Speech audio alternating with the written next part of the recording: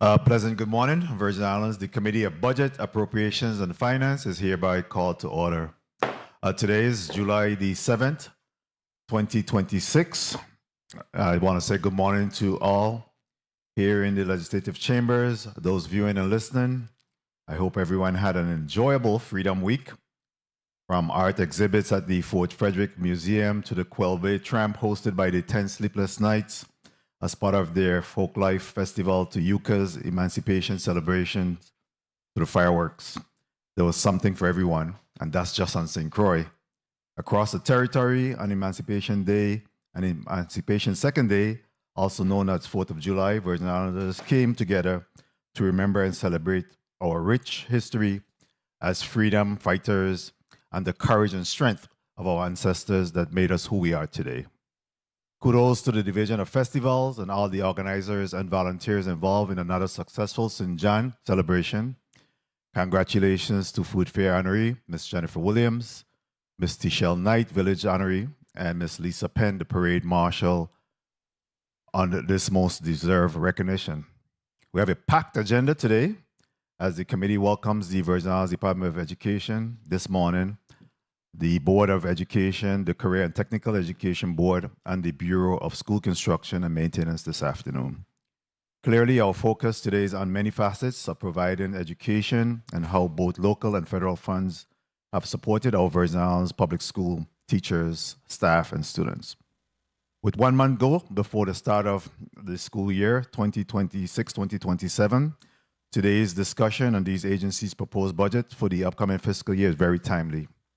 Our collective goal today is to gain a better understanding of the agency's unique challenges, accomplishments, and operational goals.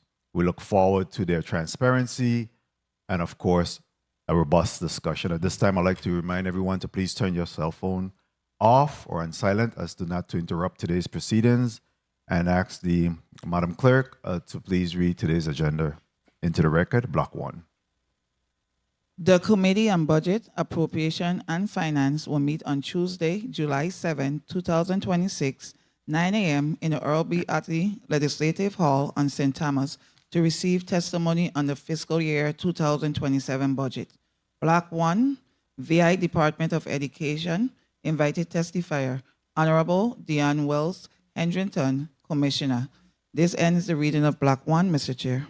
Thank you very much, Madam Clerk. We'll delay the attendance at this time, and I'll go ahead and recognize the folks from the Department of Education. Good morning. Welcome, Commissioner. Please introduce yourself, and then we'll allow your staff to also introduce themselves before we proceed. Good morning. My name is Dr. Dion Wells Hedrington, Commissioner for the Virgin Islands Department of Education. Let's come over here, and then we'll come right back around. Good morning. Get the mic a little closer to you, please. Good morning. Vicky Vasquez Liber, Director of Procurement. Good morning. Vicky Vasquez Liber, Director of Procurement. Very well, Superintendent. Good morning, Dr. Carla Bastion Knight, Superintendent, St. Croix District.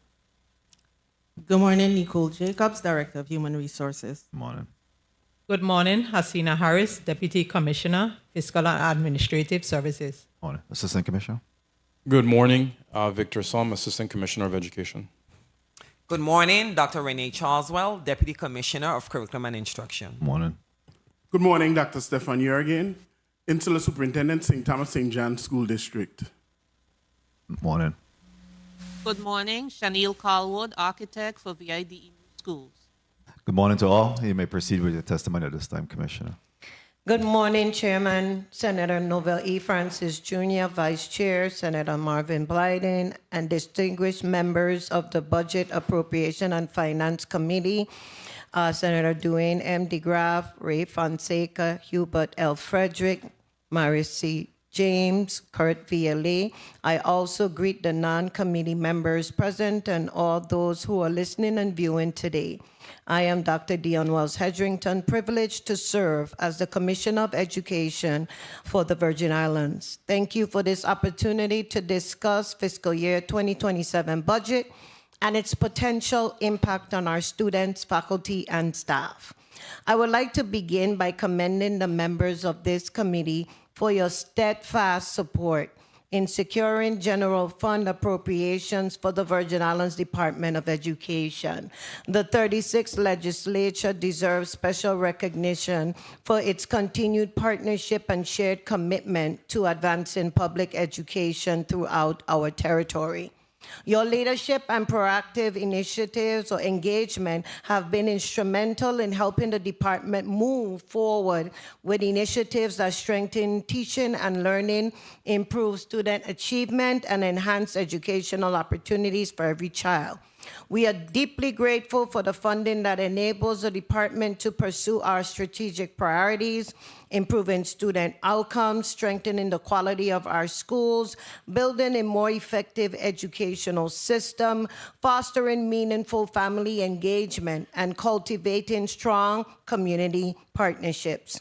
Your investment provides the resources necessary to accelerate academic recovery, support student success, and measure our progress as we continue transforming public education in the Virgin Islands.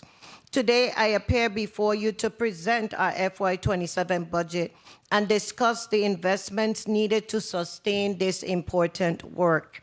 Education remains the foundation of a thriving society, shaping the future of our workforce, strengthening our economy, and preparing informed and engaged citizens. As we continue to address the evolving needs of our students, it is essential that we maintain adequate funding to support our schools, retain and develop highly qualified workforce, and preserve the programs that promote academic excellence and student well-being.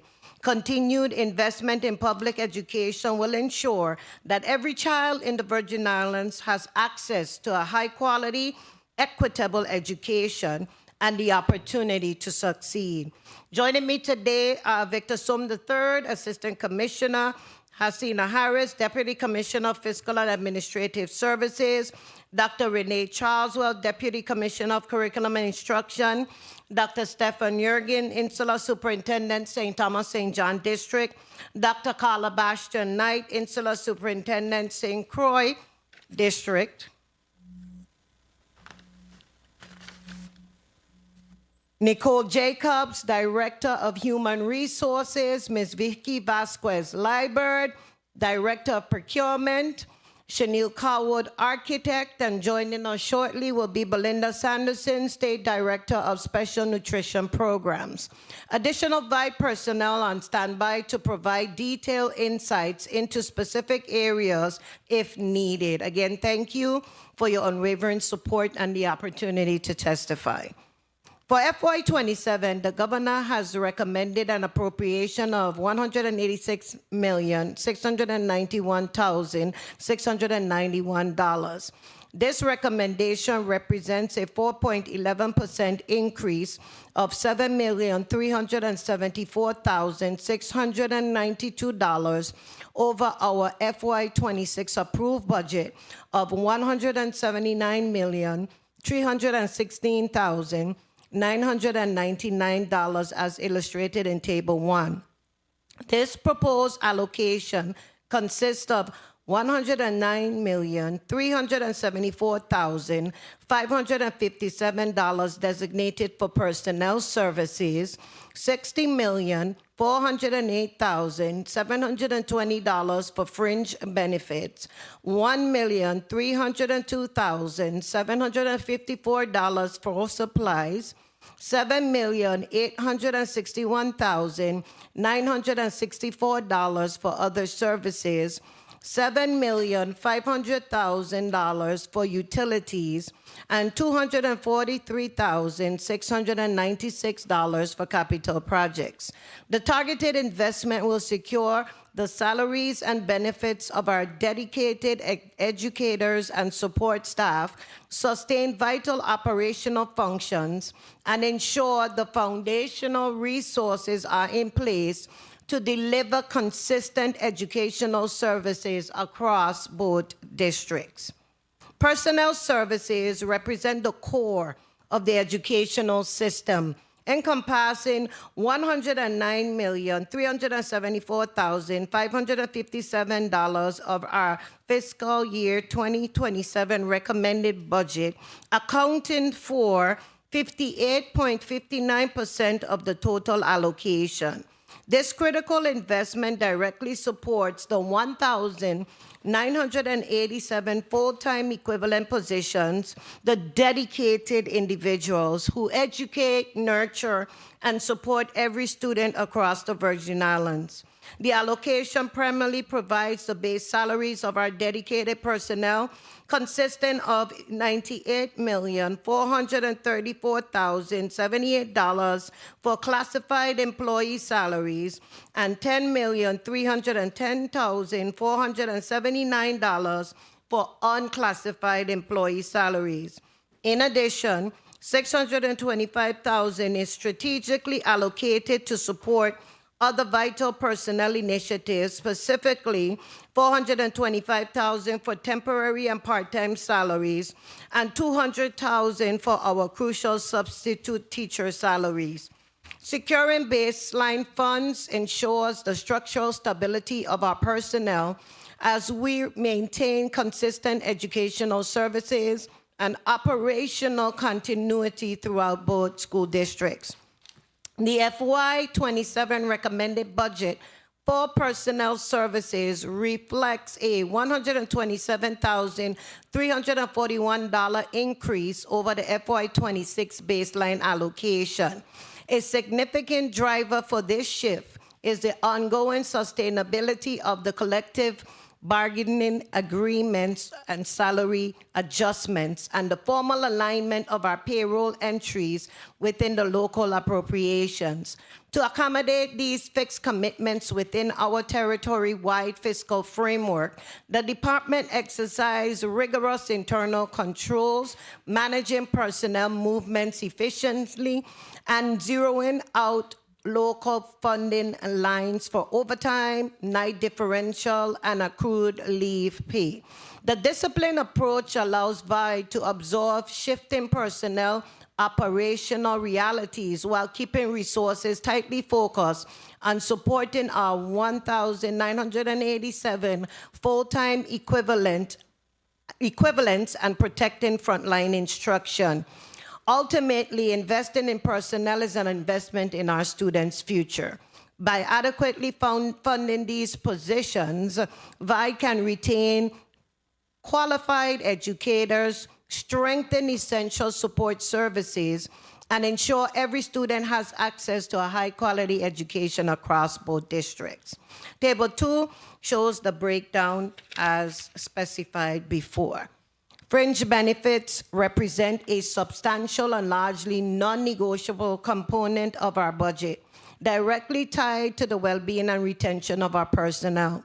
For fiscal year 27, the recommended budget allocates $60,408,720 to cover these essential costs. This reflects a critical $5,379,779 increase, or 9.78% over the FY26 allocation. This structural growth is the direct mathematical consequence of the personnel commitments outlined previously. As we sustain collective bargaining salary adjustments and maintain the formal alignment of our payroll entries within our local appropriations, our mandatory employers' fringe peers must shift accordingly. Compounding this operational reality is a massive territory-wide escalation in health insurance premiums. Fringe benefits collectively account for 32.36% of VI's total recommended FY budget, highlighting their immense significance in our structural financial planning. This comprehensive allocation directly secures resources across all mandatory statutory categories. It ensures that our legal obligations for employer contributions to retirement are fully resourced to precisely match our active base salaries. It also fully absorbs the adjusted health insurance premiums to guarantee continuous medical coverage, continuity for our workforce, alongside mandatory contributions for Social Security, Medicare, and required workers' compensation premium. Table 3 is the summary of the fringe benefits. Supplies. For FY 27, the recommended budget allocation is $1,302,754 for critical materials and supplies, which represents approximately 0.7% of our total recommended budget. The allocation remains vital for sustaining the basic daily operations of our schools and administrative offices across the territory. Overall, the recommended budget for supplies reflects a net reduction of $111,037, or 7.85% compared to FY26 funding of $1,413,791. Conversely, the budget incorporates targeted local entries to absorb recurring operational realities that can no longer depend on expiring federal streams.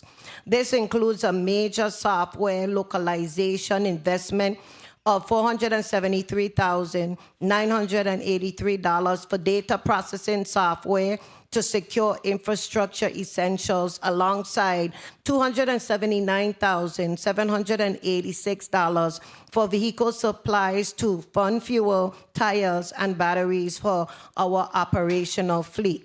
The budget also requests $143,500 for food and catering to support essential departmental functions and programs managed by the School Food Authority, alongside $10,000 for immediate repair and maintenance supplies.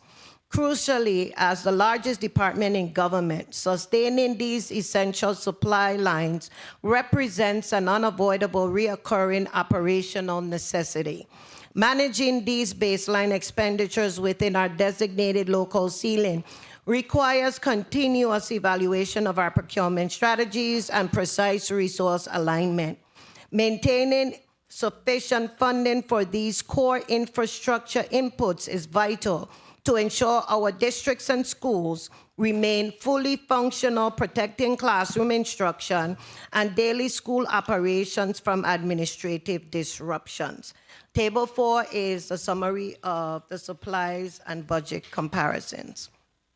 Other services. The FY27 other services budget is $7,861,964, representing $499,645.54 decrease, or 5.98 reduction from the FY26 baseline. This budget category encompasses a broad range of fixed operational costs for the department and accounts for approximately 4.21% of the total recommended FY27 budget. While there's an overall decrease across the macro category, this budget reflects critical internal shifts to absorb mandatory and recurring local obligations. A significant driver is the dramatic escalation of the rental of land buildings to $587,600 from $50,000 to $50,579, relatively 61.75% increase. This substantial shift is a direct consequence of transitioning previously non-federally funded rental costs for essential facilities back into the local appropriations, which explicitly funds our core leases at Tudor Park Mall and Crown Bay and Linden Corporation. to support baseline logistics and department-wide administration. The budget also establishes dedicated lines for automotive repair and maintenance at $128,150 to service our fleet, along with $127,000 for rental of machines and equipment to secure vital territory-wide Xerox copier contracts. Within this category, professional services remains our largest single driver at $6,335,993, representing a highly disciplined $1,156,781.54, or 15.45% contract compression from the previous year. To remain perfectly aligned with the territory's goals, VIDE has meticulously streamlined this line to focus strictly on core, non-discretionary mandates. This allocation is almost entirely dedicated to safeguarding student transportation, anchoring our major pupil busing contracts with Abramson Enterprises and School Busing Inc., alongside Inter-Island Transit through Valac Auto, Valac Ventures, and Transportation Services of St. John. By prioritizing these fixed transit commitments, required bus liability insurance, and the foundational network infrastructure agreements, VIDE is maximizing the efficiency of every local dollar. Operating within this lean ceiling, it will require exceptionally tight oversight, but it underscores our commitment to fiscal responsibility while protecting essential classroom support. Communication costs are maintained completely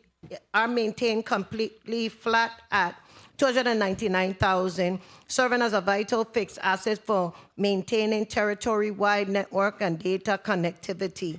Other services not otherwise classified has been reduced by 38.61% to $295,141, yet it continues to capture indispensable operational pipelines.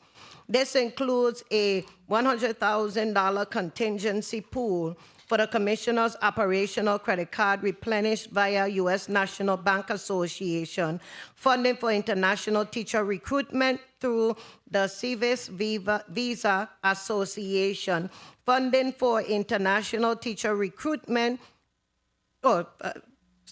funding through Civis Visa Exchange Program, and H-1B employee visa reimbursements, and localized shipping and emergency maintenance. This line also protects core allocations for our internal bar association training, mandatory staff travel, bulk airline ticket purchases, and newly itemized membership dues to keep the department aligned with the National Educational Councils and standards. While these allocations address lean operational realities, the department faces the continuous challenge of aggressively managing resources to satisfy all essential mandated obligations. The budget demands continuous evaluation of our external vendor footprints and precise internal adjustments to ensure uninterrupted service delivery across both districts. Table 5 is a summary of the other services. Utilities, the recommended FY27 budget allocation of $7,500 for utilities represents 4.02% of our total recommended budget. This baseline allocation is carefully managed and absorb the unavoidable utility consumption driven by daily school operations territory-wide. Our school food operations demand constant power for kitchens and cold storage walk-ins to guarantee nutrition programs run without interruptions. Additionally, maintaining optimal learning environments for our students requires consistent climate control across our facilities, while our expansive territory-wide IT infrastructure requires continuous power to protect the servers, the network equipment, supporting modern digital educational delivery.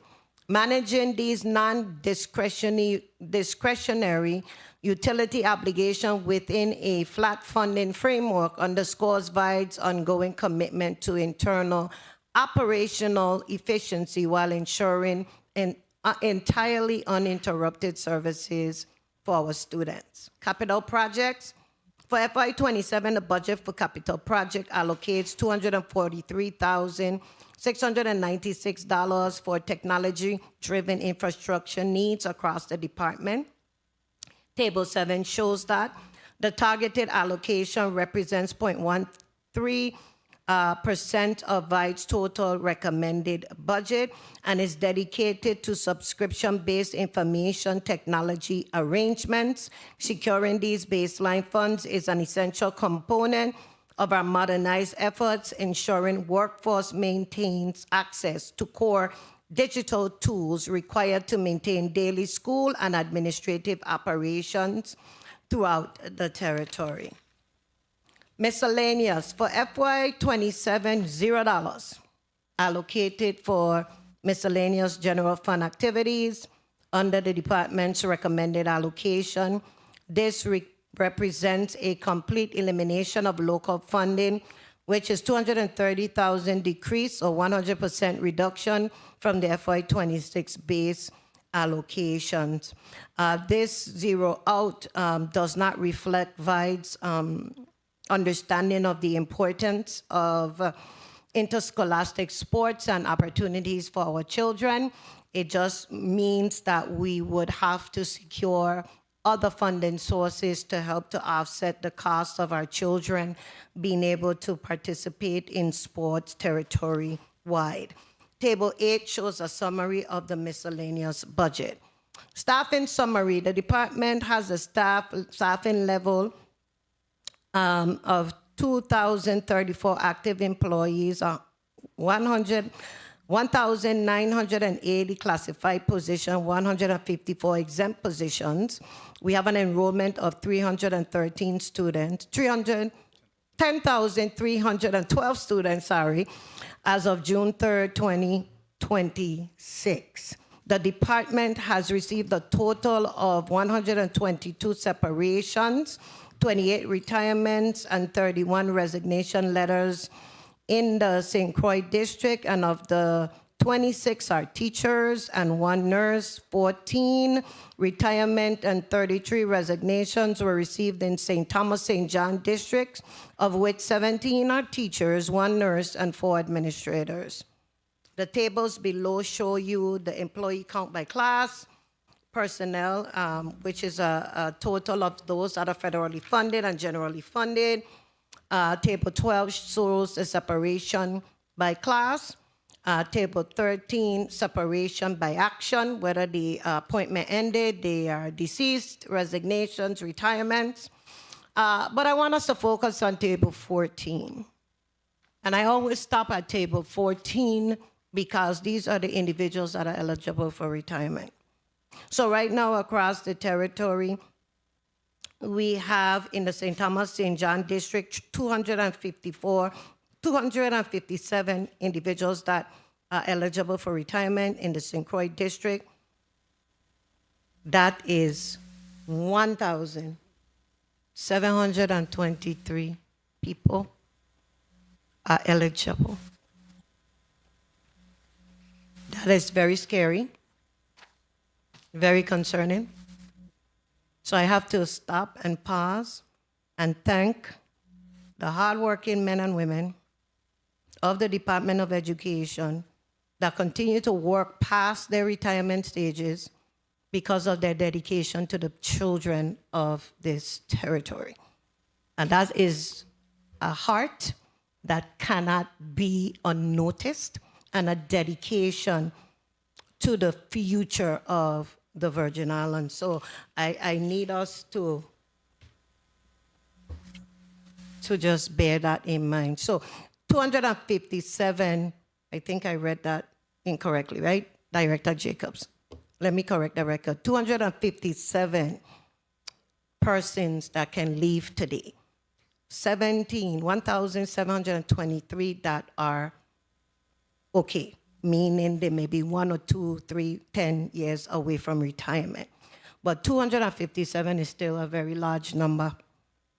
And of the 257, you notice where the majority of those lie, other support services, paraprofessional, but the largest number are the teachers.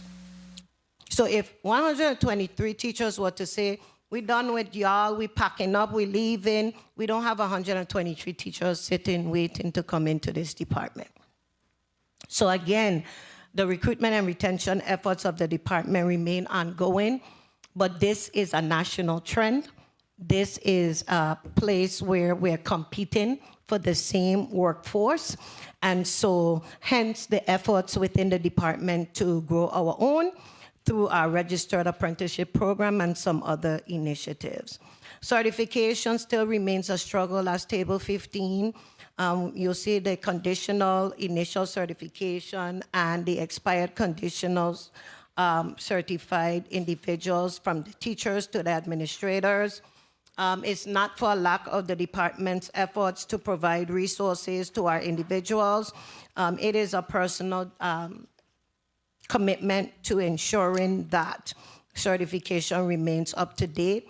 I do know from past conversations that there has been some challenges at the Board of Education with individuals being able to submit their documentation because their sites are down and different things are happening, but it still remains a concern. Table 16 shows the hires thus far for the territory. We have 34 hires in the St. Thomas St. John District, 17 in the St. Croix District. Again, the retention and recruitment efforts remains ongoing. And like I mentioned before, we have our Grow Your Own initiative, which is a partnership with the University of the Virgin Islands, Department of Labor, and the Governor's Office, where we have paraprofessionals who have decided that they would pursue degrees in education and are currently attending the University of the Virgin Islands. And so we're very excited about that workforce, and we will continue our efforts in that vein as we were able to secure some federal funding through grant opportunities for the Registered Teacher Apprenticeship Program. School meal programs, the School Food Authority in both districts and the State Office of Special Nutrition remain dedicated to providing our students with nutritious, well-balanced meals in accordance with guidelines and requirements of the U.S. Department of Agriculture. We are actively exploring innovative approaches to meal preparation and presentations, such as dehydrated foods that will last longer and allow for diversity and inclusion of culturally infused foods by partnering with local farmers and revitalizing our school gardens. We now offer locally sourced fresh fruits and vegetables in our salad bars in all our high schools with plans of expansion to all the middle and elementary schools as well. If you survey our children, you will hear them say, we wish that we could have salad bar every day.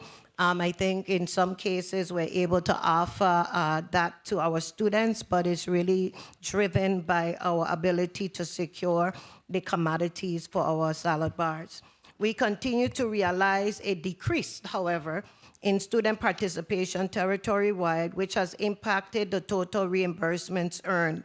Decrease in participation is due to a reduced public school enrollment, competing school food snack sales, student dislike of USDA mandated menu items such as whole grain, brown rice, pasta, etc., to ensure that we increase participation while receiving no disallowed meals. Continued monitoring and support will be provided to all food service staff, as well as improvements to menu planning will be made to ensure that all commodities needed to fulfill the menus are available in our schools. Work efforts with the school food authorities will remain a priority for a special nutrition program. So the next two tables, Table 16, the two tables under Table 16 show the earnings for the St. Thomas St. John District and the earnings for the St. Croix District, and you will see that St. Croix District earnings are slightly more than the St. Thomas St. John District. We reported $2,113,522.53 for the St. Thomas St. John District, while St. Croix District earned $2,397,759.48. Federal grants. The department continues to manage a massive and highly complex federal portfolio comprised of 23 active grants totaling $33,773,219.10. I am pleased to inform this body that our recent submission of a 3-year grant for the Department of Education has been fully accepted and approved by the U.S. Department of Education, and the allocation of grant funding for FY26, FY27, and the future is going to be available for the territory. The U.S. Department of Education took 6 grants from the U.S. Department of Education totaling $28,558,558.62. 16 grants from the U.S. Department of Agriculture totaling $5,139,660.48, and 1 from the United States Department of Labor totaling $75,000. The critical resource framework anchors our consolidated grants, special education, adult education programs, while the USDA fully sustain our territory-wide student nutrition programs. These include National School Lunch Program, Child and Adult Care Program, Summer Food Services Program, and Vital Equipment and Fresh Food Initiatives. For the upcoming cycle, the department anticipates managing a comparable volume of reimbursable program funds, creating a continuous operational requirement for rigorous administrative oversight. So in our table below, you will see a summary of the active grants. Some of the grants are in encumbrance stages. That has to be encumbered by September 30th, and some are final liquidation phases that have to be spent by September 30th. So we definitely are aggressively monitoring those funds to ensure that we are close to, if not zeroing out our funds for the respective districts and state offices. So the Virgin Islands Department of Education workforce remains committed to fostering educational landscape where every student thrives in a safe, nurturing environment. We don't take that lightly. And our school priorities, our strategic priorities remain quality schools at the forefront, which focuses on the high standard of educational facilities and resources to foster optimal learning environment, effective education system, which is crucial in streamlining administrative processes, adopting innovative teaching methodologies, and ensuring educators are well supported. Of course, it's important that we continue to engage our critical stakeholders, our families, and so our work on family engagement and involvement activities remain at the forefront, and nothing can be done without the support of our community, which underscores the importance of collaborative efforts with local organizations, businesses, and stakeholders. Below, you will see in the next table our enrollment data. I think it speaks for itself.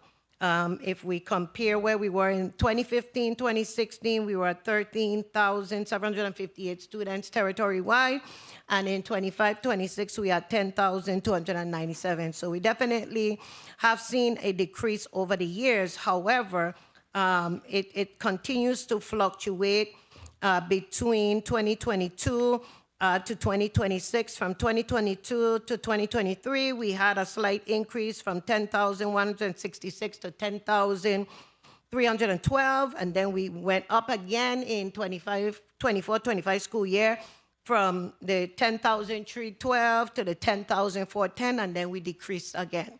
So the enrollment data continues to show that there's a fluctuation in our student enrollment. Graduation rates, however, continue to steadily climb, which is a good thing for the territory. In this particular table 18, it shows last 23-24 school year, our graduation rate was at 81% territory-wide. Last school year, it was at 83.9%, and we're waiting for our final numbers for this previous school year, which should be recorded shortly around the month of August and September. New schools. So we're excited. We were able to secure $3.5 billion to repair and rebuild and modernize our infrastructure.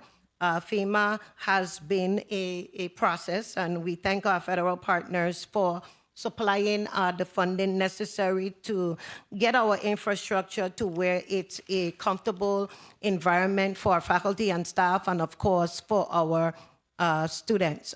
We're excited to open our doors in August for the new Arthur A. Richards Pre-K to 8. These are the highlights. We definitely will be having a ribbon cutting. That will be the first school in the territory to be rebuilt.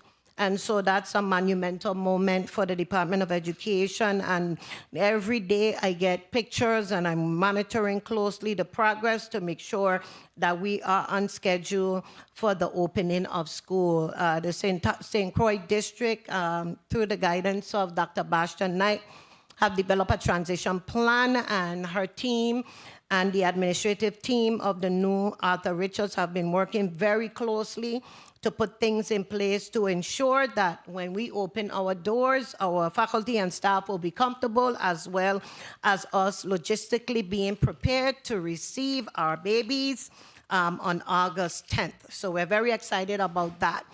Charlotte Amalia High School, the contractor we know has already demolished A, B, and C. For the first phase of Charlotte Amalia High School, it will be the construction of those academic buildings.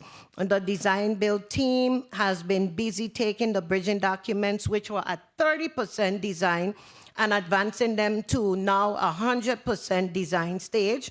The design looks good, the funding is there, and so the contractor has mobilized, and we should be seeing some type of construction beginning shortly once the approvals that are needed from FEMA and DPNR are achieved. And the first phase will be the construction of the third 3-story building, the track and field with additional parking. BCB also has been contracted. We did have groundbreaking for BCB. Early construction package orders for long lead items are being prepared to enable execution of work in phases. Some minor work has begun, and technology and furniture are on order. Once VIDE receives grant funding from FEMA Hazard Mitigation Grant Program, the contractor will begin to build the safe room at BCB.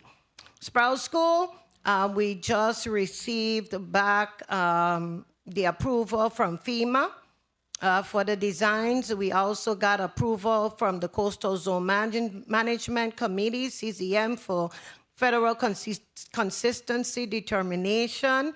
VIDE is working with DPP and VIHFA to acquire the land, to acquire the land directly across from where the new Sproul School will be built. One of the concerns that CZM had, as well as many community members in our various stakeholder meetings, was the fact that there was no visible field for that particular school because of the terrain where the school will be built. And so we were able to enter into negotiations to purchase the land directly across the street for the field.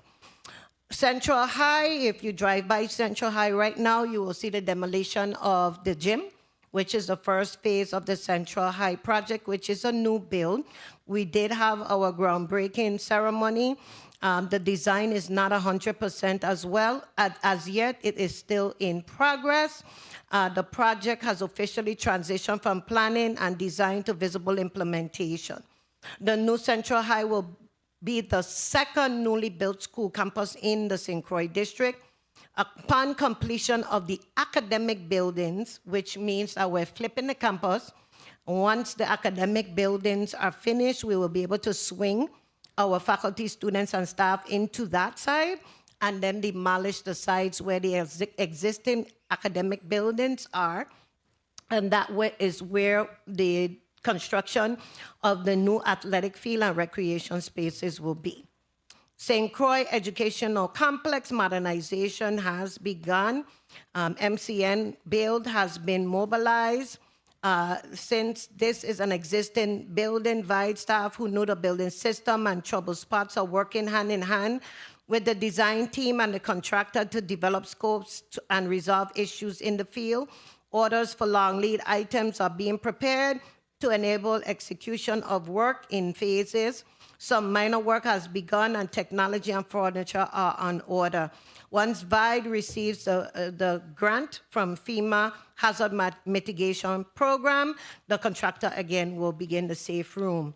We have 2 bundles that are currently have been contracted, $2 billion bundles, one in the St. Thomas St. John district and one in the St. Croix district. Overall, they will deliver 11 facilities across both districts. VIDE has bridging documents, which are 30% design in hand for Marco, Henderson, and Lockhart. 30% designs are in progress for the remaining facilities: Andrews Lawson, St. Croix Administrative Center, Bowski, Oliver, Tuitt, Ken, and St. Thomas Administrative Center. The other pages shows a summary of those costs, etc., concerning the disaster recovery projects. Collectively, the projects represent a significant investment in the future of our students, educators, and community, providing state-of-the-art learning environments designed to support 21st century teaching and learning. Together, these improvements will support academic excellence, social emotional learning, career and technical education, and student well-being while strengthening opportunities for athletics, extracurricular activities, and community engagement.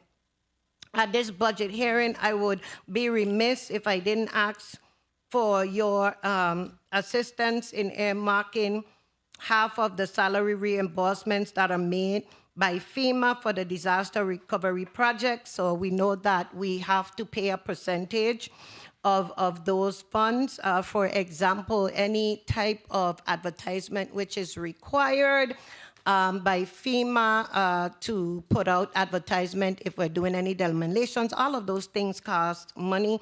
And so, sometimes, it becomes a matter of juggling funds locally to ensure that we're able to meet our 2% needs. VIDE remains committed to ensuring that each of these projects is completed, as well as to ensure that our children, who are our greatest investment, have a highly qualified, sustainable education that will propel them into the future. Budgets are statements of priority, and right now our students are asking us to show them that they matter. I urge you, do not delay and do not diminish and do not divert the opportunity to give them the resources they deserve.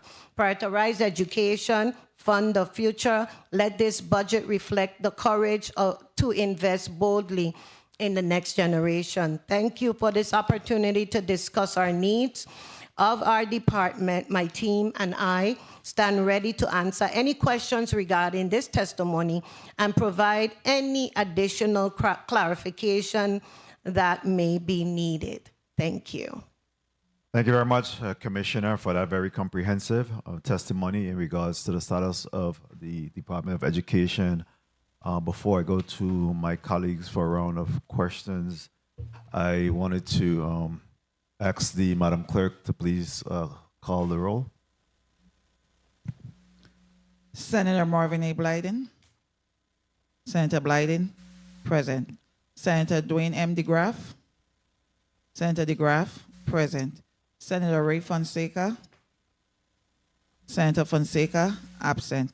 Senator Novell E. Francis Jr. I'm here. Senator Francis Jr., present. Senator Hubert L. Frederick. Present. Senator Frederick, present. Senator Maurice C. James. Senator James, absent. Senator Kurt A. Vele. Senator Vele, present. Mr. Chair, 5 present, 2 absent. Okay, very well. Senator James was in fact there when we started the testimony, so we could mark her as being present. She probably just stepped out of the room for a second. I also want to recognize the presence of non-committee members, Senator Angel Balquez Jr., as well as Senator Carla J. Joseph. Good morning, Senators. Welcome. Thank you for joining us. The order of the Senators questioning this morning will, of course, be Senator Balquez, Senator Vele, Senator Maurice James, Senator Frederick, Senator DeGraff, Senator Blyden, and Senator Carla J. Joseph.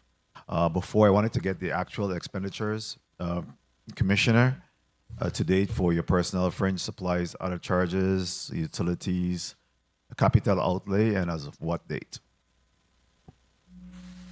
Thank you, Senator, for that question. I will allow D.C. Harris to respond. Good morning, Hasina Harris, Deputy Commissioner, Fiscal. Please recognize the mic. 1, 2, 3. Let's try that again. Hi, good morning, Hasina Harris, Deputy Commissioner, Fiscal.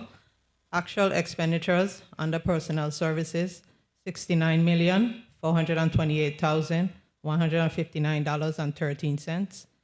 Fringe benefits, $37,446,132.95. Supplies, $201,791.35. Other services. Let's get a number again, please. I'm sorry. Supplies? Supplies, $201,791.35. Other services, $3,857,071.76. Utilities, $4,476,713.86. Capital outlay? There's no capital outlay budget for fiscal year 2026. Outstanding vendors payment?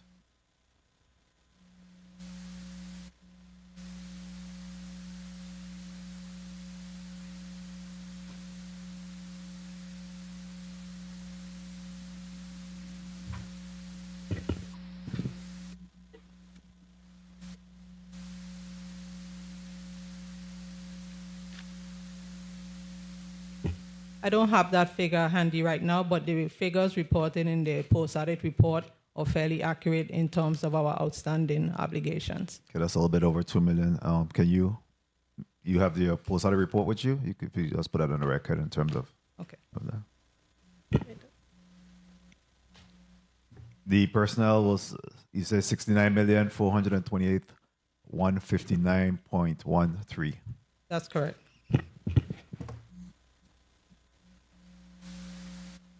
As of what date is those?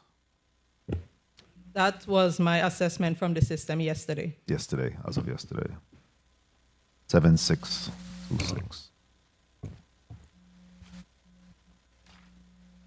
The outstanding vendors, I think that was found on.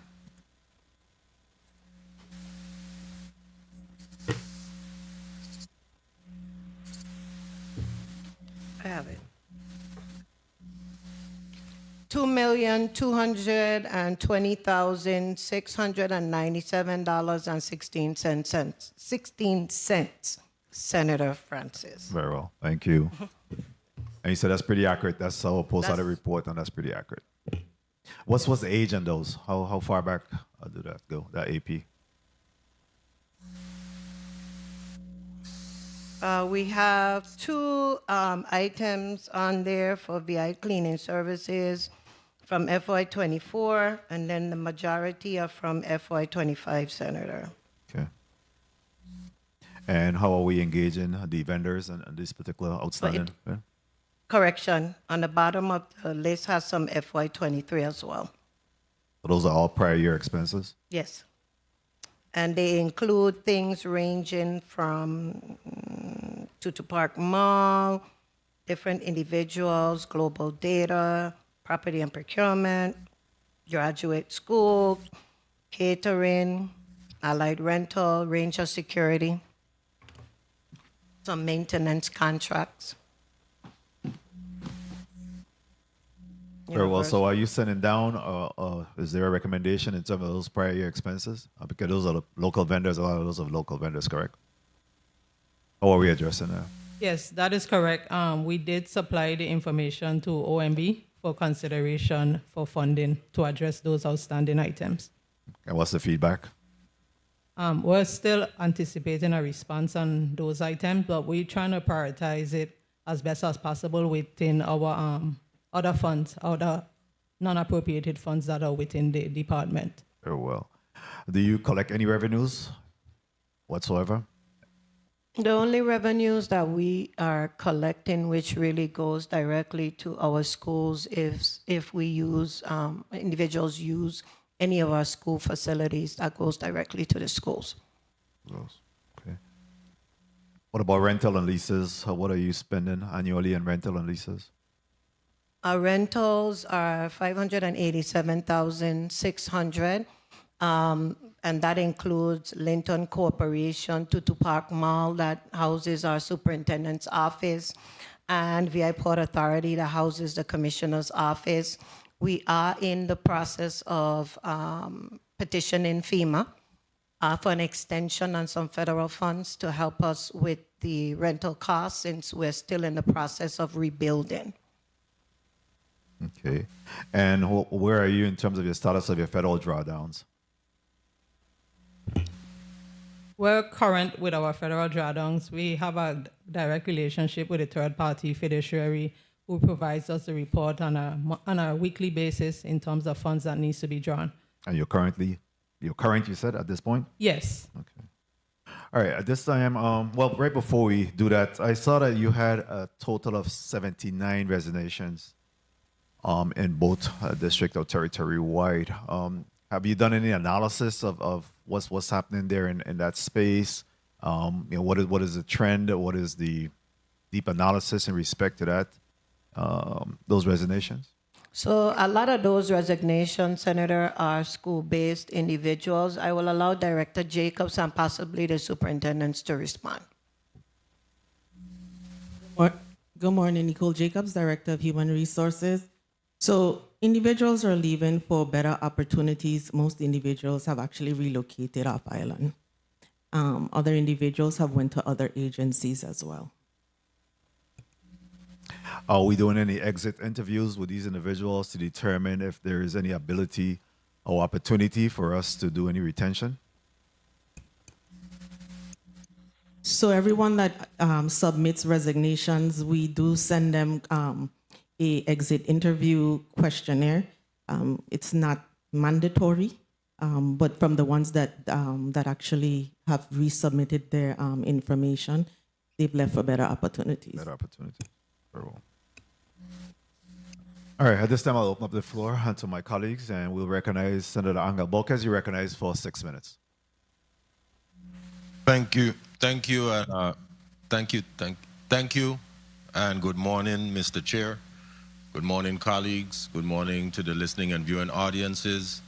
Good morning to central staff and my staff, and of course the testifying panel here from the Department of Education. Good morning, Commissioner. Good morning. Morning. I want to let's start off really quickly with the school on St. John, the new Julia Sprouse School. I just wanted to get a quick update on where we are with that before I begin my questions. So I would allow Chanel Carwood to give you that update, Senator. Good morning, Senator. Chanel Carwood, VID architect. We are currently near the end of the design phase. We are currently near the end of the design phase. We expect to have the design 100% complete within the next 4 months. We are currently also developing early packages for the site and civil work, the archaeology work, because archaeological monitoring is required. And we are in the process of acquiring the property diagonally across the street from the VI Housing Authority to enable CZM to grant us that federal consistency determination. So we expect to have all of those things in place within the next 4 months so that work can begin. Thank you. Okay, so are we going to expect a groundbreaking this year or no? This year, yes. Yes, okay, Yes. very well. Thank you so much. Commissioner, the Department of Education, which you are the head of, obviously has one of the largest budgets, and of course you're entrusted with educating all of our children, and of course education is the foundation of any thriving society. Commissioner, I noticed that as of July 6th, from what I saw, approximately 31.75 million of your appropriation remained unallotted. Why have those funds not been released, or is it causing any setbacks for you in the department? So usually those releases come from the Office of Management and Budget on a monthly basis. The team, if we do have a situation, Senator, where we need an adjustment to be made, where full payment may need to be made, we can request that from OMB, but historically their allotments are monthly. I understand that, Commissioner, but when it comes to education, I believe that you should be able to get as much of the funds that you need in order to do your job. And any setbacks are obviously going to harm the youths more than anyone else. Do you agree? So I do to an extent, Senator, but if you look at the breakdown of our budget, those critical funding streams that are needed to support instruction and classroom functions really are offset by federal funding that we have total access to.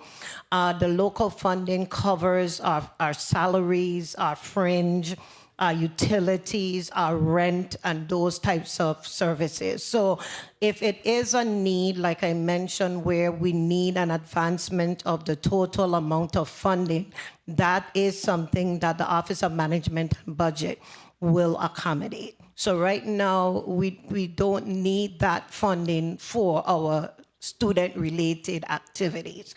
That is more so for operational purposes. While I hear you, whenever I visit schools, I hear what the teachers, I listen to what the teachers tell me, and they come, I wouldn't say complain, but they express themselves, and they let me know that this is not available or whatever. I was just in Sprout School with the STEM program, wonderful program yesterday, and I had to hear an earful about some other issues, and I think that wherever I go, I seem to hear that there's not funding for certain things. So we should be able to fill the gap where the federal funds are not able to be utilized to fix some of these issues. So that's why I'm asking the question. And in some cases, if and I you're may, requesting. if I may, Senator, in some cases, that's what the Impress Fund is for. The Impress Fund has been given to our schools to help to fill some of the gaps that we're seeing. And the federal funding is used as well to align to the school improvement planning process that allows our schools to get those additional supports in place. So we definitely, the superintendents are hearing you, and they are responsible for the day-to-day operations, and they definitely will need to check in school by school to see what those individual needs may be.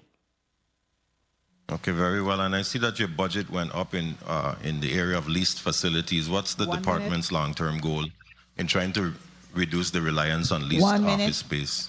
So because we are displaced currently in the St. Thomas, St. John district still, we are working on finishing the design for the new administrative center that would help to defray us or stop us from having to pay rent. But in the interim, like I mentioned to Senator Francis, we are engaging with our FEMA partners for an extension in the project worksheet, and that can be used to offset our rental cost.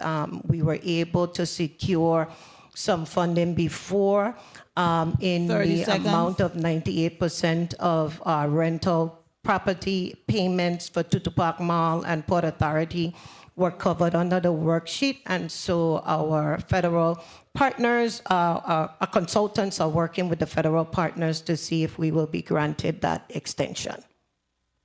And really quickly before my time expires, Mr. Chair, if I may, please. You may wrap up, Senator.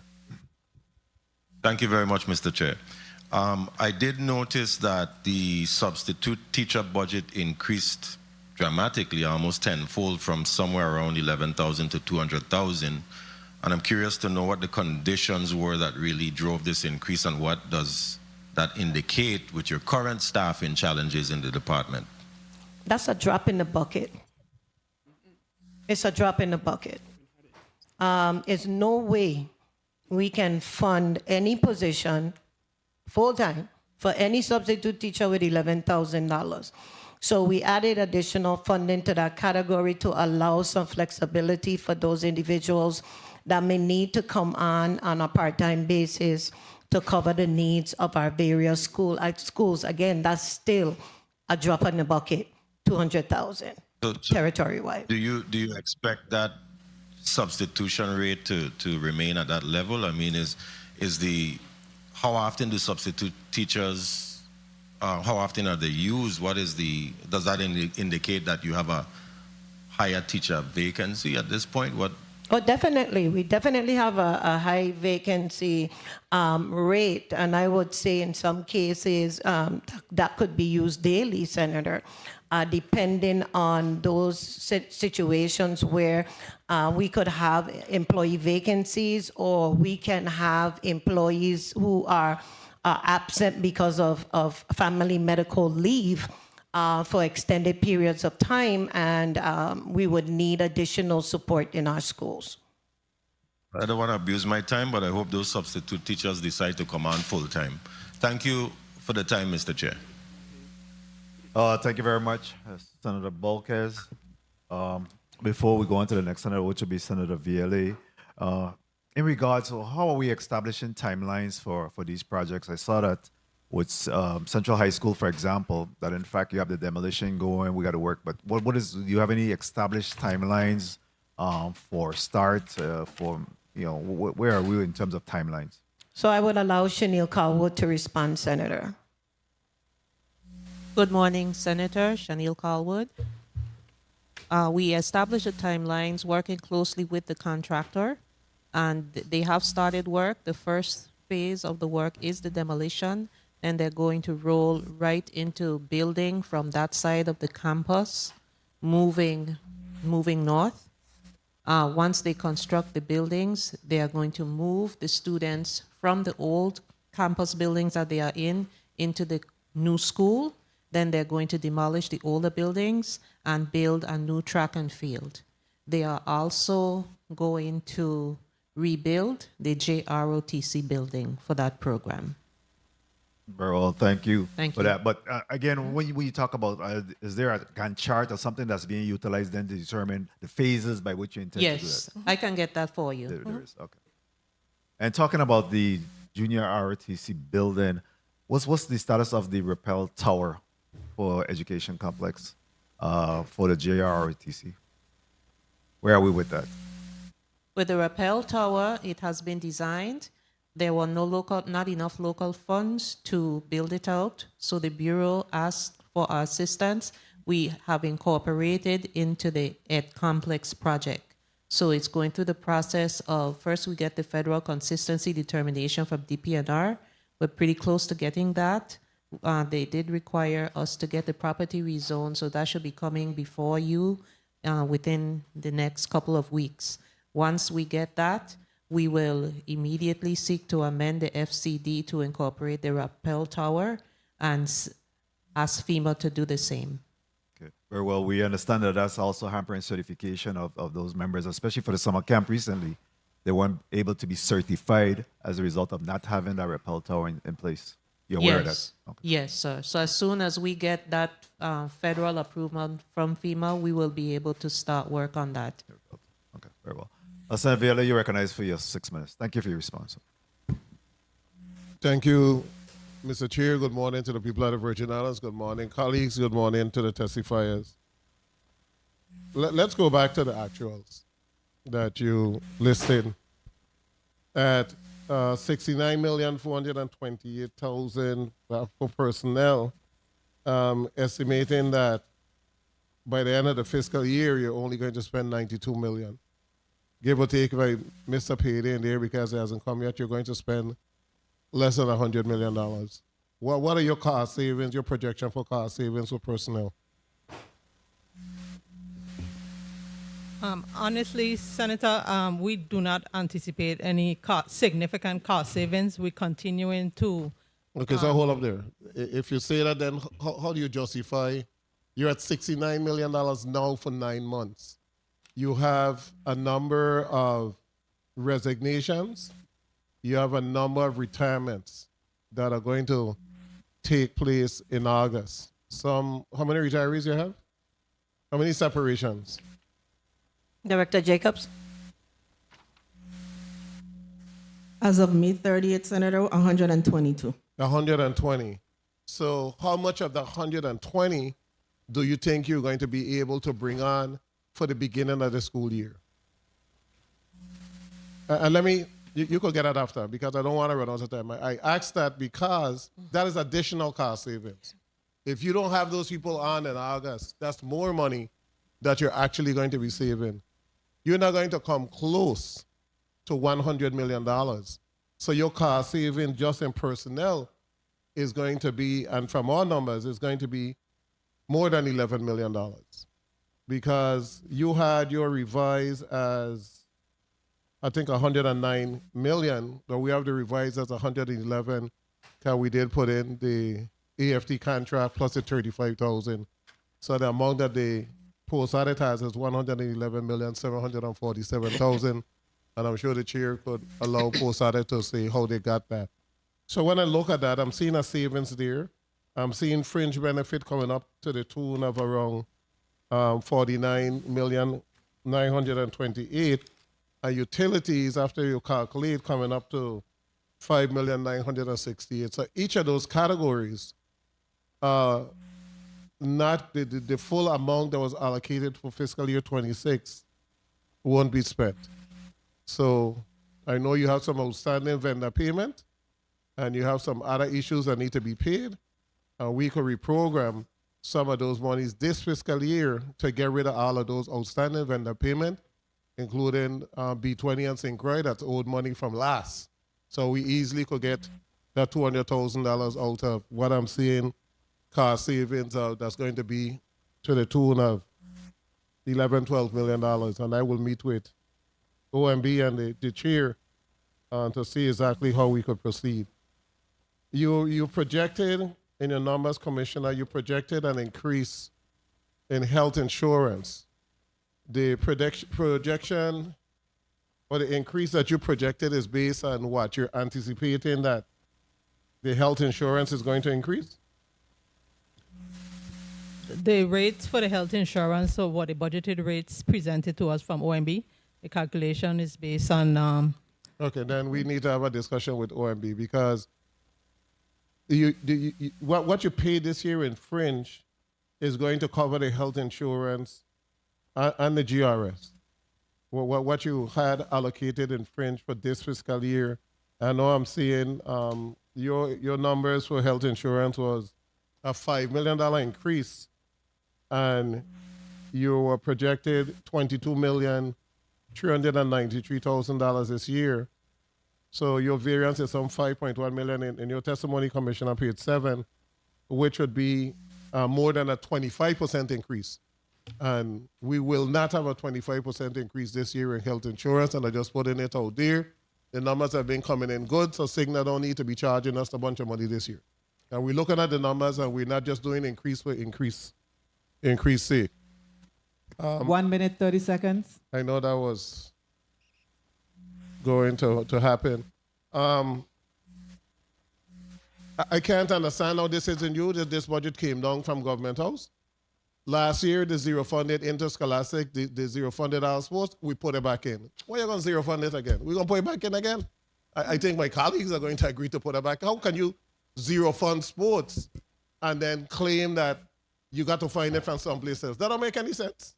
1 minute. Are you a commissioner that likes sports? Definitely. Okay, you don't travel with it. Suppose you go and see our children play on a regular basis. How did they go to Orlando and all over? That's the funding from interscholastic? Well, no, the Orlando funding is donations. Okay, well, other trips they have utilized, whether it's football, it's tournaments, Definitely. it's interscholastic, and we got to keep that going. Yes. Now, in reference to your rental properties, your rental properties, you had them 30 listed, seconds. and some of them were listed on the federal budget, and then you had that that the period existed up to the Linden property existed. Yeah, okay, that's local. No, VI Port Authority, the federal grant was up until 11/30/2027. Yacht Haven up until 28. Right. Distance Street up until 28. Time. VI Housing Finance Authority up until 2030. All of those are federal funding source. What happened? The federal funding source gone? No, so initially, Senator, especially the rental property where we have our employees' house, for example, Tutupac Mall and VI Port Authority were being paid out of ARP initially, okay? Then we were able to secure approval from FEMA to offset using a project worksheet the cost share for the rent for the property, but that project worksheet has expired. So right now, Widow Bryan is asking for a reversioning of that PW for an extension that would allow us to utilize the funding for the rent. And that's at the Tutupac. Tutupac and Port Authority. So Port Authority, you had from the period 12/1/2022 to 11/30/2027. That's the lease agreement. Oh, that's a lease agreement. Okay, that's not the agreement for the federal funding. No, That's just a lease the agreement. federal funding has expired, so we had to wait till the expiration before we could ask for a reversioning. Okay, the school down by the market, that's what, Doba? Doba School. Doba, yes. Is a contractor renting that from PMP? Who's using that building? I am not sure, Senator. We are not using it any longer. We have moved our employees out to Tutupac. So has the Mall. building been turned over to property and procurement? Yes. Okay, and that's where I have some issues because it's turned to property and procurement. I'm hearing that a contractor is going to rent the building and we renting. And the contractor definitely is going to be renting that for less than we're actually renting. So the building by the property that you purchased, Island Block, isn't there a building on that property? There's several buildings. We're actually right now in the process of moving school lunch into one of Into one those of those? buildings, fixed assets, procurement warehouse, into those buildings. Okay, and is there a private entity renting one of those, a slot in that building? Yes, Senator. Who are they renting it from? PMP. How PMP renting Department of Education building that? They're the custodian that's responsible for all government property, Senator. They can't rent that one or no? So I just put it out there. So they need to stop. Because that building belongs to the Department of Education, and Department of Education has all authorization to use every single space in the building to make sure that we don't have to rent. We can't be renting to a salon, a government building that was purchased with federal funds. And that has nothing to do with you. You have nothing to do with that. But that building cannot be rented. That building was purchased with federal funds, correct? Correct, Senator. So you think the federal government going to allow us to purchase a building for education to then go and rent it out to somebody to use and we are leasing other facilities? So that need to stop. I'm just putting that out there because a lot of this stuff, it got to stop. I'll leave it as that or else we will have to do what we have to do. Mr. Chair, and the next round, I'll ask my additional questions. Thank you so much. All right, well, thank you very much, Senator VLA. Before we go on to the next senator, which will be Senator Maurice James. Commissioner, I see that the utility for FY 2027 has been reduced almost $1 million despite inflation and cost increase. In FY 2026, it was $8.5 million. For 2027, it is being projected at $7.5 million. Do you intend or you think there will be a decrease in utilities? To be quite honest, Senator, I don't. I think that what happened there was the recommendation came, and that's what we went with. But what the department, and I don't know if DC Harris actually has our actuals for utilities from last year, but our actuals probably show a little bit more in terms of utility costs, because we do have school lunch that has to stay on 24/7. All right. Yeah. Yeah, so again, if we're talking about moving a balanced budget, those are some of the concerns that we have looking at this. So I wanted to recognize the presence of Senator Kenneth Gittens. Thank you, non-committee member. Thank you for joining us. Commissioner, in regards to the administrative building on St. Croix, what's the status of that building? I'm still getting concerns about that building being a sick building, a lot of mold, and mold is hurting people around here. We need to be very concerned about mold. What's happening in that space? So that's going to be a question for the Bureau, Senator. I know that Dr. Bastion Knight probably can speak a little bit more to it, but there has been testing. I know that she has paid for remediation throughout the course of this previous year, and the building is not well. There needs to be extensive work done on the building. But in terms of future projections from the Bureau, I can't speak to that. Dr. Bastion Knight, anything else? Dr. Bastion Knight? I'll await the response from the Bureau. Since the onboarding of the executive, Dr. Bastion Knight, Superintendent, St. Croix District, I await the response of the Executive Director of the Bureau. Since he's onboarded, it has been a priority for this district. I work out that office. I suffer the consequences of that building as well. How many employees do you have in that building? At least 40 employees. Oh, wow. So I await the response from the Bureau. And what are the employees saying? I mean, obviously, they're in a sick building. I could even hear some crackling in your voice. I don't think you're nervous. But definitely I could hear some crackling in your voice, and I know that's part of the impact. So what's happening with those additional employees that's there? I honor their sick leave. You honor their sick leave? Yes. Which must be extensive. And if they need to work from home, they work from home. My commissioner knows when I've been in my building. She can tell from my voice. Well, yeah, we'll ask some further questions from when they get here this afternoon. Senator Maurice James, you're recognized for your 6 minutes at this time.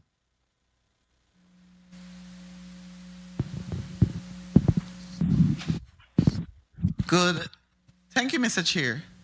Good morning, Virgin Islands. Good morning, testifiers. Good morning, colleagues, and everyone in and outside the room. I actually was going to, I'll still follow up on the interscholastic sports, because as a student athlete, it helped me during my elementary and actually middle school and high school on the island of St. Croix when we had interscholastic sports, even though I was at a Catholic school. And so I wanted to find out from the commissioner, I know that the EDC beneficiaries give you a certain amount of funding, and I want to find out if it's not possible for you to use the contributions from the EDC beneficiaries specifically for interscholastic. Even though I agree with the majority leader that we will likely put money back, it was shocking to me to see it being zeroed out. So is that possible for you to have identify those funds as specifically being used for sports programs? So good morning, Senator. It can if our EDC beneficiary does not stipulate what the funding can be used for. Some of the donations that we receive are earmarked specifically, for example, to the superintendent's office for STEM-related activities, to aquaponics. So if it's very vague and it says a donation to the Department of Education, definitely it can be earmarked for sporting events and support for interscholastics. So is that, you actually raised a concern of mine now, that the EDC beneficiary would be dictating, dictating is a word, exactly where the money should be spent, because I know that they also retain a certain amount for their specific programs. Do you know if that's part of the agreement with the EDA that they will tell the Department of Education exactly how to use the money? Senator, to be quite honest, I don't know. That has historically been the practice, and I have not questioned it. I really just have obliged to the request to be honest and send the funds where the funds were requested to go. But I will follow up with EDA to see if that is actually doable. Do you know how much, historically, let's use that word, the Department of Education has been receiving, how much, what the amount of funds it has been receiving from the EDC beneficiaries annually? So I can get that number for you based on what has been collected because we've changed our system. So everything comes through the commissioner's office for record keeping purposes and reporting purposes. So if you would allow, I would get that information to you, Senator.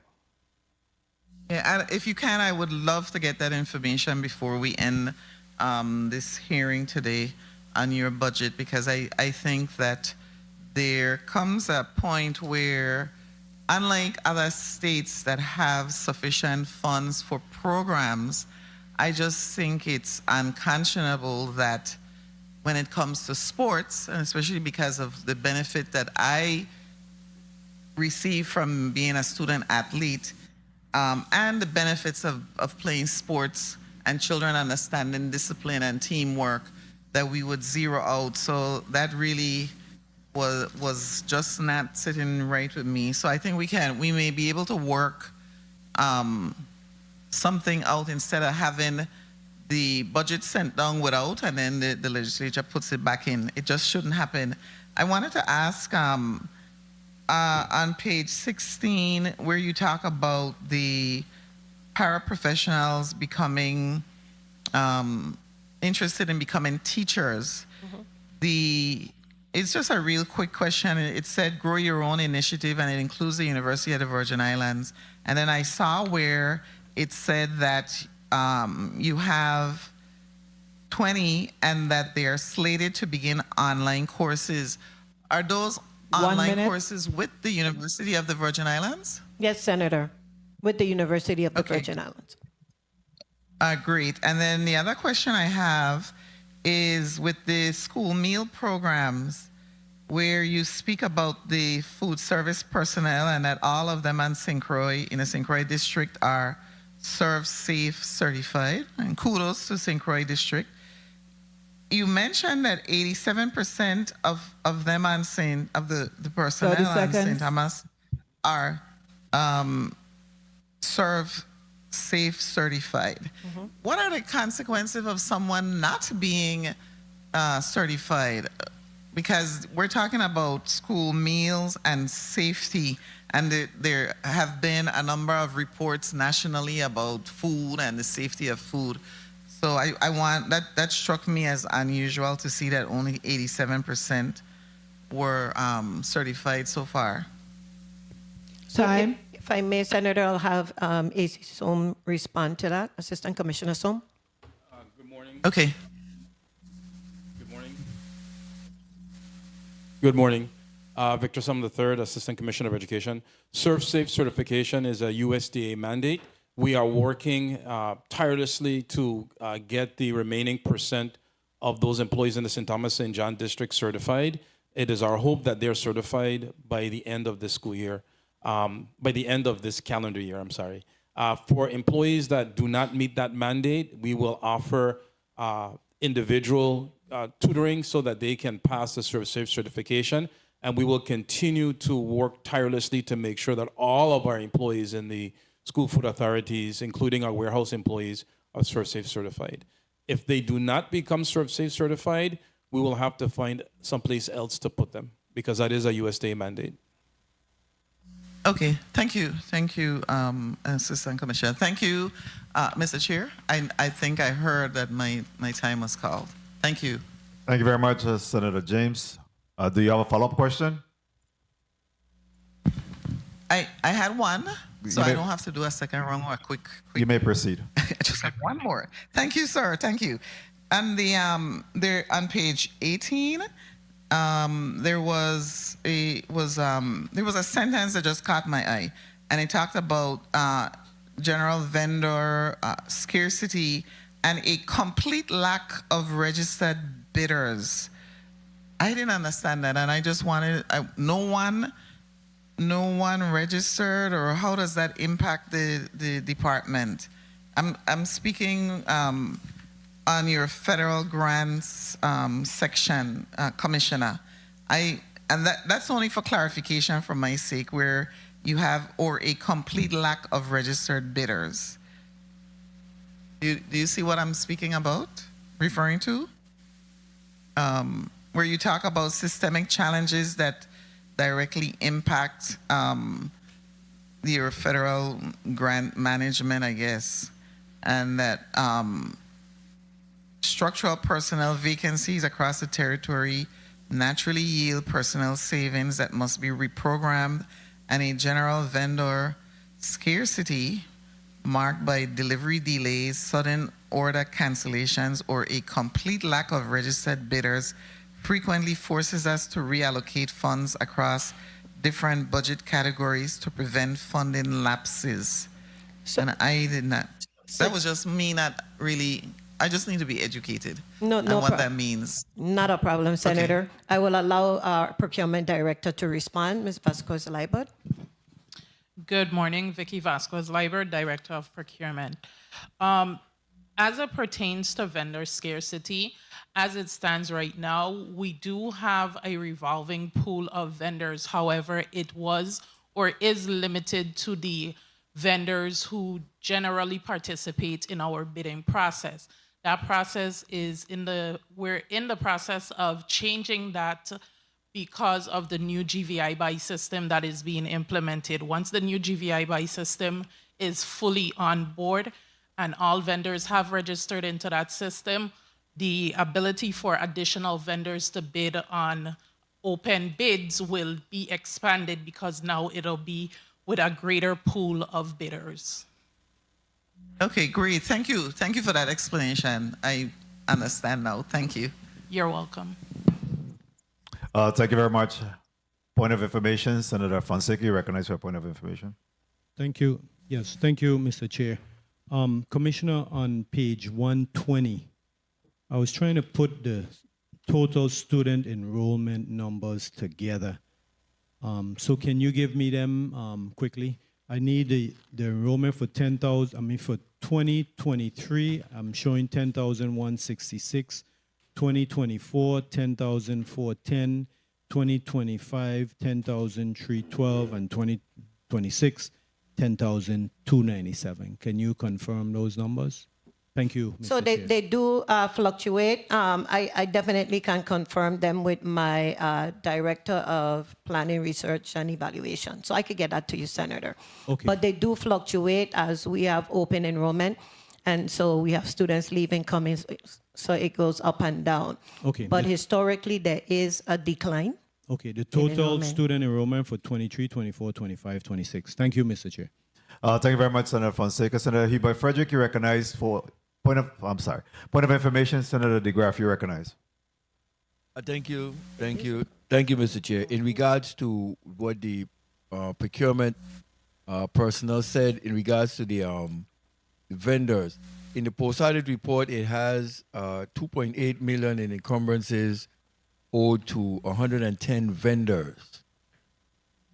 I don't know if I understand it correctly. Based on what you're saying now, the new system would open up for more vendors? Good morning, Vicky Vasquez-Libert, Director of Procurement. That is correct. Okay, so what would be done with this 110 vendors who are owed $2.8 million? So how would they be addressed? Because now we're expanding more, we're taking on more of a debt, and then to now still go ahead with opening up, expanding, and we have this debt. Shouldn't we just take care of those first before we look to expand? So Senator, if I may, I don't think that we can get away from the expansion that's coming through the GVI buy system, but that does not negate us from paying our outstanding obligations. Definitely those vendors will be paid And we are encouraging those vendors to register in GVI BUY because we are talking about long-standing vendors that have been working with the department for a number of years, local vendors, which is very important. So it is twofold, but that does not stop us from paying outstanding. It just seemed like, Yeah. why should I even sign up to be a part of it when you owe me all of this money and we're not taking care of But the covering that debt, you know? The GVI BUY system is not just the Department of Education, though. You'll be opening yourself up to be used by other entities within the government of the Virgin Islands. So I would encourage everyone to sign up for GVI BUY. Thank you, Mr. Chair. Thank you. Thank you. Thank you very much. Ms. Vasquez-Liebert, in regards to the deployment of the GVI BUY, have you seen any delayed or bottleneck in that respect? I've been getting some calls and concern about it. What is your opinion, a position on that at this time on that? Good morning, Vicky Vasquez-Liebert, Director of Procurement. Yes, there have been some delays and bottleneck, and it's more specifically related to the training and the processes as well as workflows that needs to be fully worked out within the system. So you believe that there should be additional training on this system? The timing of the activation should perhaps be reconsidered? What is it that you're seeing from your perspective? From my perspective, I do agree. We do need additional training, and I do think the time needs to be extended. Very well, thank you. Senator Viola, you recognize for your point of information? Thank you so much, Mr. Chair. I'm just at a different point of information, but after I heard your question, there has been a cry from a number of vendors that there need to be additional training and there should be a postponement as to the full implementation because it's creating a bottleneck. So maybe when we're meeting with PMP, we need to make the recommendation. But I just want to say in reference to the minority leader concern about the outstanding vendors, we have enough flexibility in this budget now. So I have submitted some legislation to reprogram monies so that we could reprogram and pay all of the outstanding debt because we're going to have a savings of more than $10 million. And before they just go back to the general fund and remain there, we need to reprogram, take care of all the outstanding debt, put some money towards school maintenance, and let's move forward. So Commissioner will be getting those numbers because I need the specifics to put into the reprogramming bill that we have just submitted. Thank you so much, Mr. Chair. Thank you very much. So let's go to Senator Heber Frederick. You're recognized for your 6 minutes at this time. Thank you very much, Mr. Chair, for the additional 20 minutes. A pleasant good morning, colleagues, listening and viewing audience, testifiers, the Office of Hubert Frederick, and of course, our wonderful central staff. Commissioner, I wanted to ask you about the 24 administrators that were leaving. If you could give me a little heads up on it. Now that the enrollment has dropped to like 10,000, roughly 300 students, do we really need to maintain a head count that high given that the student volume has decreased so much over the years? So very good question, Senator, and we've done quite a bit of right sizing in the department, and we will continue our efforts because we do recognize the decrease in enrollment, the decrease possibly in some cases of the number of students in a particular campus would require an additional reduction in administrative personnel as well.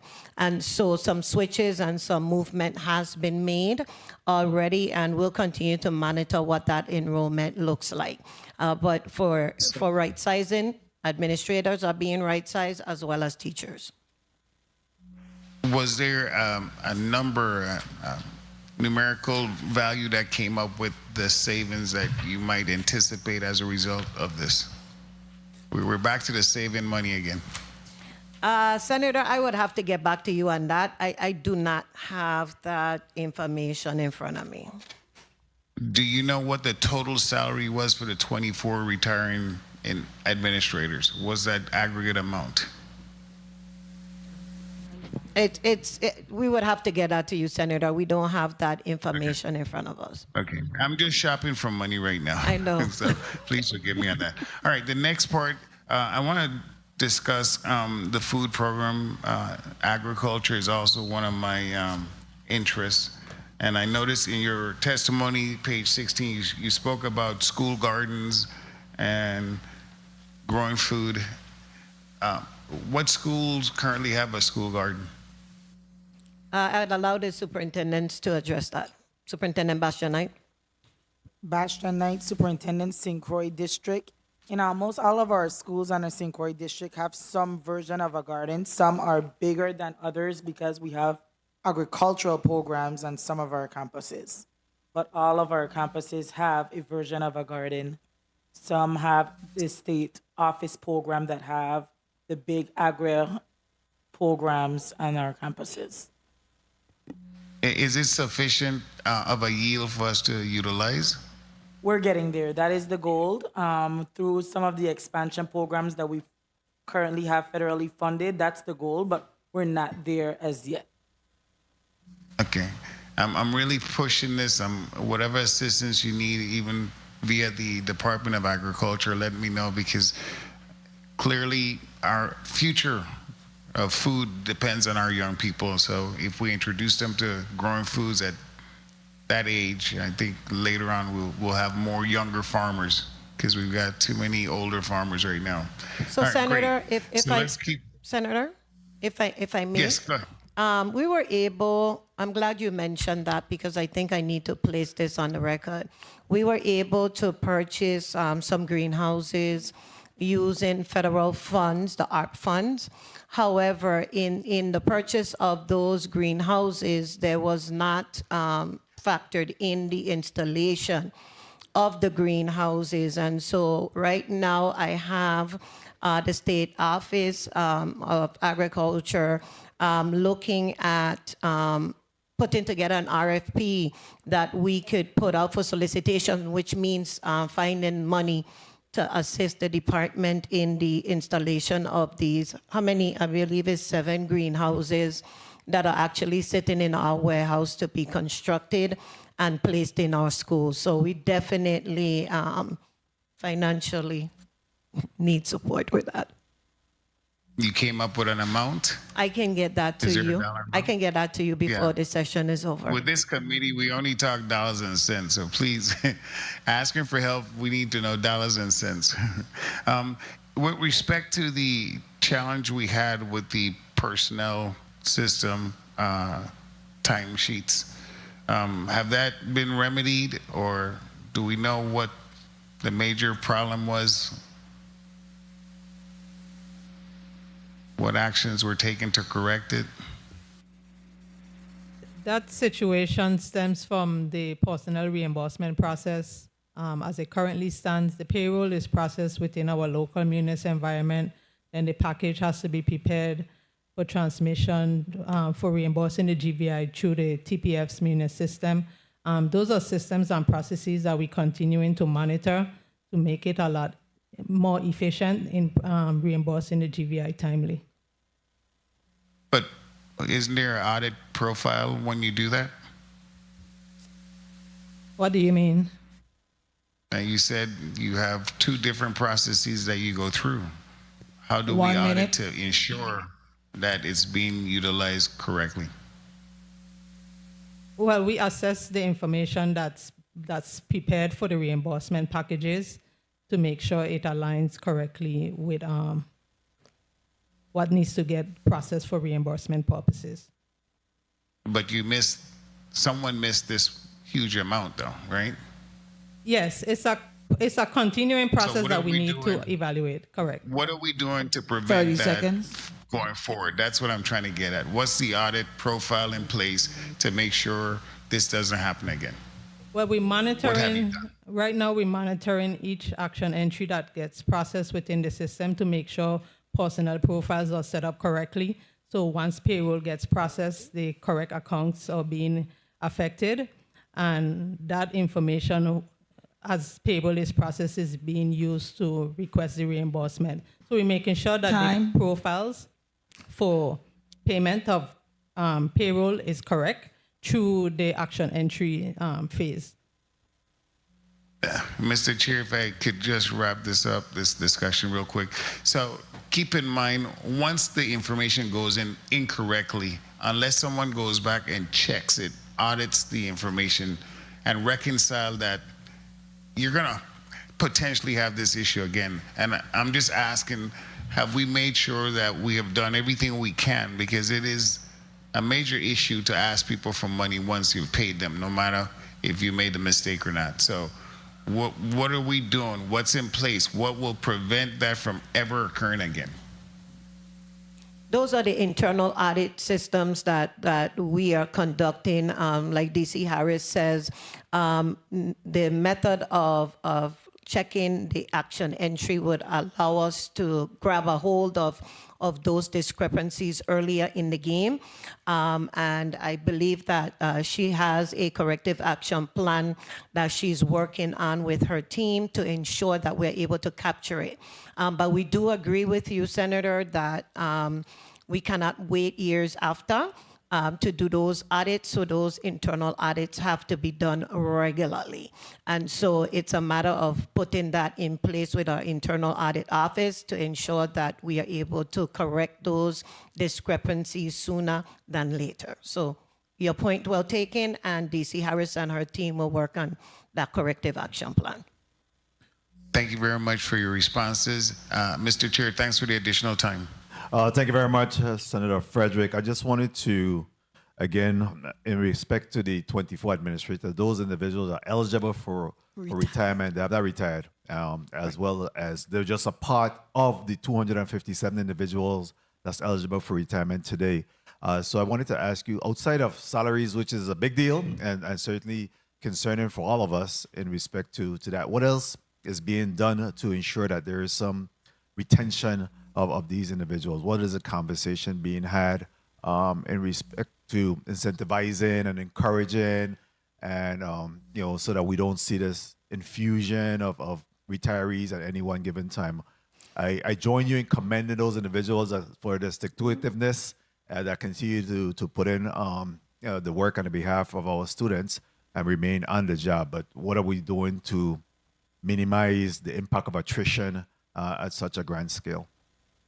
Anything? So incentivizing, Senator, really, we don't incentivize in terms of assignment, flex time. We'll have to be creative with that. But the biggest thing that I think incentivizes anybody is their salaries, and that's a part of the negotiation process and the funding opportunities that are available.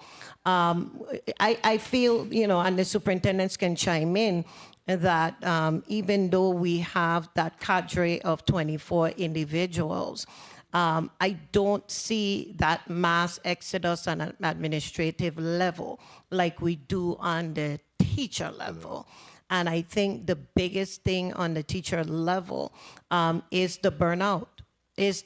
So we're looking for ways to reduce the stress level and the different activities that our people need to engage in, and supporting them more in the trenches, which are some of the initiatives that the federal government just approved in our consolidated grant application. So looking at making sure that for example, we're working on the pacing guides, for example, which is a blueprint from day one to the last day of school that lays out everything that the teacher would have to do. So there's no need for lesson planning, which takes hours for them to do, but it's just a matter of implementation. So continuing to look for creative ways to support our people. I think that's a piece that has been not where it needs to be. In some schools, excellent, some schools are still struggling. And so our job is to see how best do we support those individuals who are in the trenches and make their lives a lot easier so they can focus on the execution of the learning experience so that we could see the student outcomes that we deserve. So that's how I feel. So administrators ain't going no place, Senator, not based on what I see. It's more paraprofessionals and teachers. Very well. I just want to make sure that we're having that discussion so that they understand that we're all in this together, and in fact we want to be able to dialogue and conversate in respect to how we could be able to encourage them. And one more thing, Senator. So when I sat in a seat as superintendent back in 2015, we had put together an aspiring principal academy, and I'm happy to say maybe out of 25 plus participants, only 2 haven't been placed in administrative positions. And so within the grant application, we did that again. So we put in a language that allows us to start to develop our teachers who are interested in becoming administrators, so that when those vacancies arise, we already have a cadre of qualified individuals that have been trained to assume those positions. So there's some things that we're doing internally to help to build our capacity as well. Very well, thank you. Senator Fonseca, you recognized for your point of information. Thank you, Mr. Chair. Don't forget, Commissioner, we were waiting for the student enrollment for 22, 23, 24, 25, 26. Okay, I want to follow up on the line of questioning from the Honorable Crucian Senator, Agricultural and Economic Development. So the USDA grant, the agriculture grant, is $5,139,660.48. Is that included in the territory's single audit? Is that grant in the single audit report? The last single audit, fiscal year 2024, that program was not selected to be audited. If I remember correctly, it was included in the 2023. 2023. Yeah. So are there any specific partnerships in place with UVI, the local farmers, or any other USD agency regarding the expenditures? Do you have any partnerships in place? Good morning. Good morning. Thank you, Senator. Yes, the school food authorities have partnered with local farmers. Who comes to mind right away is Mr. Olive on St. Croix. He has a consortium of farmers that supply to him, and then he supplies. Through the chair, can you give us the listing of the partnerships with the local farmers for that grant? We can. Yes. Thank you, Mr. Chair. Thank you. A point of information, Senator Carla J. Joseph. Thank you so much. A pleasant good day to everyone, especially, of course, our hardworking men and women at the Department of Education. Commissioner, I was combing through your testimony, but I didn't see any information on the enrollment numbers for adult education.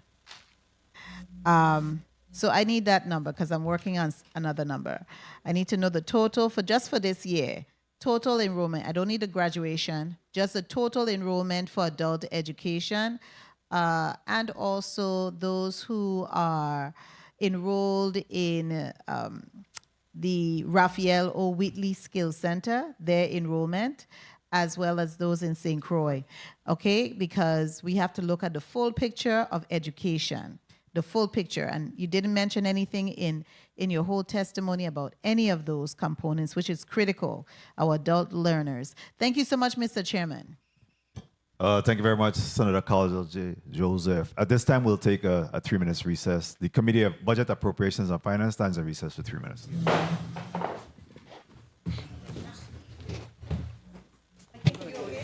I know that we could stand up.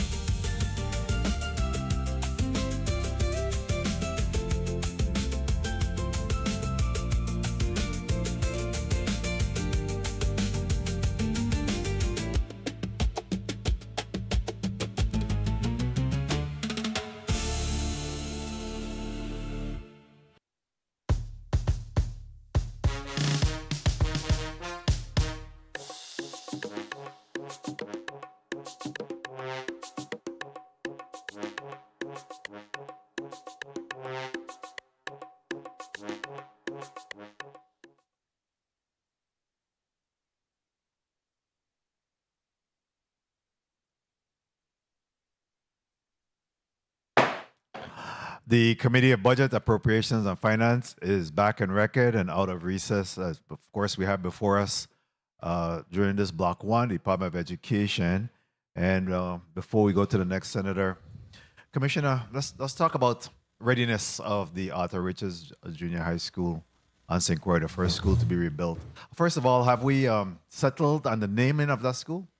Yeah, it's Arthur Richards, pre-K to 8.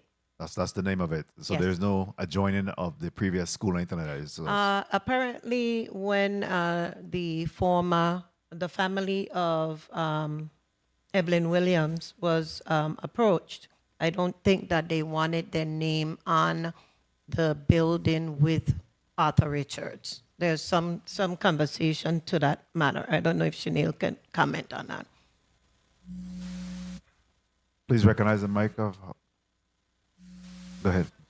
Carlwood, VIDE architect. So I was told that during the process of selecting artists to provide art for the school, the family was contacted, the family of the late Edith Williams. And Evelyn Williams, sorry. And they did not want that. But we remain open. If the family would like, we will purchase a sign and we will place it on the library commons building, which is the largest building within the campus. We would do that because we do want to recognize the legacy as well as we are recognizing the legacy of the late Arthur Richards. Well, obviously, there's some codification of this as well, because it is law that allow for the school to be named. So I don't know that we still have a responsibility to place it. And like you say, if it could go on one of the building, I think that we should pursue that.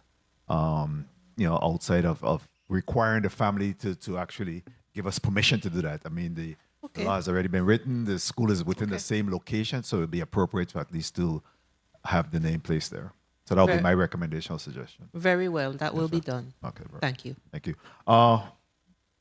We were talking about readiness of it. So do we believe that the school, where are we with that? We keeping our fingers and toes crossed about this? Everything is crossed. I actually go and do a walkthrough on Friday.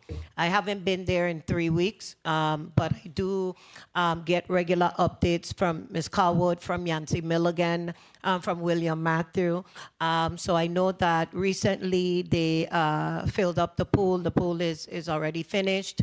I know that they began the grading for the paving of the campus. All the furniture is here, so he was sending me pictures of the furniture installation. So I think we'll be ready, and I think that even when we open the doors, there may be still some minor things that have to be completed, but nothing that will prevent us from having school at that site. Very well. So we're not going to even have time for a dry run. I mean, we'll just be hitting it. We're hitting on it day one one, time. on We're day going to one. have the ribbon cutting, and then we're going to do an open house barbecue for the community to come in and do tours ahead of time. We're going to allow for time for the faculty and staff to come in and get acclimated with the campus as well.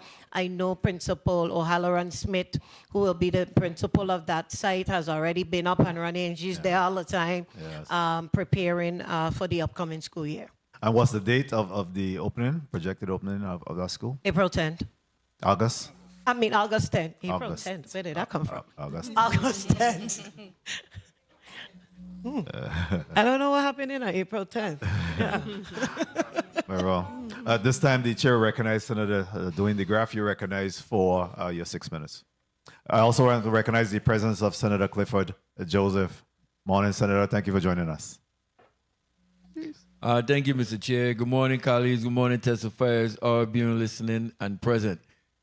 Commissioner, I don't know the questions I'm going to ask. I asked them for all these years. I ain't going to change.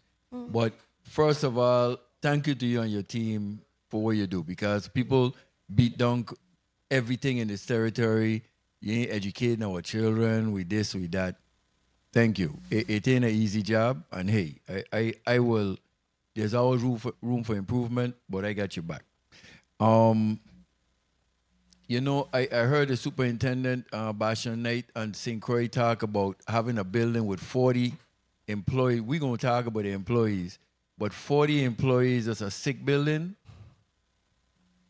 I walk out the building. Get out. get out that building if you're making ISIC. Tell them Dwayne, Maurice, DeGraff, tell ISO. Have them come out the building, Commissioner. Put them out. Don't ask them to come out. Put them out. Because I'm saying we're defeating the purpose. You know, we got to look out for our personnel first. And if that's, and then you could hear these things, I think that building should be condemned post haste. I did run the numbers, and I concur with the majority leader. There is good funding surplus in your budget that your wish list, send it forward, and we could fix those things and get you some of the things that you need. Now, what I'm trying to figure out too also is you had employees that went from, they were brought up to 35,000. What was the total cost of that? DC Harris will respond to that, Senator, Okay. and yes to your question. Okay, and how many, how many and what was the cost? Good afternoon, Hasina Good afternoon. Harris, Deputy Commissioner. The total cost within personnel services was $1,720,593.61, and fringe benefits associated with that implementation was $877,502.72. 72 cents? Correct. Okay. Okay, how much total personnel do you have? I'm trying to get those numbers straight. What is your actual total amount of personnel? Good afternoon, Senator Nicole Jacobs, Director of Human Resources. We have 1,980 employees. 1,980. Wow. Okay, because the postmortem report have 1987, 1,987. So from the time they got this information, you lost an additional set. Okay. How many actual vacancies do you have on the general fund only? 1 second, Senator. Sure.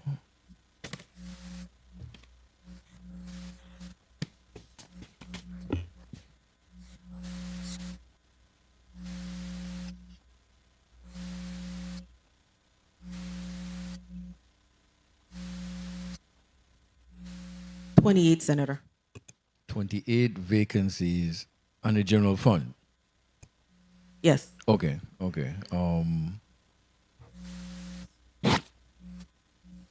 Any wage increases for anybody outside those who were brought up to 35,000? If we just provided increases or if we have outstanding increases? Well, I want to know if you had first, and then if yes, you have any retro. If yes, So yes, we just Okay. implemented the AFT salary increases effective September 1, 2025. As of yesterday, we have 1,251 that NOPAs that have been fully executed out of 1,371 active AFT employees.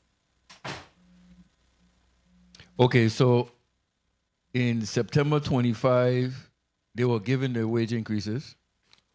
It was effective September 1, 2025. Right. However, it was fully executed, I want to believe in June. So we just recently completed the mass of those NOPAs. Okay, and you could say you completed 1,251 out of 1,371. Correct. Okay, the 1,251, have they received retro pay?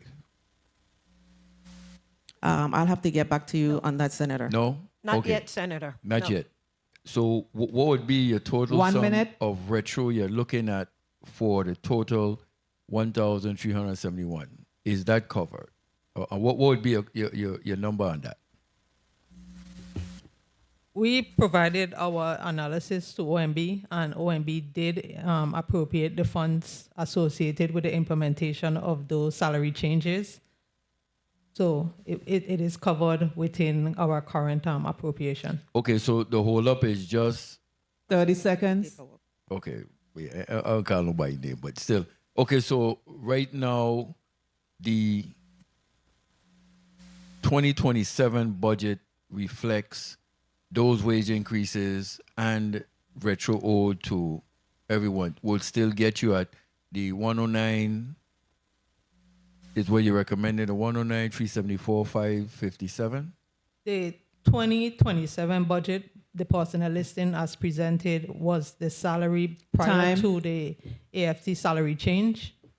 So the salary for fiscal year 2027 is prior to the AFT salary change that was recently implemented.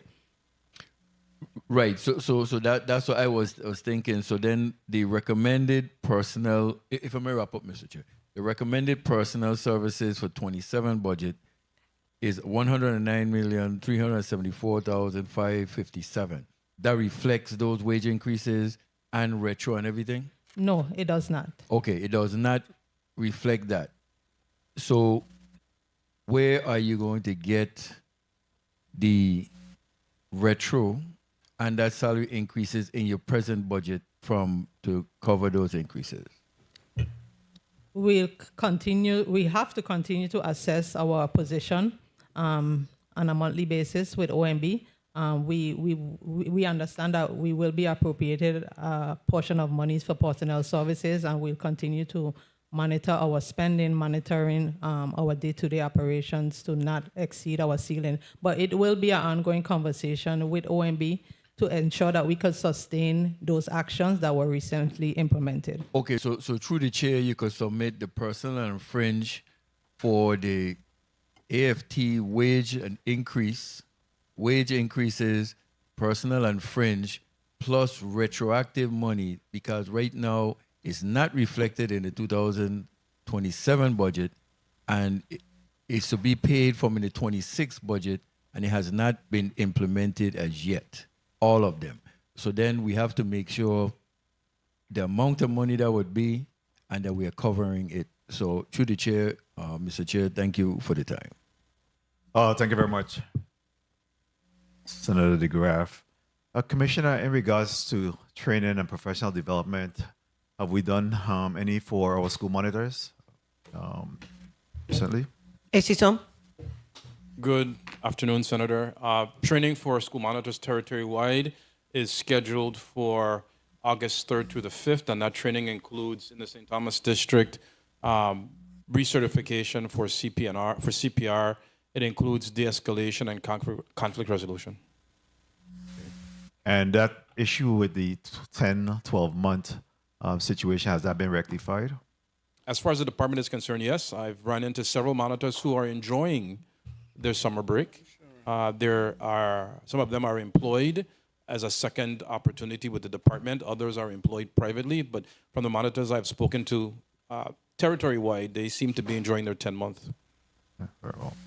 And you said the part of the training, are we doing any additional training in terms of professional development for conflict resolution outside of the monitors, solely the monitors?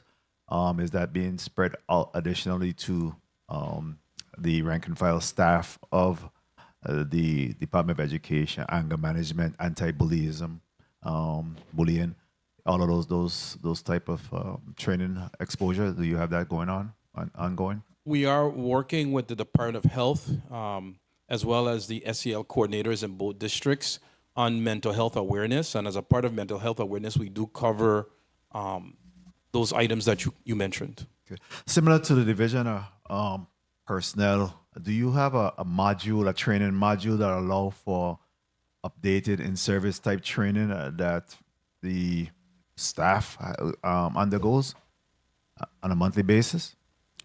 And which particular staff, Senator? Whether it's the teaching staff, the clerical staff, all components of the Department of Education that allow for. I'm sure the module will be applicable to their discipline here and there, but is there a training module that's provided to them? So there's routinely training that's provided on the district level. I would allow the superintendents to discuss those training opportunities. Dr. Bastian Knight and Dr. Yergin. Dr. Bastian Knight, Superintendent, St. Croix District. Yes, we do have the online training platform where our teachers, professional staff, myself, anyone, 24 access, online availability to a plethora of professional development courses where we can log on and earn our credit needed for recertification at your pleasure. Any courses available to all VIDE employees at your leisure. That Dr. is Yergin, excellent. Superintendent, St. Thomas, St. John District. We do have the online portal where we provide professional development to our staff. That started in the summer. It will continue throughout the year, but I wanted to go back to what you were asking about anger management, conflict resolution, suicide prevention, depression. Those trainings are also conducted with our students directly throughout the year. Very well, and there's a certification process or some type of quality assurance mechanism to ensure that individuals are adhering to them, that they're completing these certification or requirements in a timely fashion? They receive a certificate of completion Okay. at the end, yes. All right. What about sexual harassment? Mandatory. Mandatory as well. All right. Thank you. At this time, the chair will recognize Senator Marvin Blyden. You're recognized for your 6 minutes. Thank you so much, Mr. I'm sorry. Yes, a couple of responses, if I may, Senator Francis. Okay, you may proceed. Okay, Sorry, Senator. based on the inquiry made by Senator Joseph, currently, this previous year, we had 249 students at the Skills Center. We had 215 students at the Adult Continuing Education Program. We have 102 students at CTEC in the evening program. And we have 25 students at the Day Adult in St. Croix program. And if I may, sorry, based on Senator James's request in regards to the donated funds for this past year, for FY26, we had a total of $237,495 distributed throughout the districts and the state offices. For a detailed breakdown on how many of those were earmarked for specific services, I would have to get that information to her. But a total of $237,495 was received in donations for this FY26 year. Very well. And before we go to Senator Blyden, can you talk about behavioral health exposure? Do you still have the Department of Health coming in and doing the behavioral health exposure with the students as well as the faculty and staff? Well, we do have a partnership with the Department of Health, and they are always on standby to assist us in times of need. I do know that the superintendents also have their own initiatives that they, do in their respective districts accordingly. We have provided behavioral training. I know in the St. Croix district, Dr. Basha Knight did have an RFP where she provided that service. I will believe it was the Woodson family, and I don't know which other campus, but you can speak a little bit more to that. Bastion Knight, Superintendent, St. Croix District.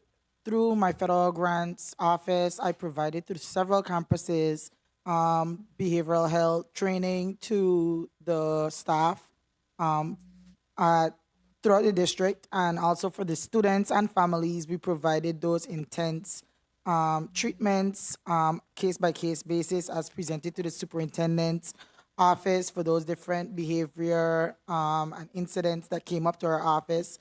That's one of the routes that I would use rather than the suspensions. I would send them for those different meetings and consultations with the different behavioral health professionals in our communities. Very well. Thank you. And the same is being done, Doc? St. Thomas. That's correct. We reach out to Dr. Yergin, St. Thomas, St. John District. We do reach out to behavioral health for their constant support. As a matter of fact, just recently they provided grief counseling and therapy to the students of the Charlotte Amalia High School in the wake of the young man that was recently murdered.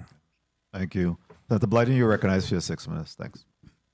Thanks, Mr. Chair, and good morning to my colleagues, listening, viewing audiences, staff, central staff. Good morning, Commissioner Wells Hendrickton and your supporting management team there with you, and thank you so much for that most comprehensive testimony.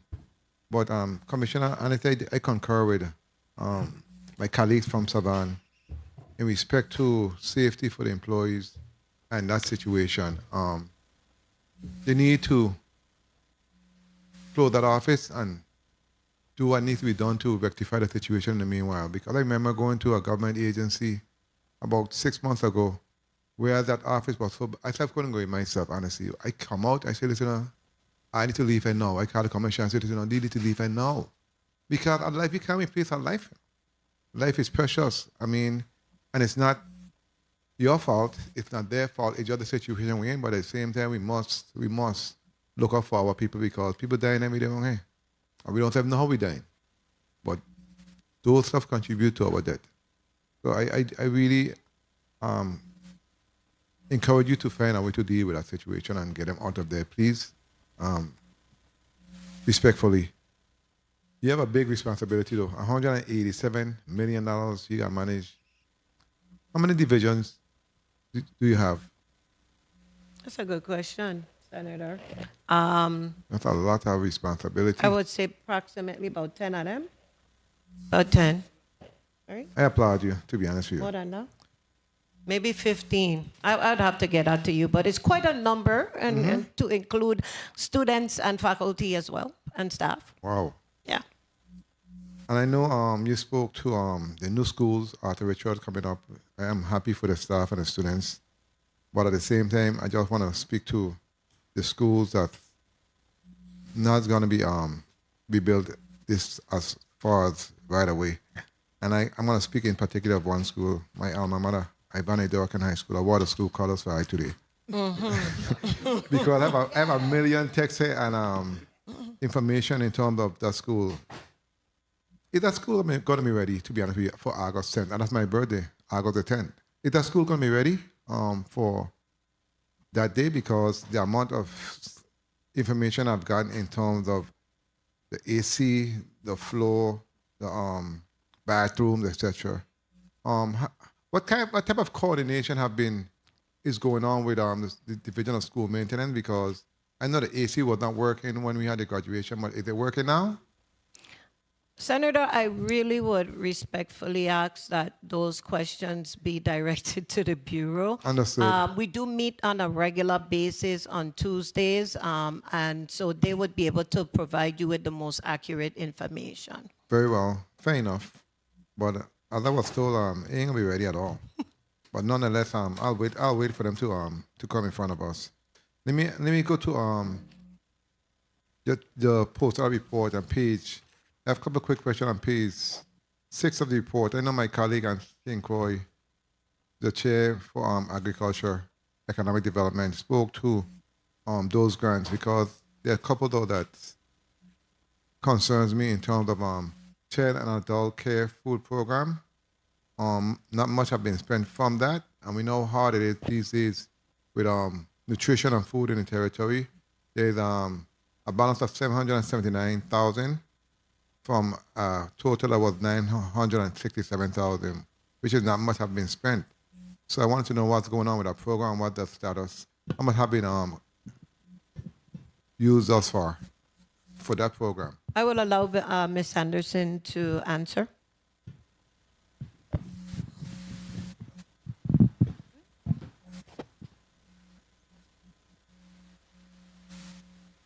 Good morning, Belinda Sanderson, State Director, Morning. Special Nutrition. Those funds are reimbursement funds, Senator. So unless a claim comes in from one of our providers, that's the only how we could use the money. Your providers, which is... Childcare centers. And they don't utilize those funds?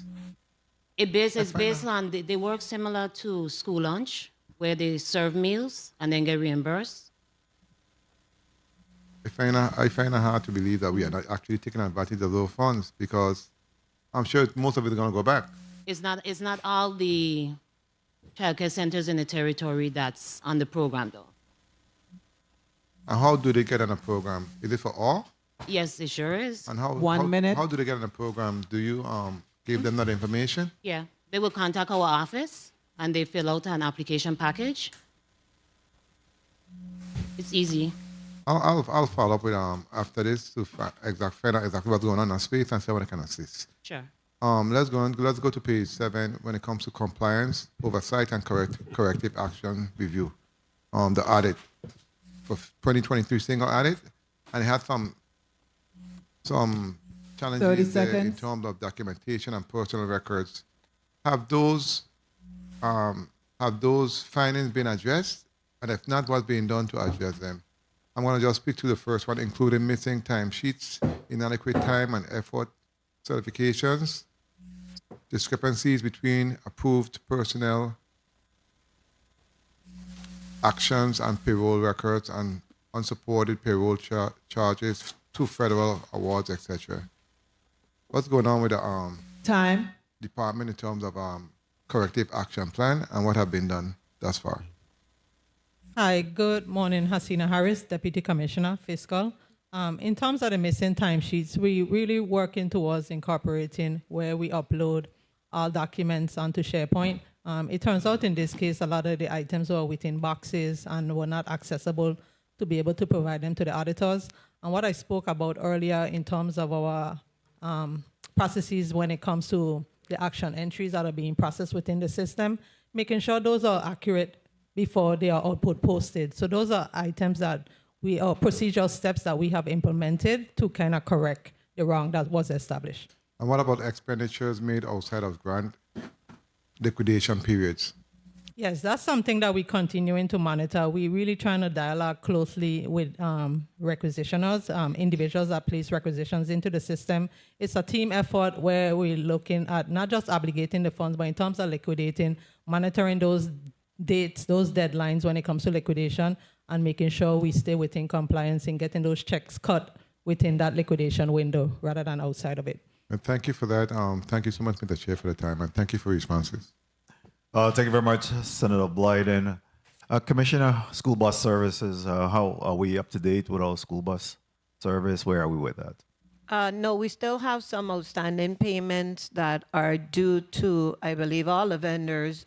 Ms. Vasquez, maybe you could speak to that a little bit more. Do you have that information?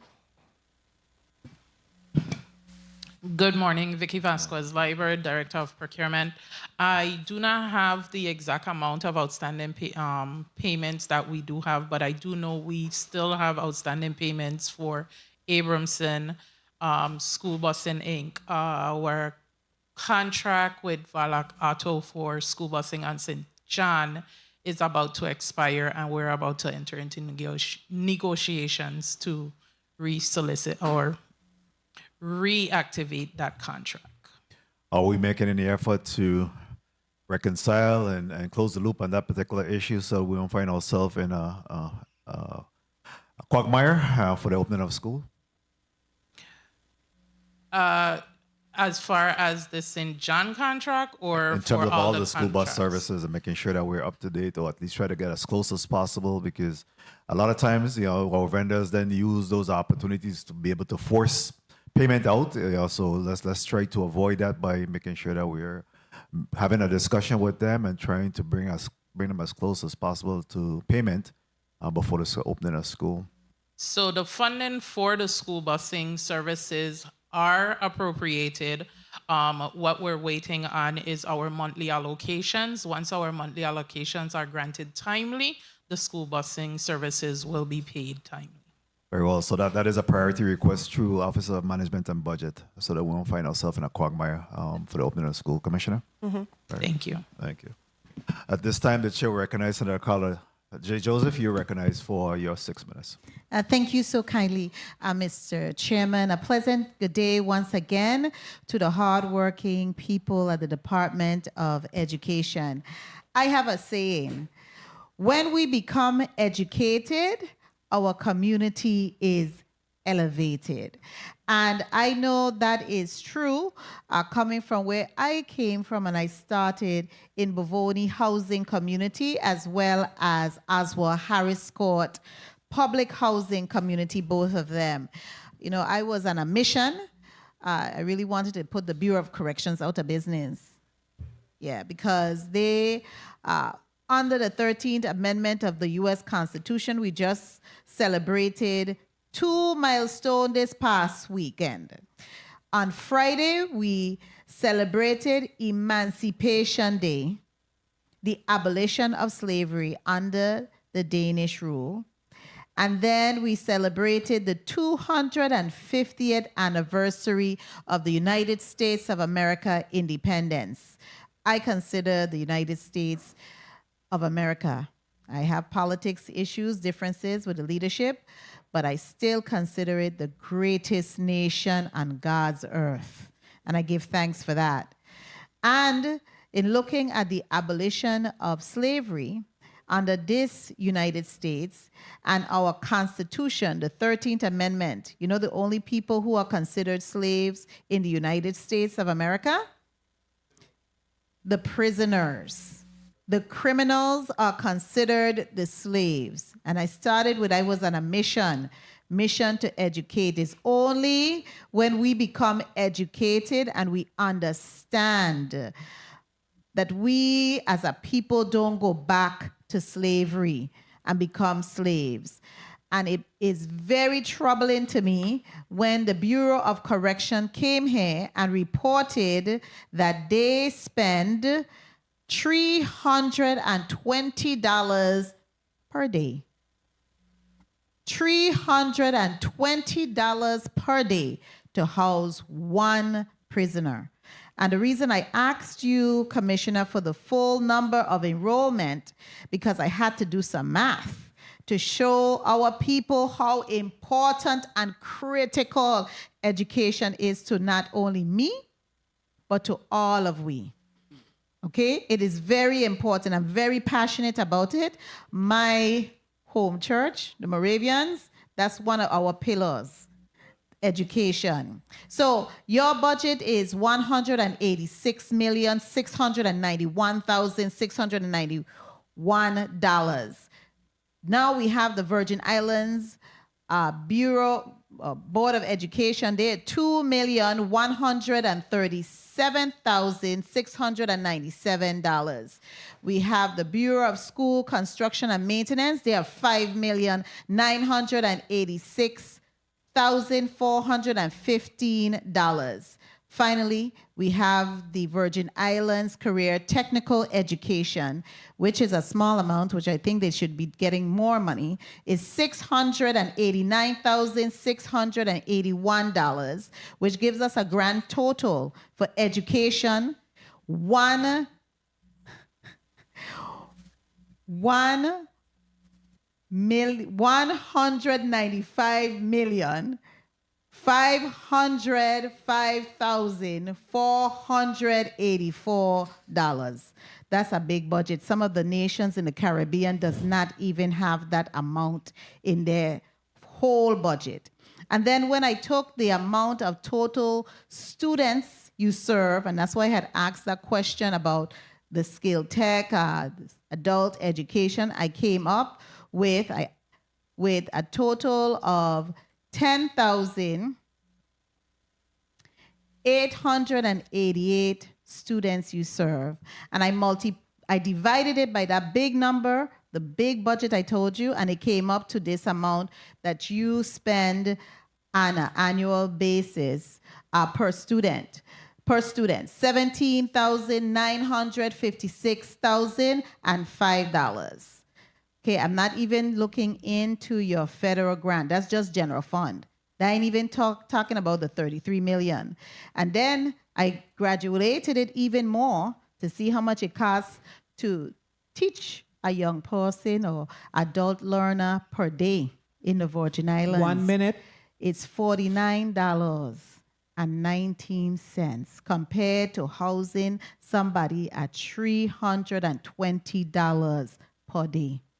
That's a stark difference. We need to be able to educate our people and not put them incarcerated. I want to go, Mr. Chairman, I know my time is running. I want to go to your federal funding, and specifically, I had to put that on the record so we could see the very importance of education. Now, I want to ask a question relative to you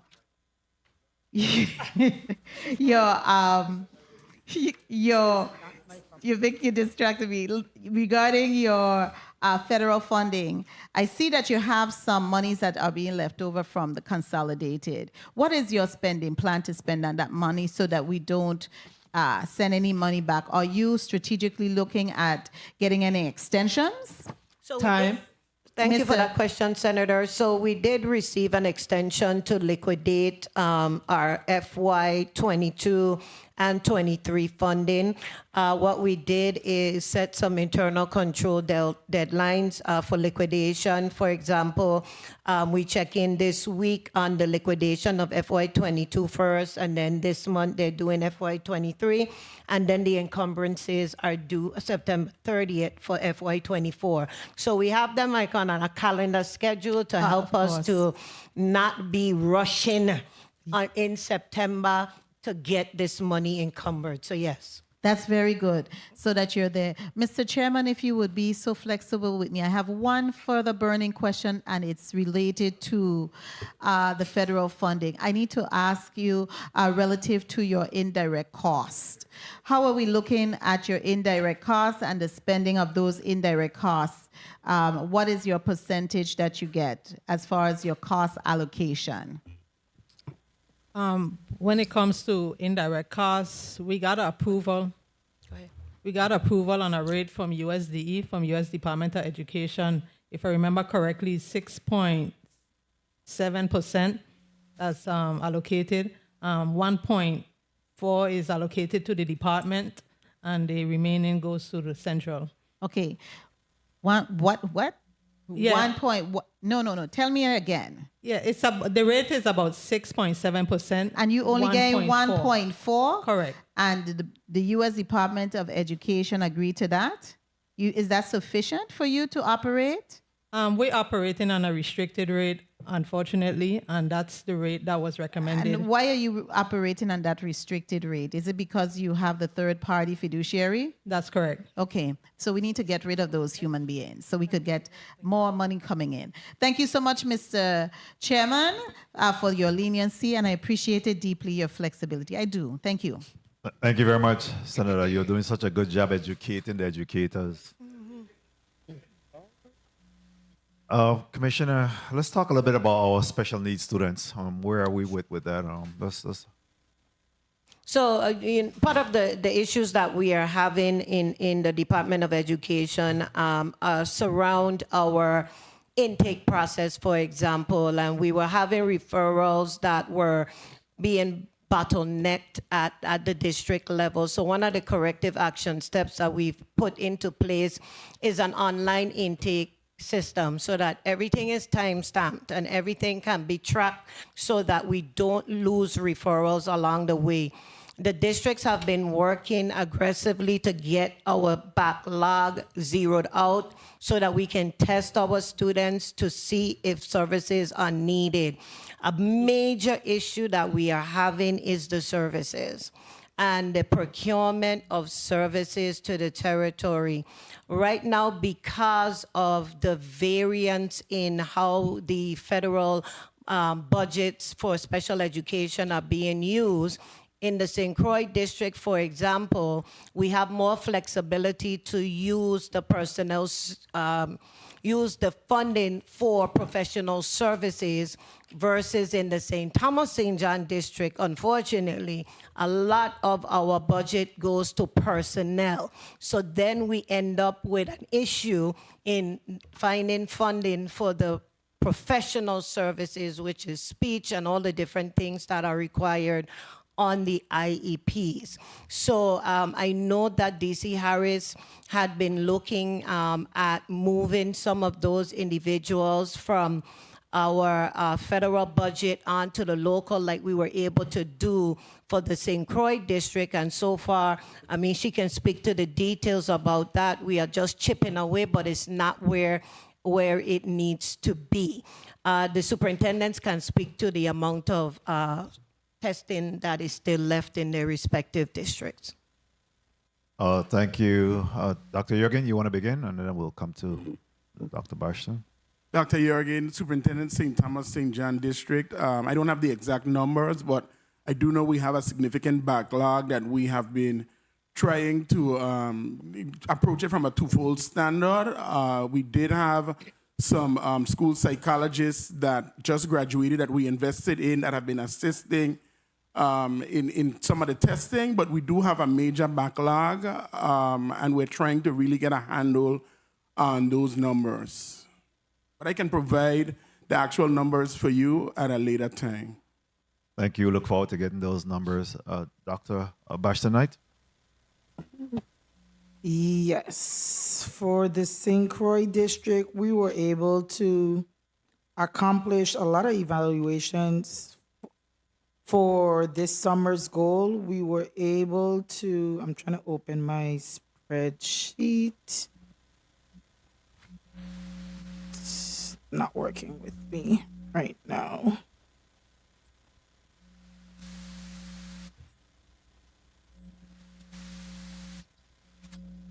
Oh, here we are. For the St. Croix district, we were able to complete 60 students were able to be tested during this summer 2026, and all initial IEPs were completed for those who were qualified. Testing and placement will be completed by next week, and final qualification counts are pending. We have 119 students who remain in the referral backlog and are awaiting evaluations. And this is out of the 403 students that we began with the St. Croix district. If the funding is provided to the St. Croix district, our ask is approximately $59,000. We'll be able to complete that remaining balance. And if we get the total that we're requesting, we'll be able to wipe out our entire backlog. But what we do know for sure is that as we continue to test, the testing will, of course, increase the amount of teachers that we will need to provide the services. So as we reduce the backlog, there's also a need for special education teachers. And what we do know for certain is that we do not have the current applicants to fill those vacancies.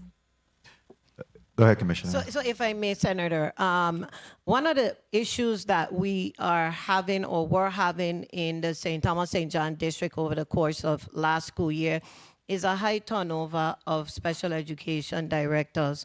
They're not staying. They come for 2 months, 3 months, and they're gone. And so one of the directives that I've given to the Dr. Charles Well, Deputy Commissioner of the Curriculum and Instruction Division, who has oversight over this state special education services, is to do a takeover, temporary takeover of the St. Thomas St. John district, where we're able to, she has put together a corrective action plan that I can share with this body. But it includes addressing some of the longstanding issues in the St. Thomas St. John district, even when it comes to the management, when it comes to the referral process, the staffing and students, and the services and budget management. And so this is in an effort to make sure that we are servicing our students, especially those that need the assistance, and that we're providing support to the district during this challenging time of finding a SPED director that actually remains in that district. So it's been very, very challenging over here. Dr. Jurgen is functioning with a skeleton staff. So that is one measure that we are undertaking currently to help to correct some of those challenges. Also, do I have your word that this is a priority for you and that you have sight, you maintain sight of this area? Definitely. I've given the directive to Dr. Charleswell and her team. She has already submitted the corrective action plan and will begin execution. One of the good things that we have been doing is being fully transparent with the Office of Special Education statewide. It is a problem. It is something that we recognize, and we're working to correct it in the St. Thomas St. John district. Oh, thank you. Senator Vieira, you're recognized for a point of information. Thank you, Mr. Chair. On the same topic, and we're going to dig deeper into the topic next week in reference to the operation, etc. Definitely, you could see the difference between St. Thomas and St. Croix is glaring. and we need to get some additional answers. But if you look at page 13 of the post-audit report in reference to the outstanding vendor payments, that is literally all special education. With the exception of the capital record management, I don't know exactly what that is. But the first item there, FY26, Orange Tree, St. Croix, $1.4 million. Is that figure right?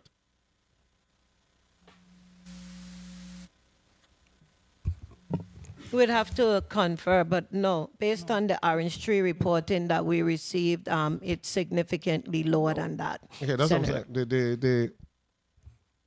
The correspondence of Orange Tree is saying that there was more owed in the St. Thomas district than the St. Croix. So, additionally, the numbers there for the ESY, we already provided the funding for both of those, so we could take those offers, and you have access to those funds. Correct, Senator. But you're able to use the St. Croix funding, but you're not able to use the St. Thomas funding? I think we're able to use both, as far as I know. I know that I have Did you do any Payments? evaluation for the summer on St. Thomas? no, but I don't know if it's a funding issue for the evaluations. I think it might be more than a funding. Right. So you haven't been able to use the monies that were allocated for the St. Thomas summer evaluation because there were other issues that prohibited you from doing Correct. that. Okay. So, but we already have the funding. Correct. And the Coral Reef Academy, is that the amount that is owed? Isn't it more than the 35,000? I would Let me say it a different way. Can you update this I particular will update listing? that. Thank you, Senator. I was just going to ask you if we could update that and get that back to you. And then there was a next with the summer evaluation. There's a next component. Is it just restricted to the summer evaluation, or is it a next I'm trying to remember the component, but I don't know. Superintendent Ben Bashan, help me. There's a next component. Dr. Charleswell is getting ready to respond to your question. Dr. Renee Charleswell, Deputy Commissioner, correcting my instructions. So the other component is extended school year. And this is Correct. done for students whose IEP indicate that they need additional or continuous learning during the year. So were you able to do that with the monies that we allocated, or you were restricted because of where we worded it? Extended school year did happen in both districts. It did happen. Yes. Not well. Let me backtrack. The St. Thomas St. John district was not able to provide specific therapeutic services. They were able to provide services in the arena of teaching, but in terms of therapeutic, no. Okay, so if you can just update the list and give it to us. Thank you so much. Senator, one of the Bastionite Superintendent St. Croix District, I think one of the clarifications that the district, St. Croix District, we still needed was whether or not that our remaining $58,000 that was allocated for the district for summer evaluations, if we will be allowed to use that to continue to reduce our backlog, because we will be able to use that $58,000 to hammer out the remaining 119 evaluations that still exist. We need that money. But it wouldn't mean the summer will be during the regular school year. Correct. It Okay, so will you be just need next week and week after next week and continue moving forward with that, because we still have an ask of $196,000 to help us knock out that 119. So that would reduce that cost. Okay, 100 and how much you said? 196? We have 119 remaining backlog students, but out of that money that you gave us, we have a balance of 59,078. And that could knock out how much of the remaining students? It would knock out approximately 60 students. Okay, so can you provide the chair with the amount to, we need to get these children tested, evaluated, IEP done. So can you provide that amount, because we're looking at how we're going to reprogram what we presently have. So if you could give that to us as soon as possible. Sure. Thank you so much, Mr. Chair. Thank you. Thank you, Banja. A point of information, Senator DeGraff. Thank you, Mr. Chair. In regards to, you said it would knock out 60 of 120. So Out of 60 of 190 remaining backlog okay, students. so then you'll be giving us the cost amount for the full 190. I just did, Senator. That okay. cost amount is, in total, would be 272,034 in total for that 119 students. Okay, good. Thank you. Thank you, Mr. Chair. Thank you very much, Senator DeGraff. Senator Kenneth L. Gittins, you recognize for your 6 minutes. Thank you, Mr. Chairman, and good afternoon to all. Good afternoon. Commissioner, the appropriation before us recommended, is the appropriation recommended by the governor for your department substantially aligned? Does it substantially align with your actual request to OMB? I will allow DC Harris to respond to that. Definitely, we work within the allocation that's given to us, understanding that the revenue projections is what drives the ceiling for our department. But definitely, we could use additional resources, just understanding the needs that are before us for the department to address. So the short answer is no. That is correct. Short answer is no. You know, as I review this, it's concerning that so many of our teachers, and I'm looking at page 16, so many of our teachers are eligible for retirement. Has the Grow Your Own program that you spoke about on page 16, has this been successful in your opinion? Well, we just started, Senator, so we have not graduated our first cohort as yet. But I think it's a way forward to help us in our quest to attract people to the profession. Okay, and do you pay the education expenses for the participating We pay everything. paraprofessionals? Yes. Okay. What are the shuttered schools in both districts by name? What's closed?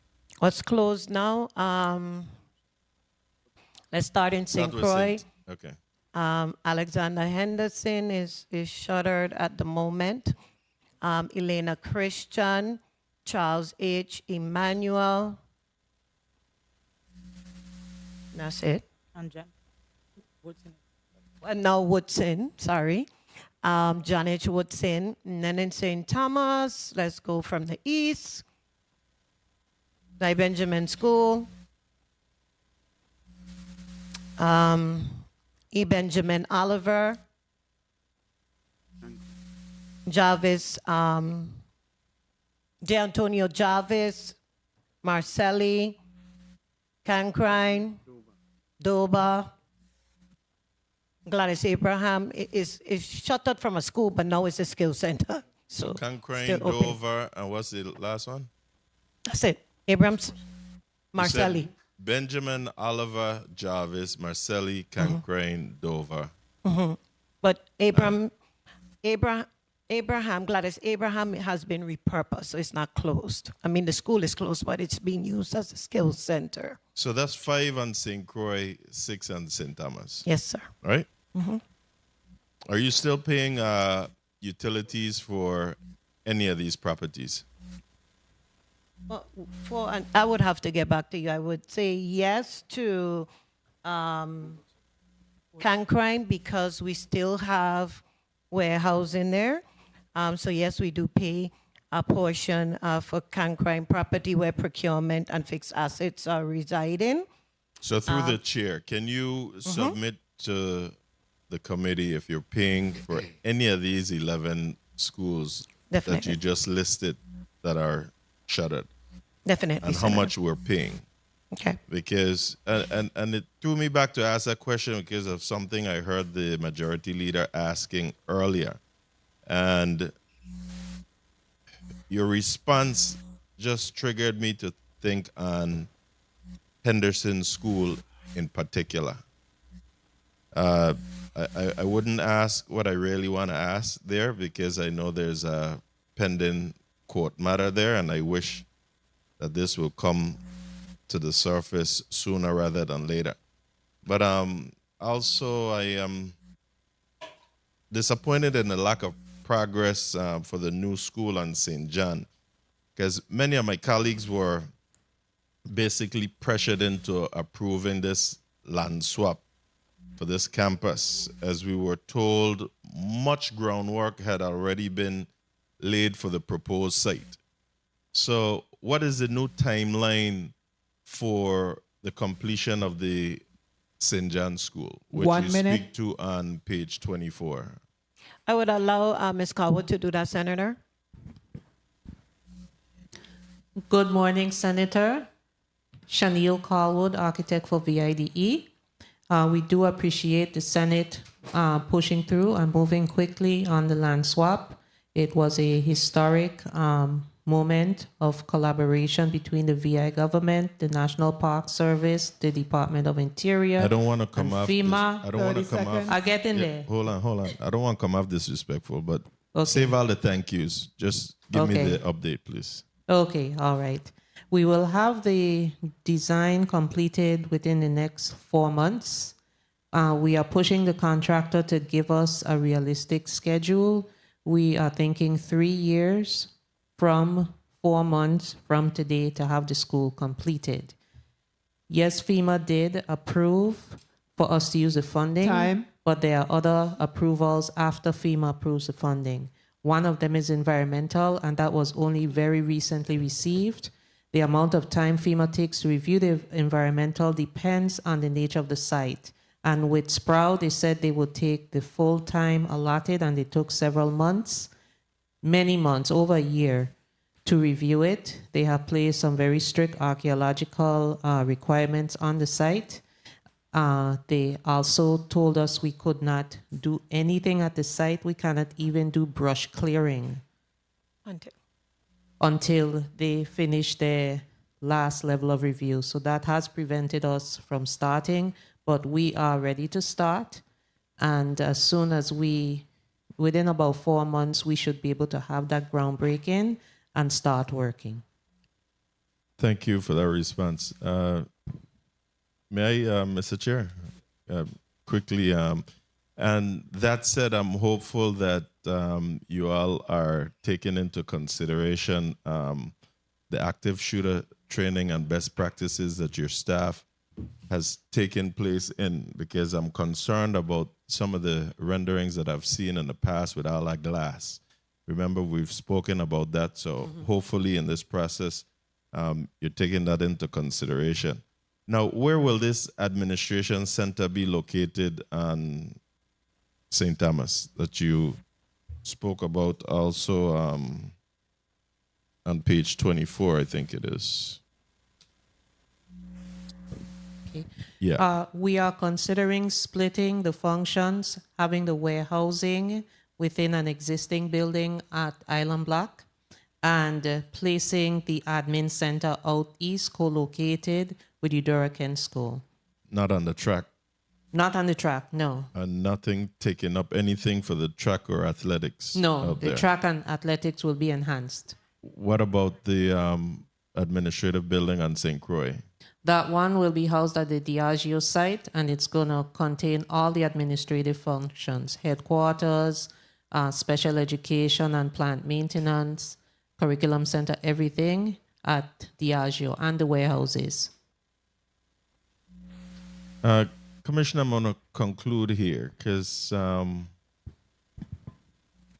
really want to know about has the operating as a separate bureau for the Bureau of School, I'm going to call it the appropriate name, School Construction and Maintenance. I'm not going to say what I really want to say. But as a separate bureau, with the accountability, this don't just add another layer of bureaucracy. Wouldn't it serve better under the leadership of the commissioner? And I'm not just talking about you, any future commissioner. What's your response? Because I'm going to tell you straight up, I have legislation during this budget season to remove that, to dismantle that bureau and put it back under the Department of Education with the funding.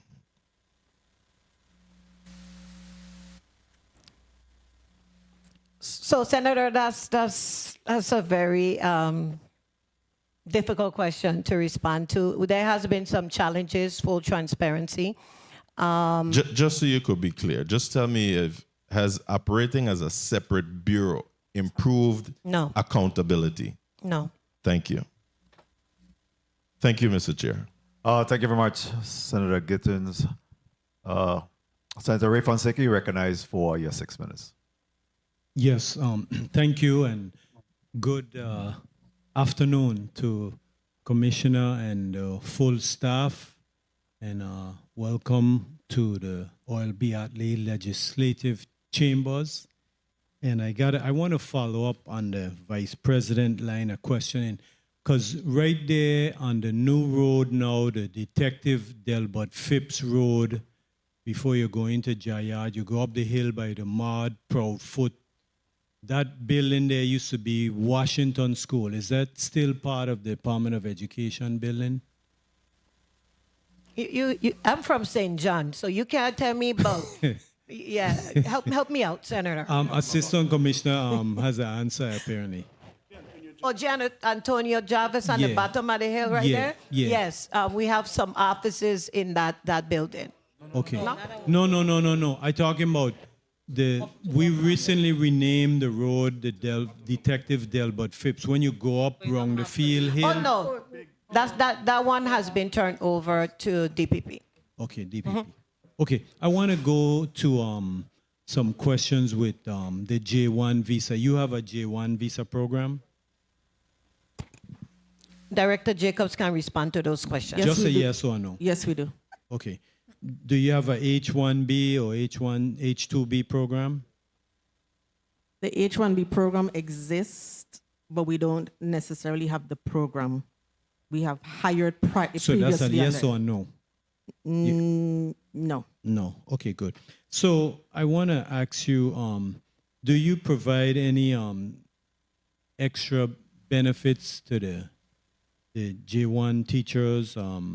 You provide housing or anything else? No, we don't. They're treated like any other individual. Okay, so they get a relocating. salary. And do you provide a travel for them to come here? No, we don't. Okay, so do you have any arrangements with like any universities, partnership that would, target them, bring in teachers to the Virgin Islands? Do you have any programs like that with any universities?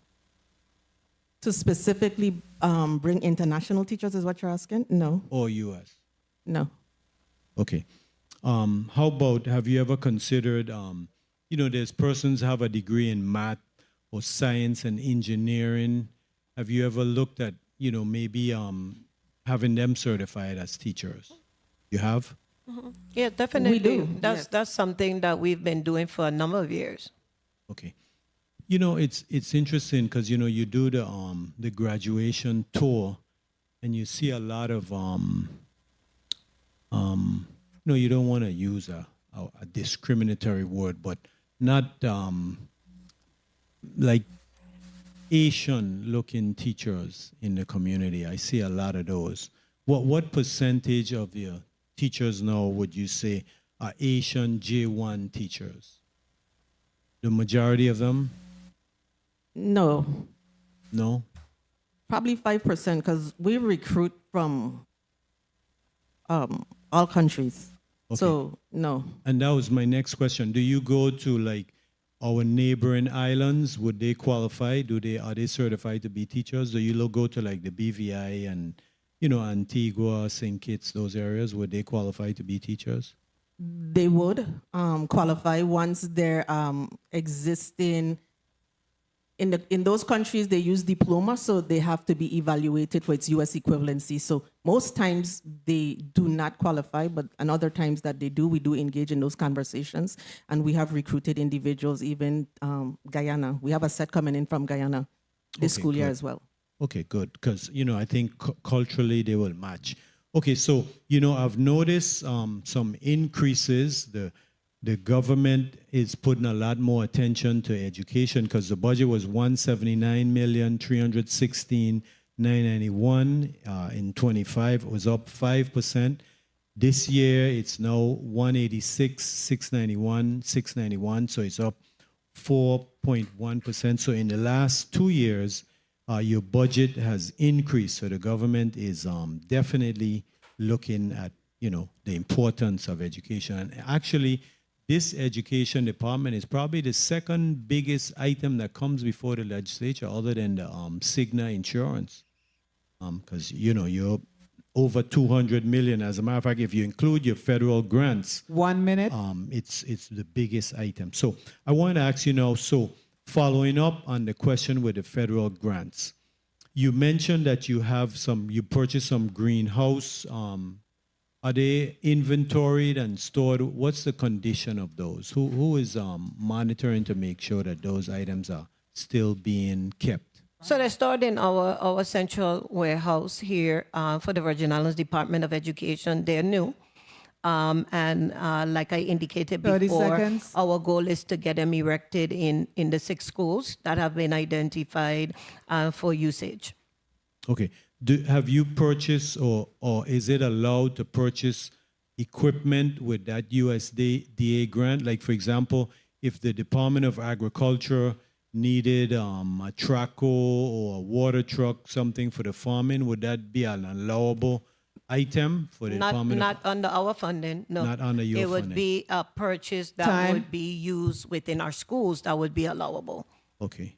And how about equipment for farmers? Would that be allowable? No, Senator. It has to be associated with the instructional work that's being done in our schools. Okay. But the grant allows, Mr. Chair, I'm going to wrap up right now. The grant allows different partnerships.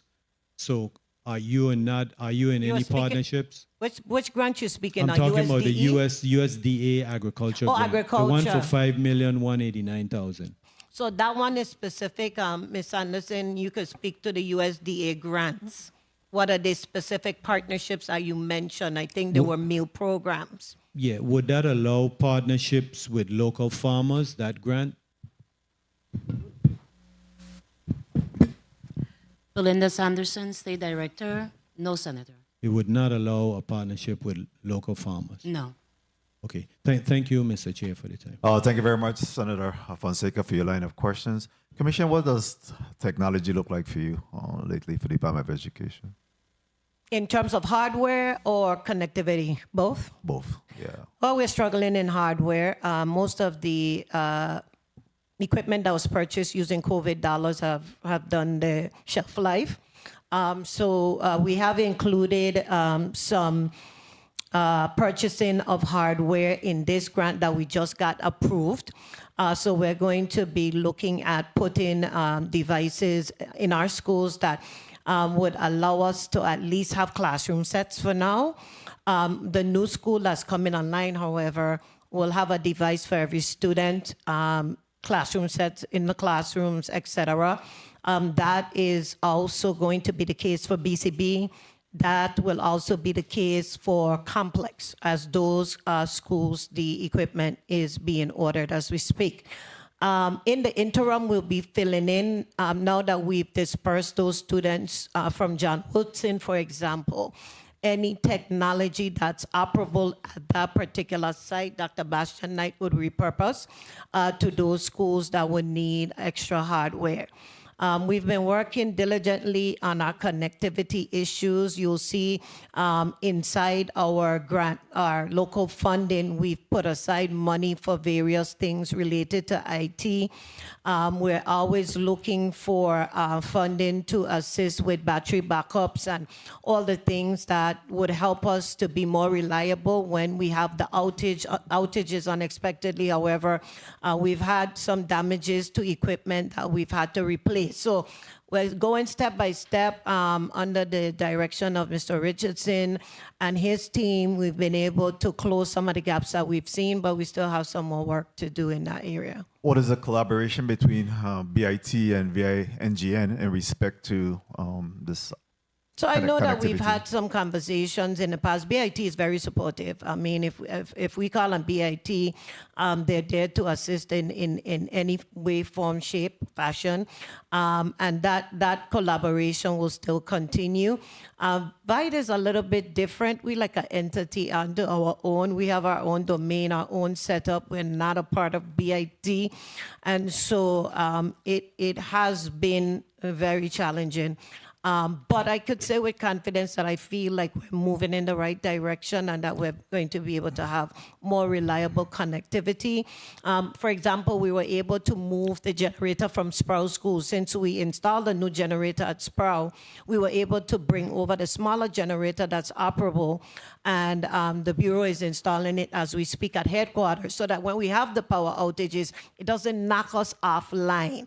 And so we'll be able to keep our systems operating and keep that connectivity up, and the same thing in the St. Croix district. So measures are being put in place and we'll continue our efforts. What about VINGN?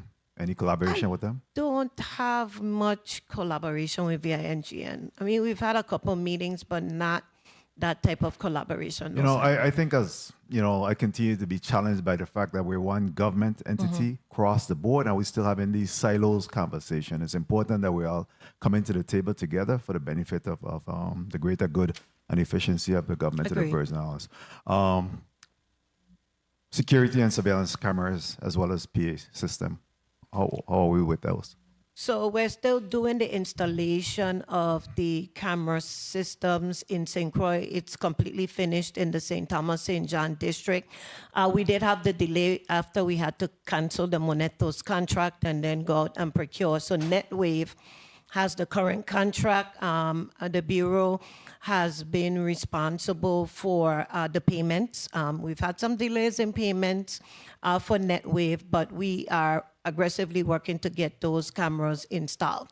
And that will help us significantly in those blind areas on our campuses that we just don't have enough manpower to really monitor. Correct.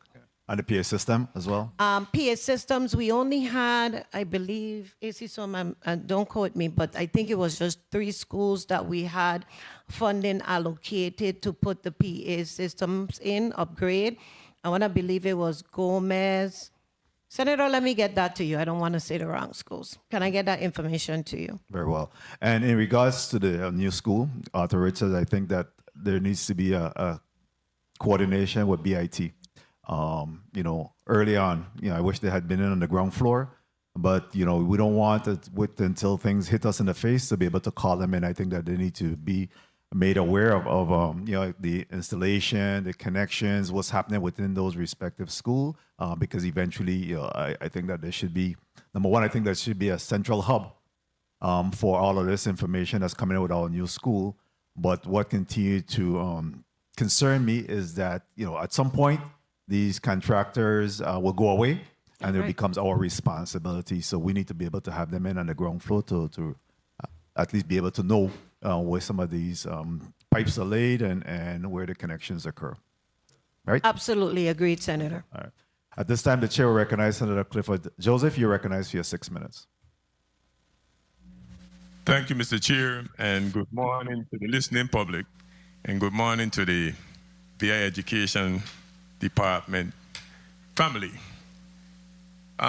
Commissioner, what are we doing to recruit the 48 resignation in one district and the 31 in the other, giving us a total of 79 resignations? What's your recruitment plan this summer? So I will allow Director Jacobs to speak on the recruitment efforts that remains ongoing for the Department of Education. Director Jacobs. Good afternoon, Senator. Recruitment occurs all year round. Right now, we have already offered, provided 51 teaching applicants. We provided them some offer letters in hopes that they do report for duty August 10th.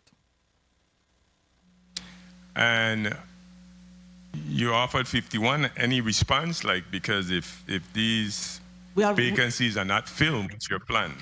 We already have the offer, Senator.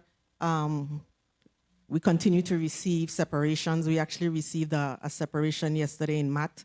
So resignations come in still daily.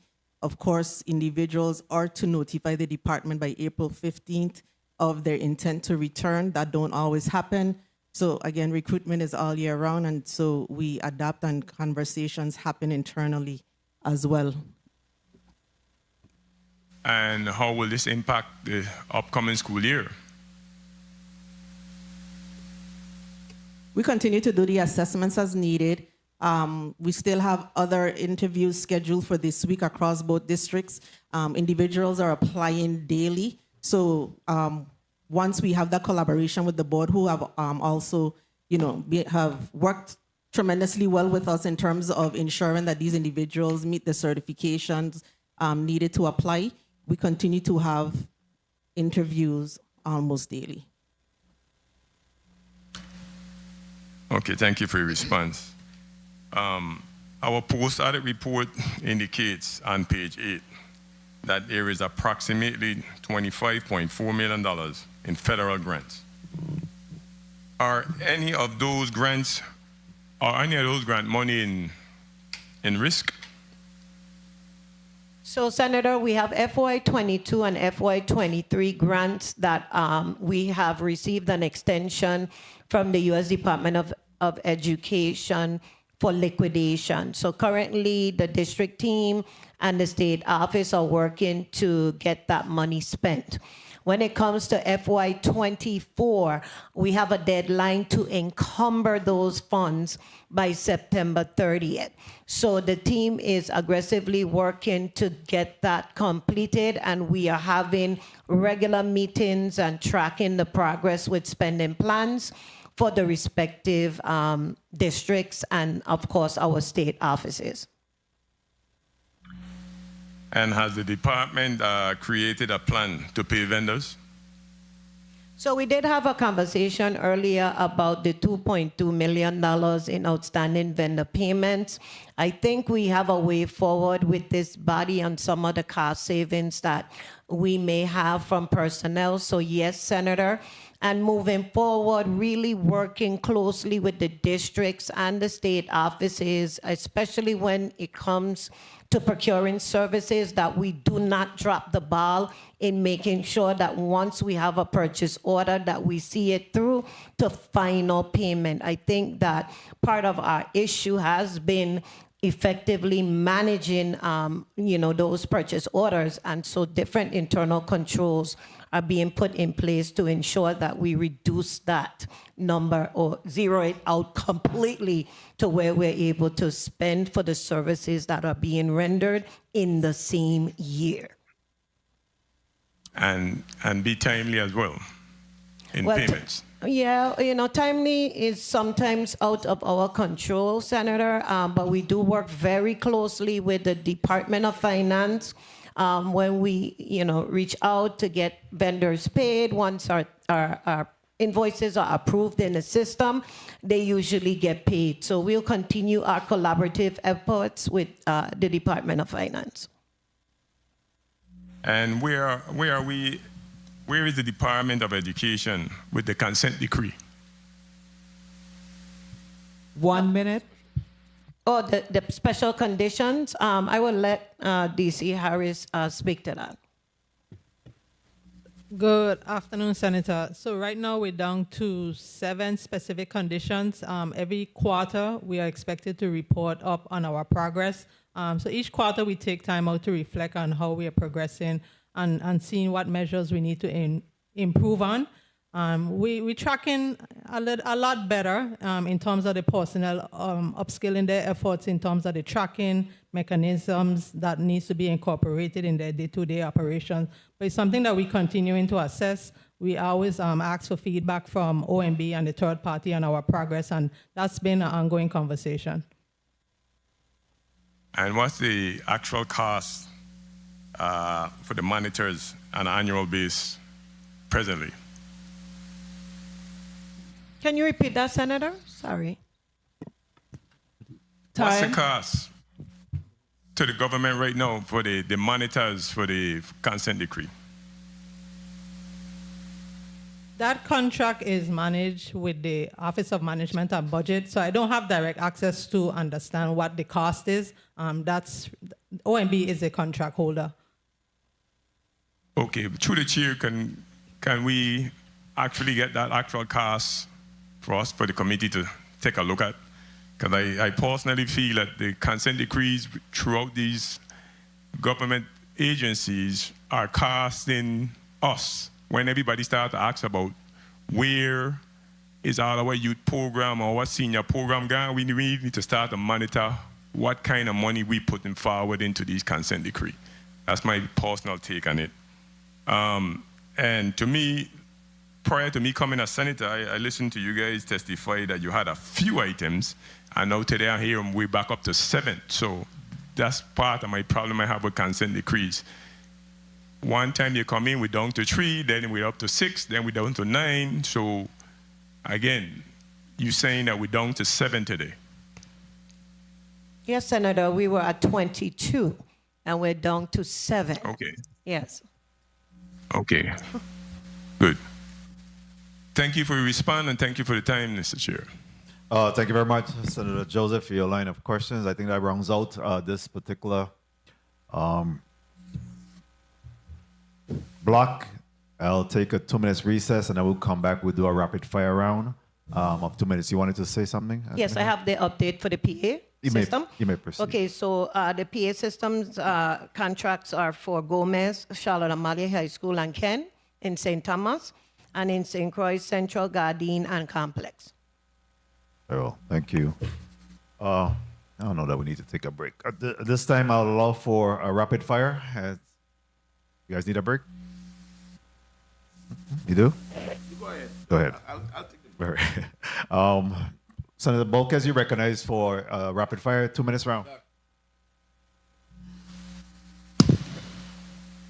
Thank you, Mr. Chair. In relation to the audit findings versus internal controls, the testimony described improvements in the operations, but the post-audit report identified recurring audit findings involving payroll, procurement, grant management, and internal controls. So why do we see these same findings continuing to appear?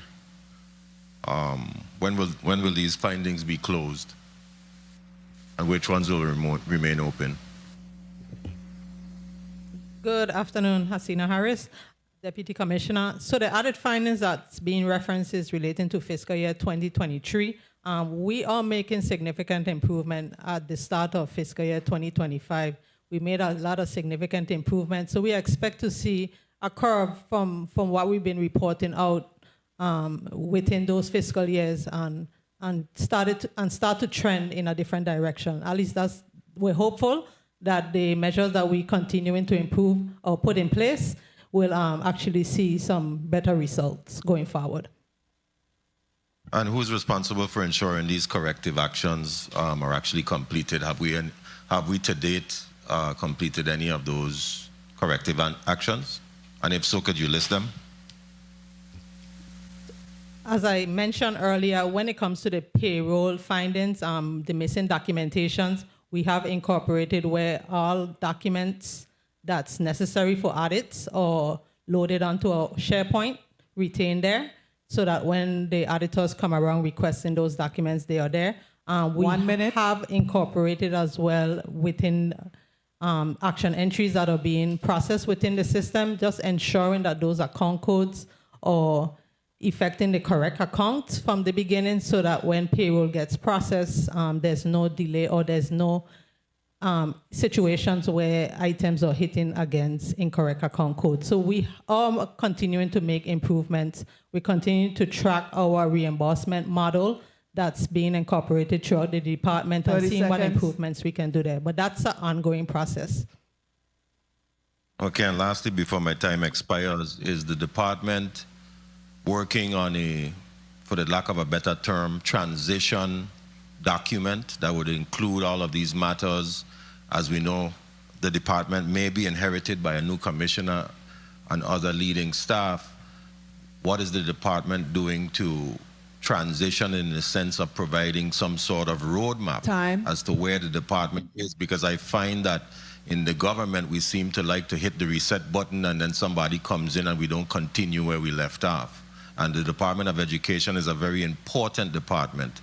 So what are we doing there? Have we started any efforts in this space?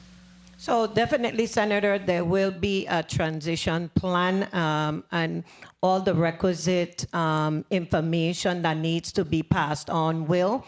I know that in the past, and I would encourage any administration coming in to actually have those sit-down conversations, because like you said, this is a very, very, very large department with many, many moving pieces. And in order to have a smooth transition, conversations have to occur. So we definitely historically create, binders of information that can be used as guides. But again, nothing beats a conversation. And so that is the hope. We will do whatever we need to do to ensure a smooth transition, being that, education is critical. And we cannot afford a reset. We need to build upon what has been started so that we can see the fruits of the labor continue. So definitely, Senator, on the top of the agenda. Thank you so much for your responses, Commissioner. And also thank you for all of the hard work that you and your team have done thus far. And thank you for the time, Mr. Chair. Thank you very much, Senator Malka. Senator Viola, you recognized for your 2 minutes. Thank you, Mr. Chair. In reference to disallowed meals, have we seen a decrease in 2026, 25, 26? So would allow Ms. Sanderson to respond to that one, Senator.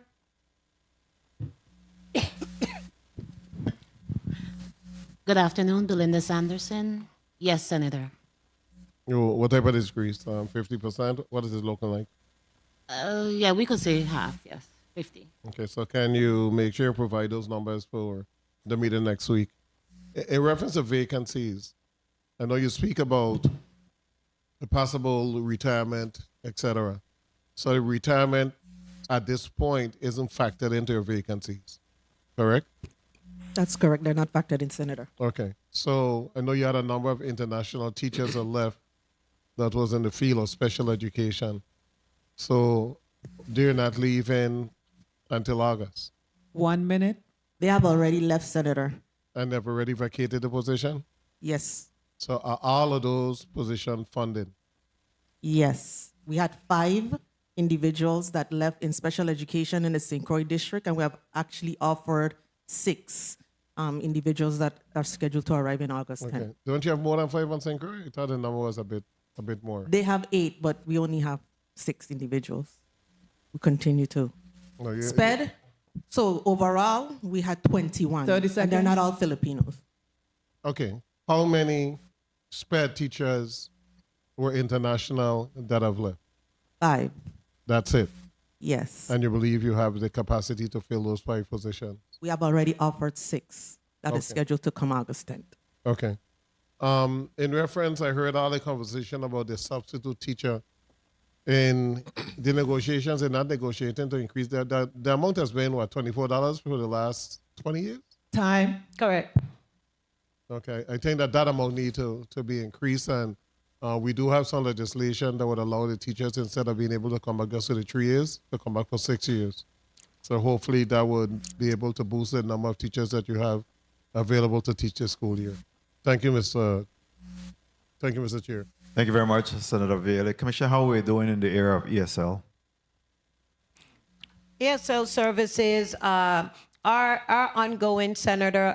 We have localized some of our sites as EL sites because of limited personnel. That remains ongoing in terms of the services. Superintendents can elaborate on what they're doing in their respective districts. Dr. Jurgen? Well, in the Dr. Jurgen, Superintendent, St. Thomas, St. John, in the St. Thomas, St. John district, we do not currently have a coordinator. However, we have centralized our ELLs in certain schools so that we can provide services, whether it's push out, pull in. So those are some of the things that we are doing, but we do know that we need to offer some more supports to our ELLs. Bachelor Knight, Superintendent, St. Croix District. Not more so of staffing in St. Croix District because we do have sufficient staffing. Spacing was the issue in the St. Croix District, but we are providing the necessary services across the district for our L population. And we offering this service at one particular school, or we're We have several schools across the district no, that provide the necessary services to our L population. very well. Thank you. Senator Frederick, you're recognized for your 2 minutes. Thank you very much, Mr. Chair. Again, a pleasant good afternoon, all. Dr. Hedrington, I just want to thank you and your team. I think you guys are blending, coming together real nice. It's a shame that I can't keep you guys a little longer because I see the efforts of your collaborative work. In reference to the audit in 2003, it spoke about a fixed asset director. Where are we in terms of filling that position, and is there someone currently in that acting in that capacity to make sure we safeguard the assets of the government? So yes, Senator, we do have that position filled. When was it filled? About 2 years ago, I believe, Senator. 2 years ago? Okay, so all the assets are tagged now, and we won't ever see this audit finding again, right? Hopefully, 1 no, minute. Senator. Ever? Well, I can't speak to ever, but we will do our best to make sure that every asset that is purchased with federal and local are tagged. Awesome. When I was growing up, I remember everything, all the chairs we sat on, all the tables had a tag that says Government of the Virgin Islands on it. Now, as an adult, I understand what it means now. Real quick, who is Orange Tree, St. 30 Croix, seconds. Orange Tree, St. Thomas? Yeah, what services do they provide? They provide special needs students with services in both districts. A lot of the services that are required on our students' individual educational plans, we don't have personnel to provide. So they augment the services needed based on the IEPs. Time. And have they threatened us with discontinuing any service with us yet? Definitely, for lack of payment. Yeah, I think we owe them quite a bit, and I would understand why. So we need a backup plan fast. So I Thank think you very much, Commissioner. You know, excuse me, whatever we could do to save that relationship or find an alternative source, we have to do that quickly. so. We did mention that earlier today, Senator, and I think we have a way forward with this body. So I'm very hopeful. With this body. Okay. Thank you very much, Commissioner. I appreciate your time. Thank you, Mr. Chair. Thank you. Thank you very much, Senator Frederick. Senator DeGraff, you're recognized for your 2 minutes. Thank you, Mr. Chair. Commissioner, in the 25 post-audit report, it has 76 separations. 27, they have 116 separations. You said you had 122. I'm trying to get the numbers straight. So we adding up all of them to, if we would do 122, 76, and 116 in the last 2 years, that's how much people you have lost? Director Jibka, can you speak to the separations? So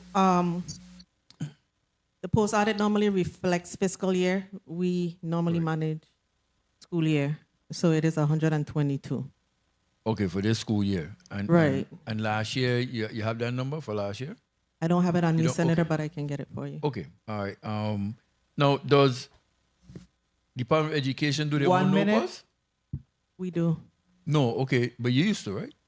We do. Oh, you do your own NOPA? Correct, yes. Oh, okay, so then those 100 and change NOPAs for those teachers, what That was the include issue with that? individuals that have separated, Senator. So individuals that would have been entitled to those NOPAs at the time, Yeah. that's what that number includes. Okay, the 1371.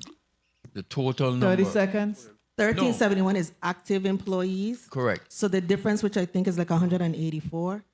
No. Wait. So what I'm saying is, you told me you have 1,251 NOPAs that were finished out of 1,371.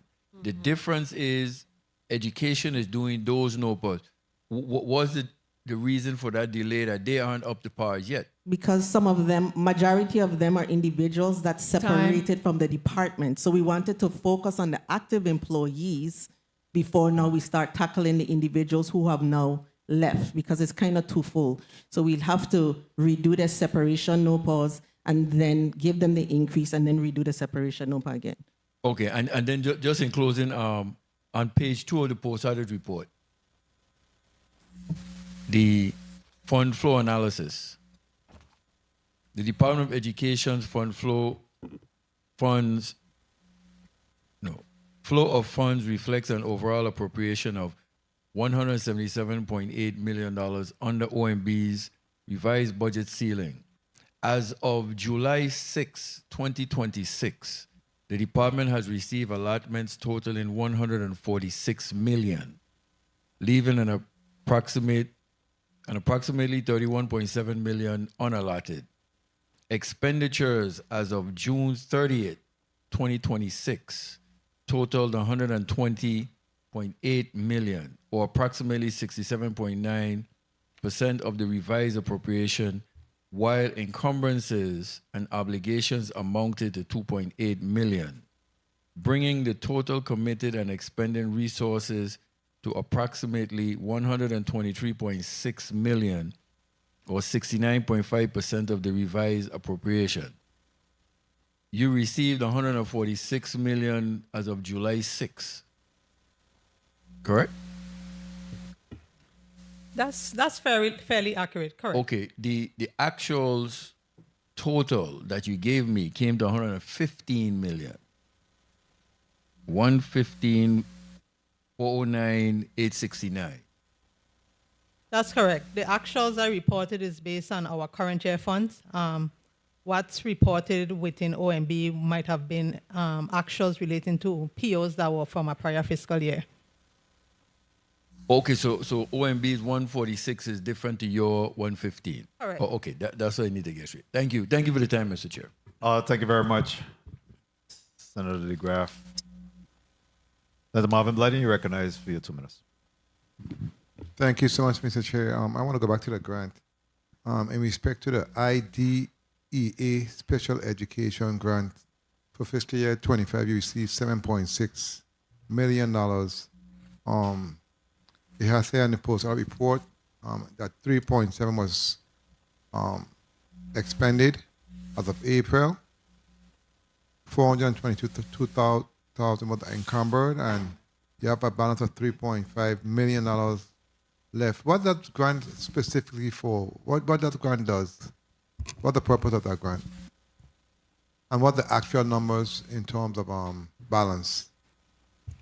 Good afternoon, Dr. Renee Charleswell, Deputy Commissioner of Curriculum and Instruction.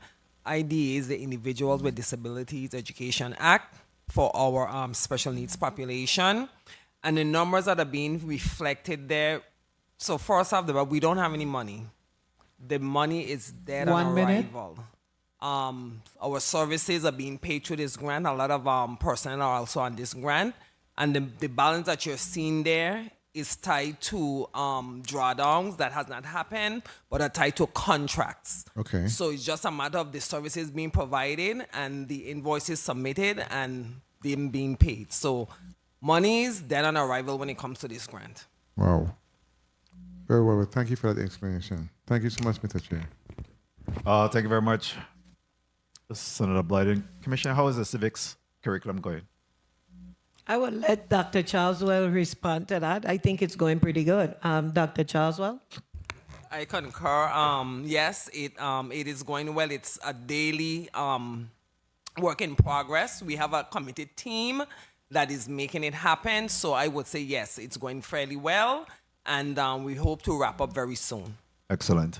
Thank you. Thank you for that. Commissioner, what's your relationship like with the unions? I have a pretty good relationship with The AFT and EAA, we meet on a regular basis. AC Soam has been charged as my hearing officer. He deals with most of the other union-related issues with the other respective unions, but I try to keep that regular meeting, especially with the AFT and the EAA, on a monthly basis. Well, good. Thank you. And who's ultimately responsible for monitoring and tracking your KPIs, your key performance indicators? So Mr. Luke in my office is responsible for tracking the KPIs. We meet regularly with members of the Office of Management and Budget and give updates on the status of our KPIs. And how would you? We are doing pretty good. I think there's still, of course, there's always room for improvement, but I love the fact that the key performance indicators gives us something to work towards. So it's an excellent initiative, and I think that it just helps us to keep ourselves accountable. Excellent. I'm a big advocate for KPIs, as you know, performance-based budgeting and really tracking our KPIs. Senator College Joseph, you recognized for your 2 minutes. Thank you so much, Mr. Chairman. I just came back up in time. I was monitoring it downstairs on YouTube, which is very delayed. Nonetheless, I would like to ask a question relative to the Stafford grant. I don't know if it was covered before, but I do know that, and I believe CTE will be there to hear later on. Are you working with them to get them their full access to the Stafford monies? Dr. Charleswell, do you have a response to that? No, I do not. I will have to get that information for you, Senator. Okay. I know the Committee on Education and Workforce Development is having a meeting next week. I am hoping, as well as praying, that by that time we have some resolution. 1 minute. To that issue, because it's been long-standing. And also because we want to make it right. We want to make it right and support the CTE and be able to give them the support and the funding that they need to provide the critical training in the trades for our people. AI is taking over a lot of our responsibilities, and jobs. The trades are still relevant and will continue to be relevant until they build the 30 robots. seconds. I don't have any other pressing question, Mr. Chairman. I just want to thank you and, of course, the Department of Education for your time. Thank you so kindly, Mr. Chairman. Thank you very much, Senator Carlos J. Joseph. Congratulations. You stayed within your 2 minutes. I'm proud of you. Senator Gittins, you recognized for your 2 minutes. Thank you, Mr. Chair. Let me see if I could do the same thing. But since I asked earlier, my phone has been blowing up. So tell me something. You stated John H. Woodson was the 4th shuttered school on St. Croix. Is there any movement for the alternative education to be sent there? We did have conversations, Senator, about... So that's abandoned? I don't want the long-winded. It going there or it ain't going there? Well, we haven't made a final decision. Okay, so right now it's shuttered. Thank you. On page 16, again, I see you spoke about the Serve Safe certification. 100% certified on St. Croix, only 87% on St. Thomas. What's the 1 minute. hold up for the balance of them to be certified? And does this include everyone, to include the drivers as well, those delivering? Good afternoon, Senator Victor Sum. There are approximately 12 people in the St. Thomas and John district that are not ServSafe certified, but we are going to have them certified by the end of September of this year. And that certification includes drivers who work in the SFA warehouses. So what's the delay on the 12? 30 seconds. They may not have been there during the initial training, They may have taken the ServSafe certification exam and failed and need to retake it. Okay. And you're saying that this will be done by when? The By September 30th. Those 12 will go through retraining or training initially by September 30th. But school starts when? August 10th. August. Yes. So why Those- can't they Time. be trained and certified prior to the start of school this year? Because those staff are currently on summer vacation.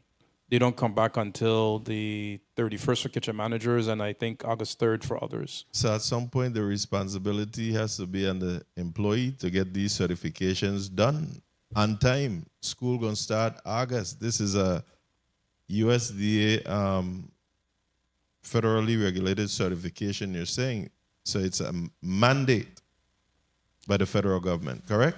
Yes. So how would they be working without this certification? And I apologize in advance, Mr. Chair. We want to make sure that they're successful in their certification. So if we need to do tutorials, for example, if we need to do one-on-ones, we want to give them every opportunity to be successful in their certification. So again, this should have been done prior to the beginning of the school year. This was done all through last year, sir. So this recertification or the certification should have been done prior to the beginning of this school year. It putting you in the negative with the federal government. I understand. Okay. Some of these people may be new to the department. Some may have not been successful. So if you understand, Assistant Commissioner, understand. let's just get it done. We will. Thank you, Mr. Chair. Thank you. Thank you very much. Senator Carla Joseph, you have a point of information, and we'll come to Senator Bailey. Thank you so much, Mr. Chairman. Thank you for putting ladies first. You're such a gentleman. I just wanted to correct something I said. I mentioned Stafford, but it's actually the Perkins. Perkins, yeah. Yes, it's Perkins. And no, I didn't correct me. That's what teachers, instructors do. So I am talking about the Perkins funding that's supposed to be going to the career and technical education. When you love people, you know what you do? You correct them. So you know I'm talking about the Perkins funding, and I self-corrected myself. Okay, so tell me when that is going to happen, that funding will be managed by the career and technical education. Senator, we don't have a response for the Perkins funding, and for clarity, after you said what you said, I contacted the CTE director to just verify that you're speaking the right thing. So I just got that text back when you corrected yourself. So I will follow up on where that is and get back to you, Senator. And thank you so kindly, Commissioner, for your response. And thank you, educators. Thank you. Thank you very much, Senator Carla J. Joseph. Next, we'll recognize Senator Bailey for your point of information. Just quickly, with Arthur Richards speeding towards completion, who's protecting the government interests in terms of inspection? Who's a project engineer on the project assigned by the Department of Education? Good morning, Senator. Shaniel Calwood, VIDE architect. I'm the architect of record. My eyes and ears are Mr. Yancey Milligan. I also have the consulting team from Witt O'Brien, and they have contracted with Antillian Engineering on St. Croix to perform the inspections. Okay, okay, thank you. I'll stay offline. Thank you very much, Senator Bailey. Senator Clifford Joseph, you recognize for your 2 minutes. Thank you, Mr. Chair. The question I have is the Department of Education have a fleet of 149 cars.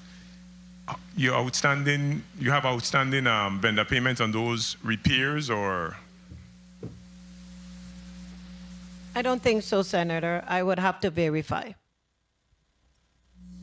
Because, I mean, that's important, because if they are, well, I ain't want to say not no, say what I'm supposed to say. So if not, that's a good thing.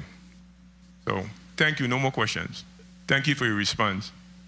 Thank you very much, Senator Joseph. Senator Maurice James, you recognize for your 2 minutes. Thank you, Mr. Chair. I yield my 2 minutes right back to you. Thank you. Thank you. Thank you very much. So at this time, again, this completes our interview of the Department of Education. I'll give you 1 minute to wrap up, Commissioner. But before I do that, I would like to ask you, what keeps you up at night about this budget proposal? I'm confident that this body will do what this body needs to do to help the Department of Education to be successful in meeting the needs of the students. So in terms of the budget, I am not as concerned about the budget except for the late or overdue vendor payments. That I am concerned about. But Senator, since you asked, I have to mention this again. I am extremely concerned about the attendance rates in our schools. I brought it before this body before. I initiated a meeting with, and I believe in attendance at the time was Senator Lewis, who was going to go back and look at the legislation for me. But I need us to make it a priority. I think that the department has exhausted its efforts in terms of strategies, accountability, reporting. I think we need more teeth. If we're going to see the kind of shift that we need to see, and when we publish our accountability report cards, I'm going to share it with this body because it's impacting the overall evaluation of our campuses. So we really need to have a meeting of the minds. In that meeting that we had all of the requisite partners that service families. We had human services at the table. We had, again, Senator Lewis, Senator Boquez, and I had conversations, Vide family, health. We just got to figure it out, and VIPD. So I need to just put that on the record as something that keeps me up at night. So before you proceed, because I hate that I didn't ask about attendance because, you know, I moved the truancy and I kind of monitor the activities that's going on with absenteeism. So what is the indication showing? I know that before we were seeing kindergartners, for example, that was the most prevalent. It's still the early grades, and we're seeing increases as well on the high school levels in some of our high schools. But I feel like people are not taking it seriously, if we're going to say it for lack of a better word. And every day that a child misses is a day of instruction, and it's very hard for a child who's already 3 or 4 grade levels behind to miss a day of instruction. And I need that to resonate in everyone's minds, because at the end of the day, the Department of Education is being charged with closing achievement gaps, but sometimes we feel like we take a couple steps forward and then we shot backwards because of our attendance crisis. So anything this body can do that we may not have thought about, I'm very open to suggestions. I know it's a problem and we need it to be addressed collectively. Thank you very much. Please share the data with us, so we could definitely will. take a closer look and a deep dive, and perhaps Definitely will. the Committee of Education and Workforce Development, when you come before us, we could have further discussion in respect to that. Senator Gittins, you recognize for your point of information. Thank you, Mr. Chair. Commissioner, you have attendance counselors? Yes, we do. What's their communication link or relationship like between these guidance counselors and the attendance and the school resource officers or the juvenile bureau? So I know that they do home visits. They work very closely. I know that our attendance counselors sometimes go out themselves with them. I know that they make phone calls. All of that stuff is being done. So when you say with them, who? School resource officers or the juvenile bureau? School resource officers mostly. Okay. And lastly, do you think that this has anything to do with, because we haven't seen like a steady school year since about 2017 with the hurricanes. So with all that has taken place between then and now, COVID, the hurricanes, WAPA on and off, everything, do you think that this has to do with the attendance rate going I think down? it definitely has contributed to our issues, yes, Senator. But, you know, we can do better. And again, the concern is the students. Okay, offline, I'd like to see what the relationship is like between your attendance guidance counselors and the Virgin Islands Police Department. Thank you, Mr. Chair. Thank you. Thank you very much, Senator Gittens. Commissioner, have you seen a decrease in school violence as well? I would say overall, yes, significantly. It has not been a rough year this past year. And so we're very grateful to that. I think a lot of it has been the efforts of the districts in terms of the positive behavior support systems that they've put into place. And so we're going to continue to move that needle forward with our children. Any of that attributed to our school monitors and Monitors, all of our those camera systems, you know, they can't hide. So we do have a compliance line, and we've had students make complaints anonymously of situations. I meet with students on a regular basis at the high schools, and they tell me about the secret places where they hide out and smoke, so I'm able to go and address those. So again, we definitely will keep those communication lines open and give our children avenues to report things when they see them, and, you know, work to keep a safe environment. At this time, I'll allow you to close out. So I just want to thank this body, as usual, for your commitment to the Department of Education. I think that we have a pretty good relationship, and I'm looking forward to us providing a budget that is doable for the Department of Education, understanding where our needs are. And I appreciate this body for working with us to help us to pay these outstanding balances off, and having the opportunity to collaborate on where we are and where we need to go. And of course, I want to thank my team, and I want to thank the hardworking men and women of the Virgin Islands Department of Education for the work that you do every day for the children of this territory, as we provide them with a high-quality educational experience within our school system. Thank you, Senators. Thank you very much, and I want to join you in, again, congratulating on the increase in our graduation rate that we have seen at our schools, especially our male students. Definitely. And those that continue to graduate with high honors in our male students, I am very proud of them, and I've attended all of the graduation this year, and it really had a good turnout, as well as, again, we see the number of students that's graduating. So we're in a rise, if you'll say that, and I think that, you know, we now have to make sure that they're properly transitioned into the next phase of either higher learning, military, workforce. You know, we want to make sure that we're following them through that effort. And as well. if I may, Senator, put a plug in, we were able to collaborate with the Department of Labor, Commissioner Malloy, Dr. Malloy, on reaching out to those students that were identified as students who would enter into the workforce. He corralled his team and had individual conferences with those students to ensure that we are able to put them into jobs. So we were always concerned about those students that were entering the workforce, and I think that now we have a way forward that we're able to close that gap as well, so that we could confidently say we know where our children are going. So thank you to the Department of Labor for that collaborative effort as well.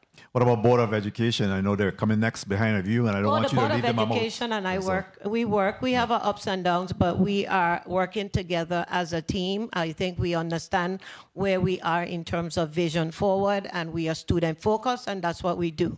And so we will continue our efforts to collaborate with the board and all the boards that have a part to play in the success of this department. Excellent. I don't want Dr. Calwood to come and give me any flack that he's here, and we didn't even mention the Board of Education and their contribution to this whole quality of education efforts.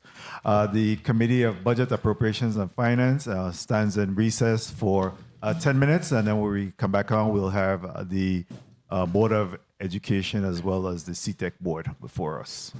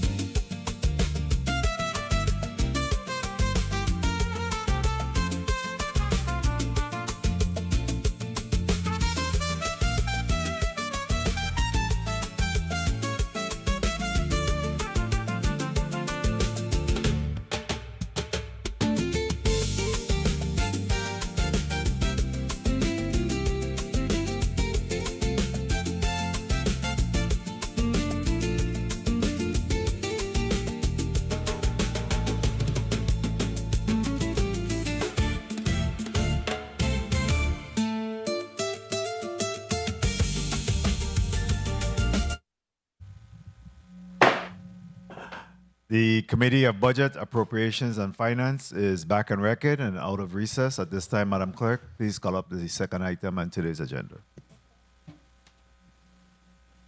Block 2, VI Board of Education, invited testifier, Dr. Kaiser A. Callwood, Chairman. This concludes the reading of Block 2, Mr. Chair. We also have CTEC that's going to be joining us.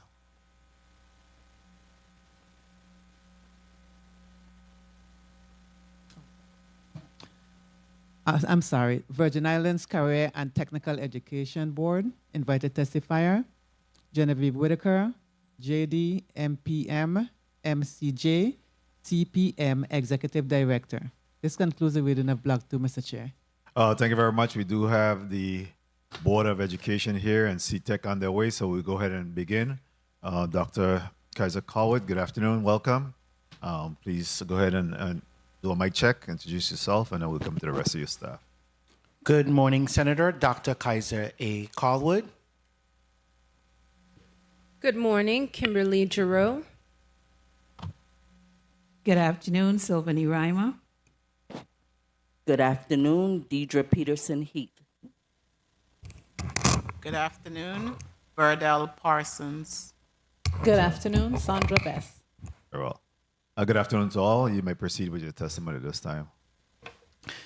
Good afternoon, Honorable Novel E. Francis Jr., Chairman of the Committee on Budget, Appropriations, and Finance, esteemed members of the committee, distinguished members of the 36th Legislature of the Virgin Islands, and members of the public who are tuned in today. I am Dr. Kaiser A. Callwood, Chairman of the 22nd Virgin Islands Board of Education, VIBE.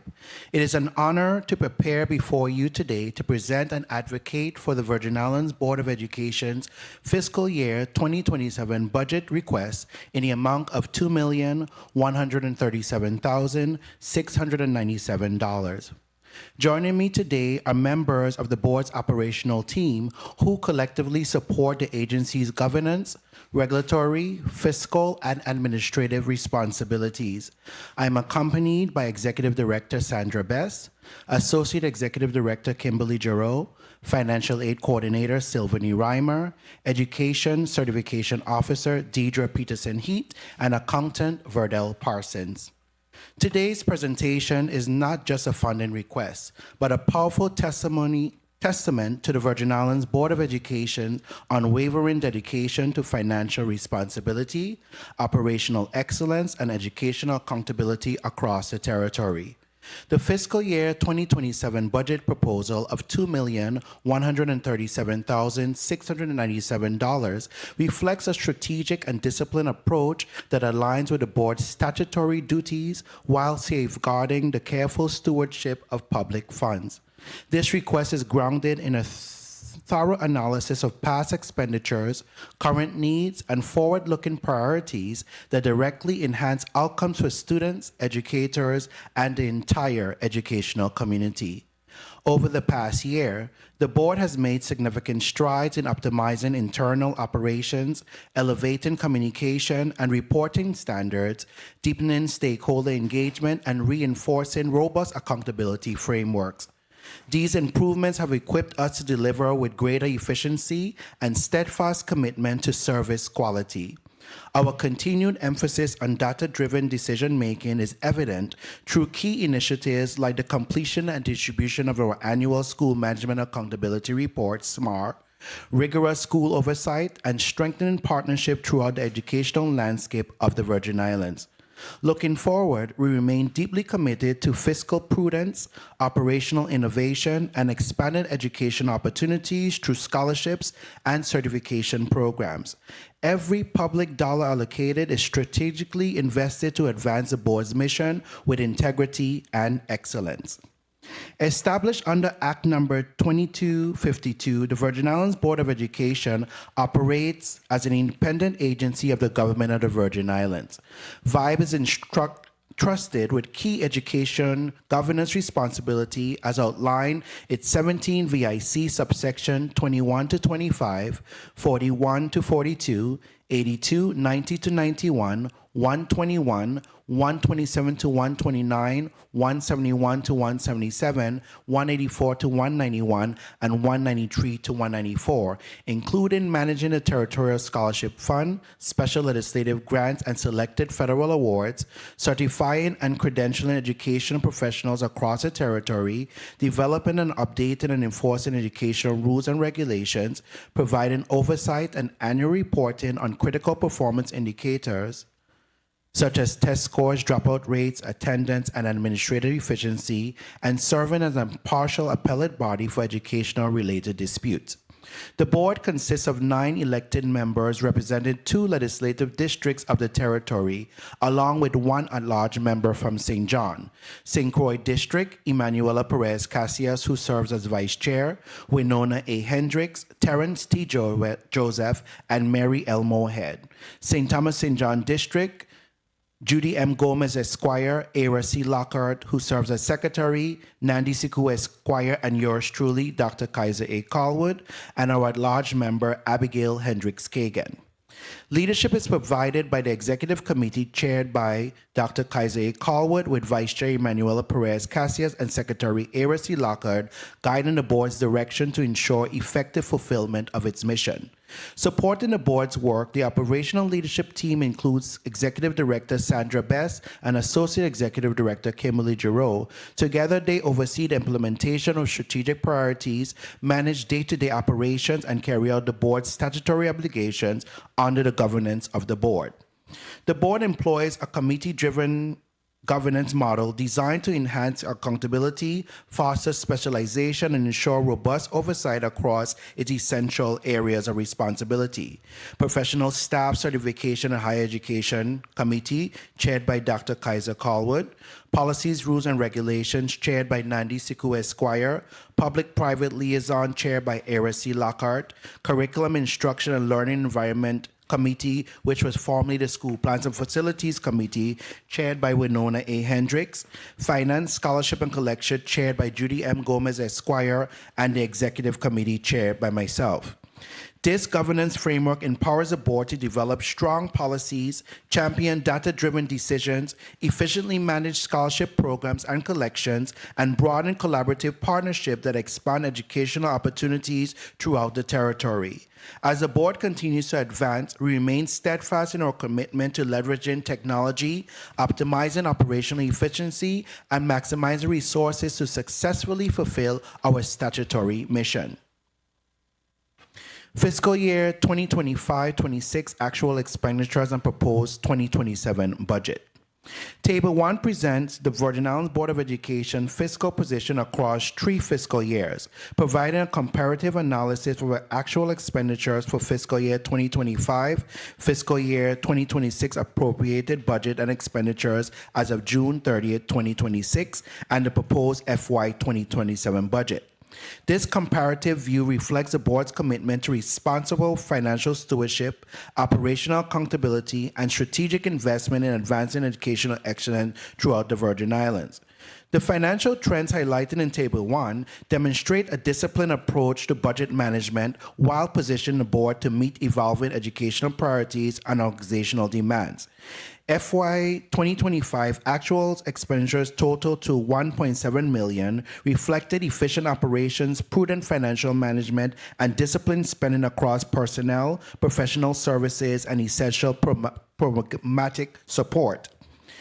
FY 2026, the legislature appropriated $2.13 million. As of June 30th, 2026, expenditures total to $1.39 million. This spending pattern demonstrates sound fiscal oversight and responsible budget execution, with expenditures remaining well within authorized appropriations and no budget overruns anticipated by the close of the fiscal year. FY 2027, the proposed budget of $2.13 million maintains fiscal stability while providing resources necessary to strengthen organizational capacity, revisit strategic priorities, and maximize investment that support the board's constitutional responsibilities and commitment to educational excellence. Personnel and fringe benefits continue to represent the board's largest investment, reflecting its commitment to maintaining the professional workforce necessary to fulfill its constitutional and statutory responsibilities. Funding supports critical functions including educator certification, regulatory compliance, fiscal management, policy development, and administrative oversight. The proposed FY27 budget incorporates the governor's recommended grade and salary step adjustments together with the corresponding increase in fringe benefits, ensuring the board remains positioned to recruit, retain, and support highly qualified workforce. The FY27 budget includes a projected increase in supplies and utilities services based on FY 2026 expenditure trends and anticipated operational requirements. This adjustment reflects a proactive approach to sustaining daily operations while ensuring the board has the resources necessary to effectively deliver its programs and services. Other services and charges, funding for this category supports contractual services, professional expertise, technology infrastructure, and other operational requirements essential to fulfilling the board's mission. The proposed increase for FY 2027 aligns with actual FY 2026 expenditures and reflects a strategic investment in services that enhance organizational effectiveness, strengthen accountability, and improve operational efficiency. Although capital outlay funds were not utilized during FY 2026, the board proposes maintaining the $90,000 allocation for FY 2027 to address long-deferred capital investment and infrastructure needs. Preserving this investment demonstrates a forward-looking commitment to maintaining facilities, modernizing operations, and ensuring the board's long-term capacity to effectively serve the educational community. The Virgin Islands Board of Education currently maintains 18 budgeted positions strategically distributed between its St. Croix and St. Thomas district offices to ensure the effective and efficient delivery of services throughout the territory.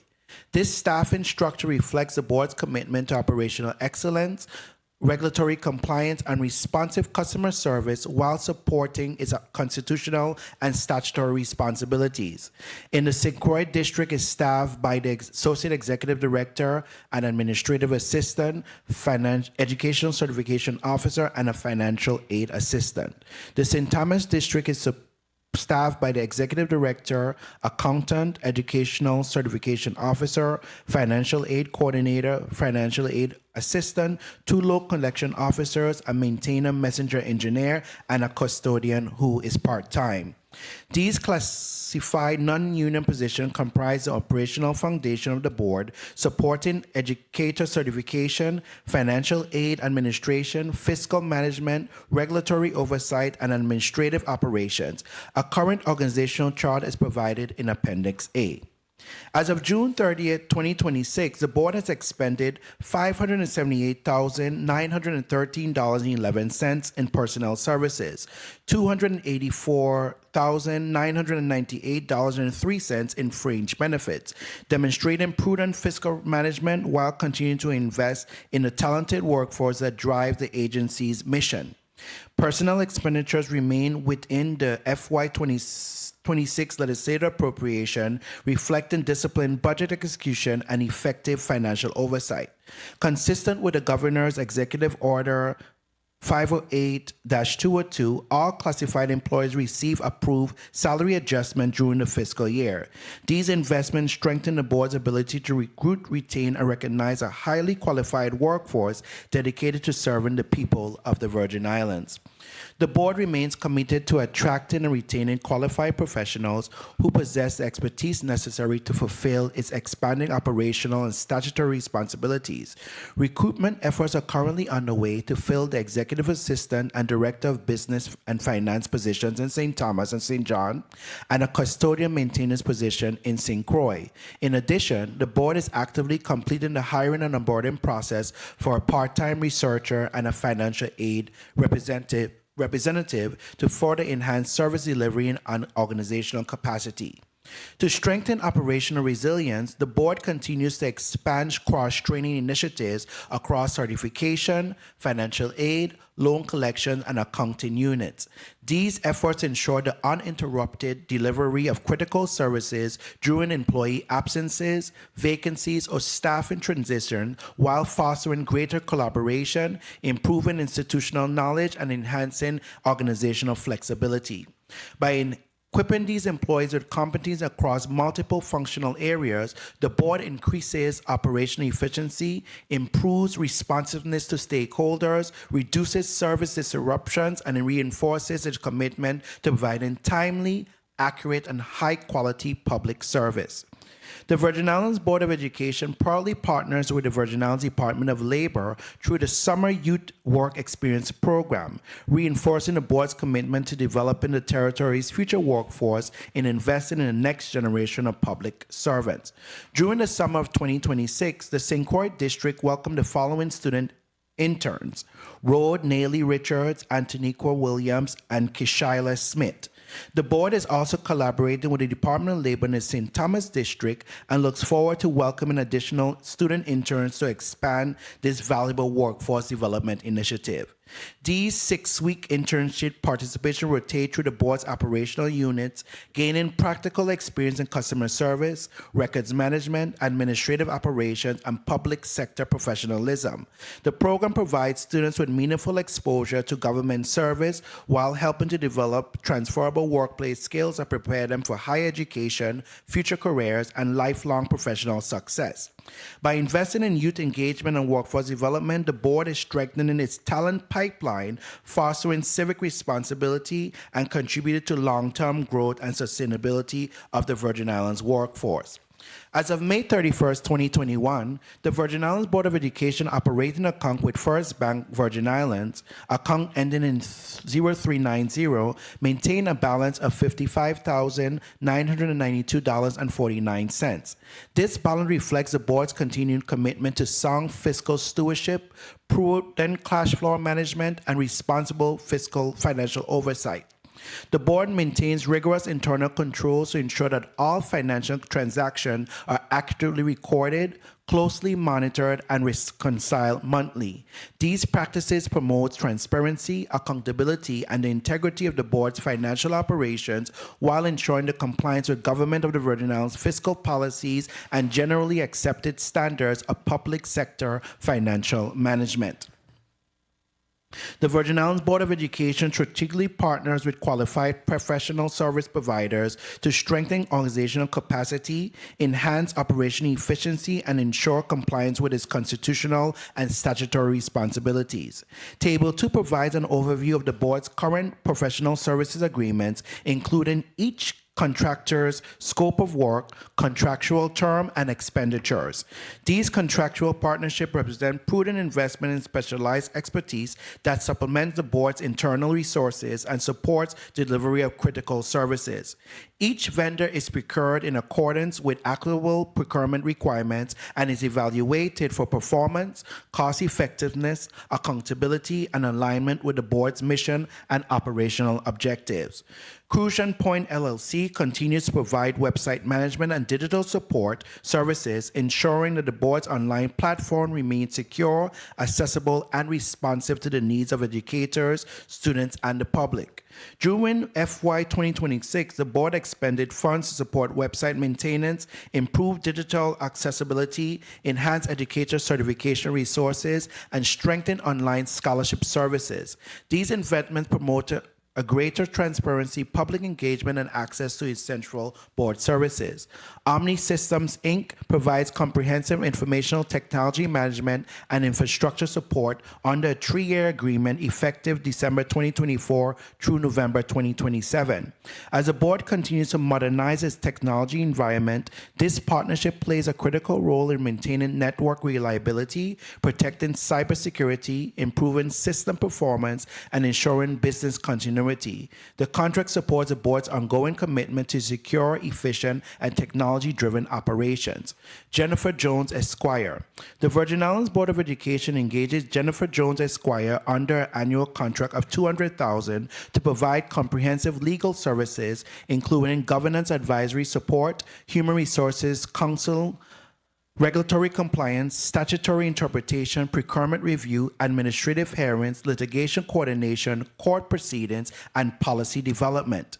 The board's use of a contracted legal counsel rather than a full-time in-house counsel is a deliberative and cost-effective operational model aligned with the size, scope, and statutory function of the agency. This structure ensures access to a senior-level legal expertise on a broad range of matters without the significant high recurring costs associated with a permanent position, including salary calculation, benefits, pension obligation, and long-term overhead. In addition, the independent contractor model strengthens governance by preserving a clear separation between legal counsel and internal administrative decision-making. This structure ensures objectivity in legal review, reduces potential conflicts of interest, and supports impartial interpretation and enforcement of educational laws and board policies.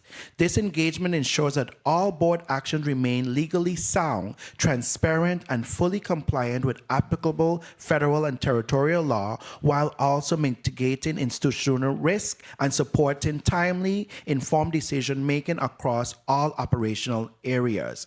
The current arrangement reflects a fiscally responsible and strategically appropriate approach to meeting the board's ongoing legal needs.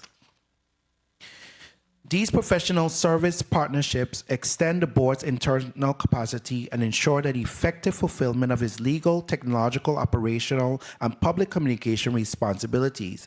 Each agreement is subject to ongoing monitoring and annual performance evaluation to assess deliverables, service quality, cost effectiveness, and overall value. This disciplined approach ensures the public funds are invested responsibly and that contracted services continue to advance the board's strategic objectives. The Virgin Islands Board of Education remains committed to maintaining the highest standards of procurement integrity, vendor accountability, and transparent contract administration. By utilizing outcome-driven professional service agreements, the board strengthens operational effectiveness while supporting its overarching mission of advancing educational excellence throughout the Virgin Islands. As of June 30th, 2026, the Virgin Islands Board of Education reported $14,526.05 in outstanding vendor obligations. These obligations represent routine accounts payable associated with the board's ongoing operations and remain fully supported within the FY 2026 approved budget. The board continues to work collaboratively with the Department of Property and Procurement and the Department of Finance to facilitate the timely processing of payments, ensuring compliance with established financial policies and minimizing delays in vendor reimbursement. All financial transactions are processed and monitored through the Government of the Virgin Islands Central Financial Management System, reinforcing transparency, accountability, and sound fiscal oversight. Maintaining clear visibility in outstanding obligation enables the board to preserve strong partnership with vendors and minimize disruption to essential services, strengthen cash flow planning and financial forecasting, ensure timely, accurate, and transparent payment for contracted goods and professional services, demonstrate responsible stewardship of public resources through effective financial management. The board's outstanding obligation reflects the scope of services and operational support required to fulfill its constitutional and statutory responsibilities. These obligations are actively monitored, appropriately budgeted, and managed in coordination with the government's fiscal partners to ensure the continued delivery of essential programs and services while maintaining the board's strong commitment to fiscal accountability and operational excellence. The Virgin Islands Board of Education maintains administrative operations in both St. Croix and St. Thomas District through a combination of leased and government-owned facilities. These locations serve as the operational hubs of the board's regulatory, administrative, and public service functions. Maintaining safe, functional, and accessible facilities remains essential to supporting employees, serving stakeholders, and ensuring the uninterrupted delivery of the board's constitutional and statutory responsibilities. Investment in these facilities, maintenance, repairs, and capital improvement reflects the board's commitment to protecting public assets, enhancing workplace safety, preserving historic properties, and creating environments to promote operational excellence and public confidence.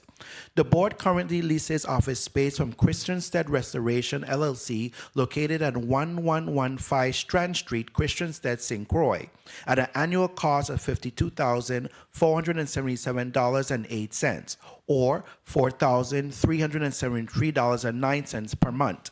The board continues to occupy this location on a month-to-month basis pursuant to an agreement with a property owner. And of course, that building is now for sale.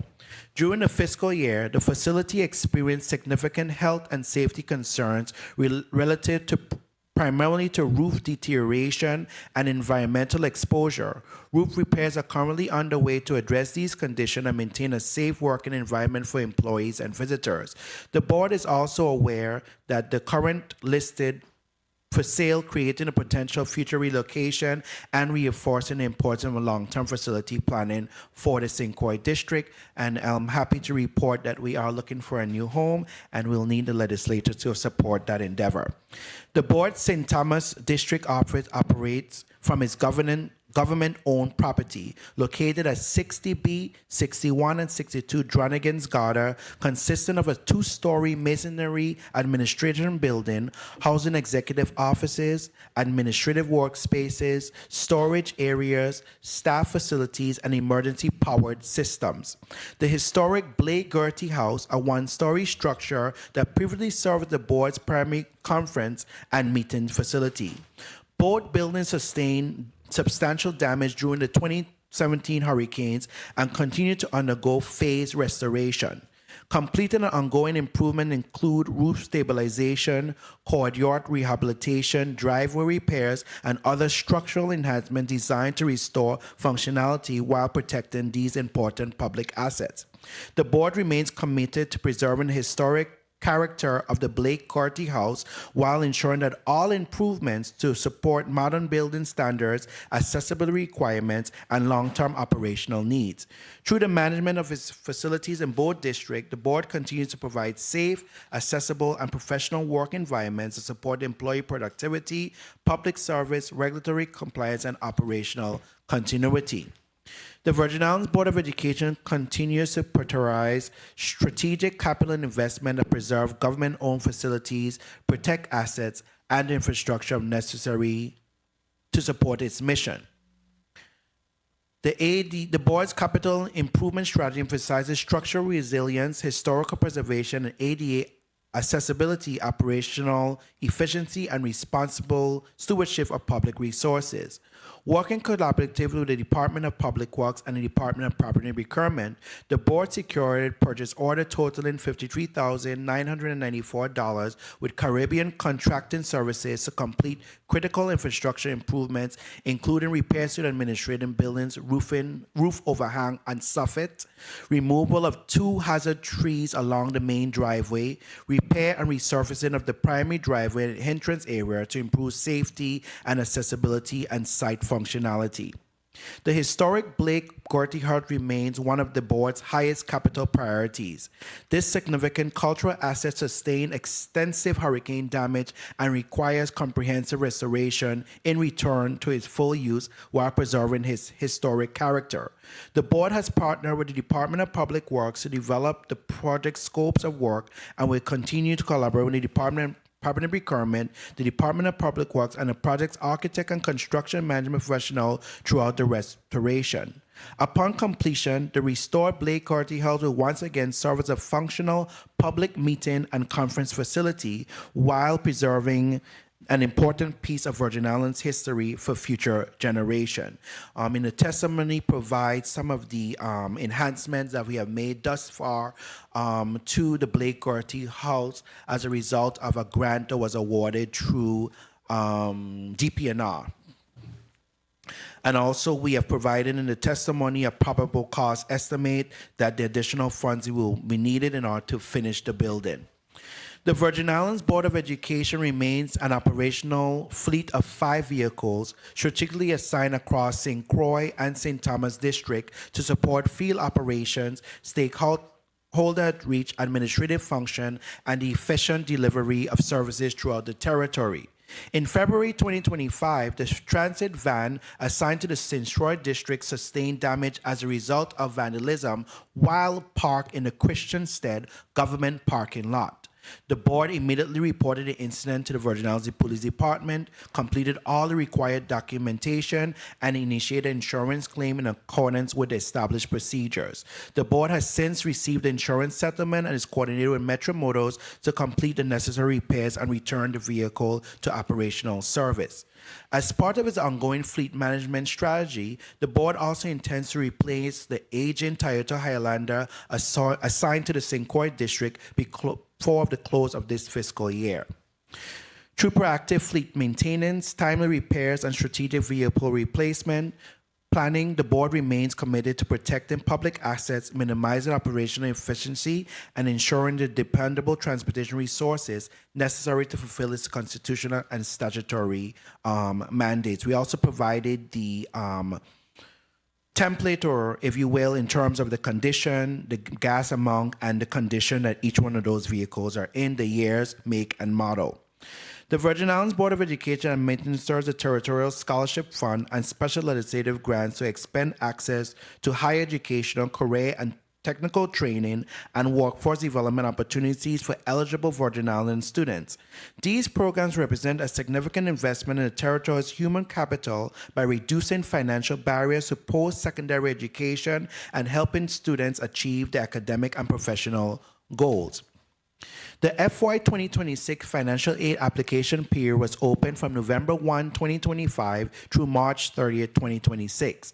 During this period, the board implemented a comprehensive territory-wide outreach campaign designed to maximize awareness of available financial aid opportunities and encourage broad participation among eligible students and families. Outreach initiatives included a one-week public awareness campaign in the Virgin Islands Daily News, publication of scholarship eligibility requirements and application information on the board's website, public service announcement aired on local radio stations, financial aid workshop conducted by the board's representative of public and private high schools throughout St. Thomas, St. John, and St. Croix district, informational presentation for adult community education programs, and the University of the Virgin Islands University Bound Youth Program. Participation in major community and education events including the St. Croix Agricultural Fair, the Department of Education Parent Retreat, Family Night, and the University of the Virgin Islands Afternoon on the Green. These coordinated outreach efforts demonstrate the board's commitment to equitable access to financial aid by ensuring that students and families throughout the territory are informed of the educational resources available to them. For fiscal year 2026, the Virgin Islands Board of Education was appropriated $1,555,566 to support post-secondary financial assistance throughout the territory's scholarship programs. Funding includes $1,192,416 for the Territorial Scholarship Program, $363,150 for special legislative grants. In addition to annual legislative appropriation, the Territorial Scholarship Fund is strengthened through repayments received from student loan repayments and contribution from beneficiaries of the Virgin Islands Economic Development Commission program. These supplemental revenue sources enhance the sustainability of the scholarship program and increase the board's ability to provide meaningful financial assistance to future generations of students.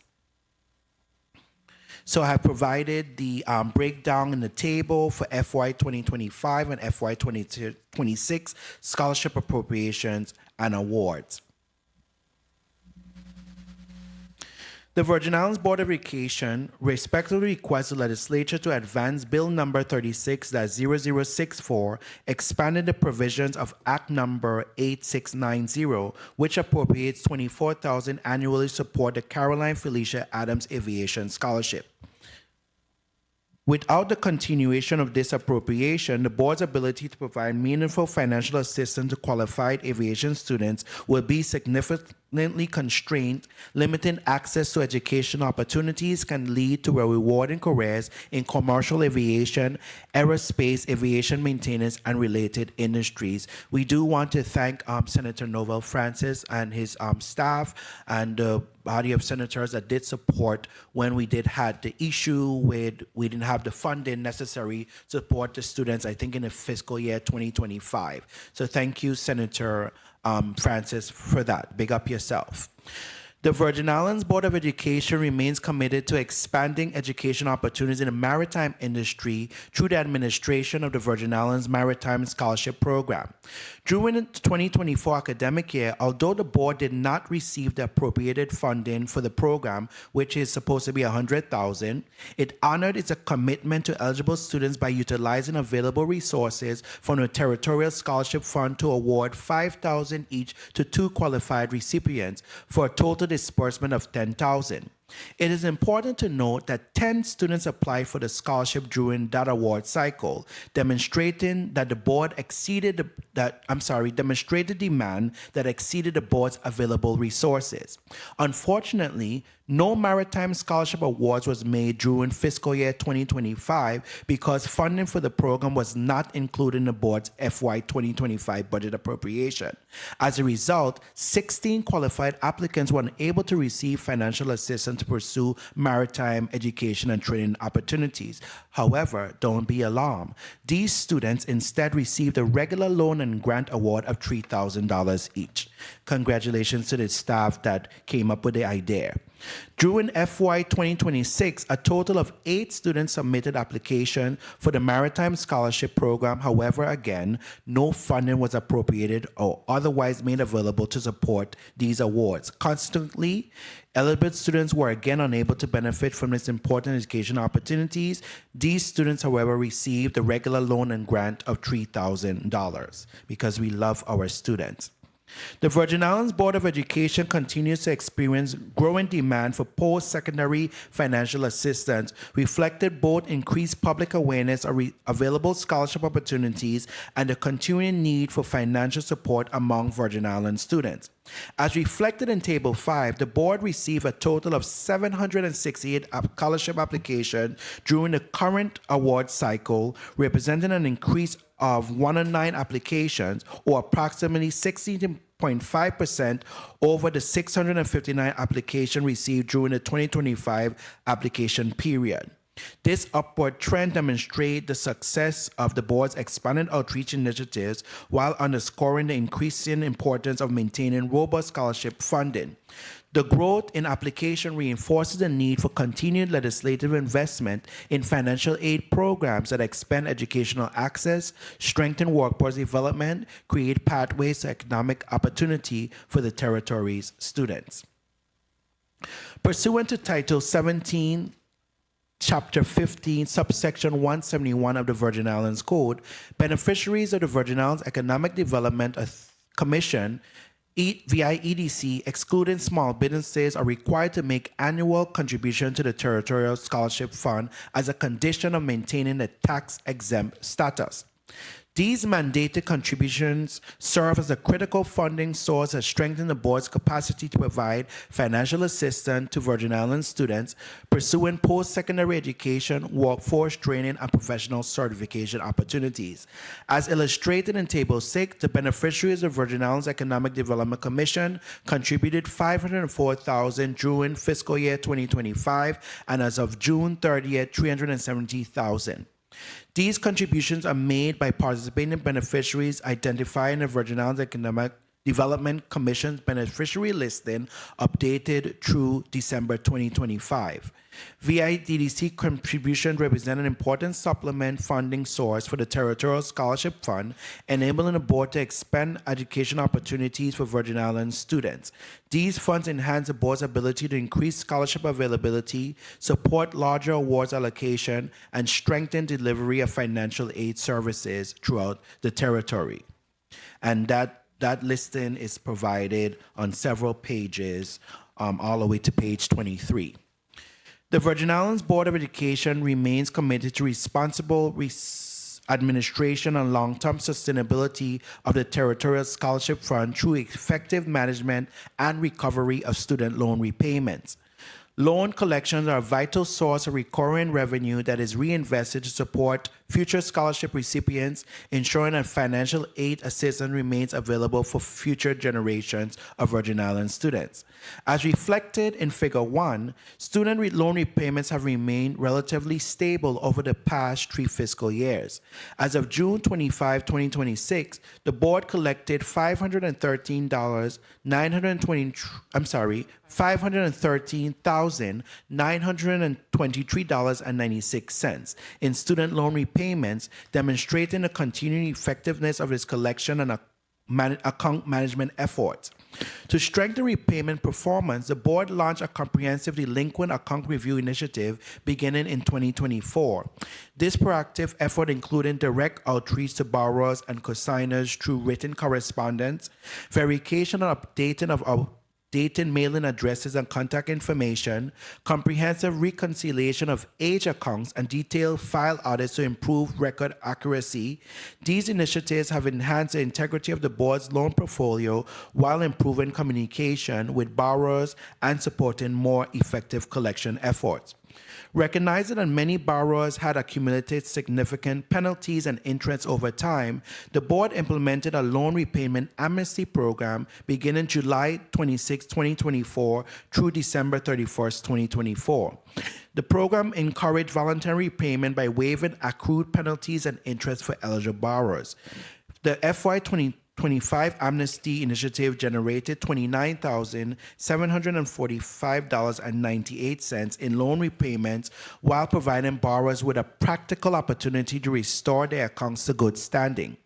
Building upon that success, the board continued the amnesty program in FY 2026. As of the date of this report, the initiative has generated $44,687.55 in collections and remain available through December 31st of 2026. So individuals, you can see you didn't know. Now you know as we continue to perform that program. The program continues to serve as an effective incentive-based strategy for increasing voluntary compliance and strengthening the financial sustainability of the Territorial Scholarship Fund. As of June 30, 2026, the board's outstanding delinquent student loan portfolio total $1,280,613.91. A significant portion of these accounts has remained delinquent for more than 20 years, representing increasingly complex collection challenges. The board has determined that many delinquent borrowers have relocated outside the Virgin Islands, have changed mail addresses or other contact information, are difficult to locate due to outdated records, are elderly or deceased, limiting traditional recovery options, and the best one yet, when the board calls, they put us on the blacklist, so we can't get them again. To address these challenges, the board staff continue to modernize loan records by up-to-dating borrower information, reconciling historical files, and cross-referencing available public records. The board is also evaluating additional recovery strategies, including partnership with professional collection agencies, credit reporting organization, and legal counsel where appropriate and cost effective. The number of individual repayment records representing the total count of borrowers actively making payments remains a key performance indicator of the board's ongoing loan recovery efforts. So for instance, in FY 2024, we had a number of 603 persons making payments, FY 2025, 555 persons, and FY 26, as of June 30th, 432. This data reflects a modest upward trend in FY 2024, likely driven by the strengthened communication strategies and implementation of loan repayment amnesty initiatives. While FY 2025 figures reflect activity of mid-July, the board anticipates continued growth in borrower engagement as outreach, compliance, and account resolution efforts remain ongoing. We also added a cell phone now, so we text individual to remind you about your payment. Since we can't get you on the regular phone, we text you, we call you, so we have proof that we have been reaching out to you. So whatever comes after that will be fully ready and equipped. Pursuant to Title 17, Section 121 of the Virgin Islands Code, the Virgin Islands Board of Education is authorized to prescribe rules and regulation and establish certification criteria for educational professionals employed by the Virgin Islands Department of Education, including teachers, principals, supervisors, librarians, and other instructional personnel to include superintendents. This statutory responsibility remains a core function of the board and is essential to ensuring that educators serving the Virgin Islands students meet established standards of professional competence, preparation, and ethical practices. From fiscal year 2023 to May 31st, 2026, a total of 1,163 certification was issued across the St. Croix and St. Thomas District, reflecting the board's sustained commitment to maintaining a qualified and compliant educational workforce. And of course, that breakdown has been provided in the respective tables. These figures reflect the board's ongoing commitment to maintaining high standard education workforce while responding to emerging needs across the public education system. And of course, with those tables that have been presented, applicants may have received one or more certificates. Also on page 27 provides fiscal year meeting dates and what certifications were conducted and issued, and as well for fiscal year 2025. To address challenges associated with expired certifications and to support educator retention across the territory, the Virgin Islands Board of Education implemented an educator amnesty initiative. This program has been extended through December 31st, 2026 to provide additional time and flexibility for eligible professionals to meet certification requirements while maintaining regulatory standards. The initiative is designed to balance compliance with support, ensuring that educators are provided a clear and attainable pathway to remain in the classroom and continue serving students effectively. Key provision of this amnesty program included extension for conditional certificate holders. Eligible professionals may reapply for an extension of up to 3 years to complete full certification requirements without penalty, supporting continuity in staffing and instructional stability. Reduced professional development requirement. Educators seeking recertification may now certify requirement with 75 hours of approved professional development, reduced from 125, provided that all required documents are submitted by December 31st, 2026. Flexible professional development options. Approved PD activities including board-recognized workshops, accredited university coursework, and structured online learning webinars, allowing educators to meet requirements through accessible and varied learning formats. Digital submission portals. All application and supporting documentation are submitted through a streamlined online platform supported by the board certification officers to ensure efficient processing and applicant guidance. Clear guidance and communication. Applicants receive comprehensive instructions and ongoing technical assistance to ensure full compliance with certification standards, board policies, and statutory requirements. We also have provided the amnesty numbers in the template in terms of how many persons have took advantage of that effort. FY 2026 accomplishments. In alignment with the statutory mandates and strategic priorities, the Virgin Islands Board of Education has made continued progress in advancing the quality, accountability, and effectiveness of public education across the territory. These accomplishments reflected sustained collaboration with key educational stakeholders, including the Virgin Islands Department of Education, the American Federation of Teachers, AFT, the USVI Parent Teacher Student Association, the University of the Virgin Islands, the Regional Educational Laboratory for Northeast and Islands, RELNI, and other partners committed to improving educational outcomes for Virgin Islands students. Year-to-date highlights. School Management Accountability Report.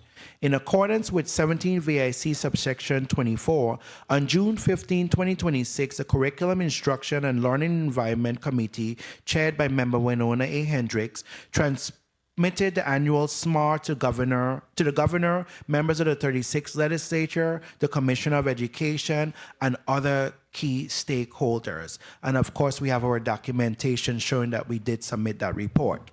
The report provides a comprehensive assessment of the public school performance, incorporating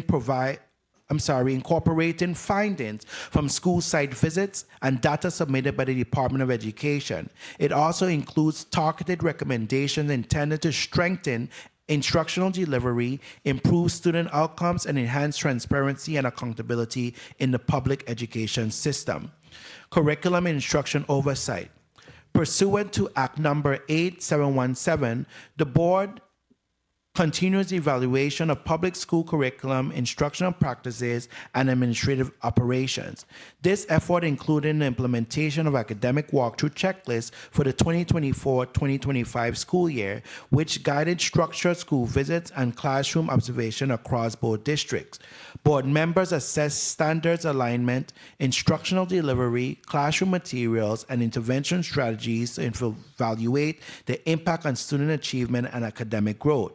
Professional certification engagement. The Professional Staff Certification and Higher Education Committee conducted targeted outreach and certification support sessions during the Department of Education professional development activities and the AFT Teach Conference.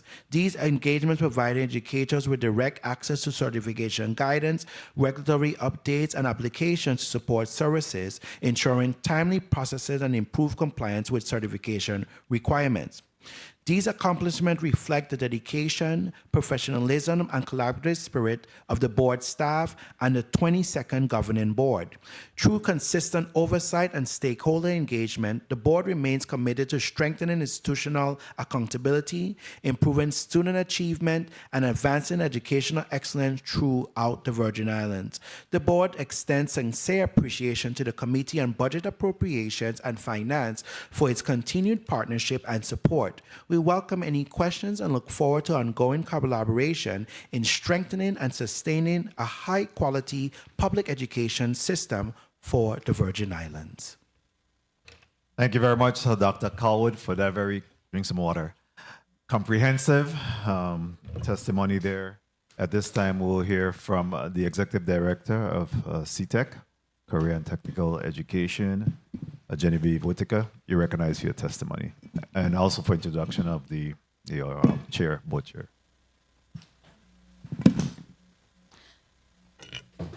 Good afternoon, Senator Nova Francis Jr., Committee Chairman, Vice Chair, Senator Marvin A. Blyden, other members of the Committee on Budget, Appropriations, and Finance, the other honorable senators present, staff of the legislature, members of the public, listening viewing audience.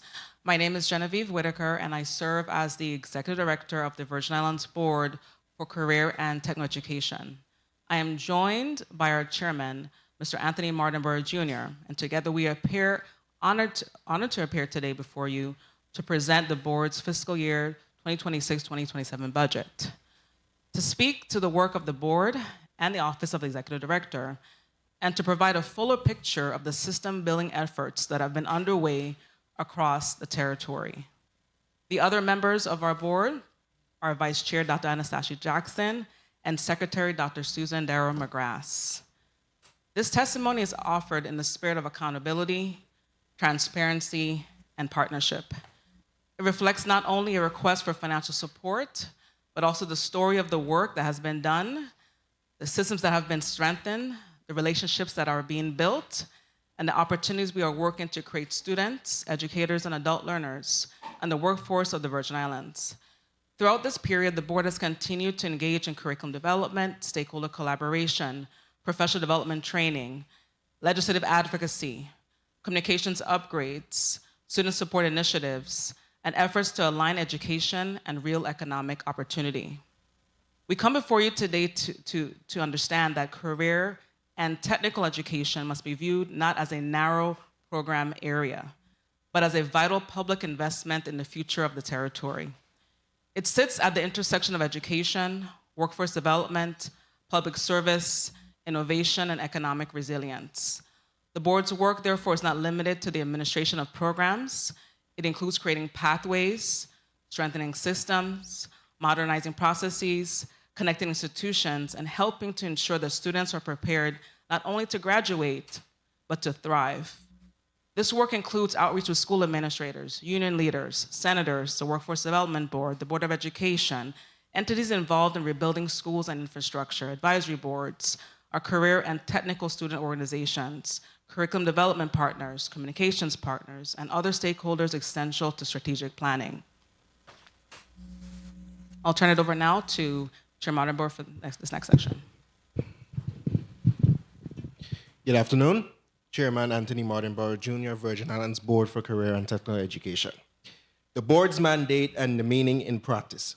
As the board has consistently understood and carried out its role, the mandate of the Virgin Islands Board for Career and Technical Education is rooted in the Virgin Islands Code and strengthened by subsequent legislative action, including the authorities set forth in Title 17, Chapter 23, Vocational Education and Vocational Rehabilitation, Sections 261. Acceptance of federal benefits, 262, powers and duties of the board, and 263, Career and Technical Education Training Fund. Based on this mandate and funding authority, the board's work has centered on administering and strengthening career and technical education, aligning educational pathways with workforce demands, supporting teacher and program quality, and working in partnership with education, labor, industry, and community stakeholders. The board's operational practice has been to treat career and technical education as a system that must be actively led, coordinated, and modernized rather than passively maintained. In practical terms, that mandate has meant convening stakeholders, engaging schools, supporting instructors, strengthening policy and certification work, coordinating curriculum review, improving public communication, and advocating for adequate resources. It also means that career and technical education must reach multiple populations: traditional high school students, middle school students exploring pathways, adult learners, instructors who need support and credentialing, and broader community stakeholders who must understand the value of these programs. The board has also approached its mandate as one that requires both stewardship and imagination. Stewardship means careful attention to processes, policies, finances, and compliance. Imagination means building what does not yet fully exist: stronger pathways, modern systems, clearer messaging, deeper partnerships, and more visible opportunities for students.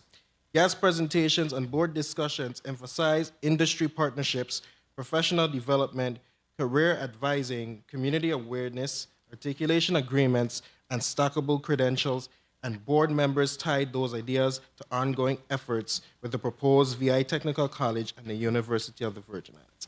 I will now turn it back to the Executive Director. Building coordination, presence, momentum, and the CTE cost survey based on needs. Since stepping into this role as the Executive Director back on October 6th of 2025, I've worked to move the board from a posture of administrative maintenance to one of structured coordination, system response, and public-facing engagement across the territory. This work began with direct engagement with school administrators across the territory, recognizing that any meaningful effort to strengthen career and technical education must be grounded in the realities of program delivery at the school level. A central focus of this work has been engaging with school administrators, instructors, and program stakeholders to identify real conditions affecting the delivery of career and technical education. To coordinate outreach to schools, program discussions, and sustained follow-up, my office has systematically gathered input on instructional needs, program gaps, certification challenges, and resource limitations. This effort resulted in 17 formal meetings with principals, program administrators, and education leaders across St. Thomas St. John District and the St. Croix District. Primary and secondary schools, alternative education programs, adult education, and the Youth Rehabilitation Center. These engagements reflected near complete coverage of the territory's career and technical education system.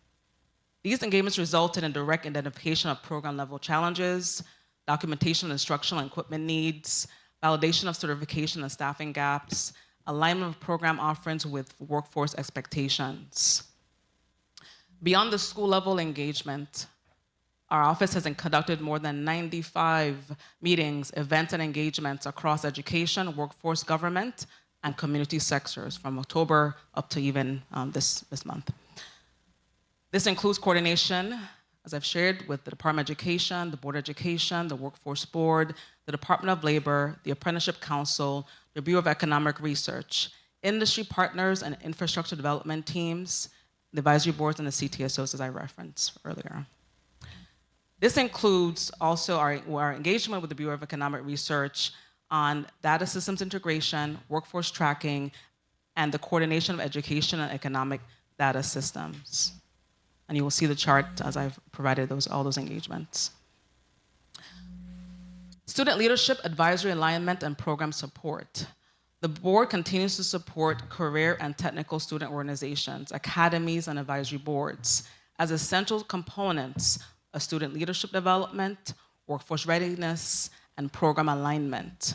These include the Future Business Leaders of America Virgin Islands chapter, Skills USA Virgin Islands, the Family Career and Community Leaders of America, FCCLA, the St. Croix Educational Complex, CTEC, the National Academy Foundation of Business and Finance, as well as the NAF Academy in Culinary Arts, Hospitality and Tourism at CTEC, the St. Croix Central High School NAF Academy of Business. Both myself and Chair Mardenborough actively serve on their advisory boards and workforce alignment structures, strengthening coordination between education, industry, and program development. In addition to advisory engagements, we serve also, and we have been promoting the National Center for Construction, Education, and Research Programs and those advisory structures, as well as the Child Care Management Advisory Board. These efforts ensure alignment with industry standards, workforce demand, and student leadership opportunities while strengthening collaboration between education and partners. The board, scholarship programs, and student impact. The board scholarship initiative continues to reflect strong student engagement and commitment to career and technical education pathways. This year, we had approximately 29 students who applied for our scholarship programs, demonstrating meaningful interest and participation. Scholarship opportunities administered to the board include the two funds, which is the James Albert Peterson Junior Scholarship Fund at $20,000, and that's for graduating high school students, first time entering college or a trade school. The Albert Raxter Senior Scholarship Fund at $35,000 for our students entering college or already in college or in a technical school. As well as this year, we also launched a recurring program for those who have already received the scholarships previously. The board reviews applications to select scholarship recipients with awardees to be finalized and announced in the coming period. These efforts reflect the board's continued commitment to supporting student advancement beyond program completion, ensuring that career and technical education students are connected to opportunities for continued education, credentialing, and workforce success. The system impact. This work reflected as a coordinated territory-wide effort to align education with the workforce and industry, strengthen student leadership and career readiness, expand opportunities through partnerships, and support a connected career and technical education system. And through this approach, we move from activity-based program coordination to outcome-driven system development, directly supporting the board's fiscal year 2027 funding requests. Media, strategic communications, and public awareness. In addition to program coordination, a major focus has been on expanding the visibility and accessibility of career and technical education across the territory. This included a complete website overhaul project, resulting in a new modern platform to improve access to information on program visibility. expansion of multi-platform social media engagement, our Facebook, Instagram, LinkedIn, and X. These efforts have resulted in measurable growth in public engagement. For example, the board's Facebook platform increased from approximately 200 to over 700 followers, representing a 250% increase in reach and engagement through that platform. These strategic communications efforts increased our public awareness of CTE programs, program promotion of student success and program visibility, strengthened stakeholder communication, positioning CTE as a central component of workforce and economic development. Construction, trades, and industry alignment are outcomes for our students. A critical area of focus has been aligning career and technical education programs with real workforce opportunities in the construction trade sector. Through engagements with key partners, Suffolk Americaribe, MCN Build, Algon Virgin Islands, Consigli Benton, the board has advanced coordinated efforts that move towards student-facing outcomes. These efforts resulted in direct interaction between industry partners and CTE programs, identification of workforce pathways tied to active territorial construction projects, and workforce exposure opportunities for our students, and early integration of workforce partners into program alignment efforts. These engagements ensure students will be better connected to live projects, real employers, and workforce opportunities tied directly to the territory's economic development. Workforce Development Board collaboration and youth pathways. The Office of the Executive Director has worked closely with the Workforce Development Board to align career and technical education and workforce initiatives. This includes alignment with workforce priorities, exploration of the Youth Build grant and similar grant-funded initiatives, expansion of opportunities for high school age students, strengthening advisory and workforce partnerships. The YRC initiative and cross-system impact. The Office of Executive Director has led coordination of a cross-agency initiative focused on the youth within the Youth Rehabilitation Center. These efforts engage the Department of Human Services, Department of Labor, Department of Education, Regional Housing Authority, Bureau of Corrections, and UVI Cell. That body of work should be understood not as a series of disconnected meetings, but as continued efforts to build a stronger system. It means making sure that the board remains informed, that partners remain engaged, and that the emerging opportunities are translated into concrete follow-up, identifying problems early, whether those involve curriculum delays, certification bottlenecks, school needs, communication gaps, or missed opportunities for partnerships. The board has also been intentional about broadening the voices and expertise that informs its work, including engaging presenters and external partners to address financial literacy, soft skill workforce development, and CTE practices. Survey-based program needs assessment. As a continuation of the Office of Executive Director's work in coordination, engagement, and system building, comprehensive survey efforts were conducted to document program needs across the territory. These efforts, as led by myself, included direct outreach to the Virgin Islands Department of Education's leadership, administrators, the St. Croix District Coordinator, the St. John District Program Assistant, instructors, advisory boards, CTSOs, and academy program leads. 2 distinct surveys were conducted to capture both instructional and student-centered needs.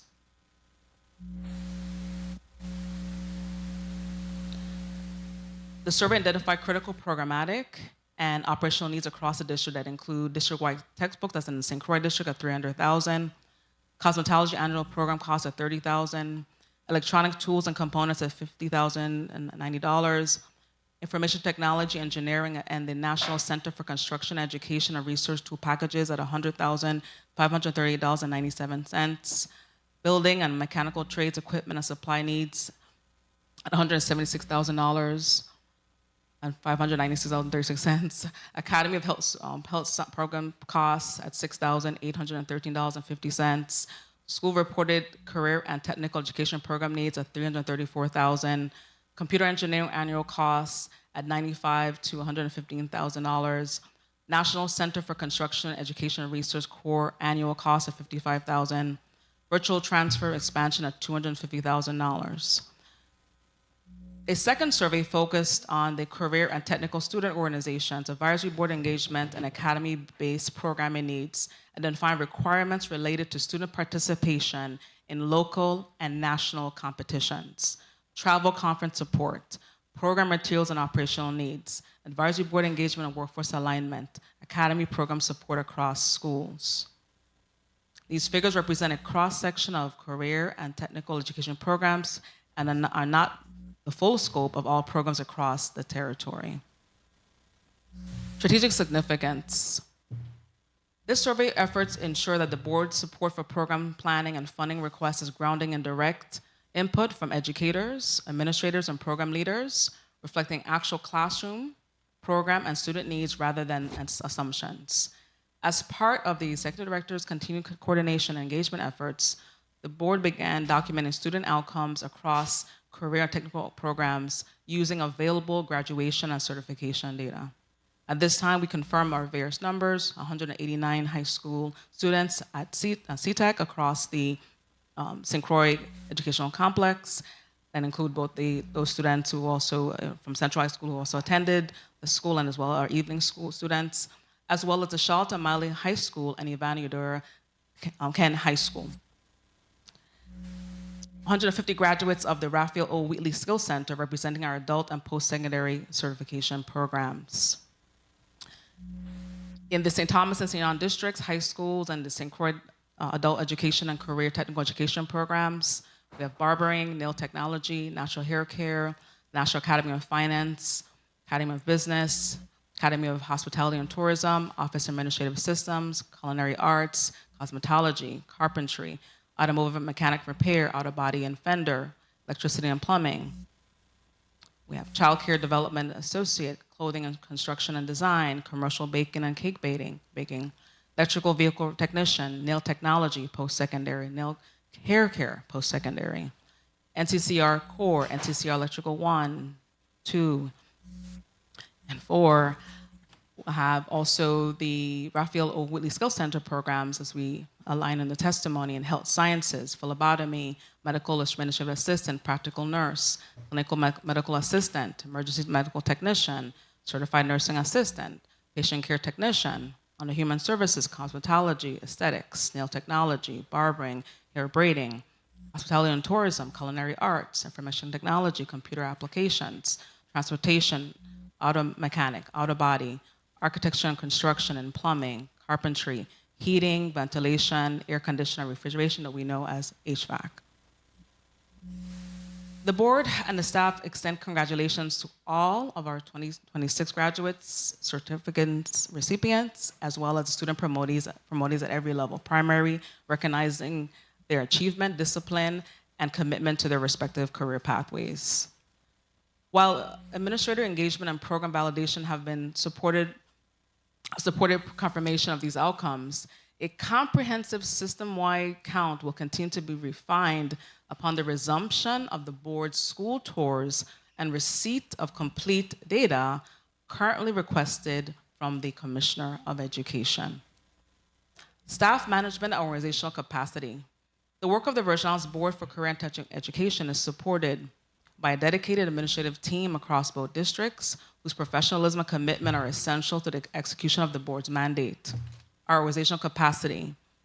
And the board currently operates with a small core staff across both districts. Executive director, we have 3 administrative positions, holding positions in serving as a teacher certification, human resource and budget liaison, receptionist, scholarship and stipend management staff member, and our satellite St. Thomas office manager and executive liaison. The administrative assistants are distributed across both districts.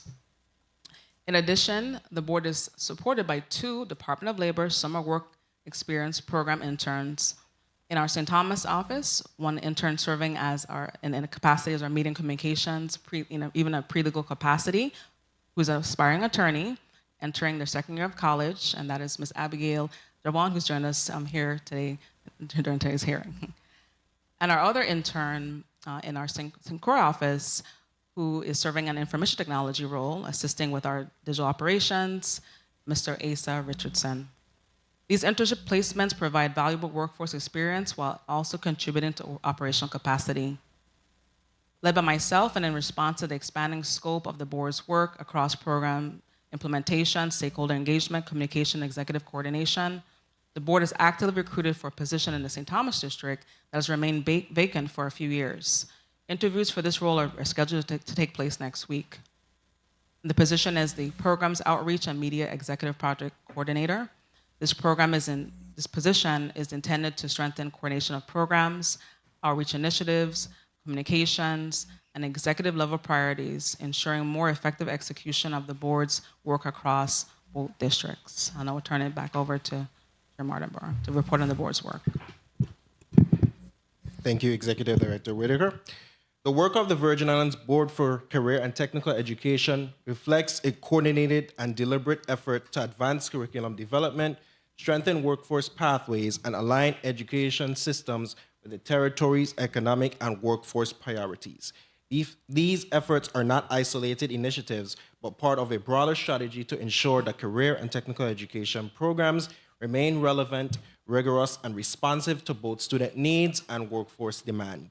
This work has been carried out in close collaboration with the Virgin Islands Department of Education, workforce partners, post-secondary institutions, and industry stakeholders.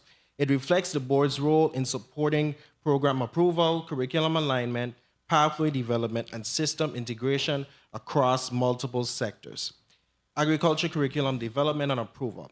One of the most significant areas of the board engagement has been advancing the agriculture curriculum, a foundational component of the territory's efforts to strengthen food security, sustainability, and economic resilience.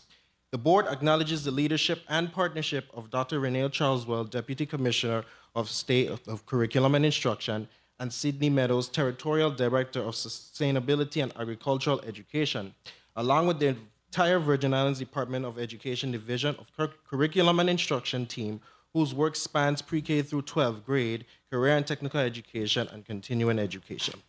The curriculum supports sustainable agricultural practices, environmental stewardship, and workforce-aligned training at agribusiness and related fields, reinforcing its importance as both an educational and economic development priority for the territory. The board is truly grateful, as this has been a curriculum we've been waiting for the past 4 years, and we were now able to vote and approve it. Teacher pre-apprenticeship program and education professional pathway.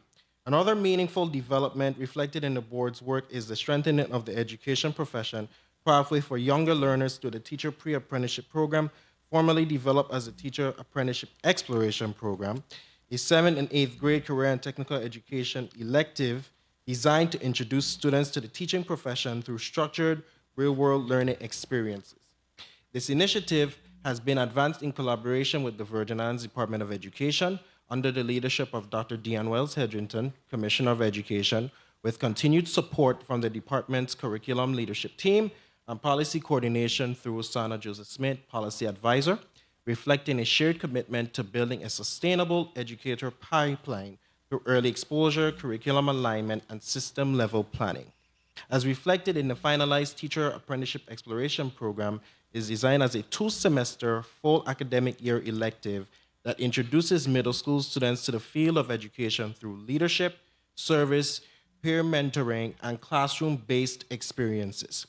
Students participate in an apprenticeship-style instructional model, engaging in classroom placements 3 to 4 days per week while participating in structured reflection and instruction led by a teacher leader. The program incorporates leadership development through guided and independent learning experiences, mentorship structures connecting students with classroom educators, portfolio-based assessment and reflective practice, and progressive responsibility through observation, co-teaching, and independent facilitation. The instructional model follows a structured progression of I teach, we teach, you teach, allowing students to move from observation to collaboration, and ultimately to independent instruction and application of leadership. The program has been fully developed with a comprehensive implementation framework, including curriculum design, mentor training, assessment structures, and equity-focused instructional strategies, and is planned to begin in August 2026. This initiative represents a forward-looking investment in the territory's educator workforce pipeline, aligning career and technical education with long-term workforce sustainability, while providing students with early structured exposure to the teaching profession, opportunities to develop leadership, communication, and professionals. Teacher certification reform and system modernization. The board has made significant progress in advancing teacher certification reform, including the approval of an exemption policy that allows the waiver of the student teaching requirement in exchange for verified on-the-job experience. This policy reflects a practical and experience-based approach to certification while maintaining rigor through required coursework, licensure assessments, and verified teaching experience. The board is also working to modernize certification systems, including relaunching the certification portal to improve efficiency, tracking, and accessibility for educators. As of to date, we have 51 instructors that are certified in the St. Thomas St. John District and 41 in the St. Croix District. The University of the Virgin Islands Center for Excellence in Leadership and Learning and Offshore Real Estate Course Partnership. The program's pragmatic work also includes collaboration with the University of the Virgin Islands Center for Excellence in Leadership and Learning, also known as UVI-CEL, to expand workforce-aligned learning opportunities. This includes the approval of the Offshore Real Estate course, developed as part of a partnership between the board, UVI-CEL, and industry professionals to expand career and technical education into emerging or non-traditional sectors. The Offshore Real Estate course is offered in collaboration with Steve Shore, principal broker and realtor of Offshore Real Estate, who serves as an industry partner contributing professional expertise, real-world applications, and guidance in real estate career pathways. This partnership supports delivery of a real estate-focused curriculum aligned with workforce needs, exposure to real estate practices, licensing pathways, and industry expectations, and opportunities for both high school and University of the Virgin Islands students to engage in practical learning experiences. The course is designed to diversify participation within the real estate profession while providing students with foundational knowledge, professional exposure, and a pathway toward licensure and careers in real estate. This initiative reflects a forward-looking approach to career and technical education by recognizing emerging sectors and expanding programs beyond traditional pathways while strengthening alignment between education, industry, and economic opportunity. In addition, the board recently approved a cosmetology school on St. Croix, spearheaded by Mr. Warren Spencer, and we're looking forward to having students participate in that program. Strategic innovation, partnerships, and board-led initiatives. In addition to curriculum development, the board has advanced strategic initiatives to strengthen innovation, expand funding capacity, and align career and technical education with emerging workforce trends, informed in part by a career and technical education study tour in Massachusetts, which Edie Whitaker and I had the opportunity to participate with Senator Vialet and other senators.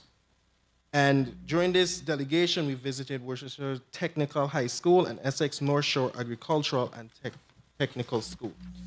And during the visit, building on the best practices observed during that experience, the board has recently approved establishing a nonprofit foundation to support students, classroom resources, and student participation in competitions with implementation advanced in coordination with Executive Director Whitaker.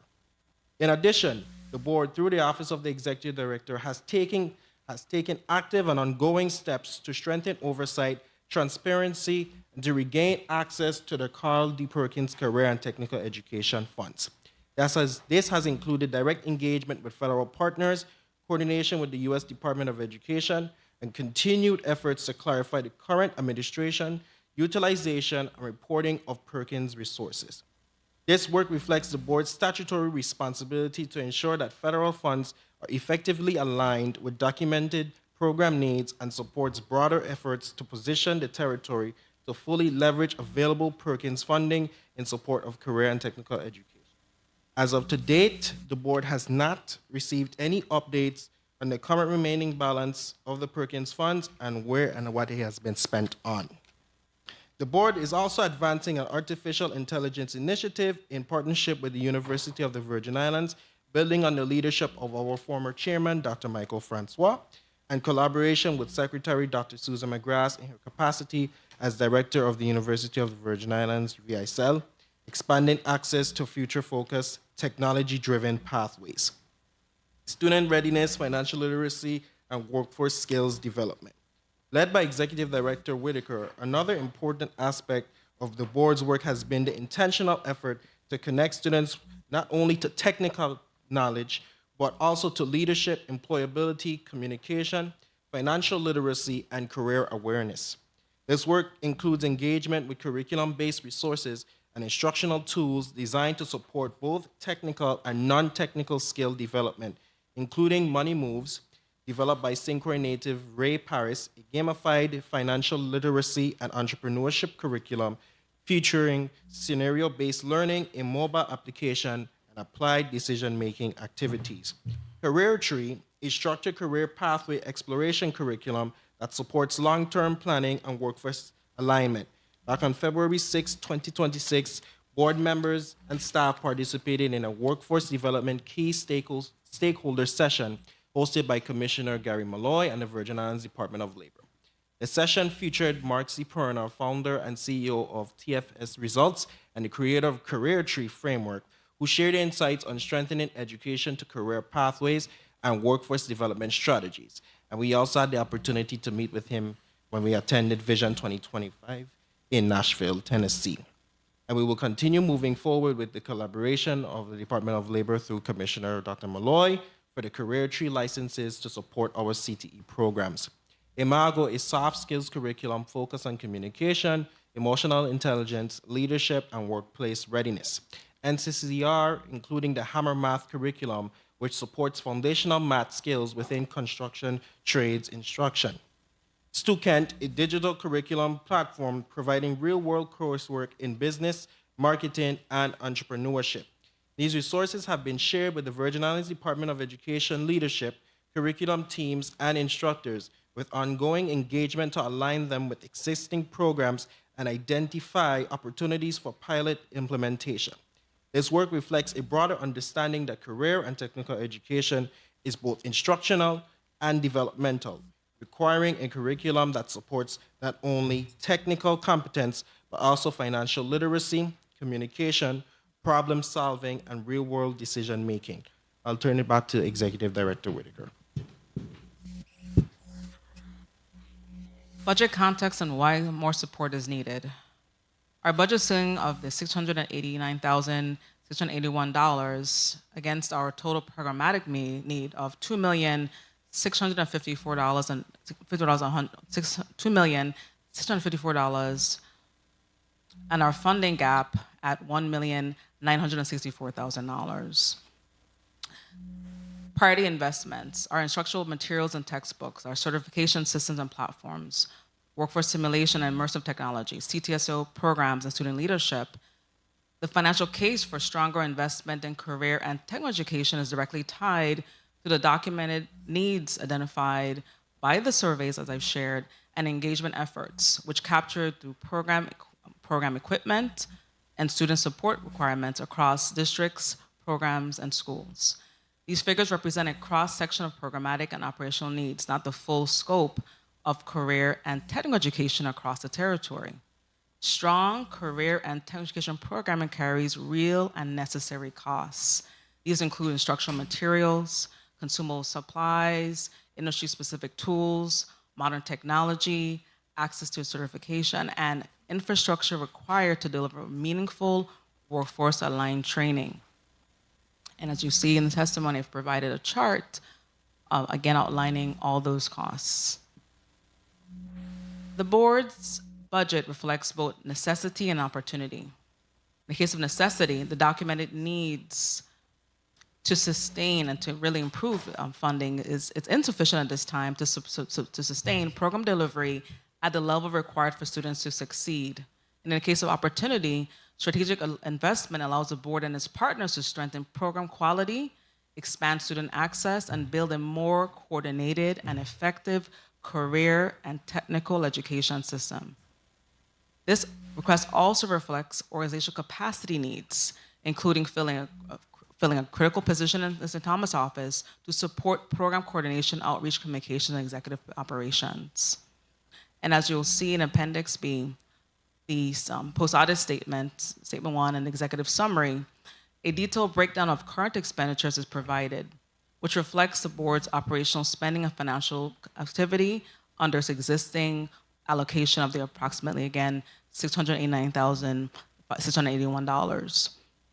As of June of 30th of 2026, expenditures to date are approximately $451,258.78, reflecting costs associated with personnel, fringe, operational supplies, contracted services, travel, and program support.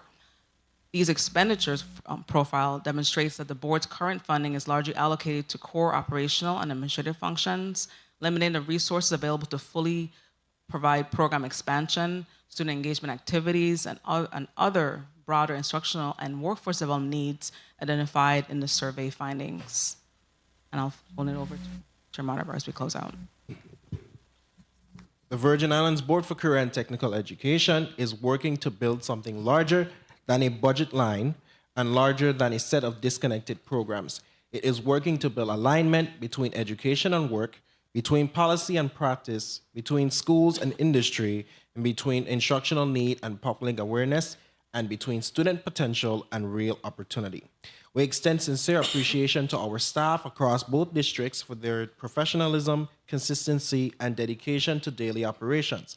We also acknowledge the interns, educators, school leaders, advisory board members, Board of Education representatives, guest speakers, internal partners, union representatives, industry partners, and students whose energy gives this work meaning. Career and technical education belongs to the people and the future of this territory. It grows stronger, not when it's isolated, but when it's shared, championed, and continuously improved through partnership. The board's work over this period has included stakeholder engagement, curriculum advancement, teacher certification reform, communications modernization, advisory board development, student support initiatives, pathway planning, public awareness efforts, and serious attention to the financial requirements of quality programming. For all of these reasons, we respectfully ask for your support, not only for the board's budget, but for the broader project of building a stronger, more modern, more equitable, and more visible career and technical education system in the Virgin Islands. Our students deserve it, our educators need it, and our territory will benefit from it. Thank you for the opportunity to testify today, and we stand ready to answer any questions regarding our budget requests. Thank you. Thank you so much for your testimony.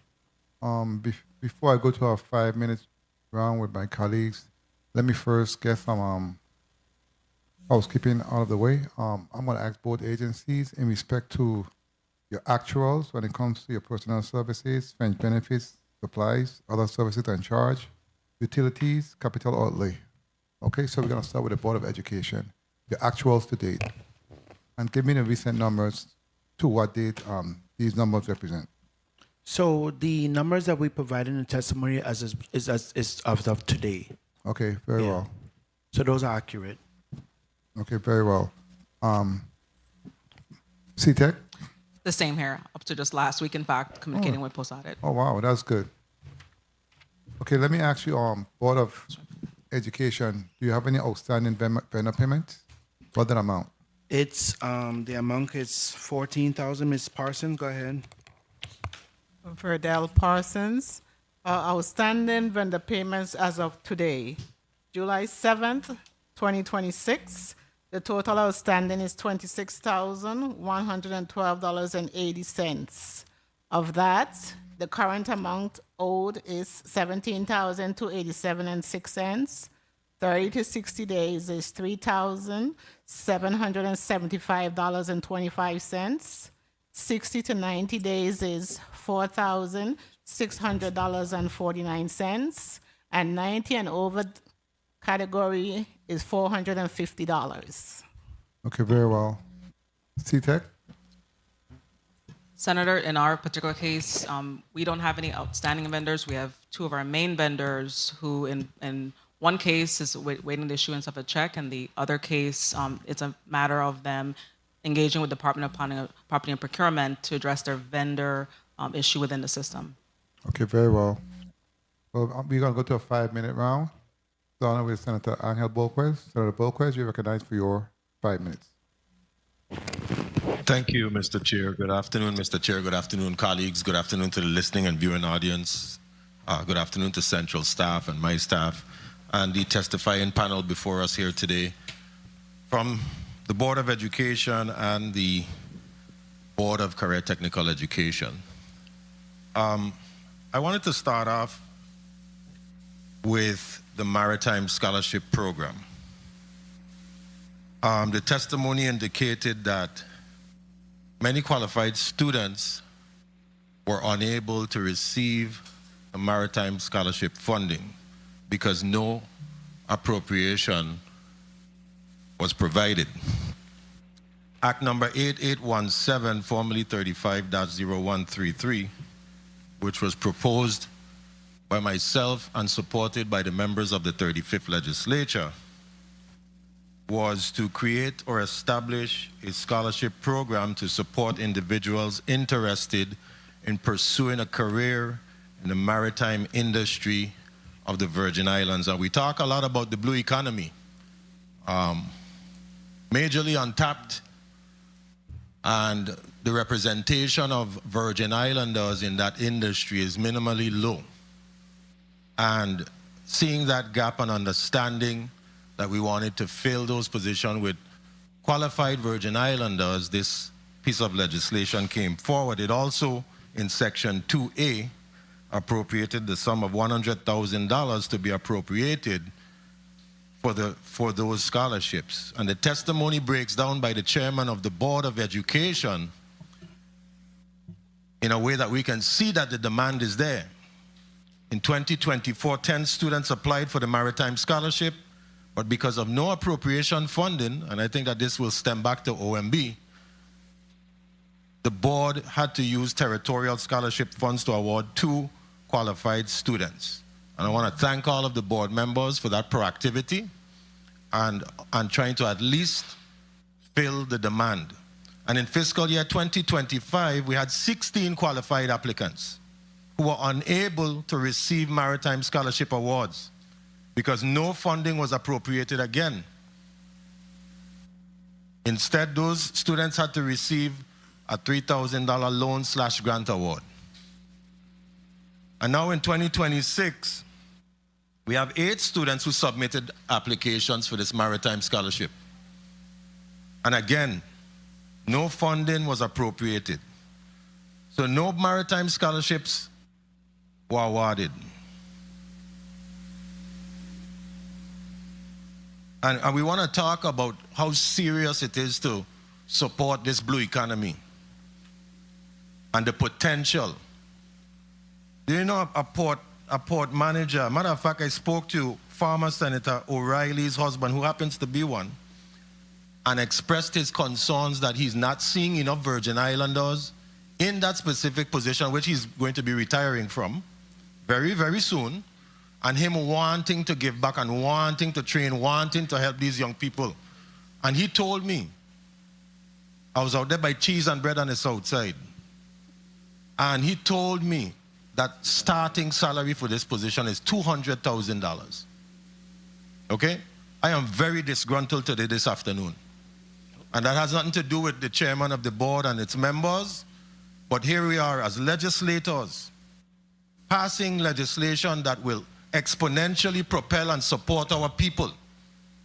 But yet and still, when it comes to the execution, the performance, we're not giving the mandates of pieces of legislation to see the light of day in the sense of putting this money in the board's purview so that they may apply it and provide it to the students.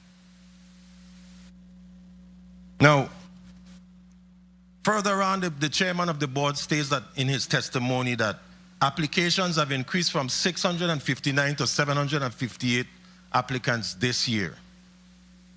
So we're seeing that there's demand by our young people to want to be able to educate themselves. I'll stop right there, Mr. Chair. But I'm not happy about what I'm hearing, and I really hope that we can do something about this when this budget markup comes up again. But still, we really need to talk to OMB and see what's really going on. Is someone trying to get my attention? I'm hearing somebody. No, you good. Okay, very well. Thank you, Mr. Chair. Chairman Calwood, how are you doing today, sir? I'm doing extremely well. Thank you very much, Chairman. Okay, so Outside of that scholarship, Time. with all the scholarships that the You may proceed. You may proceed. Thank you, Mr. Chair. Thank you. Outside of that, with the demand that you've seen, the increase, do you believe that the scholarship funding that is currently before the board, for all of the scholarships, need to be increased? When was the last time all of these scholarships have been sort of, for the lack of a better term, increased because of the demand? So we know that we've passed pieces of legislation to change the amount of penalties, because penalties had not been changed in the traffic area for quite some time. I believe the vice president was the proponent of that piece of legislation. But these scholarships, a lot of them are very old. And I'm curious to know if there's an opportunity for us to look at those scholarships and see where the demand is. Because if we're seeing the need and the want by our young people to educate themselves in certain industries, and hopefully keeping them, because a lot of these scholarships require for these individuals to stay here at home and do some work before they decide to venture off, if they choose to do so. Mr. Chair, could you share some of your insight on this, please? Thank you for the opportunity, Senator. So in the last, I think, scholarships in terms of funding that would have been increased would be the maritime scholarship that we weren't monies wasn't appropriated, along with the Caroline Felicia Adams Aviation Scholarship. All the other scholarships are legislative scholarships where they provide that specific funding. I do think that it needs a cost of living adjustment to those, as to attend many of these schools abroad that's not afforded here for students to attend through the University of Virgin Islands require more funding. So, we always would like to see an increase of the funding opportunities in those specific legislated areas. Thank you for your response. I know my time has ended, but as a former Board of Education member myself, I do know that the Board of Education does a lot of work on the background and the back end that people may not see. There's a lot of meetings, a lot of communication with the department and even the principals and the schools. So I want to commend you and the rest of the board for all of the hard work that you do every single day. So thank you for the time, Mr. Chair. Thank you very much, Senator Bolkes, for your line of questions. Before we go on to the next senator, I saw that in your testimony, Dr. Calwood, you had a couple of asks of the legislative body. To be clear, what are those? So the first one has to do with the improvement of the Blake Gertie House. We are asking the legislature for a total of $352,393.20 to finish the restoration. We got a grant for $200,000, which was able to update the roof, certain aspects of the floor. Ms. Bess, you have all what they did in that. In terms of bringing it to where it is today. So we already did the surfacing of any electrical running of wires, plumbing stuff. So now we just need to finish it to make sure it's completed. So for the $200,000 that we got from DPNR, they were able to demolish and removal of all the flooring planks, the plywood, remove all the defective floor gists and replace in kind. They clean out the lower floor, because of course it's a wooden building and it's a historic building, and you have to be very careful how you able to repair it. They removed the wall interior coverings, the lap boards, the plates, the studs. All these stuff they did to bring it to where it is now, but in order for us to finish it, in terms of the different furnishing, the lights, fixtures, the side of the building has to be broken out and extended a bit. We'll need $352,393.20, which is has been provided in terms of what is all needed there to bring that to code. In terms of the move in St. Croix, because the building where we are housed now, I know they're trying to fix the building, but it's not conducive for the board's operations. For instance, the elevator hasn't worked since 1942, so individuals that are disabled can't get upstairs. The staff will have to come down the stairs to meet those individuals. So I think based on the walkthrough with the staff, I'll allow Ms. Giroux to respond. They have visited at least 3 or 4 properties, and you can give him what is the estimated cost, the medium that we would need for the moving of the St. Croix office so we could own our own building like St. Thomas. Mr. Earle? No. Good afternoon, Kimberly Giroux, Associate Executive Director. So we have looked at a few suitable locations in St. Croix. I think one of our favorite is the old Gertrude's building. And for that, we're looking at just a little bit upwards of $1 million for that one. And that would provide us with enough space to be able to not only host our operations, but also expand and be able to have enough space for the public when they do visit. So the other figures, I can get those to you, but I think we're pretty secured on looking at that. Sound like you building. stop at that one? Yeah. All right. That is a pretty good one, and it's something that we could probably look at. We'll work on that. So thank you very much. Good afternoon, former Senator Genevieve Whitaker. How are you doing today? I'm doing good, Senator. Okay, so thank you so much for your testimony. What is your ask today? Well, we have an enormous ask, Senator. I'm sorry I asked that. Well, specifically, what we are really asking for, Senator, is a significant increase to our budget, especially to support our work. As we've, specifically in terms of the number, when we talk, for the survey costs that we conducted, those were all the unmet needs for just some of our CTE programs. And just by way of information, our CTE programs are both at the primary, secondary, and of course also adult education.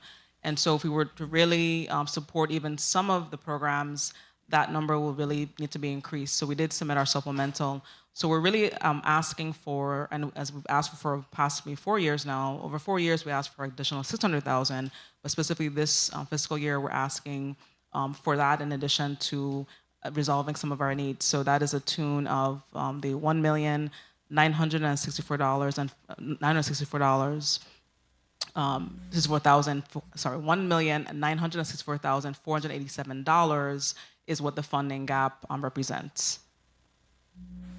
Well, we'll drill down a little bit more on that as we go along. At this time, the chair will recognize Senator Vieira. You recognize for how much time? 5 minutes. Yes.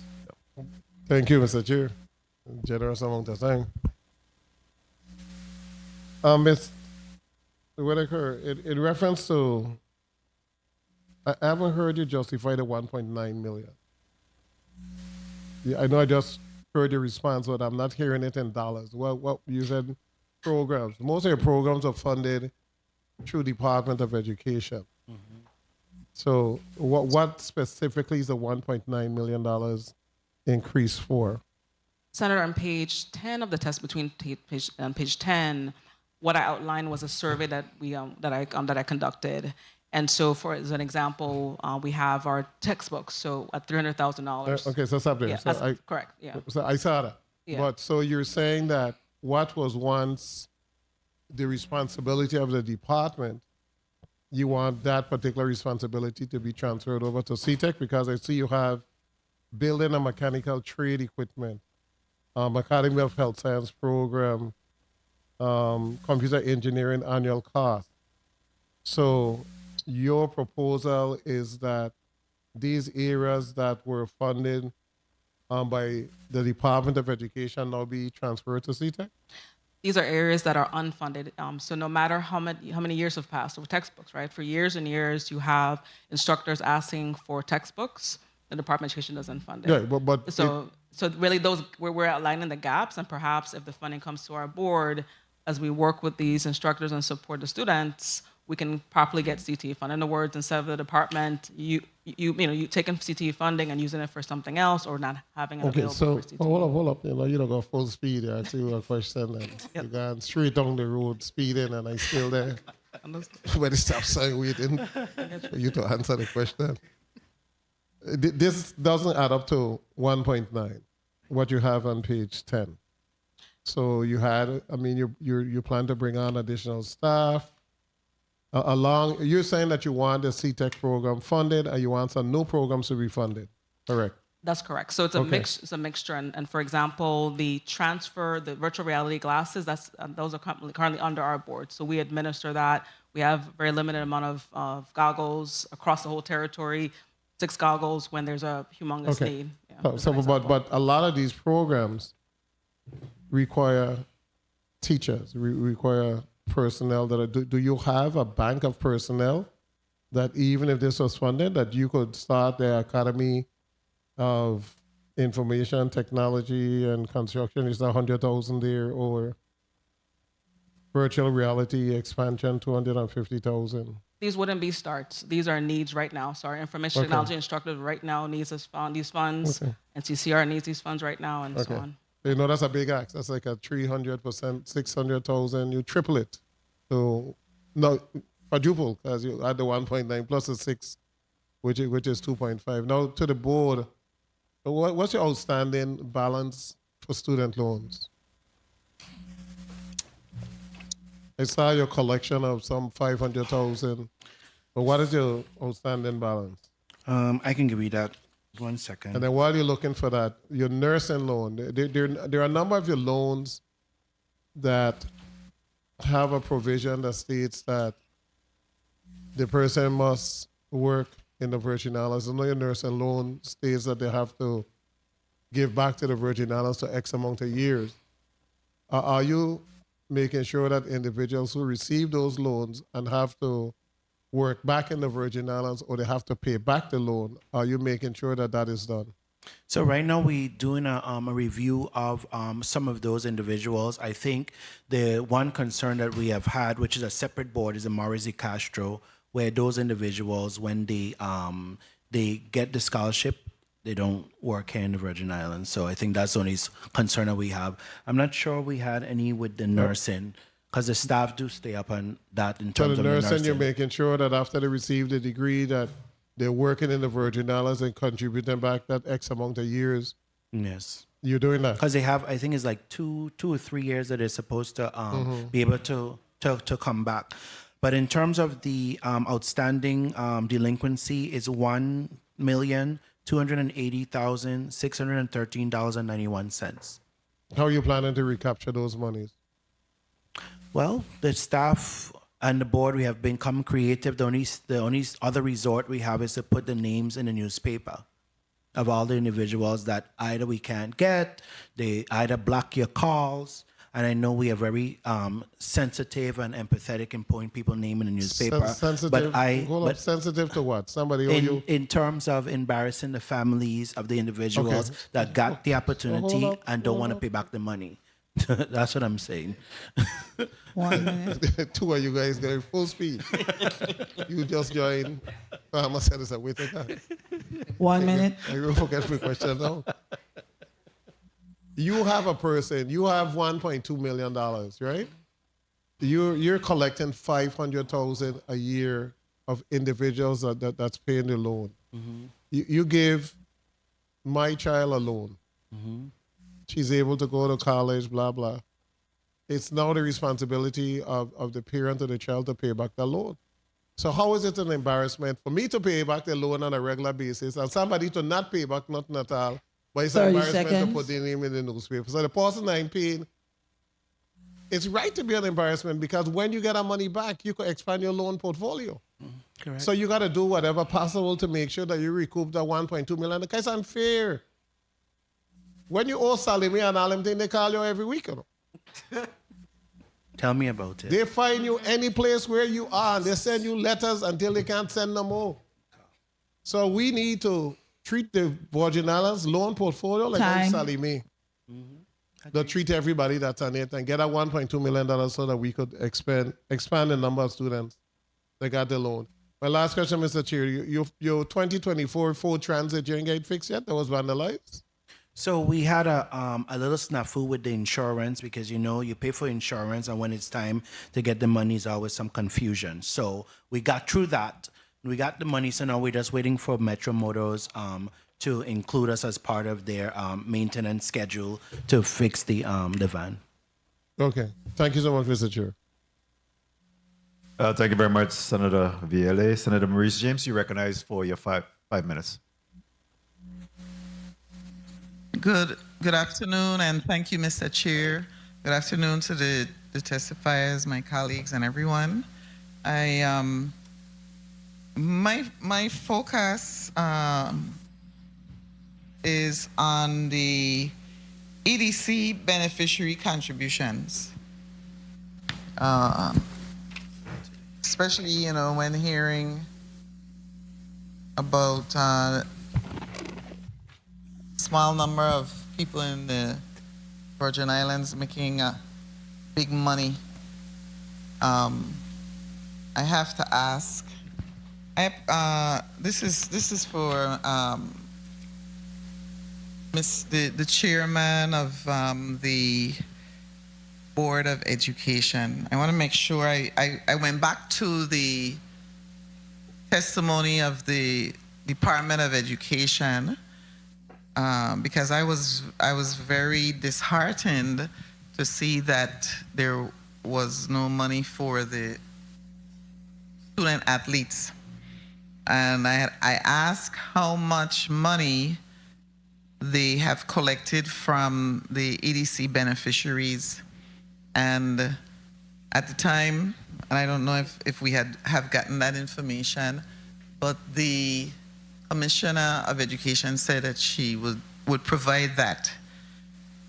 I noticed, Mr. Calwood, that you wrote, and I agree with you, that you are appreciative of the valuable public-private partnership with the EDC companies, and you correctly noted that they're required to make annual contributions to the Territorial Scholarship Fund as a condition of maintaining their tax-exempt status.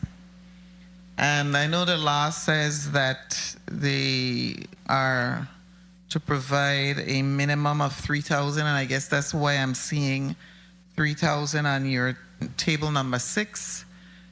I want to ask you when, and then there's some dashes that seem to indicate that you haven't received any money for or any contributions as of June 30th, 2026. What happens in situations like that when you do not receive the contributions? And I know you were talking about loans, on the one hand not being paid, but I'm also concerned about contributions from beneficiaries who receive tax-exempt status being paid. Are all the beneficiaries, the EDC beneficiaries, current in terms of FY 2025? Sandra Bess, Executive Director. Based on the listing that we have, no, some beneficiaries are not current. However, what we do is we indicate to the EDC that we have a report that we send to the EDC that we didn't collect, or we indicate to them who we've collected from and who we've not collected the monies from. I'd like to get that information through the chair from you, Executive Director. And I want to also note that you received $504,000 during fiscal year 2025. And the reason I'm going to point that out is because the legislature gave the interscholastic sports $125,000. Clearly then it tells me that the Department of Education also collects at least $500,000. And if I'm wrong, I will stand corrected. But then it seems as if I would love to see us link the amount of contributions received to the interscholastic instead of the legislature having to keep replacing that money when it's removed. And I cannot again stress the importance of sports for our children. It is so important. I want to also ask, so when it says the minimum of 3,000, usually is that all you receive from these EDC beneficiaries? Senator Sandra Bess, 30 Executive seconds. Director. Some beneficiaries are required to give $3,000. Some beneficiaries are required to give $10,000 annually. Okay, but a minimum, correct? Yes, some beneficiaries are minimum of $3,000 annually. And so my question is, does a person who has to give 3,000 as a minimum, do they ever say, well, things are really bad in the VA? You know, I'm seeing the legislature having to give these students this $100,000. Time. Do they ever or in your case, your territorial scholarships, do they ever say, this year I had a great year this year, I'm going to give double that amount? Has that ever happened? Sandra Bess, Executive Director, not that I have ever seen that happen. Okay. I know, we focus on, and I agree with my colleague, people should pay their loans, but I also think that we need to revisit the EDC beneficiaries' payments. That $3,000 that's there from however many years ago, that needs to be increased, especially when people only decide to pay the minimum of $3,000. Oh, well, the law says $3,000, so I'm going to pay $3,000. I do want to end by, Mr. Chair, sorry, I think my time was called, right? May I? You may wrap up, Senator, of course. Thank you. I just want to commend the technical Career and Technical Education Board. I had some questions, but I do want to commend them for the board for its engagement. It has definitely engaged more than before. If we have another wrong or a burning question, I'll ask. But I want to give back. My time is up, so I will abide by that time. Thank you, Mr. Chair. Thank you very much, Senator Maurice James. Point of information, Senator Blyden. Thank you. Thank you so much, Mr. Chair. Ms. Bess, let me ask you, because in chart you have $504,000 for 2025 from the EDC companies. What's the total amount, though, that was owed? Were there any outstanding balance at that time, and how much more we did not collect, if any? Sandra Bess, Executive Director. Truthfully, we have no idea which beneficiaries have to give $3,000 or which beneficiaries have to give $10,000. So all we do is we collect the money and provide the EDC with an acknowledgement letter indicating that we've received this money. There must be some way to know exactly who pays what and how much they pay, because that's I don't think that's acceptable, because we need to know, because then we are not fulfilling they're not fulfilling their mandate, and we are not holding them accountable. So, Senator, if I may, I think last year on the Senate floor, I brought this up, and I was raked over the coals by the EDA about who is submitting what report and whatever it is. Yeah. That's the information I've been asking for. Based on your beneficiary certificate that you Correct. receive, I don't have to get all the details and who your partners are and who they are. In terms of if you have to give 3,010 and when, that's all I want from the EDC Correct. Benefit Commission, and they have yet to give that information. So I'm glad Ms. Bess was responding, because I promised myself I won't say anything, because when you tell people about the things that make your job a little bit better and easier, they don't want to give you the information. So you'll have to get it from them, what they're hiding or what they're doing, not to give us that information so the board can do its job. Very well. Thank you for responding, and we will do such. Thank you so much, Mr. Chair, for the time. Thank you. Thank you very much, Senator Blyden. Senator Viola, you recognize your point of information? No, he kind of answered it. You made a written request to EDA? Yes, we have, Okay. Senator. Okay, that's it. Yeah, Thank we'll you. also follow through on that, because I think that's critical information. You're not asking for privilege or confidential information. It's what they agree to, what they have signed on the dotted line, and that's all that's required. So I don't think that should be anything privileged. Senator Fonseca, you recognize your point of information.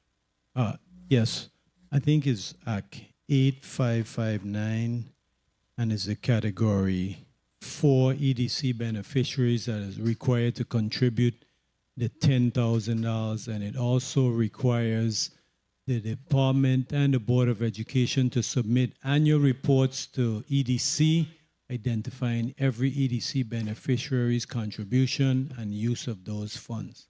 So that's Act 8559. Thank you, Mr. Chair. Thank you. At this time, the chair recognizes Senator Hubert Frederick. You're recognized for your 5 minutes. Yes.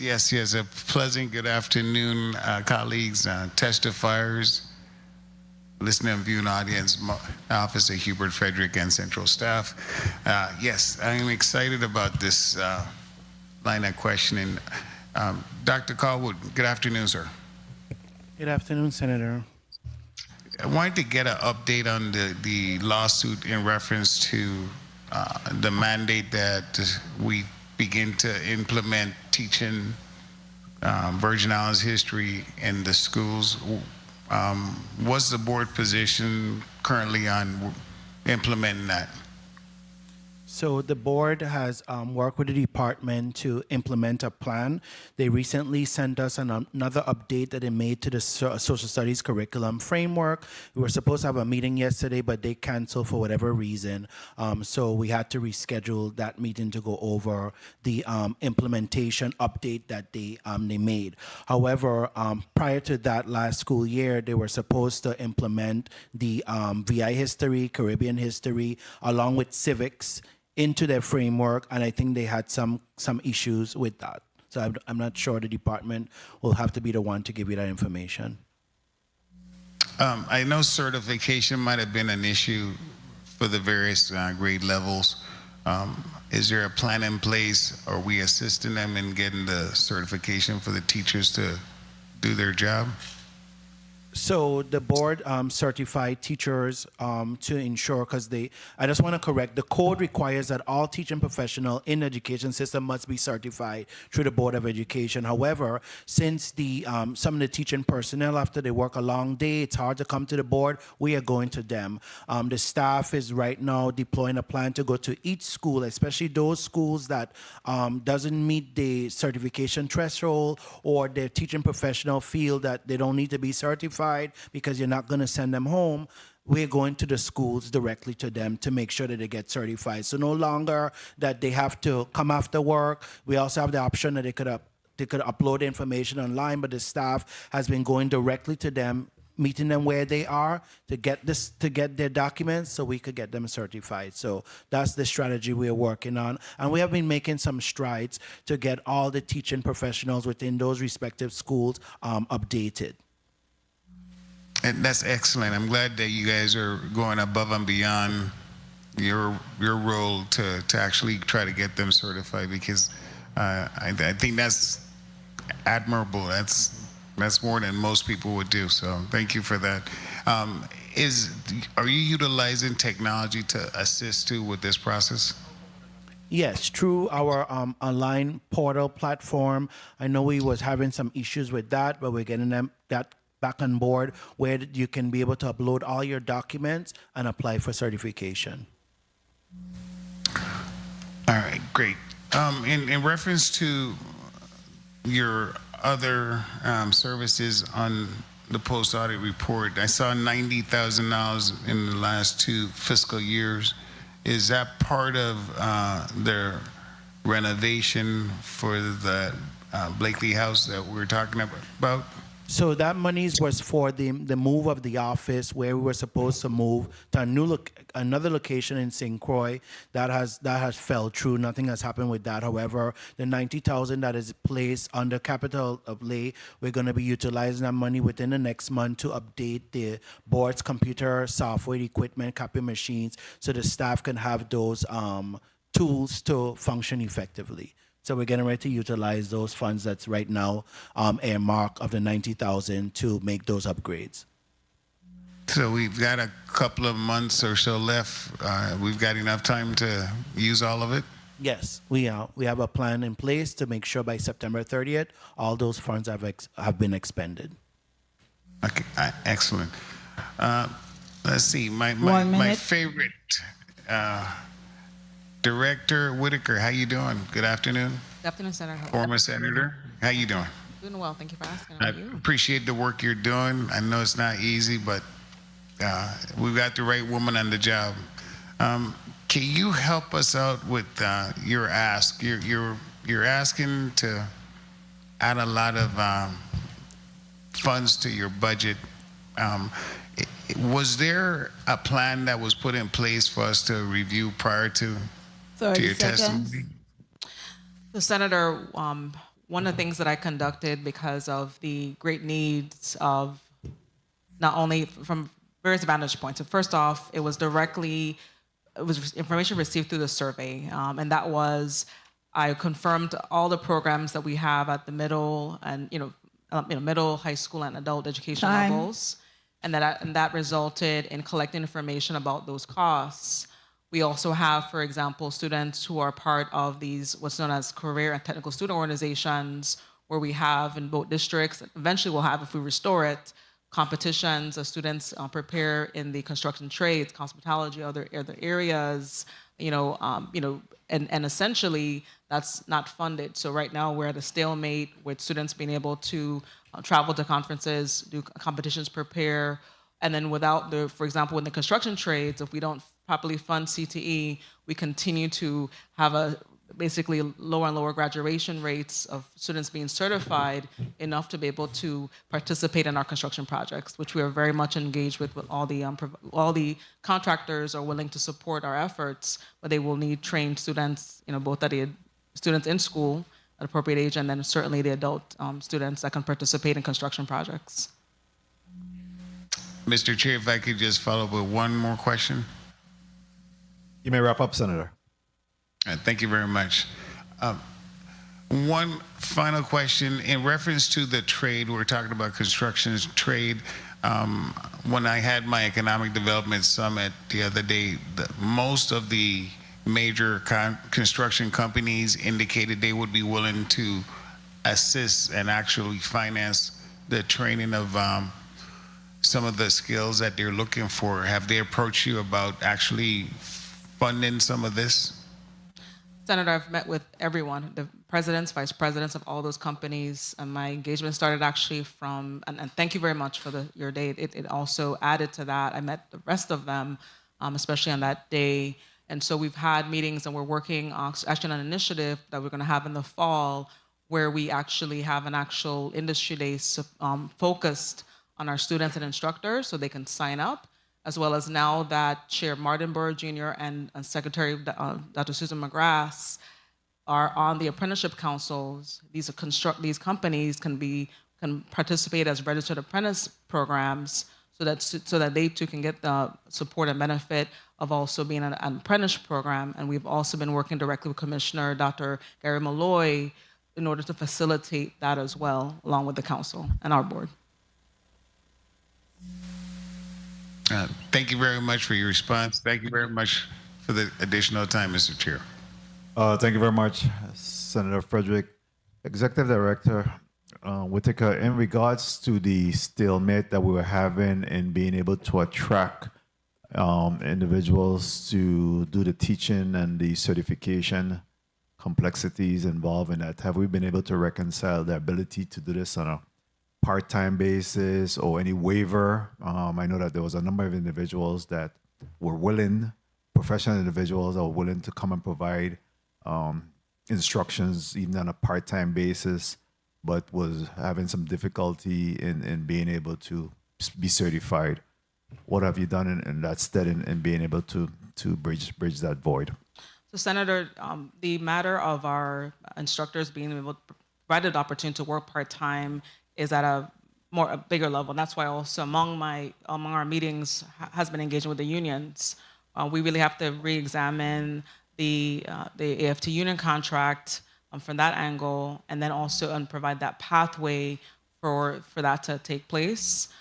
But in terms of how we're moving forward with the support for instructors was, for example, the board recently waiving the teacher certification, the teaching requirement And then as even in my role, I've been doing a lot of research on best practices so that we make it even easier for persons to become certified. So yes, the board is looking at continuing to ease the process. We're also relaunching the portal, also using the same portal the Board of Education uses, Christian Point, in which will make it easier for that process to take place.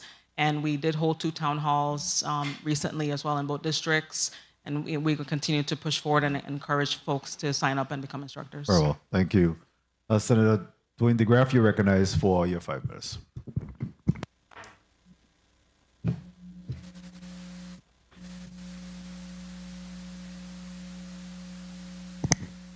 Thank you, Mr. Chair. Hold my time. Good afternoon, colleagues. Good afternoon, testifiers, all of you listening and present. Board Education, CTE, board, thank you guys for all you do for the community and for the people of the Virgin Islands. I appreciate it very much.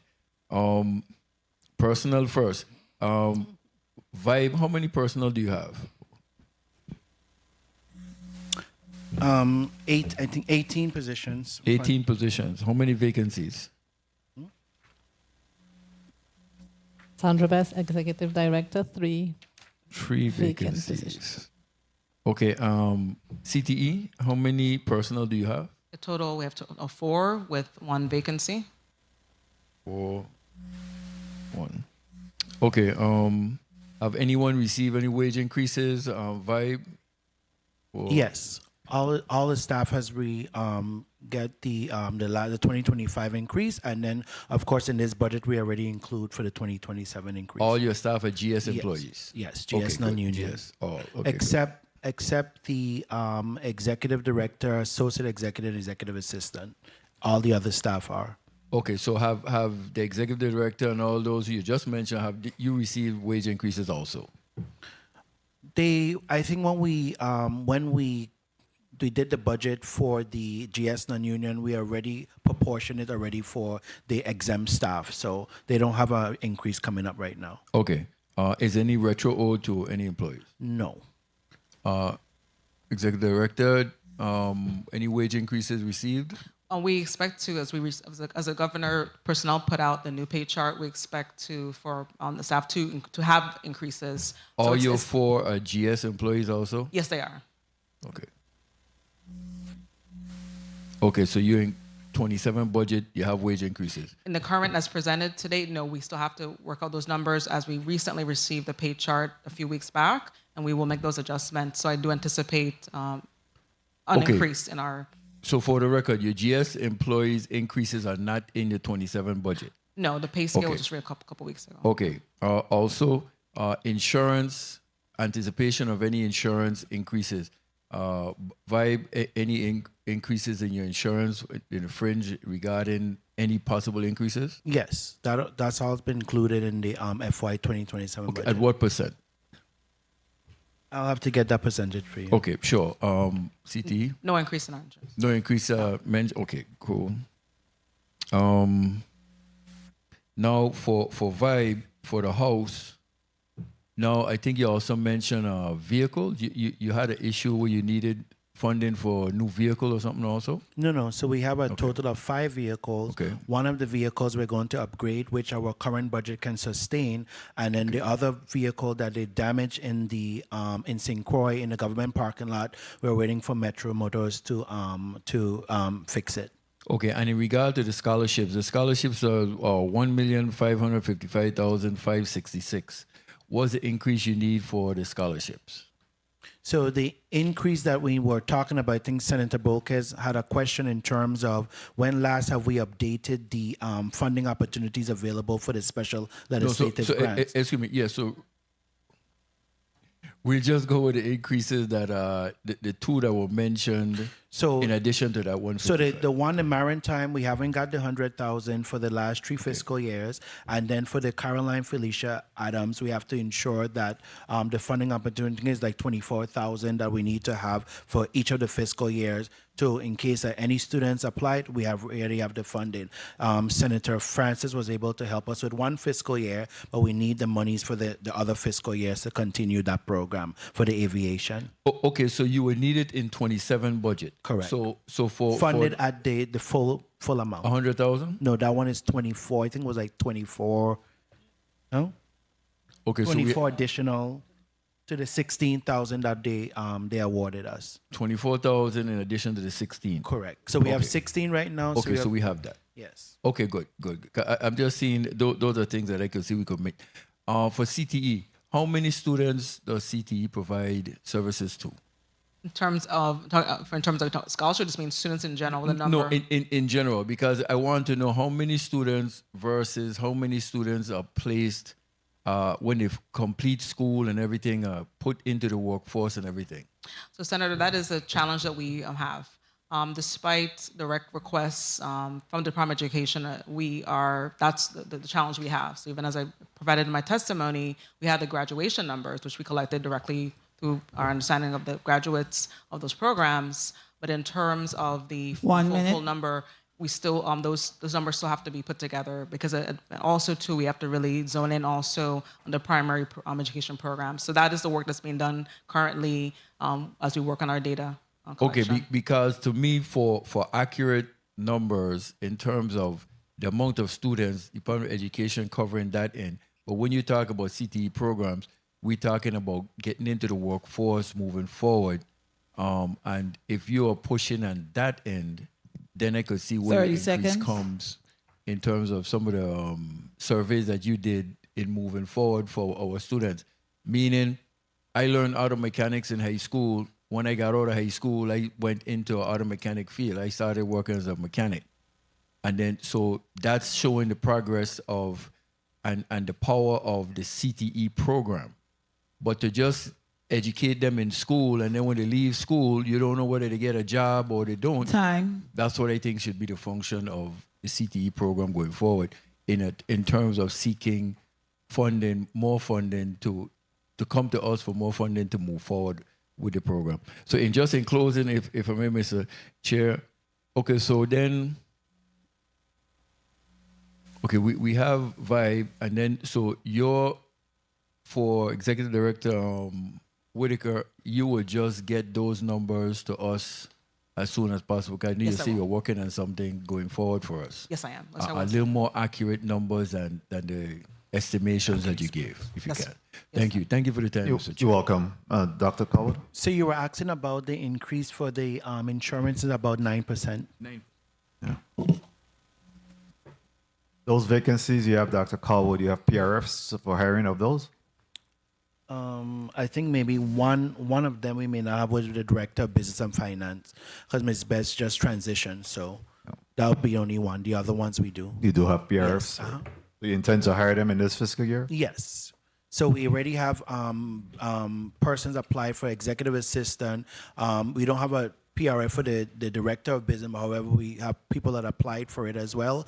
And then we just have to find someone in St. Croix for the custodian engineer, which is part-time. Okay, very well. Senator Gittens, you've been recognized. You've been bumped up and given Senator Blyden's spot. You're recognized for your 5 minutes at this time. Thank you, Mr. Chair. Good afternoon to all. Good afternoon, sir. Let me first go here to the post-audit report on page 5. Or before I go there, the financial aid portal was down for some months. Is that back up and running? Yes, it is. Why was it down? It was down because we were waiting for an execution of the contract with property and procurement, and because that wasn't executed in time and payment wasn't made, the vendor took it down. So they're paid up now? Yes, they are paid in full. The contract is executed and they're paid in full, and it's back to full functionality. So, and that's one of how many professional contracts you have? One of 3. One of 3. Who are the other? Who are the 3? So we have Crucian Point LLC, Omni Systems, and attorney Jennifer Jones. Right. What's the amount for Crucian Point? Crucian Point, the amount is $11,925. Omni Systems is $43,200, and attorney Jones is $200,000. Okay, Tell me Crucian Point again. Crucian Point is $11,925. Not 12,450. No, 11,925. I think the 12,000 that you saw was the cushion in case they have any fees or go over. Property Procurement wanted to ensure that we have a cushion, but their contract is 11,925. Okay, and Omni is how much? 43,200. And both of these are paid up? Omni System is paid up. I think we have maybe a month behind for them, but we're trying to get that paid. Attorney Jones is behind because we're waiting for the execution of the contract with Property Procurement, and Crucian Point is paid up in full. So, with an annual payment of $232, can you provide us with a breakdown of the legal services performed? Because this is like a full-time employment. So so I just want to be clear. The contract is 200,000. The 32,000 extra is a cushion that Property Procurement wants you to have in case of anything regarding either we were late in terms of paying the contract based on the contractual terms. They want to have a cushion. That's why they have the 232. So but it's even 200,000. Even the 200,000, break that down to me. So I can break that down very well. And in the future. When you have these cushions, let us know the actual versus the cushion. Yeah, so, okay, I can do that. Yeah, that's something that they're doing now, so, okay. So what's the breakdown? What is this? So for the 200,000, Attorney Jones provide legal services, including governance, advisory support, human resources, counsel in terms of you have any dispute with employees, regulatory compliance, statutory interpretation. She reviews all the contracts that we have in addition to with Property Procurement, all the administrative hearings, preparing all those documents for the student-related hearings that we have to do, litigation, all the 6 litigations that we had. She was a representative for us in court, all the court proceedings, and policy development. Any of the policies that the board comes up with, she has to review it for legal sufficiency before the board approves it, and then of course the community sees the document. So all those areas she provide services to us within that 200,000. And we couldn't do this with a full-time employee with benefits? No. And pay less? It doesn't, that model doesn't work because you have to deal with one escalation of the increases of the salary. You also have to deal with benefits increases. We also had an attorney before on the board, full-time staff, and that was a disaster. Okay. So the board agreed to do this model with an outside counsel. I'll trust you. 1 minute. Let me move to something else before I run to come back. So, Title 17 of the Virgin Islands Code, Chapter 3, had the school management accountability, where you meaning the board was responsible for school facilities and doing the inspections. So the board, in consultation with the Department of Education, conducted annual inspections, correct?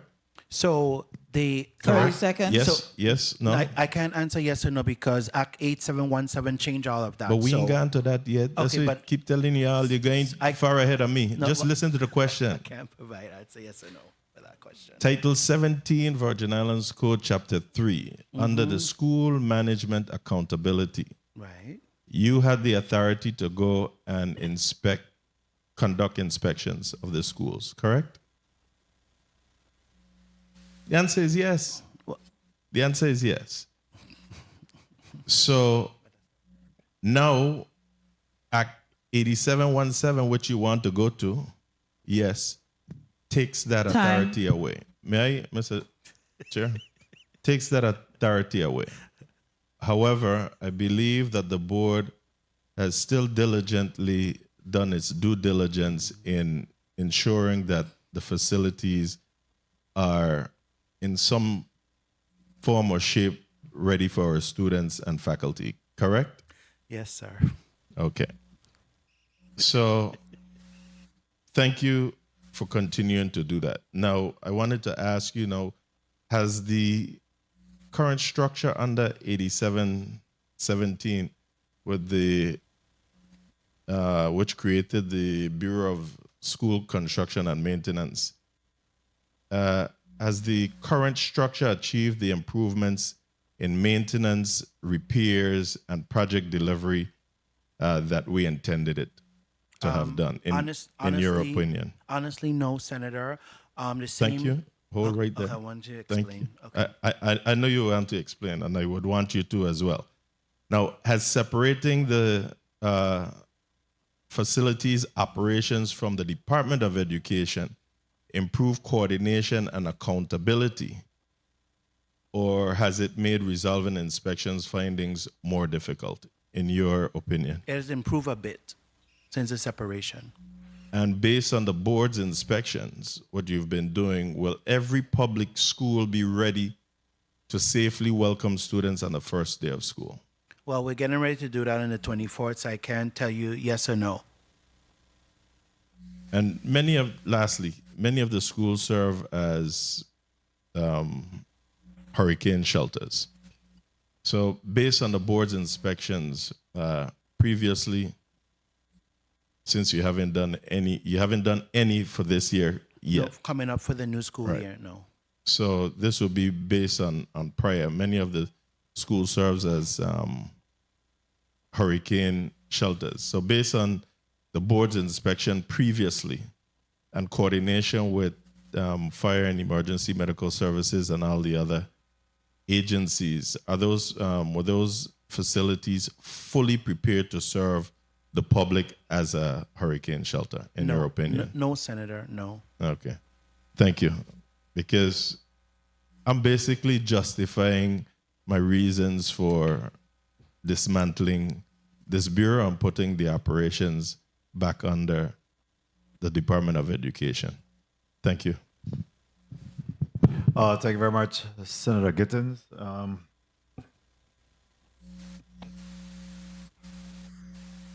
Dr. Carwood, in regards to board members' stipend, what amount have you paid out thus far this year for stipends? Ms. Best has that information and she could provide, or Ms. Parsons. Sandra Best, Executive Director, $45,350 as of June 16th. June 16th. $45,000. $350. How is this compared to last year? Last year we did $41,388. For the entire year or just during the same period? Entire year. So you're seeing a marked increase this time around, you're saying? Yes, sir. Let me get the amount again, 41,000. So for to date for fiscal year 26, $45,350. Got that, yes. And the fiscal year 2025, $41,388. Dr. Kawa, were we having more meetings, or what's causing this increase in the stipend payments? So the increase would be more in terms of the mandate now that we have the academic walkthroughs. So that's where the increase came. Very well. At this time, the chair will recognize Senator College Joseph. You're recognized for your 5 minutes. Thank you so kindly, Mr. Chairman. A pleasant good day to the Board of Education as well as the Career and Technical Education Board. So we have two very vital board here that helps us to implement education throughout our territory. Let me just start off with you, Dr. Carwood. I want to commend you and your staff for the work, and the board members also for the work that you do. I see them, two female board members, and that's Ms. Hendricks and Ms. Cassius Perez. Cassius. Mm-hmm. Yes, they have been very active, and I really want to commend you. And then, of course, for CTEC, I want to also commend Mr. Martin Barrow. I had the pleasure to sit as the Rules Committee Chair when he was being confirmed, and you are living up to what you said that you would do on this board. So Thank you.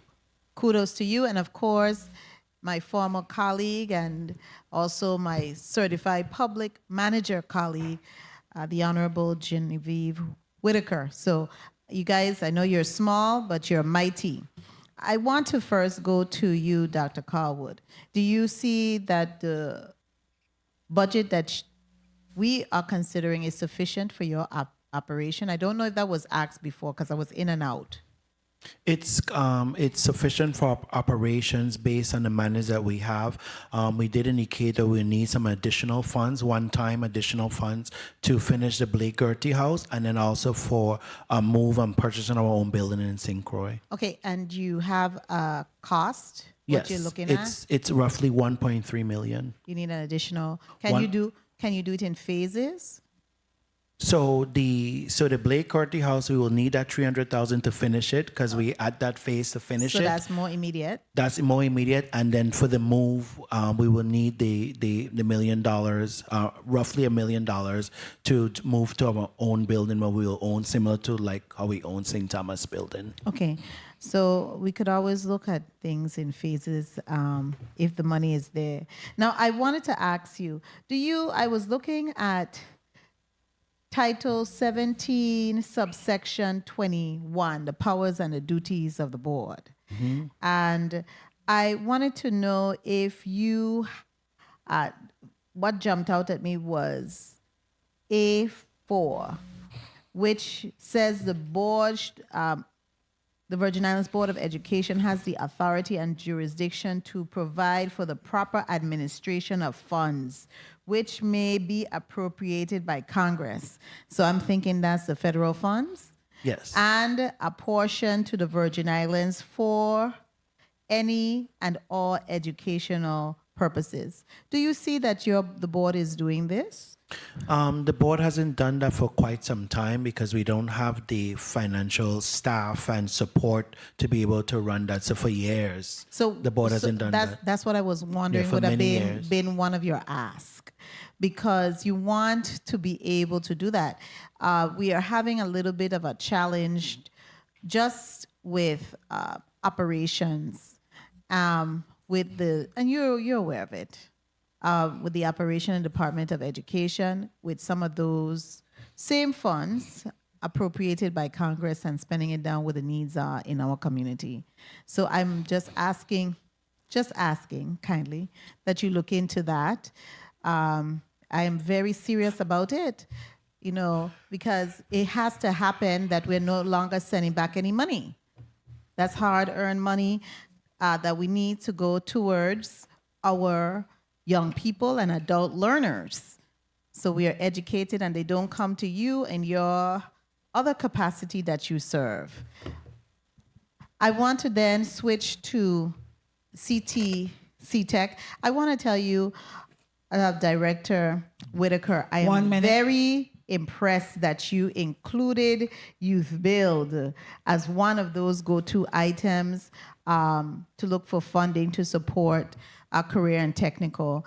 I had supplied your predecessor, actually Mr. Martin Barrow's predecessor, the chairwoman, Dr. Murphy, with some information and to know that you can go after that. Now, I don't know if one of my colleagues asked, but I did ask 30 education seconds. about the Perkins funding.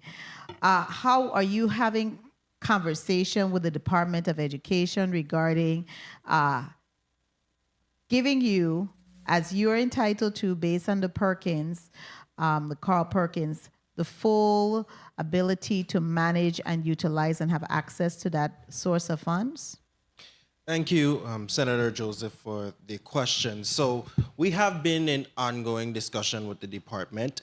To be quite honest, we've been requesting the amounts, we've been requesting how much has been spent, and we have not been receiving those updates as of now, to be honest. You haven't received any of those updates. Mr. Chairman, I know my time has called, but I see that the executive director for CTEC would like to respond as well. You may respond on my time. Thank you, Senator. Specifically, multi-level, right? The Governor Bryan. We sat down with him in Government House back on March 11th and said, which he agreed, that we could at least have oversight over the fund within the ERP. Then that also included the board, on behalf of the board, me sending a letter to Dr. Monique Faulkner regarding that request of how much funds was used. But in the past a few months, we've been, holding meetings and engaging over the costs. And so despite those requests, as well as our meeting with Commissioner Wells-Hendrickson, that included on the agenda for that meeting where we were asking what the status of funds were, but to no avail.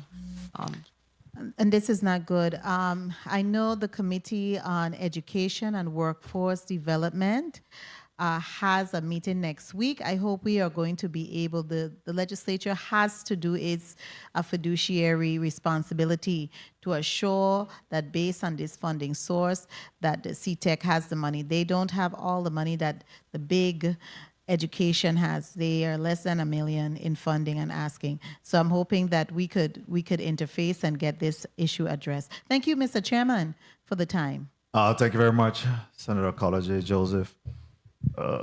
Edie Whitaker, how much have you expended in board member stipend for FY26 thus far? So, Senator, I will have to get back to you on because right now we're in a process where some of the stipends are in the phase where checks have not been issued. Allow me, while I'll be providing the committee, we should some breakthroughs this month that I'll be able to provide that total number, but it's in a phase between checks that have, basically we're not going to in between phase. Do you have the amount for FY25? Yes, let me get back to you that, Senator. I'm going to give you the exact number. Okay. About to you. Dr. Coward. Point of information. Dr. Coward? Yeah, I had one update for the difference between the for the stipends. Also, part of 2025, we didn't have a St. John member. We now have a St. John member, so that's a part of the increase. My secretary, Earle Lockhart, reminded me of that as well. Okay. As well as, have you addressed the issues in the IG audit report in regards to stipends, double dipping, and all those all of that been reconciled? Yes, all of that. We don't have any audit findings anymore. No. Point of information, Senator Bolkes, you recognize your point of information? Thank you, Mr. Chair. My point of information stems from the Rules and Judiciary Chair's statement in relation to funding for the career technical education. If Executive Director Whitaker, are you aware of any funds that were derived from Act 8434, which appropriated revenues derived from the fees for initial and renewal of firearms and ammunition licenses to the St. Croix Career Technical Education centers? Are you aware of any of that funding being available? Senator, we are not, and I just want to acknowledge, we really thank you, because among our meetings was meeting with you and your staff to address that very issue. So no, we are unaware, despite also, because the board has continued to follow up and ask the Department of Education of the CTE funds they use, how they're being used, but to no avail. We have not received that information from them. Okay, and that act was passed in the 33rd legislature, and it's been stated on the record that no funds whatsoever have been able to be accessed by the career technical education centers or even acknowledged by the actual board and its director. Thank you for the time, Mr. Chair. Thank you very much, Senator Bolkes, for your line of questions. Obviously, we have to go back now and do our oversight with the Department of Finance, OMB, to find out what's the status of that situation.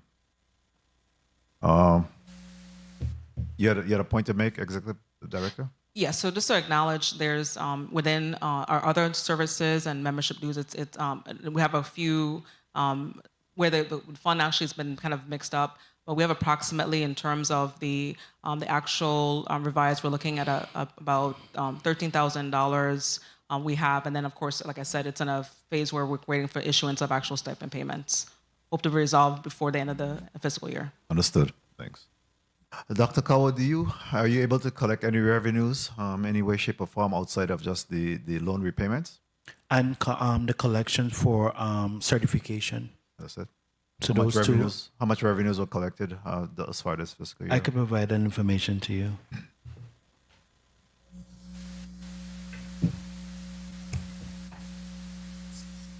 And that fund is deposited where?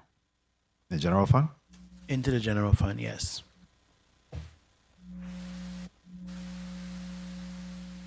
When you have the information ready available, let I'll me let know. you know, yes. At this time, we'll move to Senator Ray Fonseca. You recognize for your 5 minutes.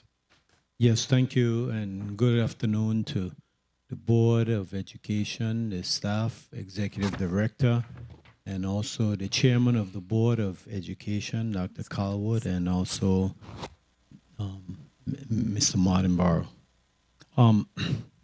The Territorial Scholarship Fund, do you have the balance for the Territorial Scholarship Fund? Ms. Reimer can respond.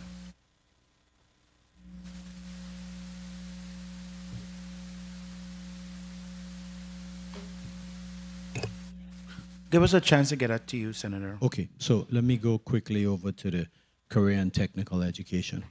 Okay, so on page 10, the Senate Majority Leader had mentioned that the items don't add up to the need of the 1.9. I added it up twice and it comes up to 1,418,000. So it's a difference of 546,000. So is anything else other than page 6 that was left out on those costs? Thank you, Senator. There's also what I will be reconciling. There was 2 surveys, but also there's a need that we have been asking for a special fund as well, called the Lena Schulter Band Fund. That's about 600,000. So it's between those costs and other costs. So basically we'll get up to that. Okay, because I think the career and technical education is very important. I personally would like to see what we can do to provide you. I looked at it and they're good items. I question the textbooks. I think that's more education, but at least some of them I am in favor of that. So that's good. Back to the Board of Education, you got the balance for the territorials? I will have to get that to you through the chair because we'll have to calibrate it through the system because right now we're doing, we just already approved the scholarship, so we're going through that process right now. So I could give you an accurate number. Okay. Going back to the $90,000 capital outlay, you didn't expend anything from last year, but you want us to continue it. Are you going to use any of that fund for the Gertie House renovations, or you have some other kind of capital improvements? No. So the 90,000 we use to upgrade the computer equipment for the staff. The Gertie House, we will need the funding directly from the legislature. The 90,000 in the next budget will be a part in terms of once we move, we will need furniture. Okay, so the 352,393. That's the cost estimate, but that is just to renovate the conference center, right? No, that's to finish it. So we got a $200,000 grant from DPNR. All that money has been depleted. The contractor was awarded the contract, finished everything that he was supposed to finish, but now this is the balance. Okay, I understand. Okay, let me go back. You collected 513,926, which is good. It shows that you're collecting. But the delinquent amount, 1,280,000. You said some of them are more than 20 years and they could be possibly elderly or deceased. Right. Based on our reviewing the file, because there's a lot of files. We have storage,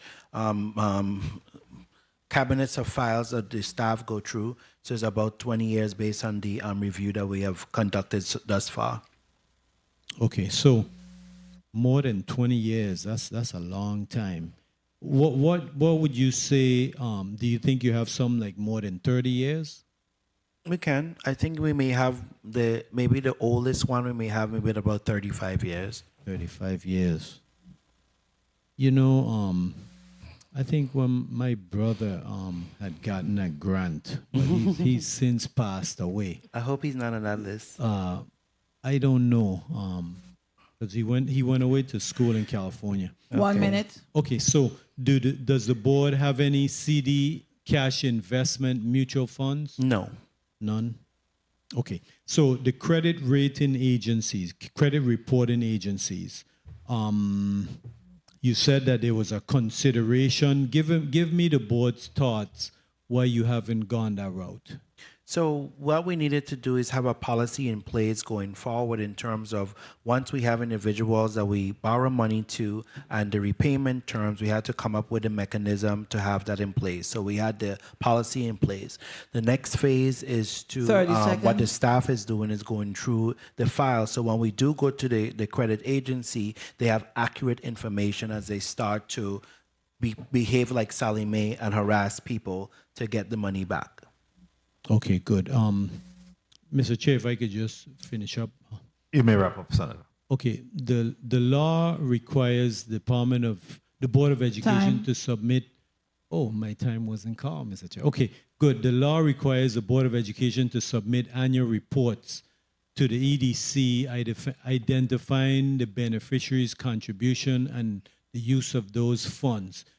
Is that report submitted every year? Yes, it is. Okay. What does the EDC, if you let them know that this beneficiary has not given their contribution, whether it's 3,000 or 10,000, what does the EDC do with that? Do you know?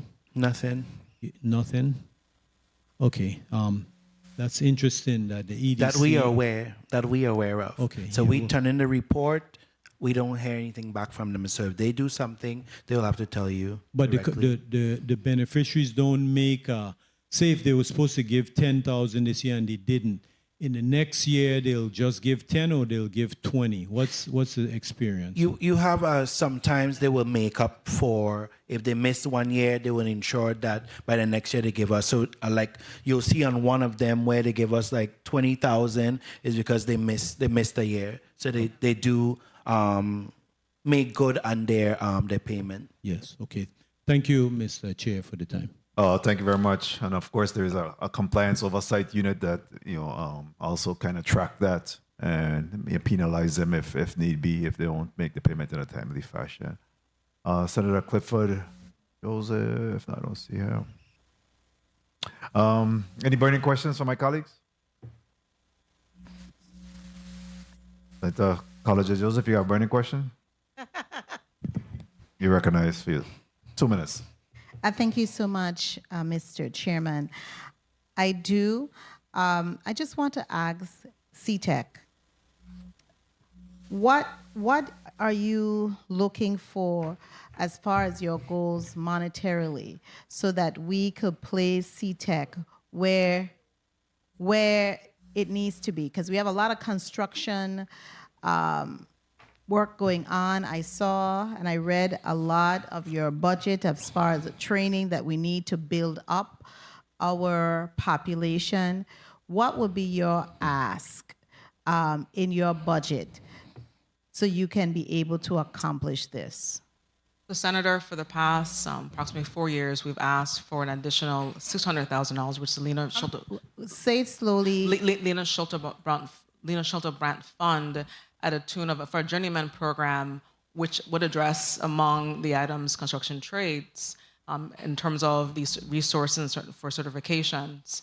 And then in terms of the other, I heard the Senator speak about textbooks, but until and unless we actually provide funding for the textbooks, the students continue not to even have even that basic need met in that industry. So we hope to at least have our budget increase sufficient enough to be able to support the instructional materials as well as finally move forward with our career and technical student organizations where we can have our students engage in competitions, build, relations, and also, increase their skills both at the local level, national, even eventually one day international. And so what would that amount be? Approximately, Senator, on that, at least $2 million would be the goal. But A realistic number. But we will take the $600,000 that we've been requesting for 4 years now. We're going on 5 years. All right. Thank you. Thank you so much, Mr. Chairman. You're welcome. Senator DeGraff, you're recognized for your burning question. Yes, for CTE again, in regards to, do you have a calculated dropout rate of your students per year?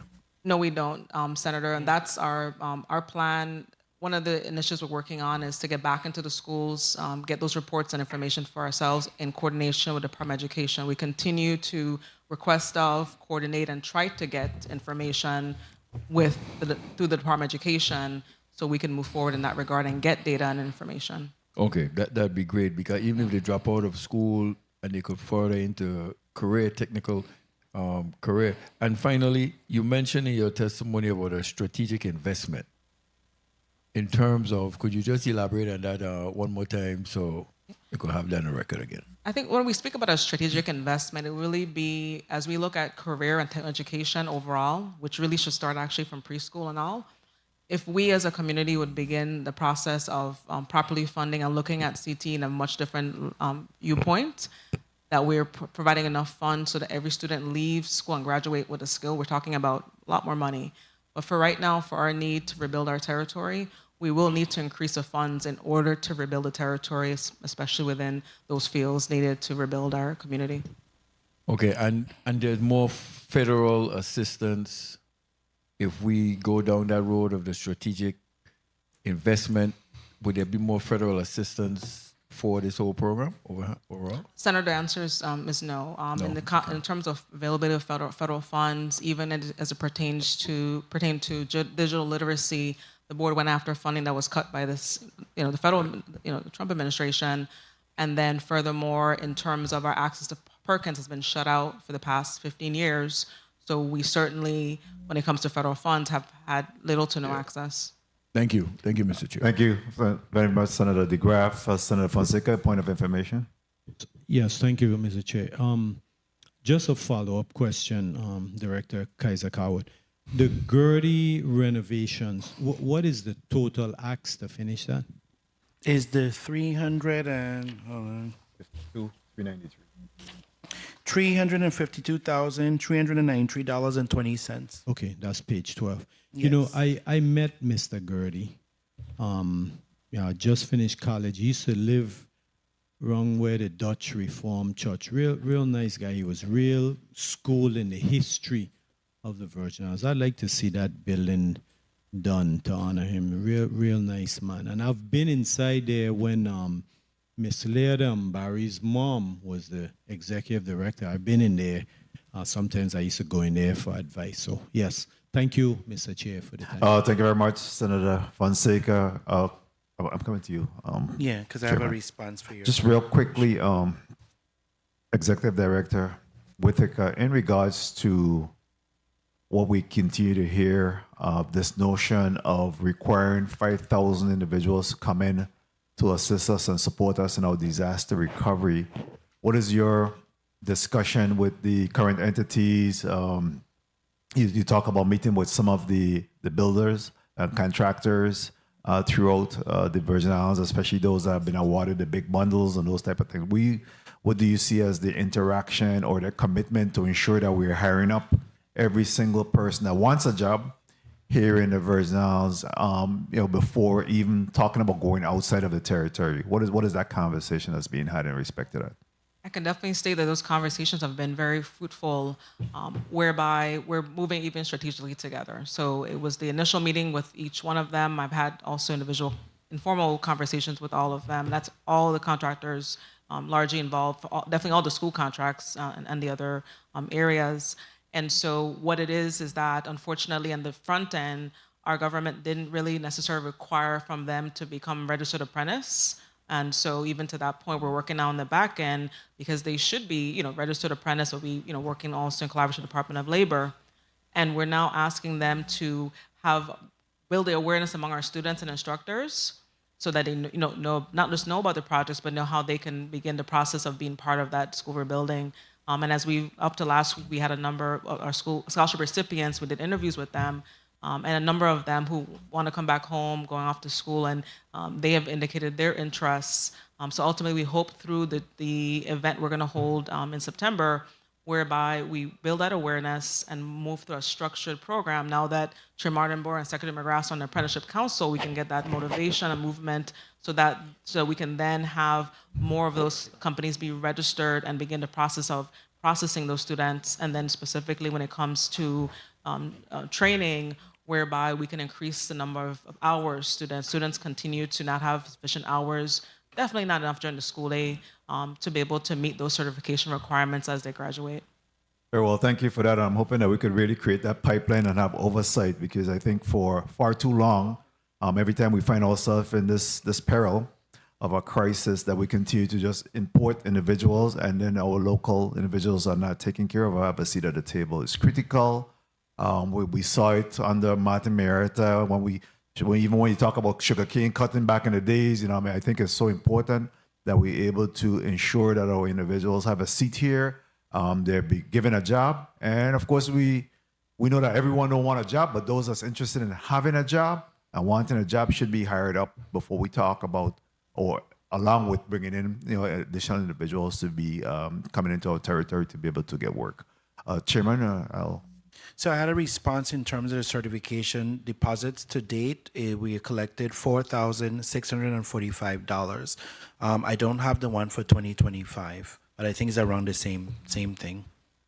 Very well. At this time, we do have another agency waiting, so I'll go to closing at this time. I will start off with you, Chair, Executive Director. If you want to close out, I don't know if the chair, you wanted to say anything real quickly to close off? So thank you first for giving us the opportunity to come before the legislature to testify. I think it's very important that we continue to share the accomplishments and the work that we've been doing. It's been a challenging journey for sure, being elected chair since February, and just making sure that the board continues to get the money that we need to operate, and then of course to continue the relationships. So it's been very fruitful. The board, like I said, we're willing to accept funding in phases because we understand that the economy is not as flexible. So we do appreciate whatever we can get to move career and technical education forward, because our children do deserve it. So thank you for giving us the opportunity to testify, and we look forward to working with you all in the future. Thank you. Thank you very much, Chair. Executive Director Whitaker. I just want to echo the sentiments of Chair Martin Bohr Jr. and to everyone that's listening, is that if we're going to rebuild the Virgin Islands and do this so in such a way that we have done so differently, and support our students so that they leave school with a skill, increase the number of certifications, we're going to see a different community. And so we've heard from the students themselves, instructors who've reached out to us, and I want to thank everyone, all ones who with little have done great things. Thank you. Very well, thank you. Chairman, Dr. Kaiser Callwood. Thank you, Senator I'm so sorry. I'm so tired now. Senator Francis and the Committee on Budget and Appropriations and Finance, we would like to thank you for your continued partnership and support of our request in the amount of $2,137,697 plus our 1.35 one-time acts to finish the Blake Gertie House and also to relocate the staff to a permanent building in St. Croix. We appreciate the support of this committee. We were happy that we were able to provide all the necessary information relative to the budget. We would like to thank the Post Audit Division. We'd like to also thank your staff. And before I leave, we have to big up our Employee of the Year for the Board of Education, Ms. Patricia Alexander from the St. Croix District, in addition to all 13 plus staff members of the board. Even though we're small, they get beat up at times, but they are dedicated and committed to this work, and they are happy every day to come to work. So thank you to this committee, and thank you to the entire membership and staff of the Virgin Islands Board of Education. We appreciate you. Thank you very much, and our kudos also to Ms. Patricia Alexander for being going above and beyond and being designated as Employee of the Year.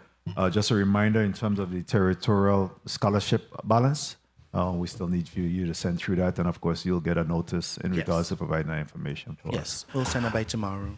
All right. At this time, the committee will stand in recess for 2 minutes, and then we will return with the Bureau of School Construction and Maintenance. Committee stands in recess for 2 minutes.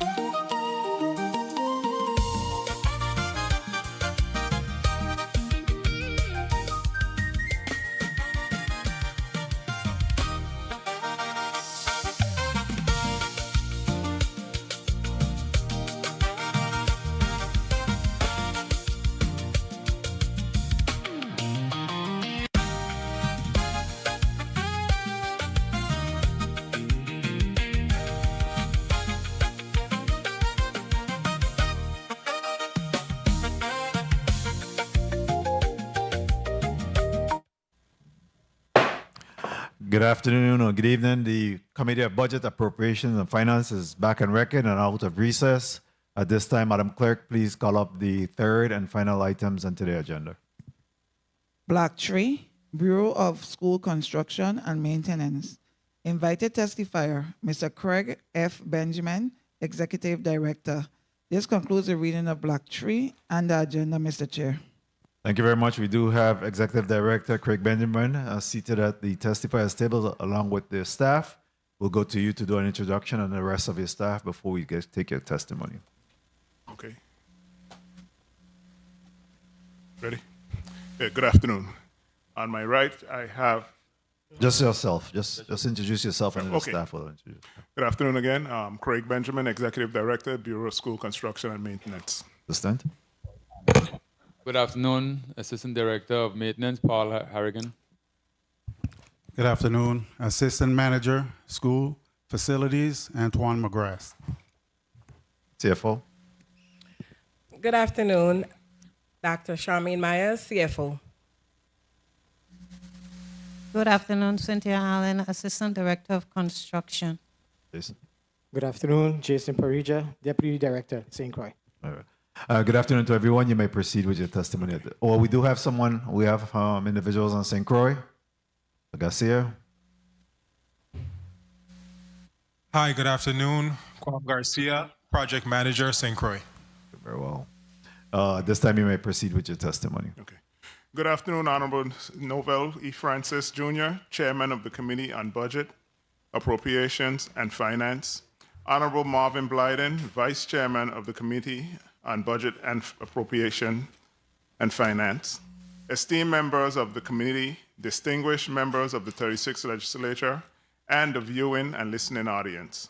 I am Craig Benjamin, the Executive Director of the Bureau of School Construction and Maintenance.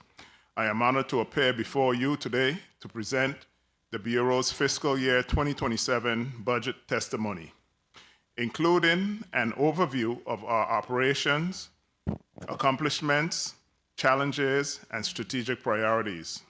Joining me today are Dr. Charmaine Myers, Chief Financial Officer, Mr. Paul Harrigan, Assistant Director, School Maintenance, Ms. Cynthia Allen, Assistant Director of School Construction, Mr. Jason Parija, Deputy Director of School Construction, and Mr. Teddy McGrath, Assistant Director of Maintenance. Mm-hmm. Okay. The Bureau of School Construction and Maintenance was established in pursuant to Act Number 8717 to oversee the construction, renovation, repair, and maintenance of public school facilities throughout the Virgin Islands. In accordance with the requirements of Act Number 8717, the Bureau successfully completed and submitted its first annual report during fiscal year 2026, documenting its operation, accomplishments, financial activities, and progress in carrying out its statutory responsibilities. Today, the Bureau is responsible for maintaining more than 46 public schools and educational facilities totaling approximately 3,043,804 square feet across the St. Thomas, St. John, and St. Croix district. This responsibility encompasses routine maintenance, capital improvements, emergency repairs, facility inspections, and long-term infrastructure planning necessary to support the territory's educational system. Although the Bureau remains in its early years, it has rapidly established itself as the territory's lead agency for managing and preserving public educational facilities.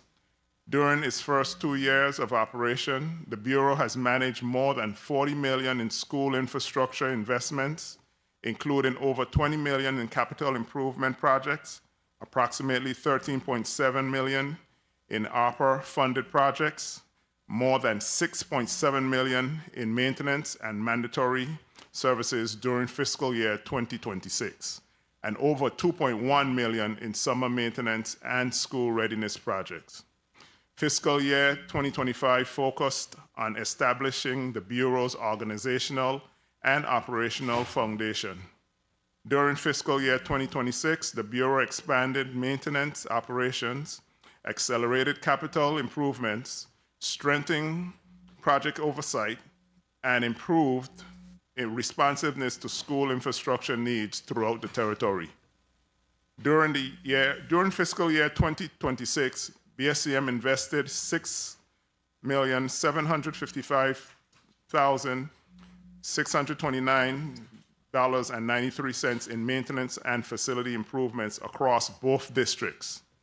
Of that amount, $4,607.32 supported projects in the St. Croix district, and $2,151,162.61 supported projects in the St. Thomas and St. John district.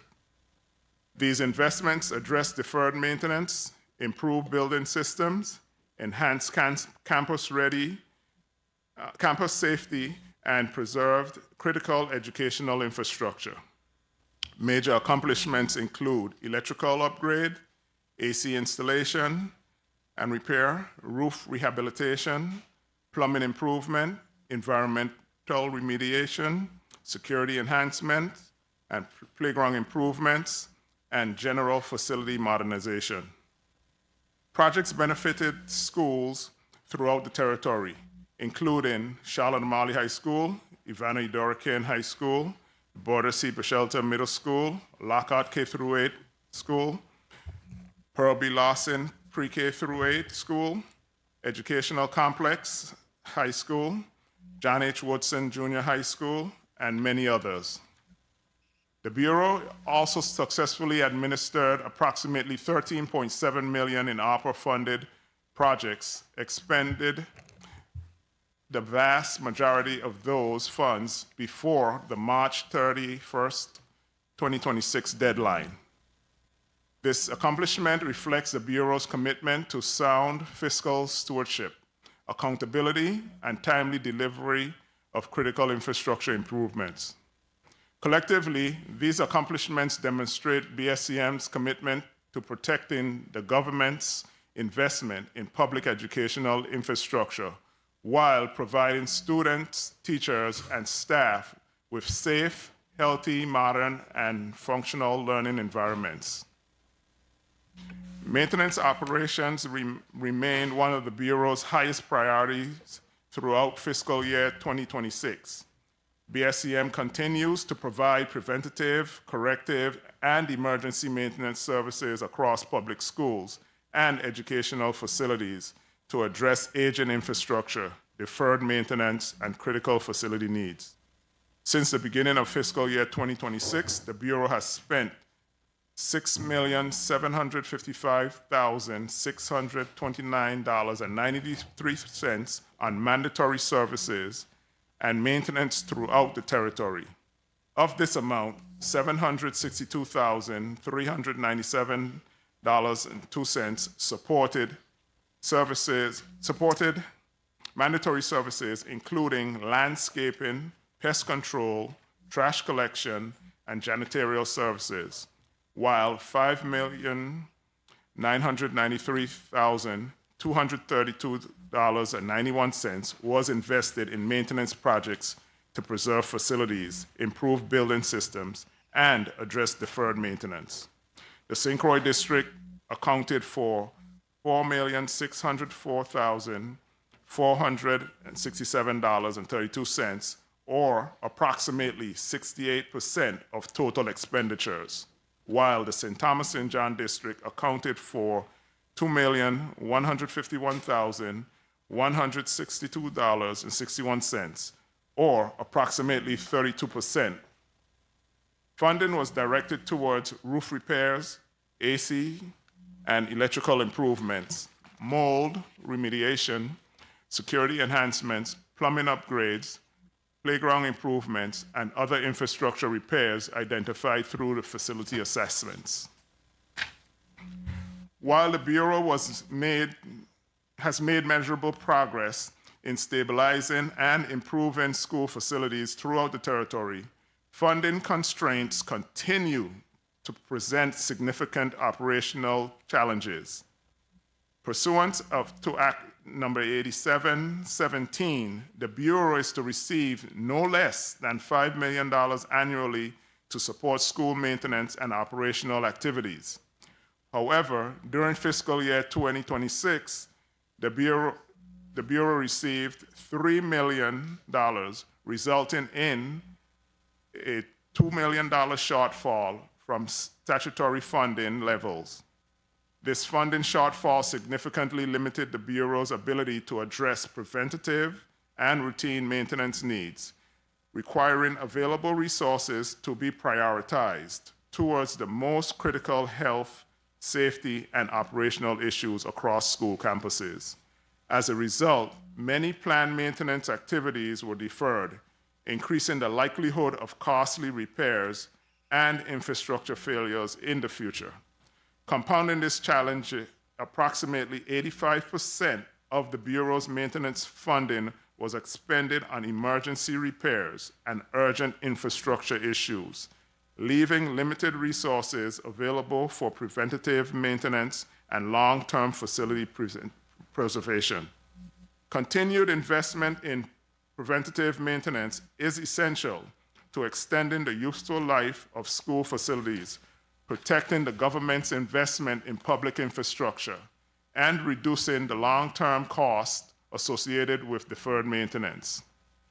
Limited staffing also continues to affect the Bureau's ability to perform maintenance services in-house, resulting in a greater reliance on external contractors for work that could otherwise be completed by the Bureau's personnel.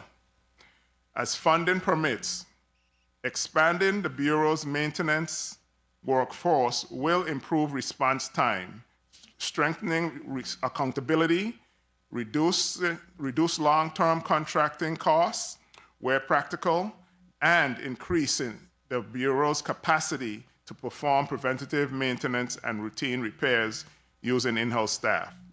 The opening of the new Arthur Richards pre-K through 8 school during the 2026-2037 school year presents an important opportunity for the Bureau to prepare for the long-term maintenance of a modern educational facility. Although MCN Build will be responsible for maintaining the school during the initial one-year warranty period, BSCM intends to use this time to provide hands-on training for its maintenance personnel on the building's specialized systems, equipment, and preventative maintenance requirements. This proactive approach will help ensure a seamless and a seamless transition of maintenance responsibilities to the Bureau while preserving the school's condition and protecting the government's investment for years. Additionally, while the Bureau has received capital funding to build out a warehouse facility, no operating funds have been appropriated to lease a suitable space, particularly in the St. Croix district. As a result, despite several efforts, the Bureau has been unable to establish a permanent home base for maintenance operations due to facts beyond its control. A dedicated facility would allow BSCM to centralize tools, equipment, materials, and inventory, improve accountability and deployment of maintenance crews, and support both daily maintenance activities and emergency response. It would also enable the Bureau to purchase and store commonly used materials in bulk, where feasible, resulting in cost savings to the government while significantly improving the Bureau's efficiency and responsiveness in maintaining school facilities. Despite these fiscal and operational challenges, the Bureau remains committed to maximizing available resources, exercising sound fiscal stewardship, and ensuring that school facilities remain safe, functional, and conducive to learning for students, educators, and staff throughout the territory. During fiscal year 2026, the Bureau processed NOPRs for 24 employees whose annual salaries were below $35,000. In accordance with the Act number 8995, these employees received salary adjustments to meet salary minimum annual salary requirements. The total cost of these adjustments was $202,273.76, consisting of $154,230.85 in salaries and $48,042.09 in fringe benefits. Additionally, 4 support staff employees represented by the AFT union received negotiated salaries increases totaling $21,189.41, including $16,156.62 in salaries and $5,032.79 in fringe benefits. During fiscal year 2026, 3 employees assigned to the St. Croix districts retired. To maintain continuity of operations, all 3 positions were filled. During the same period, 4 employees resigned, 2 from the St. Croix district and 2 from the St. Thomas St. John district.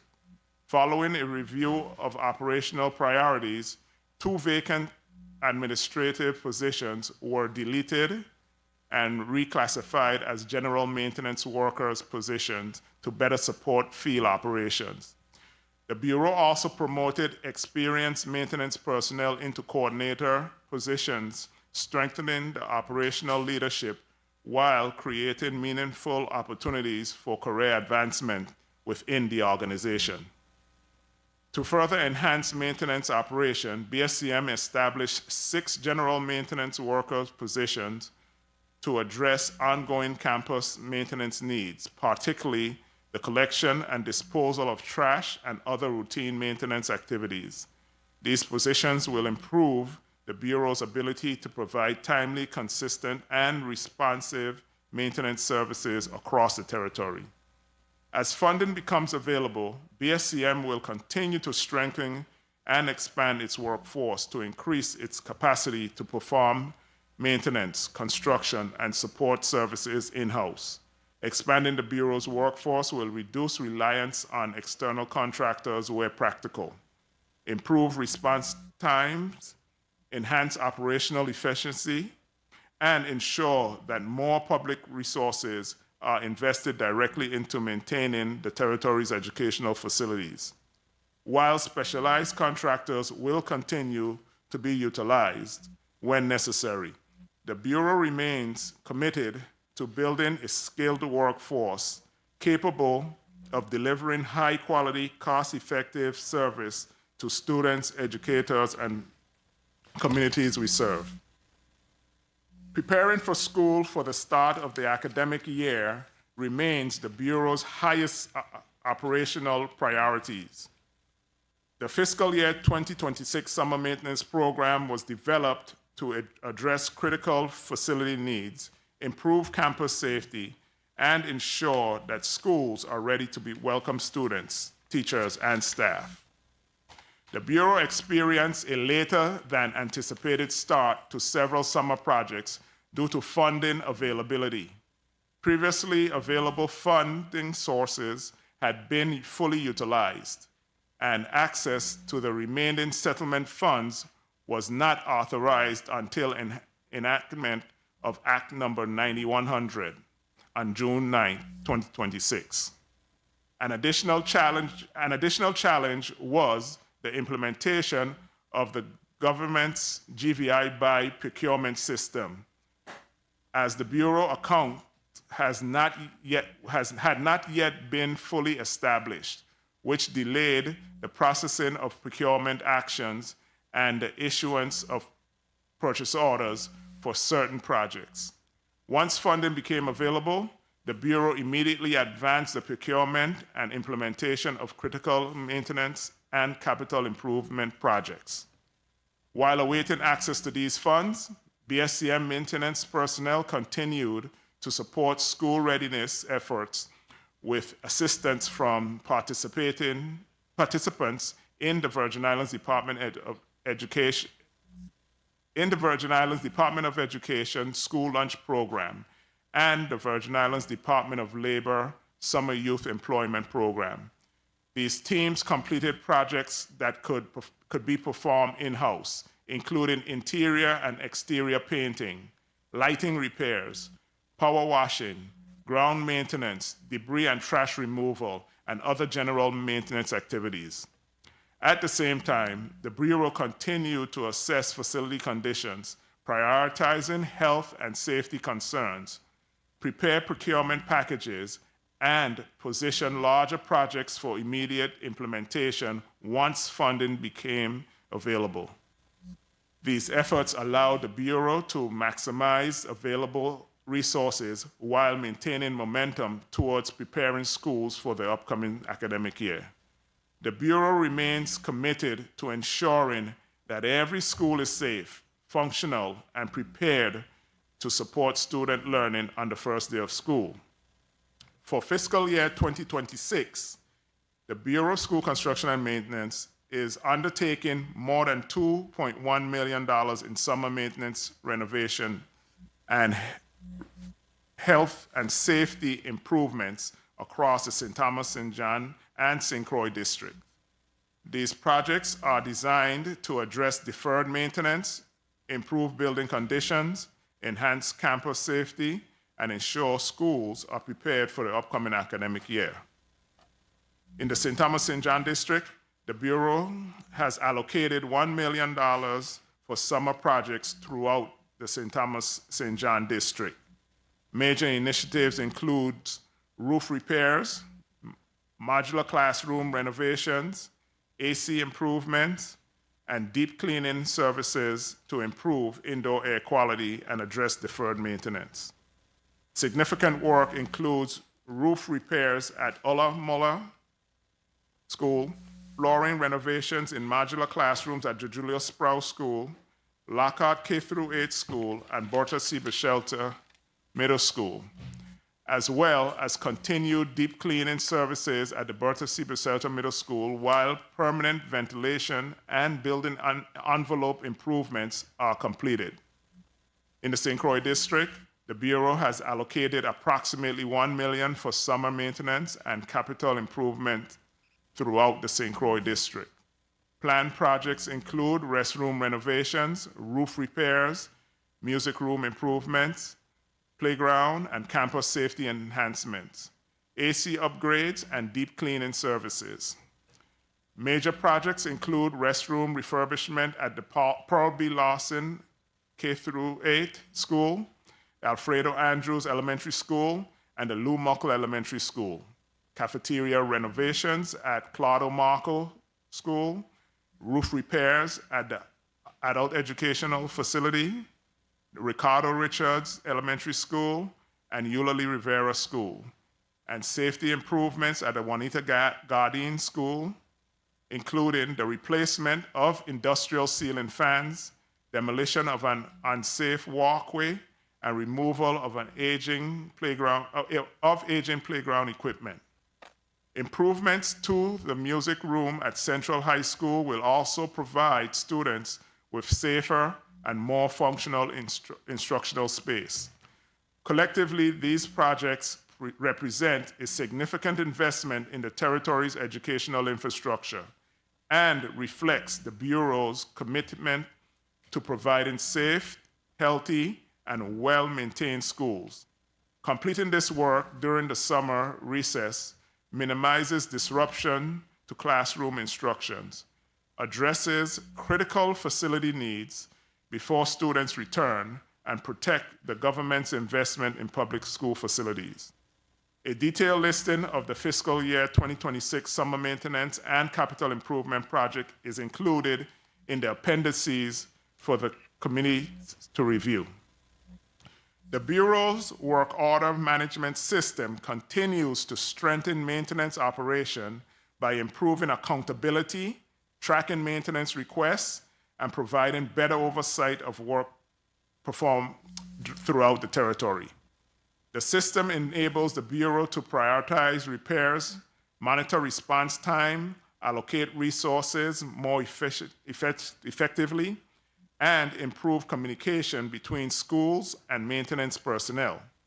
While the system is fully operational, the Bureau continues to transition schools and staff from traditional paper-based maintenance requests to electronic submissions. Increasing utilization of the system remains a priority, as consistent electronic reporting will improve the accuracy of maintenance data, strengthen performance reporting, and support more informed operational and budgetary decisions. Despite funding, procurement, and material availability challenges, the Bureau continues to respond promptly to maintenance requests. Emergency work orders that affect the health and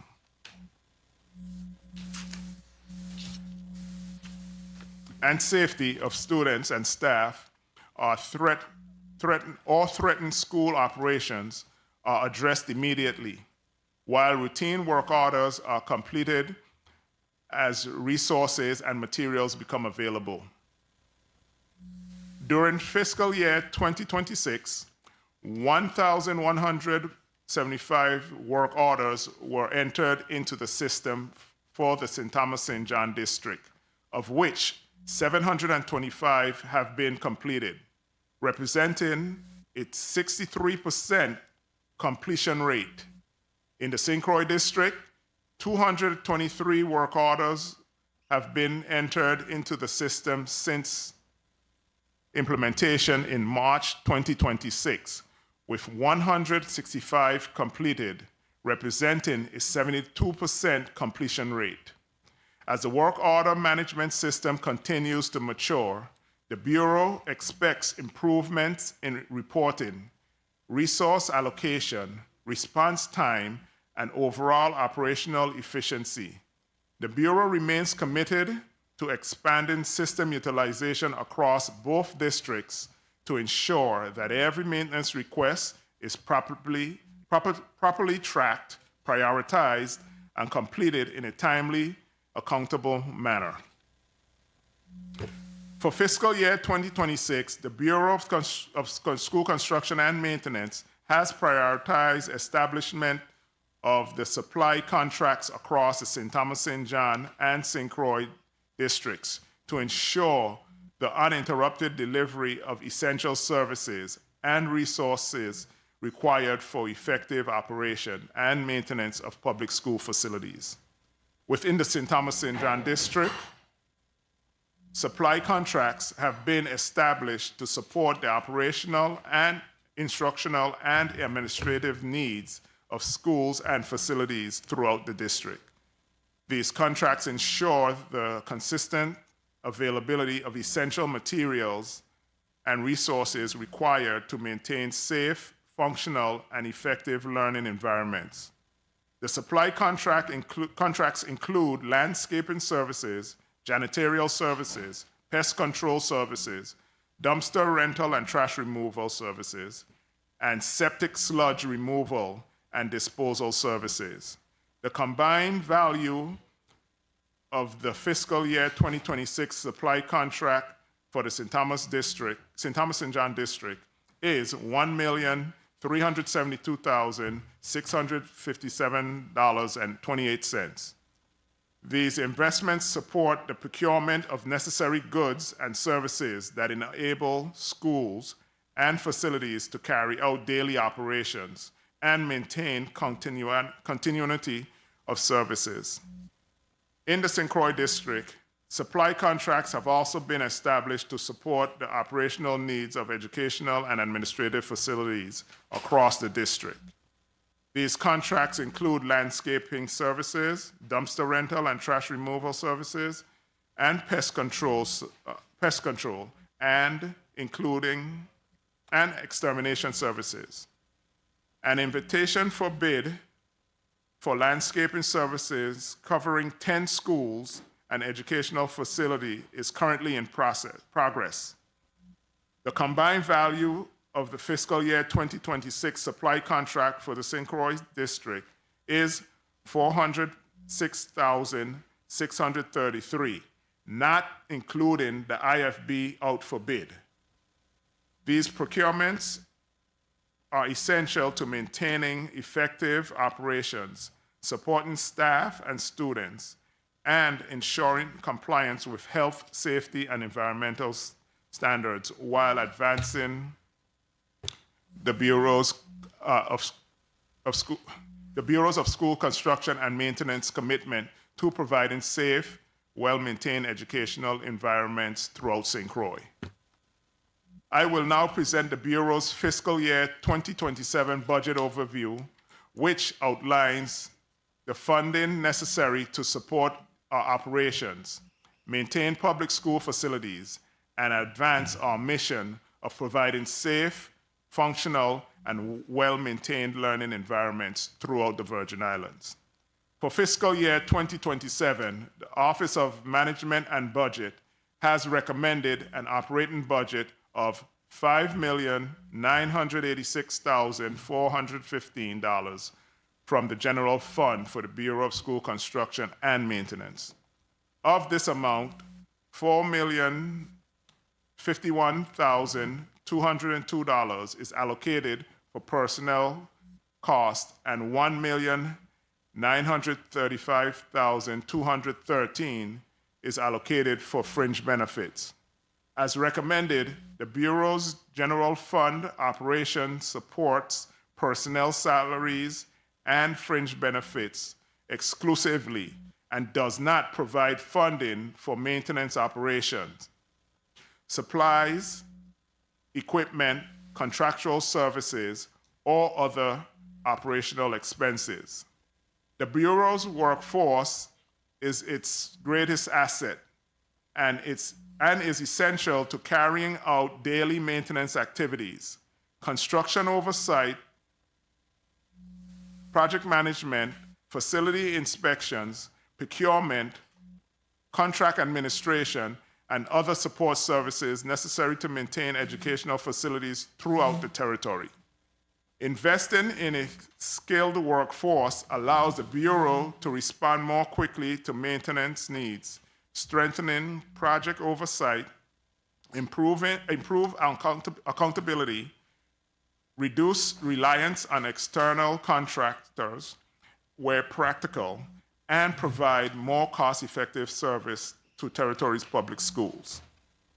In addition, Act number 8717 requires that no less than $5 million be appropriated annually from the Bureau of School Construction and Maintenance Capital Fund to support the maintenance of public schools and other educational facilities throughout the territory.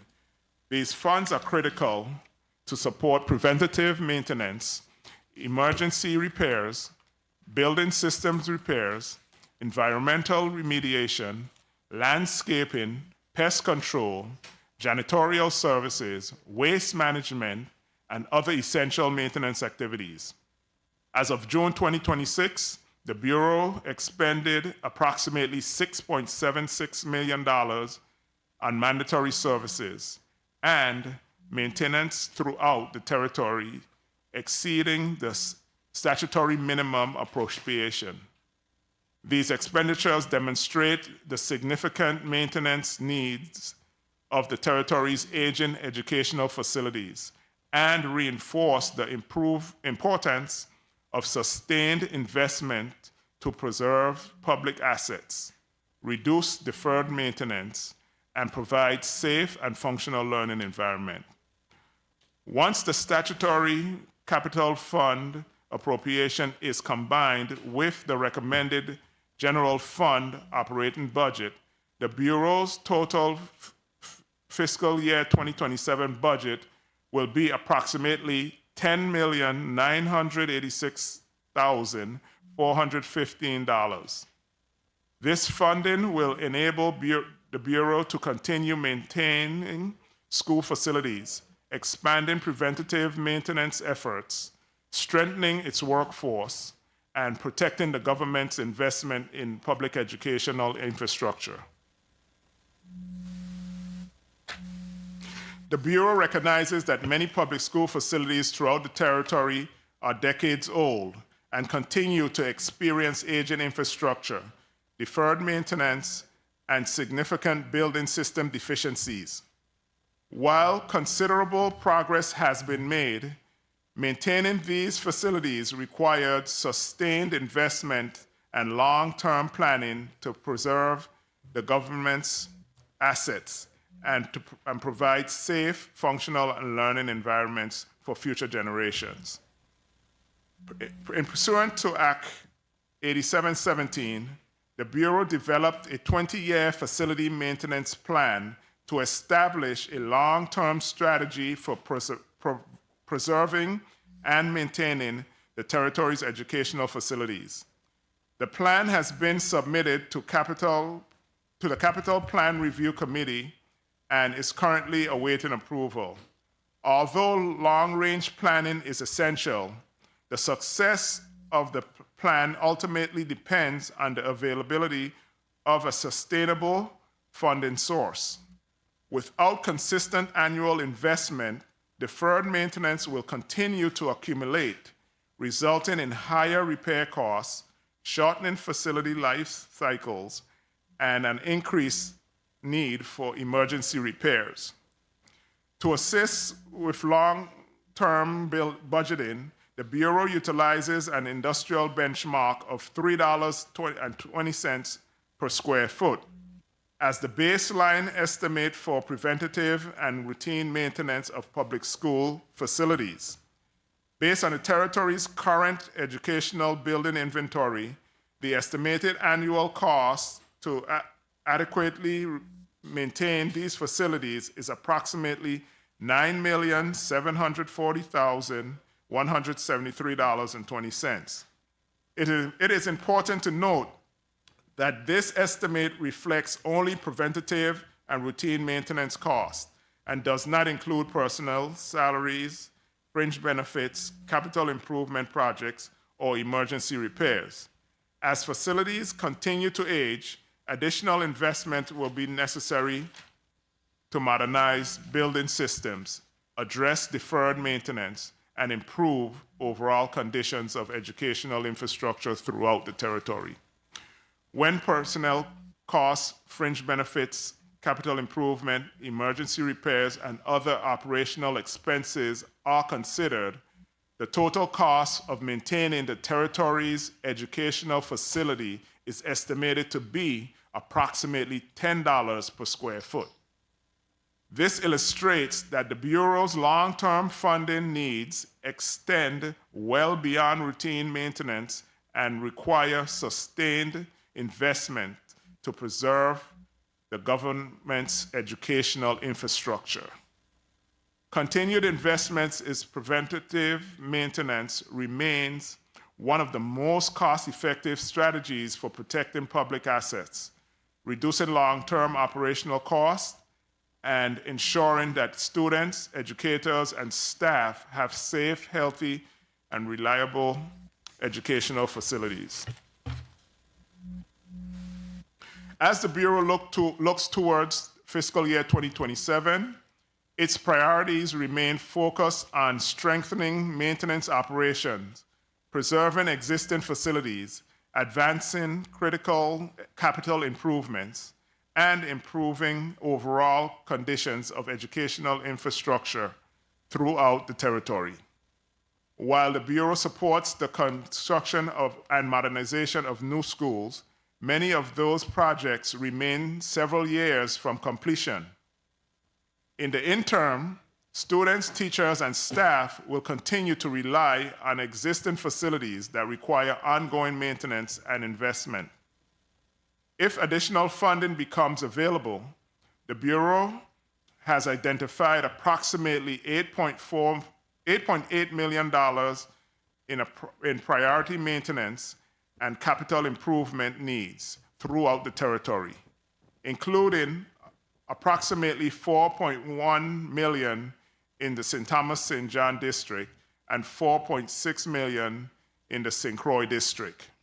These priorities include the following: electrical system upgrades and code compliance improvements, roof repairs and replacement to address water intrusion and extend building life, AC repairs and installation to improve indoor air quality and occupants' comfort, plumbing upgrades and restroom renovations, mold remediation and environmental improvements, fire and life safety upgrades, including smoke detection systems and emergency equipment, ADA accessibility improvements, playground, athletic facilities, and campus safety enhancements, and preventative maintenance initiatives, including generator and air conditioning service contracts. These projects were identified through facility assessments and operational evaluations and represent the Bureau's highest infrastructure priorities.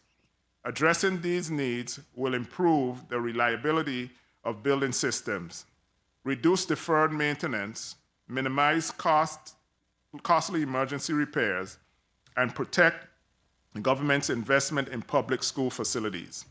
In addition to facility improvements, the Bureau will continue to strengthen its in-house maintenance workforce as funding permits, expanding internal maintenance capacity will improve response times, reduce reliance on external contractors where practical, and allow the Bureau to perform more routine maintenance with its own skilled workforce. This approach will improve operational efficiency while ensuring that specialized contractors continue to be utilized when required. A detailed listing of the Bureau's fiscal year 2027 priority project and estimated costs has been included in Appendix C for the committee to review. The Bureau of School Construction and Maintenance remains committed to its mission of providing safe, healthy, functional, and well-maintained educational facilities for the students, educators, and communities of the Virgin Islands. Although the Bureau is still in its early years, we have established a strong operational foundation, strengthening our maintenance and project management capabilities, responsibly managing millions of dollars in public investments, and continue to improve the condition of school facilities throughout the territory. The progress achieved by the Bureau would not have been possible without the dedication, professionalism, and hard work of our employees. I extend my sincere appreciation to our maintenance teams, project managers, engineers, administrative staff, supervisors, and leadership team for their unwavering commitment to public service. I also wish to recognize our fiscal year 2026 Employee of the Year, Mr. Charles Azil and Mr. Dennis Hendrickson, whose outstanding service, technical expertise, and dedication exemplifies the Bureau's commitment to excellence. As we work to the future, the Bureau remains focused on expanding preventative maintenance, strengthening our in-house workforce, reducing reliance on external contractors where practical, modernizing school facilities, and ensuring that every public school provides a safe and supportive environment for teaching and learning. Continued investments in preventative maintenance, capital improvements, and workforce development will enable the Bureau to protect the government's infrastructure assets, reduce long-term operating and repair costs, and preserve our educational facilities for future generations. The Bureau remains committed to being responsible stewards of public funds by maximizing the value of every dollar invested while delivering high-quality maintenance, construction, and infrastructure improvements that directly benefit our students, educators, and communities. On behalf of the Bureau of School Construction and Maintenance, I thank the members of the 36th Legislature, the Committee on Budgeting, Appropriations, and Finance, the Department of Education, and our committee partners for your continued support and collaboration. We respectfully request your favorable consideration of the Bureau's fiscal year 2027 budget. Request and look forward to continuing our partnership to ensure every student in the Virgin Islands has the opportunity to learn in a safe, functional, modern, and well-maintained educational environment. Thank you for the opportunity to present the Bureau's fiscal year 2027 budget testimony. My team and I are prepared to answer any questions the committee may have. Thank you very much, Mr. Benjamin, Craig Benjamin, Executive Director, for your testimony. I also want to join you in recognizing your Employees of the Year, Mr. Charles Azil, as well as Mr. Dennis Hendrickson. Kudos and congratulations. We certainly are proud when we see our public servants rise above all else and continue to do their public service second to none. So we want to recognize them today. That's Charles Azil, as well as Dennis Hendrickson. So just a couple of housekeeping measures to get out of the way before we open up to a round of questions. What is your actual to date? If you could just provide us with your actual and personal fringe supplies, other services, utility, and capital improvement. Okay. I refer that to CFO, Dr. Myers. Good afternoon. Good afternoon. Dr. Charmaine Myers, CFO. So as it relates to the general fund, we only had personnel and fringe. So is that the amount that you would like? Yes. You don't have supplies, other charges? So supplies and other charges are all under the special fund, the S4009. Yeah. And So- we have spent thus far 6.7 million. So let's start with the personnel first. And you said those are under general fund? Yes. Okay, let me get that amount first.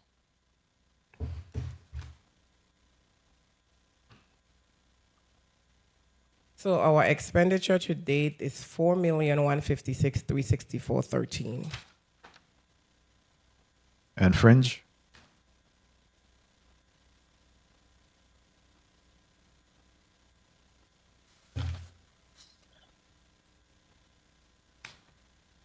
One second.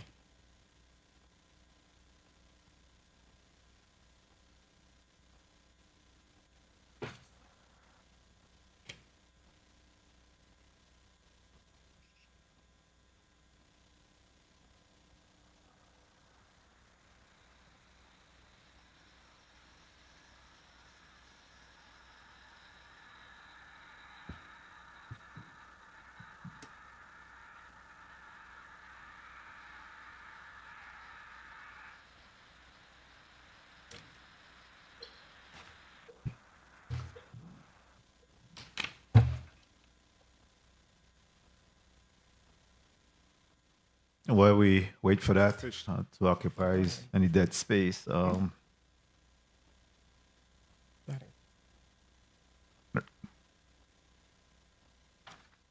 Benjamin, have you received all of your allotment to date?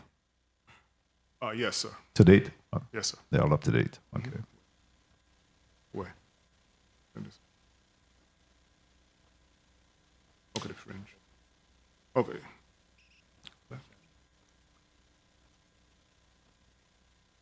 So you say your personnel is 4,156,364.13. Yes. Okay, fringe.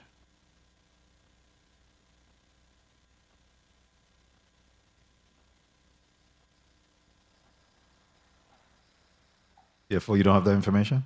So the information that we have breaking out, we That was the total cost. So that 4 million was the total. Total so I'll of break it, personnel. Yes, the total personnel and fringe to date. Okay. So let's get supplies.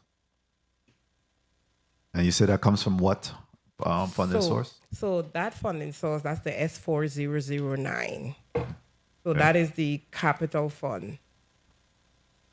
So in the testimony, we gave a total amount for that fund because that fund is available until expended.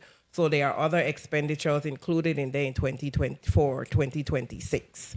So there's monies that there are funds that we have expended that we encumbered from 2025. However, it was paid in 2026. So that amount, like I said, is not broken out, but I do have a total amount of $6.9 million.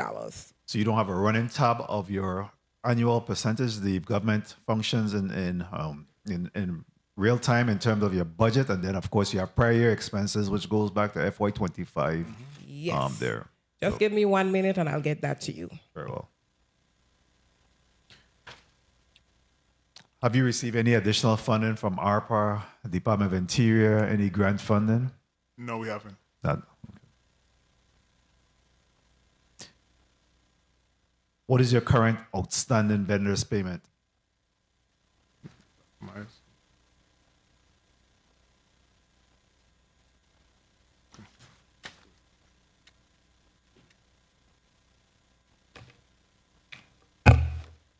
Our outstanding vendor payments is $910,879, with St. Croix totaling $402,949. Well, I'm sorry, that was St. Thomas and St. Croix $507,930,000. 507, $507,930. 930. And what's the age in those? How long it's been?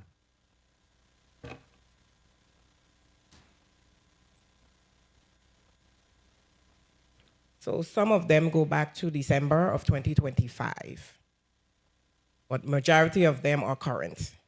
So this is inclusive. I wanted to ask you separately, what is your prior year expenses? So you're saying that some of this amount, the 910,879, is inclusive of prior year expenses? Yes. And that's only because, again, the S4009, like, we can break it out, but the S4009. Yeah, I definitely need to get that broken out because we need to deal with the prior year expenses separate and apart from your current year. Okay, expenses. I'll have it before the hearing is ended, okay? Juanita Guardian School, I know that there were some issues with the air condition there. Has that in the auditorium? Has that been taken care of? I would refer that question to Mr. Parija. Parija, Jason Parija, Deputy Director, no Center. still pending? Yes, that's correct. What's the issue with that? Funding. Funding. Funding for what? The electrical upgrade or funding for what? Because all the equipment and everything was installed there and just haven't functioned. I know initially there was a complaint of that you require an electrical upgrade on that. So you say funding is... That is correct, Senator, but as well as funding, there is some change orders that was implemented that we're still going through the loops with the contractor. Okay. So you know what the cost or the pending cost is for that installation? I don't know it offhand, but I can get that to you. Okay. Colorado Marco Gymnasium, where are we with that? Again, funding, due to the funding constraints, we won't be able to complete that project right away. What's the cost of that particular gymnasium upgrade? Let me get that to you. Cynthia Allen, Assistant Director of Construction. The original contract was $800,000 plus. Some of the work was done, which reduced it down to about 670 plus. I could have those exact figures for you later. Is there any intent to complete this work before the opening of the school? Do you have the funding to complete the work? No, we don't have the funding, sir. You don't have the funding. All All right. The Ottley Richards Junior High, the new Ottley Richards, have you had an opportunity to visit that school, inspect that school, have sight of what's transpiring at that school? Yes, I have.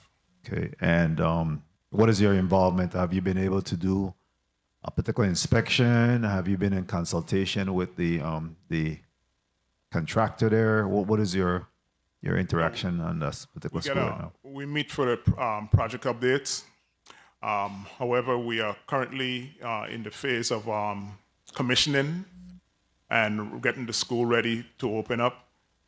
We are going to be having our guys do a training with the company, MCM, and all that information was submitted to them, and they are about to give us a date, and it's supposed to be coming up within the next week or so.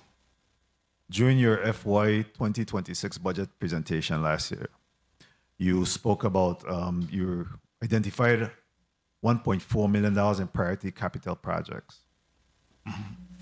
What is the current status of these projects, and what percentage have been completed to date?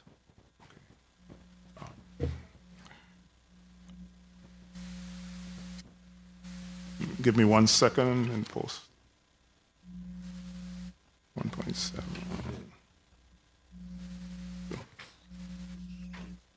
Page 2. Okay, in regards to the first campus, that's the Jefferson Annex, funding did not permit us to complete that project. The school lunch facility in St. Thomas and St. John, the refrigeration systems, which is refrigerated trailers, all of that work has been completed. We're just waiting now to do the painting of those trailers. Those trailers are ready. For the headquarters, the mold remediation, the St. Thomas St. John headquarters, the mold remediation, that has been completed. The new generator is in place. The roof repairs are going to be in progress. It's in place and functional?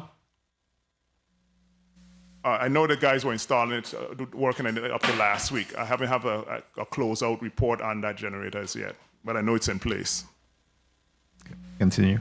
And I misspoke on the mold remediation. That is going to be done. We had the place cleaned several months ago. However, it's going to be tested again for the mold and then remediated as necessary. There's need for additional air conditioning units at that site as well. Due to funding, we can't install that additional air conditioner. However, there was an issue earlier last week, and we addressed that by repairing the one air conditioner in one of the units of that building that housed our computer systems. So that was an emergency, and we went ahead and had that taken care of. All right. Now at the school lunch facility on St. Croix, the electrical work has been completed. And the curriculum center, where they're asking about a $85,000 equipment removal project, that's a question that we have. We are not 100% certain what that equipment removal was. Nobody seems to know about it. Apparently this was something, it was a mistype or something like that. Okay. That's the total of the 1.4? Yes, sir. A little over that. Okay. Have you had cost overruns on any of those projects? Not really. Not really. No. Yep. But you say you weren't able to complete the annex. Yeah. Well, the mold remediation is gonna be high. Mm-hmm. So we'll be prepared for that, and we're gonna work with the contractor and ask him, make some requests of him, so that we could get it done. Okay. Summer maintenance, where are we with summer maintenance at this point? Okay, well, our summer maintenance, we're getting ready to kick off. We have our POs in hand that came today. We had that taken care of this morning. Those going to be done in time for August 10th, opening of schools? That is the goal. We request of the contractors to put in extra time. When I say extra time, weekends and evenings. to get these projects done. What about the landscaping at these schools? Landscaping will be done as Will well. be done as well? Yes, sir. All right. At this time, I'll open up to my colleagues for a round of questions. When you have the information regarding the actual expenditures, please let me know so we could get that number taken care of. One second, Senator. Do you want it for 2026 only or 2025? I wanted to separate it out. I need the 2026 in terms of actual expenditures for FY 2026 budget. And then I need the prior year expenses because those continue to hunt the agency. So we want to make sure that we're able to take care of those matters because there was a lot of those are local contractors that have been severely impacted as a result of not being paid. Yeah.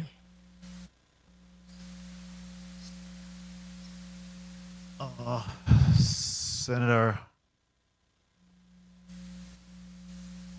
Graff, you're recognized for your 5 minutes. Thank you, Mr. Chair. Good afternoon, colleagues. Good afternoon, testifiers, all of you listening and present. Okay, so is the actual you waiting on? You're waiting on. Okay. What I would like to know right off the bat, how many employees do you have?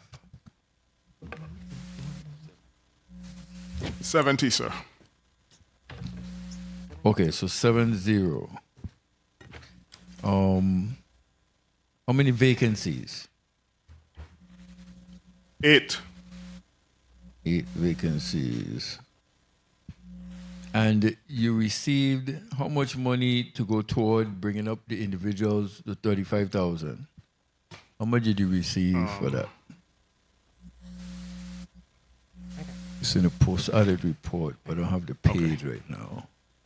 Dr. Charmaine Myers, the amount is 202,273.76 with 154 through 30.85 being salaries and fringe is 48,042.91. Okay, is any retro owed to any of those employees? No, all the retroactive paid were already done. Okay. Any employees, GS employees? Yes. How many? 10, our coordinators.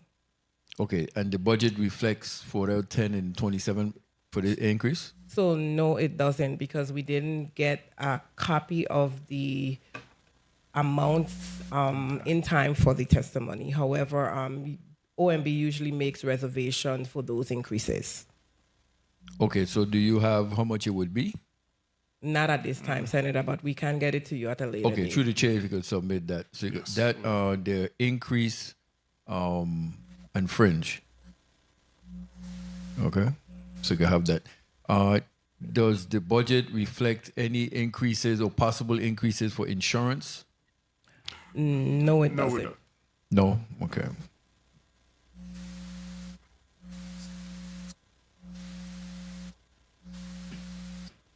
Okay.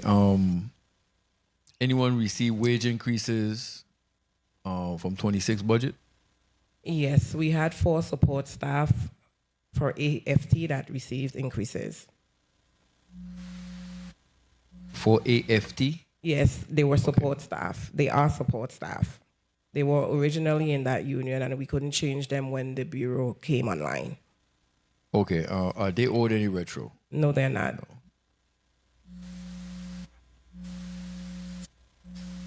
Okay. And any other wage increases? No, that was No. it. Okay. In the post auditor's report on page 9, personnel services of 4,051,202 with fringe benefits of 1,935,213. What other funding you are supposed to get? Do you get federal funding? So no, we don't. The only funds that we have, we receive is from the general fund, which for fiscal year 2026, we only received personnel and fringe. However, 2025, we did receive some other costs for operating, but we didn't get that this year. So do you have a cost for supplies, other services, utilities? What are you paying for utilities? So we don't pay utilities. sir. Okay, single payer. Okay, good. You don't have any capital outlay, nothing you're building out for office or anything. So we do. We did receive $1 million, $500,000 per district for to build out 1 minute warehouse space. However, last year we asked for the money to be moved forward to 2026. However, we were having some challenges with locating a warehouse space for the St. Croix district, and Mr. Benjamin could continue. And before you go to that too, and like I say, and supplies, because if you're looking to build out for warehouse, 500,000, what do you put in for supplies? 30 seconds. Well, we didn't That's what I'm saying. Right now, you don't have it. Right now, your budget, your general fund budget is only for personnel and fringe. Well, we do still have the $1 million because Senator That's what I'm Veerley- waiting to hear. Yes, we still have it, but we have not utilized any of those funds to date. But that's for capital outlay. Yes, that's for capital outlay only. Right, So, so we didn't along- have anything budgeted for supplies. Right. So along with your capital outlay, you're going to need supplies. Time. Along with supplies, you're going to need other services and charges for different services Yes, we and will. charges you're going to need. Yes, we will. Now, based on I'll just wrap up, Mr. Chair. Based on the recommended budget, how do you operate? And I ain't gonna put you on the spot. So we do the best. We do the best we can with what we have. Right. So based on you only have a person on fringe for operation, what would you estimate it? Do you have any numbers in regards to operation where you would need supplies, other services, and where you have the 1 million for capital outlay, but at least for the supplies and the other services and charges, do you have any amount for those, and what they would be for? Not at this current time. What we'll do, we could supply. Okay, you through the with that chair, after you could the just chair. put that together while you're getting the information for your GS, and then you could submit that. Thank you for the time, Mr. Chair. Thank you very much, Senator DeGraff. Edie, Benjamin, have you solicited the assistance of any summer students, summer live interns, or anything to support and assist you in your summer repairs? Yes, we have. How many did you get? We had 15 per district. 15. A little bit about. 15 per district? Yes, we We got additional students as well. Okay. That was outside of what we requested. And We how welcome them. how was I able to support you in being able to ready some of the schools? Well, in each district, we have maintenance leads take and assign these students projects, and they're working with the maintenance staff that we have in our house. So everybody's basically taking a group of these kids and doing the different day-to-day maintenance activities, whether it's power washing, painting, both the interior and exterior of the schools, picking up, cleaning the facility as well, and changing lights and, you name it, whatever is the day-to-day maintenance task, the kids are helping out with it, and they're doing a very good job. They're actually doing some carpentry work as well. And did you have a principal punch list to go through for preparation of the summer maintenance? Yes, we did. And how are you working down that list then? We assign those to the leads, and the leads take those and use them and prioritize what they're going to utilize the kids to do. So you're pretty comfortable that you have Yes. you're working towards accomplishing Yeah, that? I would refer that to Mr. McGrath so he could give you a good understanding of how we have it structured. Mr. McGrath, what district are you working out of? District of St. Thomas, Mr. Thomas. McGrath. How long you been on the job? 6 months. 6 months. Okay, go ahead. And the principal will let you know that things are happening. Yes. With our summer students, I'm the one that is in charge of them. We have them doing painting, as Mr. Benjamin just told you. However, those lists that the principals are sent to me, a lot of the critical things that's on that list we cannot get to because of funding. If we don't have the funding, we cannot accomplish replacing air conditions and fixing the major stuff without money. So, so in lieu of fixing the stuff that in lieu of not doing anything, we are painting, we are doing area beautification, we are doing power washing, we are making the schools representable. We've started in Julius Sprout and we're working our way west. We're currently at Sibley School. We have several more schools to go. However, we only have 2 weeks.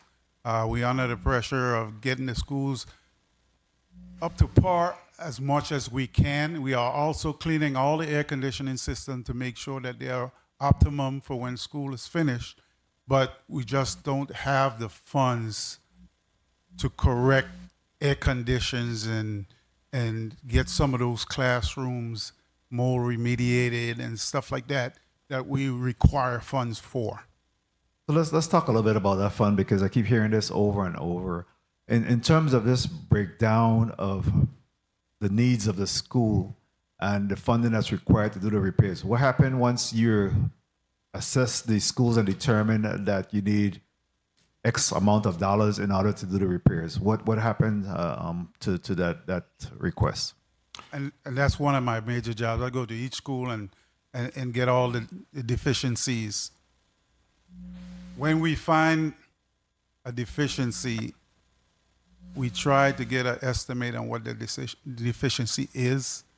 And my job is to go to the CFO to find out if we have funding for that or those deficiencies.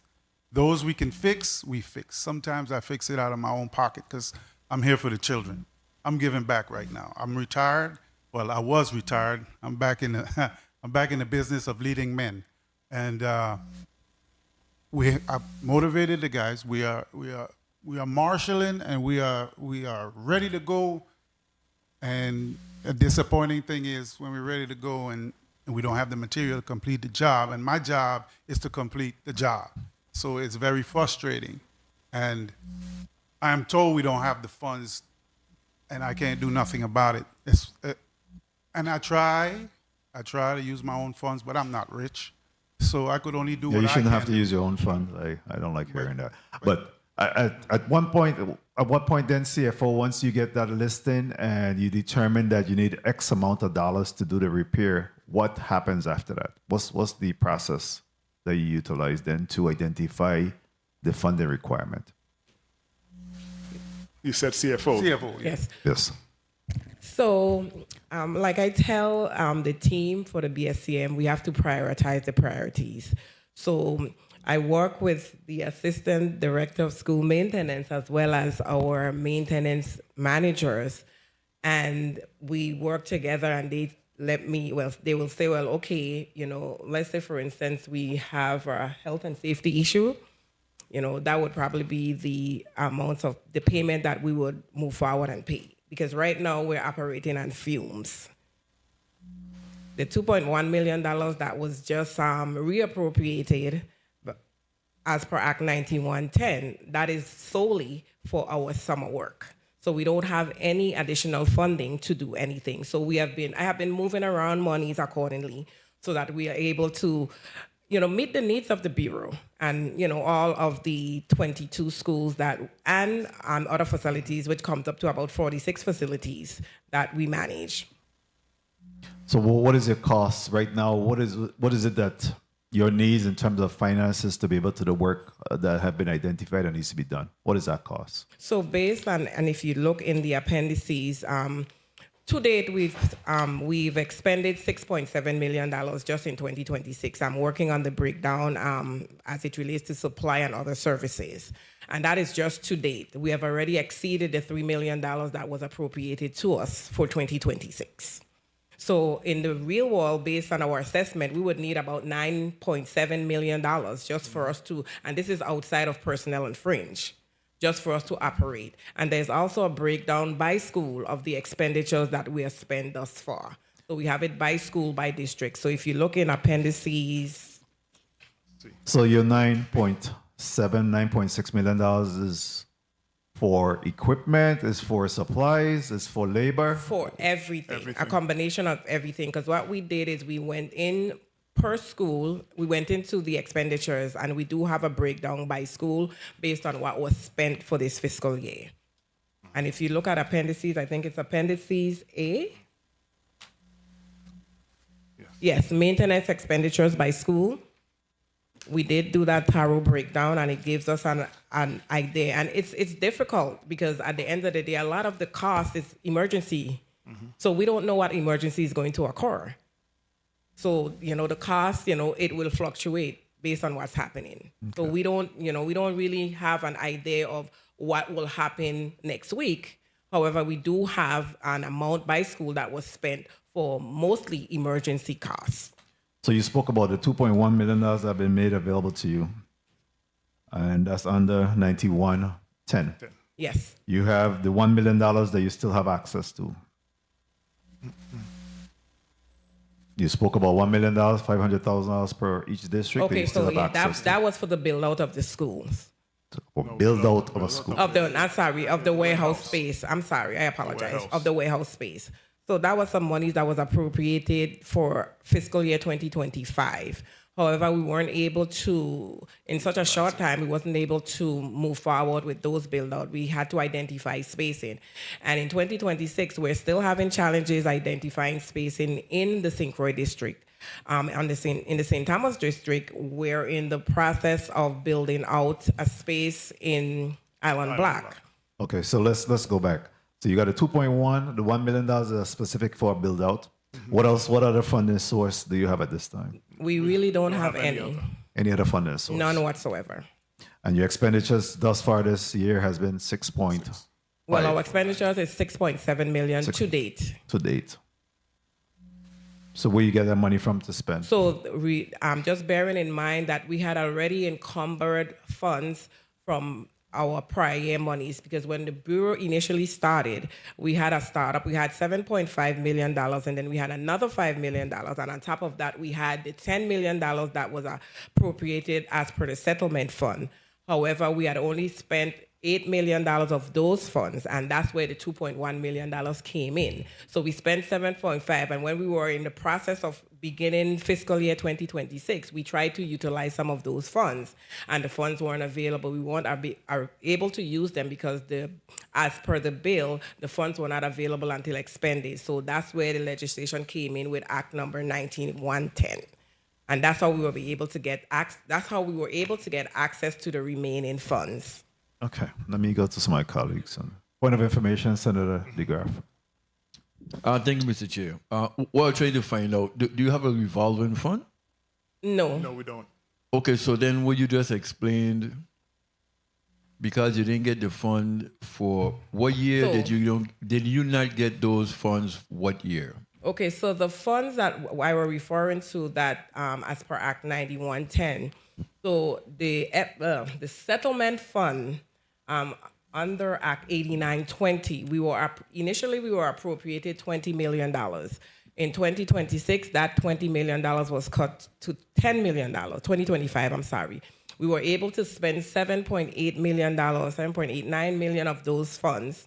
And when 2026 came in, we were trying to spend the remaining 2.1. However, we didn't have any access to those funds because the funds based on the bill was not available until expended. So the legislature then had to get back to the table and create Act 9110 in order for us to have access to those funds.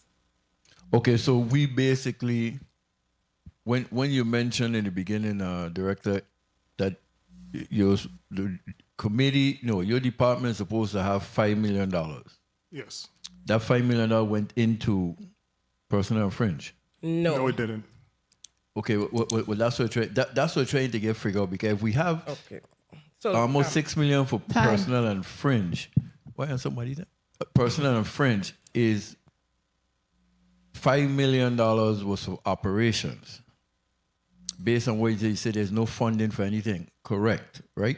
Right. Right. So it doesn't reflect going forward in your budget is what it is I was telling you. So- the $5 million that's covering personnel and fringe. So, as per Act 8717, the Bureau, it's a statutory requirement that we receive at least $5 million annually. Correct. Last fiscal year, we did not receive $5 million. We only received $3 million of those funds. That is outside and separate and apart from the monies that we receive for personnel and fringe from the general fund. So we get that money from the general fund, and the other money comes from the BSCM capital fund. Yeah, it's all part of general It's part fund. of general fund, but yeah. That's what I wanted to say, period. Yes. That's what I wanted Yes. to say. It's all Thank you. part of Thank you for general the time, Mr. It's all part of the general fund. And 8717, obviously, you have the personnel and fringe, which covers your personnel costs on an annual basis. That's the initial $5 million. So you received that, but you said you got 10. 7.9 was expended. You had a remainder of 2.1, which you now have access to. Yes. Plus, in addition to that, you had the $5 million that you were drawing down from for personnel and fringe. So, no. That comes off the top. So the personnel and fringe, so the general fund and the capital fund, although it may be the same money, there are two different They're separate, funding of course. sources. Of course. Yeah, so that's two separate $5.5 million. So the $5 million was on the capital fund. The other $5.7 million is on the general fund. So it's two different cost centers. So the S4009 is a capital fund, and the general fund, of course, it doesn't have a project, but it's account 002222001. So it's two different forms of funding. Post audit. Just run some tabs on that for me, please. All right. At this time, Senator Gittins, you recognize for your point of information. Thank you, Mr. Chair, and good evening to all. So just piggybacking off of the last speaker, I think he asked about the number of employees, and they stated that there are about 70 employees there. You indicated 10 are GS employees. That means that they're classified government schedule, correct? Yeah, classified non-union. So you indicated that 10 of the Bureau's 70 employees are on the GS pay scale. So can you explain the employment status of the remaining 60 employees? Specifically, how many are temporary, exempt, contract, or grant funded? And what's the rationale of having only 10 classified employees out of a workforce of 70? How does this staffing model actually affect continuity, accountability, and benefits and long-term cost of the Bureau? So, Dr. Charmaine Myers, CFO. So of the 10 of those persons are non-union classified. We have 12 exempt. The other component makes up exempt and unionized employees. So we have 4 persons on the AFT, that AFT support staff. And then we have Go ahead. I'm just trying to figure out the rationale between having only 10 classified employees. No, we have more than 10 classified employees. Those are the classified non-union. We have classified union employees, which makes up all of the maintenance, most of the maintenance staff. Well, all of the maintenance staff outside of the assistant director and the maintenance manager. So when you refer to my colleague as 10 GS employees, what do you mean by GS? Because that's a different pay scale. One at a time. Let him ask this question and then you respond. Because my understanding of the GS is that these are salary employees based on general schedule, pay grade, and step. So tell me, what's your definition of GS? It's the same thing. They're non-union classified. It's the same thing that you stated, but they are non-union classified position where their raises come from an executive order. The union employees come from a collective bargaining agreement. Right. Okay, so through the chair, I want to get that breakdown with the explanation of the 60 being non-GS employees. Breakdown with their salaries and specifically how many are exempt versus temporary, on contract, or otherwise. To the chair. Thank you. Very well, thank you, Senator Gittins. The chair will now recognize Senator Blyden at this time for his 5 minutes. Thank you so much, Mr. Chair. Good evening to my colleagues. Good evening, viewing listening audiences. Good evening, Director Benjamin and your supporting team there. And thank you for your testimony. Thank you. Let me ask, in respect to your testimony, I saw you mention on page, on page 11, where you spoke to your summer maintenance program that was developed to address critical facility needs. And I heard you in your testimony mention several schools. Let me ask about the first school because I asked about that earlier. The Ivana Idawakan High School. Question, because I got a listing of stuff here from the school. I believe what I'm hearing here, your work order system is not working properly because I'm not hearing anything in terms of your work order system, in terms of your priorities, in terms of how you staff your workers, to include the summer workers, and how you execute that plan. You have a plan, correct? You have a plan available? Yes, we do. Okay. I heard everything in the text I got from electrical to plumbing to tiles to kitchen equipment to bathroom. I mean, every area. And I don't see the school being ready for August the 10th. And I believe there are other schools too with many deficiencies. So my question is, you have a particular plan in place to execute in terms of addressing these deficiencies with a team to do such? What's the plan? Ready? Okay, so let me begin first. Succinctly. Okay, so that's some questions. So just for the record, you're referring to Idawakan School and others, but I'm talking about Idawakan High School right now, but and others. Okay. In totality. So currently at Idawakan School, we're executing bathrooms remodeling. Those bathrooms are a total of. Speaking to the mic. Okay, we have a total of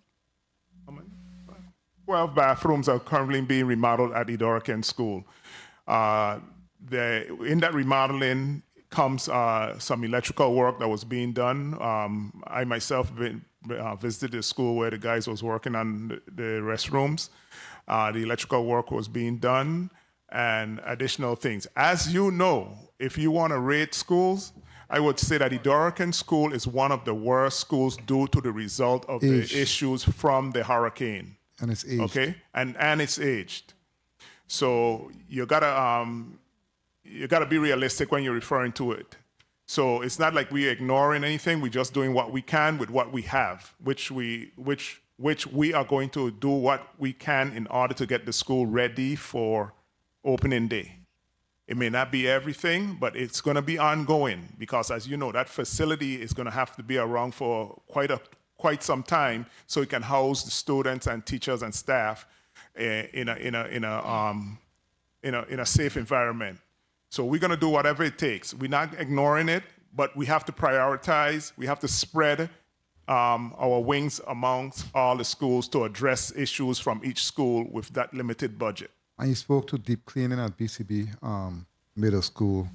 And I know that has been a challenge for you for some time now in terms of the mold, etc. Okay, it doesn't have a mold issue, sir. What kind of deep cleaning are you going to do? It's going to be a severe deep cleaning as we do annually. And what kind of deep cleaning are you going to be doing? It's a deep clean, whereas they have to go in and be specific. We have to take everything out of the room. For example, you got to clean every corner, every crack, every item that's within that classroom. The floors have to be stripped. They have to be waxed. The ceiling has to be cleaned, wiped down, along with all the components up in the ceiling, vents, and so forth and so forth. It goes on. It's not just a regular clean that you get quarterly. It's a deep clean. Very well. The AC working at the Ivan and Delkin High School, because I know from the time we had the graduation, it was out. Right. Is So it as working? you know, November, we put in 4 units at that school, brand new condensing units, and due to some power outage came on, we had issues ever since. Now the system went down for the graduation time, and then we had the contractor come in and try to get it restored. That particular area of the school needs 12 of those units. We could only afford to do 4. That's So- okay. Wait, slow down. I just asked if it's working. If they're working. It's down right now. We don't have the funding to address it right now. Understood. Have we thought about putting surge protectors for the schools that can assist? Surge protectors are installed on those air So conditioning Benjamin, we units. can't talk at the same time. Let me finish and then you can respond. I know you're anxious, so give me a chance. Say that again now. What about surge protectors? Surge protectors are to be installed on the units when we get the new units. Okay, However, very well. with what's happening now with the electricity, the surge protector doesn't work in several cases. It does. Not in all. It does. We have. Could I explain that Wait. Slow down. I'll give you some information. 30 seconds. It depends on the type of surge protector you get. Because I know other individuals had that issue and it don't happen anymore. So I'll reach out to you and give you that information, okay? In addition, your work order system, right? You said work order performed at a glance on page 14 of your testimony. Or looking at your rate, your 63% rate. That's okay, but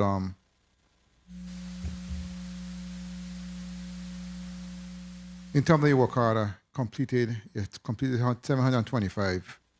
For the St. Thomas District, 63, St. Croix, 72. What's the majority of your work orders? What type of work orders? Plumbing, electrical? It's a large variety. General We're maintenance? looking at a whole facility. So do you have it broken down do you have it broken down? Yeah, when the request comes in, they list what they think is wrong. So we have to go out and assess. Correct. And then provide the accurate information in the work order system, which just like we showed you when you Correct. visited our facility and you went through the work order system with us. Correct. We identify what is wrong after we do our assessment. Okay, very well. You have your work cut out for you, you have some serious. We're here to work. Serious. We haven't challenges. stopped since we came You aboard. have some serious challenges, and I wish you luck. But I'm hoping that the schools open on time, and it don't have too much closures as we go along. Mr. Chair, thank you so much for the time, and thank you for your response. Thank you very much, Senator Blyden. Senator Gittins, you recognized for your 5 minutes. Thank you, Mr. Chair. So let's go right there. Your testimony states that only about 890 of 1,398 work orders were completed. A completion rate of about 64%. Why were more than 500 maintenance requests not resolved? There'll be several factors involved in that. I'll refer the question to Mr. McGrath. He can elaborate on it for you. Mr. McGrath, Assistant Facility Manager, Schools. Go ahead. We implemented this new work order system, and prior we were at an 80-something% success rate. Several things comes in when it comes to the work orders, the type of work orders. We don't have a welder. We have several work orders coming that needs welding. We don't have the money to hire a welder, and so on and so forth. If we don't have the finances to pay someone to complete that work order, or we don't have the finances to do or purchase the material to complete that work order cannot be completed. So as time goes on and we don't have the funding, that success rate is going to go down because the work orders keep coming. They don't stop. So if so many maintenance requests remain incomplete, how can the Bureau actually characterize its maintenance program as successful? This definitely is not successful. Despite operating as an independent bureau for a number of years now, how many schools continue to experience persistent maintenance problems? What evidence can you provide that your entity has produced better outcomes than when these functions were actually housed under the Department of Education? Mr. McGrath, Assistant Manager, Schools Facilities. 2 years can't fix a problem that's been there 40 years. Since I've been there, last 6 months, I've been on the ground, I've been producing, I've been fixing problems. I know what it entails. Things are changing. They don't happen overnight. Give me a chance to prove what I do, and that's get things done. 2 years, I cannot fix all the problems that these schools have in 6 months, and I cannot do it without funds. I almost understand what you're saying, but you know what's wrong with this government too? We try to bite off more than we can chew. If we will take a project at a time and just complete something, we might be able to see a little progress. But we're not seeing any progress like that here. So tell me one school that we can say we have 100% addressed the issues at that particular campus. Senator Gittins, could I kind of pedal back to your first part of your statement? The type of business that we're in right now, and when it comes to these facilities, due to the deferred maintenance within that been going on for the past 30-odd years, and it's all across the board, it's all campuses. There is no way that we can just grab one school and say we're going to fix everything at that one school while the kids are in school, and there's a lack of facility to move the kids in. There are no holding schools available for the kids to go into while we fix that one school. Okay. So you don't eat up the time. So tell me one could I answer your school that question? you have Could I been get to able- the? Could I One get to the? second. Tell me one school that you have been able to complete during the summer months. Last summer months or this summer months? As you know, we haven't been able to complete any schools this summer month. We just got the money, and we just went through the procurement process to get everything started for this week. So can you identify that any doesn't- school that has been fully modernized since the Bureau's As you know, the inception? Bureau has been around only going on not even fully 2 years. We have not, it takes millions of dollars, in excess of $30 million for each one of these schools to be remodeled to the spec that it would be, make it in compliance with the standard. So I can't answer that question. There's not enough time for us to have done such a thing. It's not So tell me this. It's unrealistic.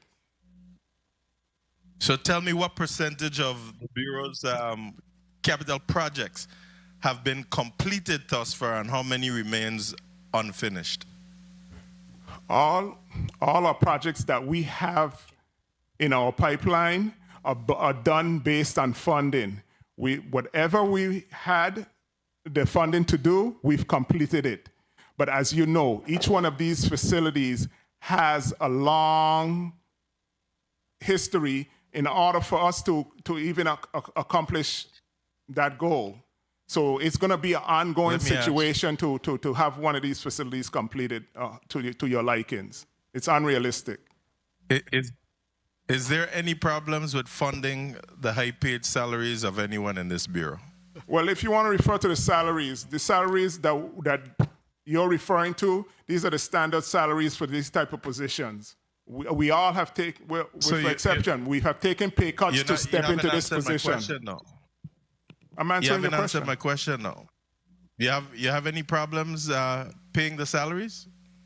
The salary is paid by a different set of monies where they set aside to pay the salaries. When they advertise these positions, this is what the salaries were for the positions. For example, I'll speak for myself. My salary was advertised at one position. I came in and I took a reduction in the salary from what it was advertised. So I made that sacrifice. I asked these guys to come and join me because they have to come on a private practice to do. One at a time, please. Who stenographer can't record. Let the senator ask his question and you could respond to it. So I'm going to just state, Mr. Chair, that they have not convinced me. I mean, I was listening even on my way back here. Most responses, I'm going to get back to you. I don't have those numbers right now. I'm wondering, I mean, did they come to a budget hearing or not? 30 seconds. Again, I'm pretty sure that you heard that I am poised to, during this budget season, to encourage my colleagues that we need to put this maintenance business back under the Department of Education. It could be run by a director, but we paying some heavy monies here that I'm seeing that can go into the same maintenance and upgrade of our schools. We're just not getting, we're not seeing the fruits of this legislation. So at the appropriate time during the budget process, I am poised to truly have this bureau dismantled. Thank you, Mr. Chair. Thank you very much. Senator Gittins, you wanted to respond to anything there? Yeah, my response would be that the Bureau has only been around not even 24 months. All these problems were pre-existing within the past 30-odd years. Individuals were in these positions, and what happened? So with us coming on board, we bring the expertise. I have 30 plus years of experience of dealing with the similar issue. I just need an opportunity to do my job, and everybody just kind of see how we can make this thing, how we can fund this thing, because this type of work does not, $20 million is not going to sustain this type of work. As you see with what happened with Woodson, that's one school. That was just an emergency. $5 million got eaten up in a matter of weeks, just so that we can make the place suitable for the students and the staff. It wasn't that we were just beautifying it for the heck of it. We were doing it for the students and staff. And in order to do so, it's going to come with a cost. And then now with this current environment, the costs are being escalated due to the materials availability and the logistics of getting materials here and so forth and so forth. No. So the cost has inflated. All right, let me get to the final senator so that we could go to a wrap up on this. Senator Fonseca, you're recognized for your 5 minutes. Yes, thank you, Mr. Chair, and welcome to the Bureau of School Construction and Maintenance. I got a couple questions. Act 8717 is what created it, right? The Bureau. And it came with what, a $5 million appropriation. That was what it was supposed to be. And you've gotten what, the last fiscal year was 3 or 2 million? What was that? 3 million. 3 million. Okay, a question. The 13.7 million in ARPA funds, page 5, that you expended. Do you have any more ARPA funded projects that are yet to start? No, we don't. So all the ARPA funds are done? That's done. Okay. The work order process, you said you have a work order process. You've completed more than 85% of the emergency repairs, et cetera, et cetera. Tell me how the process goes. Who receives the order, and then who monitors the progress? Okay, our principals or a designee of the principal would receive a complaint from a teacher, staff, or someone at the school. That complaint is then placed into the work order system by that designee. And I have 2 individuals, one in each district, who will review those work orders, send a member of our team out to do an assessment. Once the assessment is done, we meet and they decide what is the next step. What should we do to resolve the issue? How should we approach it? So on St. Croix, who is in charge of managing the work orders, and on St. Thomas? We have Mr. Ferris on St. Croix, and on St. Thomas we have Mr. McGrath. Okay, I know a little bit about construction and work order, being that I've been at most of my career at the Housing Authority, over $400 million in projects, 25 years experience, and I know that the work order process is very important. But I also know that if you're underfunded, it's very difficult. And I see that the Bureau should always get the $5 million. And I have some issues with, OMB doing the allotment. I guess they say the revenues is not, up to par. I experience that all the time with the health, the hospitals and the clinics. I'm gonna, in this budget process, we're gonna have to do a deeper dive into that, because the allotments is, it's something that they're just not forthcoming. And with maintenance, I know that you can't get your work done. You know what I'd like to see you do? The total cost. I think your explanation is not convincing the senators, because you need to show us the total cost. In other words, even though you get that $3 million allotment, that 5, you only got 3, show us how much you really need. In other words, say Eudora Ken, you really need this amount for Eudora Ken for these specific items. So then you'll have a total cost. You have that?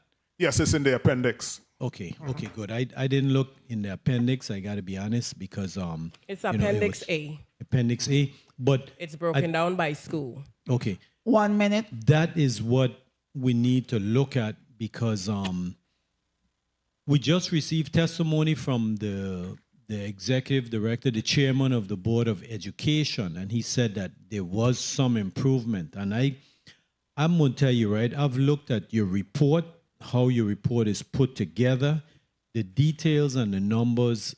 I'm good with it, and I know for sure you got good people. 30 seconds. I know Miss Bellot is expert. I know she's a doer, and I've seen Miss Myers work, and the Bureau is well staffed. I think you have good staff, and you guys see what you're doing. So I am definitely not in favor of abandoning this Bureau.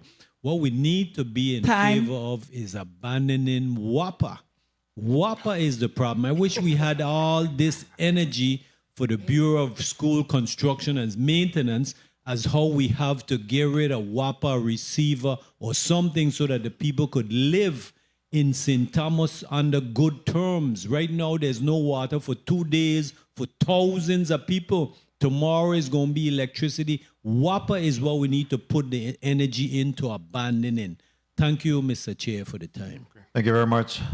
Senator Fonseca, be careful who you ask Senator Francis, can I do a point of clarification? Point of clarification, go right ahead. Yes, so I just wanted to put on the record, through the chair, we have 50 employees that are unionized, and we have 40 union and 10 non-union, so that's 50, and then 22 exempt employees, including our project managers and engineers. Okay. So we need to go to a wrap-up real quick, but I wanted to, there's a point of information from Senator Gittins. You recognize your point of information? Thank you, Mr. Chair. I want the 6 members sitting on St. Thomas and the 2 on St. Croix to kindly state their name, title, and salary on the record, please.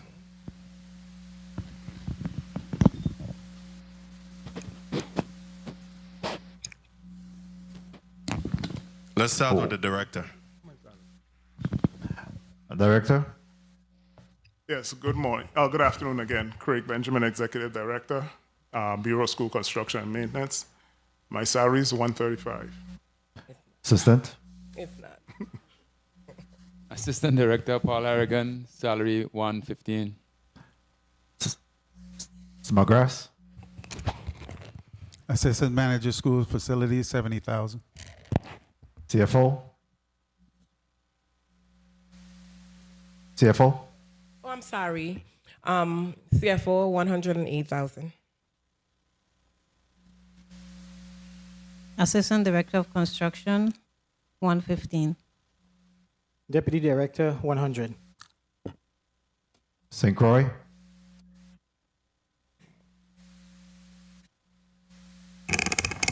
Juan Garcia, Project Manager, $80K. What? Safaris? Bobby Ferris, Assistant Manager, Facilities, 70. Very well. That satisfy you, Senator? Thank you. Yeah. Thank you. Mr. Ferris, what's your title? Currently Assistant Manager of Facilities. Assistant Manager, Facility. Yeah. Senator Thank you, DeGraff, you Mr. recognize. Point of information. Thank you, Mr. Chair. Director, you said your salary is $135. Yes, sir. Okay, you ain't gonna worry with me. You're making $135. You say what you make. I ain't trying to put you on the spot, but in the 27 budget reflects for the executive director at $120. You aware of that? Yes, I am. So will you be taking a pay cut? I took a pay cut. Okay, no, because I'm saying I talking budget. Yeah. Me talking nothing else I budget. took a pay cut. It's actually that. So you're aware of your salary is 120 when you just Yes. stated 135. Okay, I just want to make sure. And does it reflect to anyone else who stated what their salary is? Is it reflected in the 27 budget? Yes, it is. Everyone else is accurate. Yes. Okay. Thank you. Thank you for the time, Mr. Chair. Just real quickly, I wanted you to wrap up with I know that you indicated that you just received some POs today for the summer maintenance, and I wanted to know, does that encompass the $2.1 million? That covers the $2.1 million, Yes, and it there's a does. schedule of work to be done based on that PO. I know that we're short on time, but if you could just give a quick overview of the work to be done for the summer maintenance based on the POs. Because POs, that means that they've already been executed, you already got a quote and everything, and now you're getting ready to get the work done. So if you just, this includes all of the schools territory-wide for all of the punch list items that the principal provided you with? It doesn't cover all of them. It just covers a total of the $2.1 million that was allotted to us, and we had to choose the most critical items on those lists in order to get as many as we can done for the 2.1. How much did the total work come up to outside of the 2.1? We made sure we didn't exceed the 2.1. It's just a little shy of the 2.1. Based on the request that came in, though, how much was that amount? Do you know? For all the projects? About 2.4 and change. 2.4? Yeah. Okay, so you just had about $300,000 shaved off of it to fit into the 2.1. Correct. Correct. All right. At this time, I'll give you a closing statement. Okay. All righty. All right. Honorable Senators, thank you for the opportunity to address this body. The Bureau of School Construction and Maintenance has been in operation just under 2 years. Although our time has been short, my team and I have worked tirelessly to build an organization that is accountable, responsive, and committed to improving the learning environments for the students and educators in the Virgin Islands. We accept this responsibility knowing we were inheriting decades of deferred maintenance, aging facilities, and significant funding challenges. We understood that these issues could not be resolved overnight, but we also knew that progress would require focus, collaboration, and persistence. In less than 2 years, we have established the foundation necessary to move this work forward. We have strengthened processes, prioritized critical needs, worked diligently to ensure that limited resources are used responsibly. While there is still much to accomplish, I am proud of what this team has achieved under difficult circumstances. For that reason, I hope the legislator would consider the value of allowing the Bureau time and stability to continue the work it was created to do. We are beginning to see the result, we're beginning to see the results of the foundation that has been laid. And maintaining that continuity will help us better serve our students, educators, and school communities. My hope is that we can continue building on this progress together. I respectfully ask the legislature to allow the Bureau to continue fulfilling the mission it was created to carry out. Our students cannot afford additional delays, and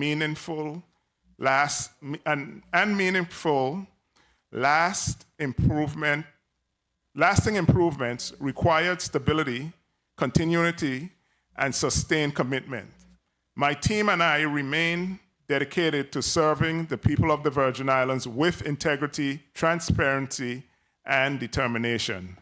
We stand ready to continue working alongside this body to deliver the safe and modern educational facilities our children deserve. Thank you. Thank you. Thank you very much. And I just want to give you a couple of acts that we believe is the guiding light for the Bureau of School Construction and Maintenance, Act 8717, which you're aware of. Yes. There was a $2 million appropriation. In addition to that, a 5.5. There's 8920 that had $10 million. You already got the 7.9, and there is the remainder 2.1 that was given. Act 8917 was a $7 million appropriation there that we need to determine how much of that you have received.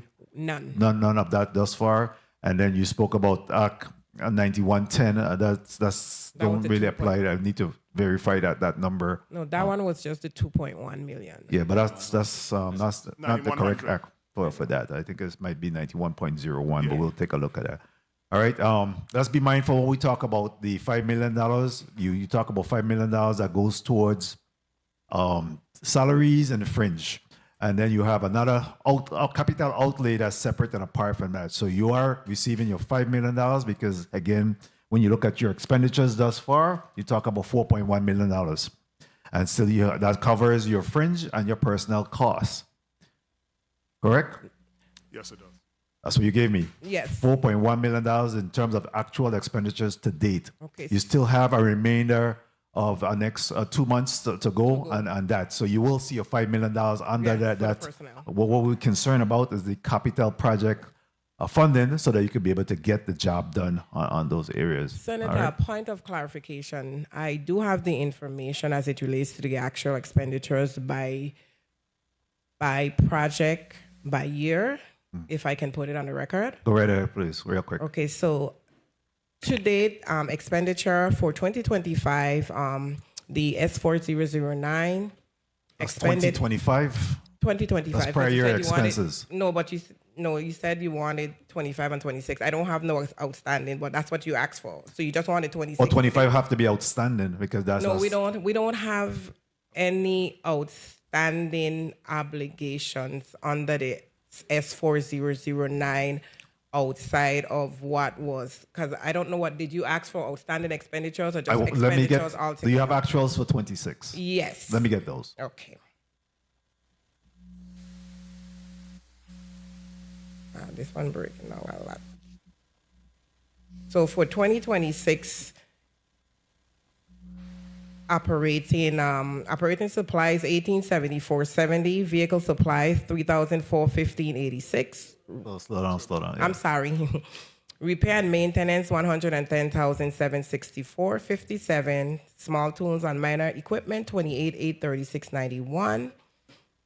Clothing and material 9,329.71. That is our uniforms for our maintenance team as for the collective bargaining agreement. All of those falls under other Yes. charges and services. Debris, 205,829. Repair and maintenance supplies, 2,051,045.48. Automotive repair, 699. Professional services, 32,893.47. Transportation not travel, 21,861.10. Credit card expenses, 33,290.32. Land and land improvement, 3645. Machine equipment and miscellaneous, 113,643.24. That was St. Croix for a total of 2,651,238.62. St. Thomas operating 479.75. Vehicle supplies 2,646.26. Just give me the total on St. Total 86,578. That is total supplies. And total other services is 1,194,651.84. Total supplies, capital outlays 128,190.62 for a grand total of, where is the grand total? I guess I separated it. Separated. Okay. My post audit will contact you so we could get total. that Okay, information wonderful. in particular. So I just wanted to put that on the record. All right. Thank you. All right, very well. Thank you. I know that there's a Education and Workforce Committee meeting coming up sometime next week. We'll be probably doing a deeper dive outside of the more operational issues, outside of the finances that will be that the committee chairs and the committee members will be looking at there. All right. I want to thank everyone. Thank you again to the Bureau of School Construction and Maintenance. Thank certainly central staff. Thank you to my colleagues.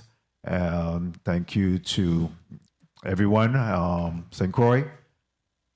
The Committee of Budget, Appropriations and Finance of July 7th, 2026 is hereby adjourned. Happy birthday, wifey. Hereby adjourned.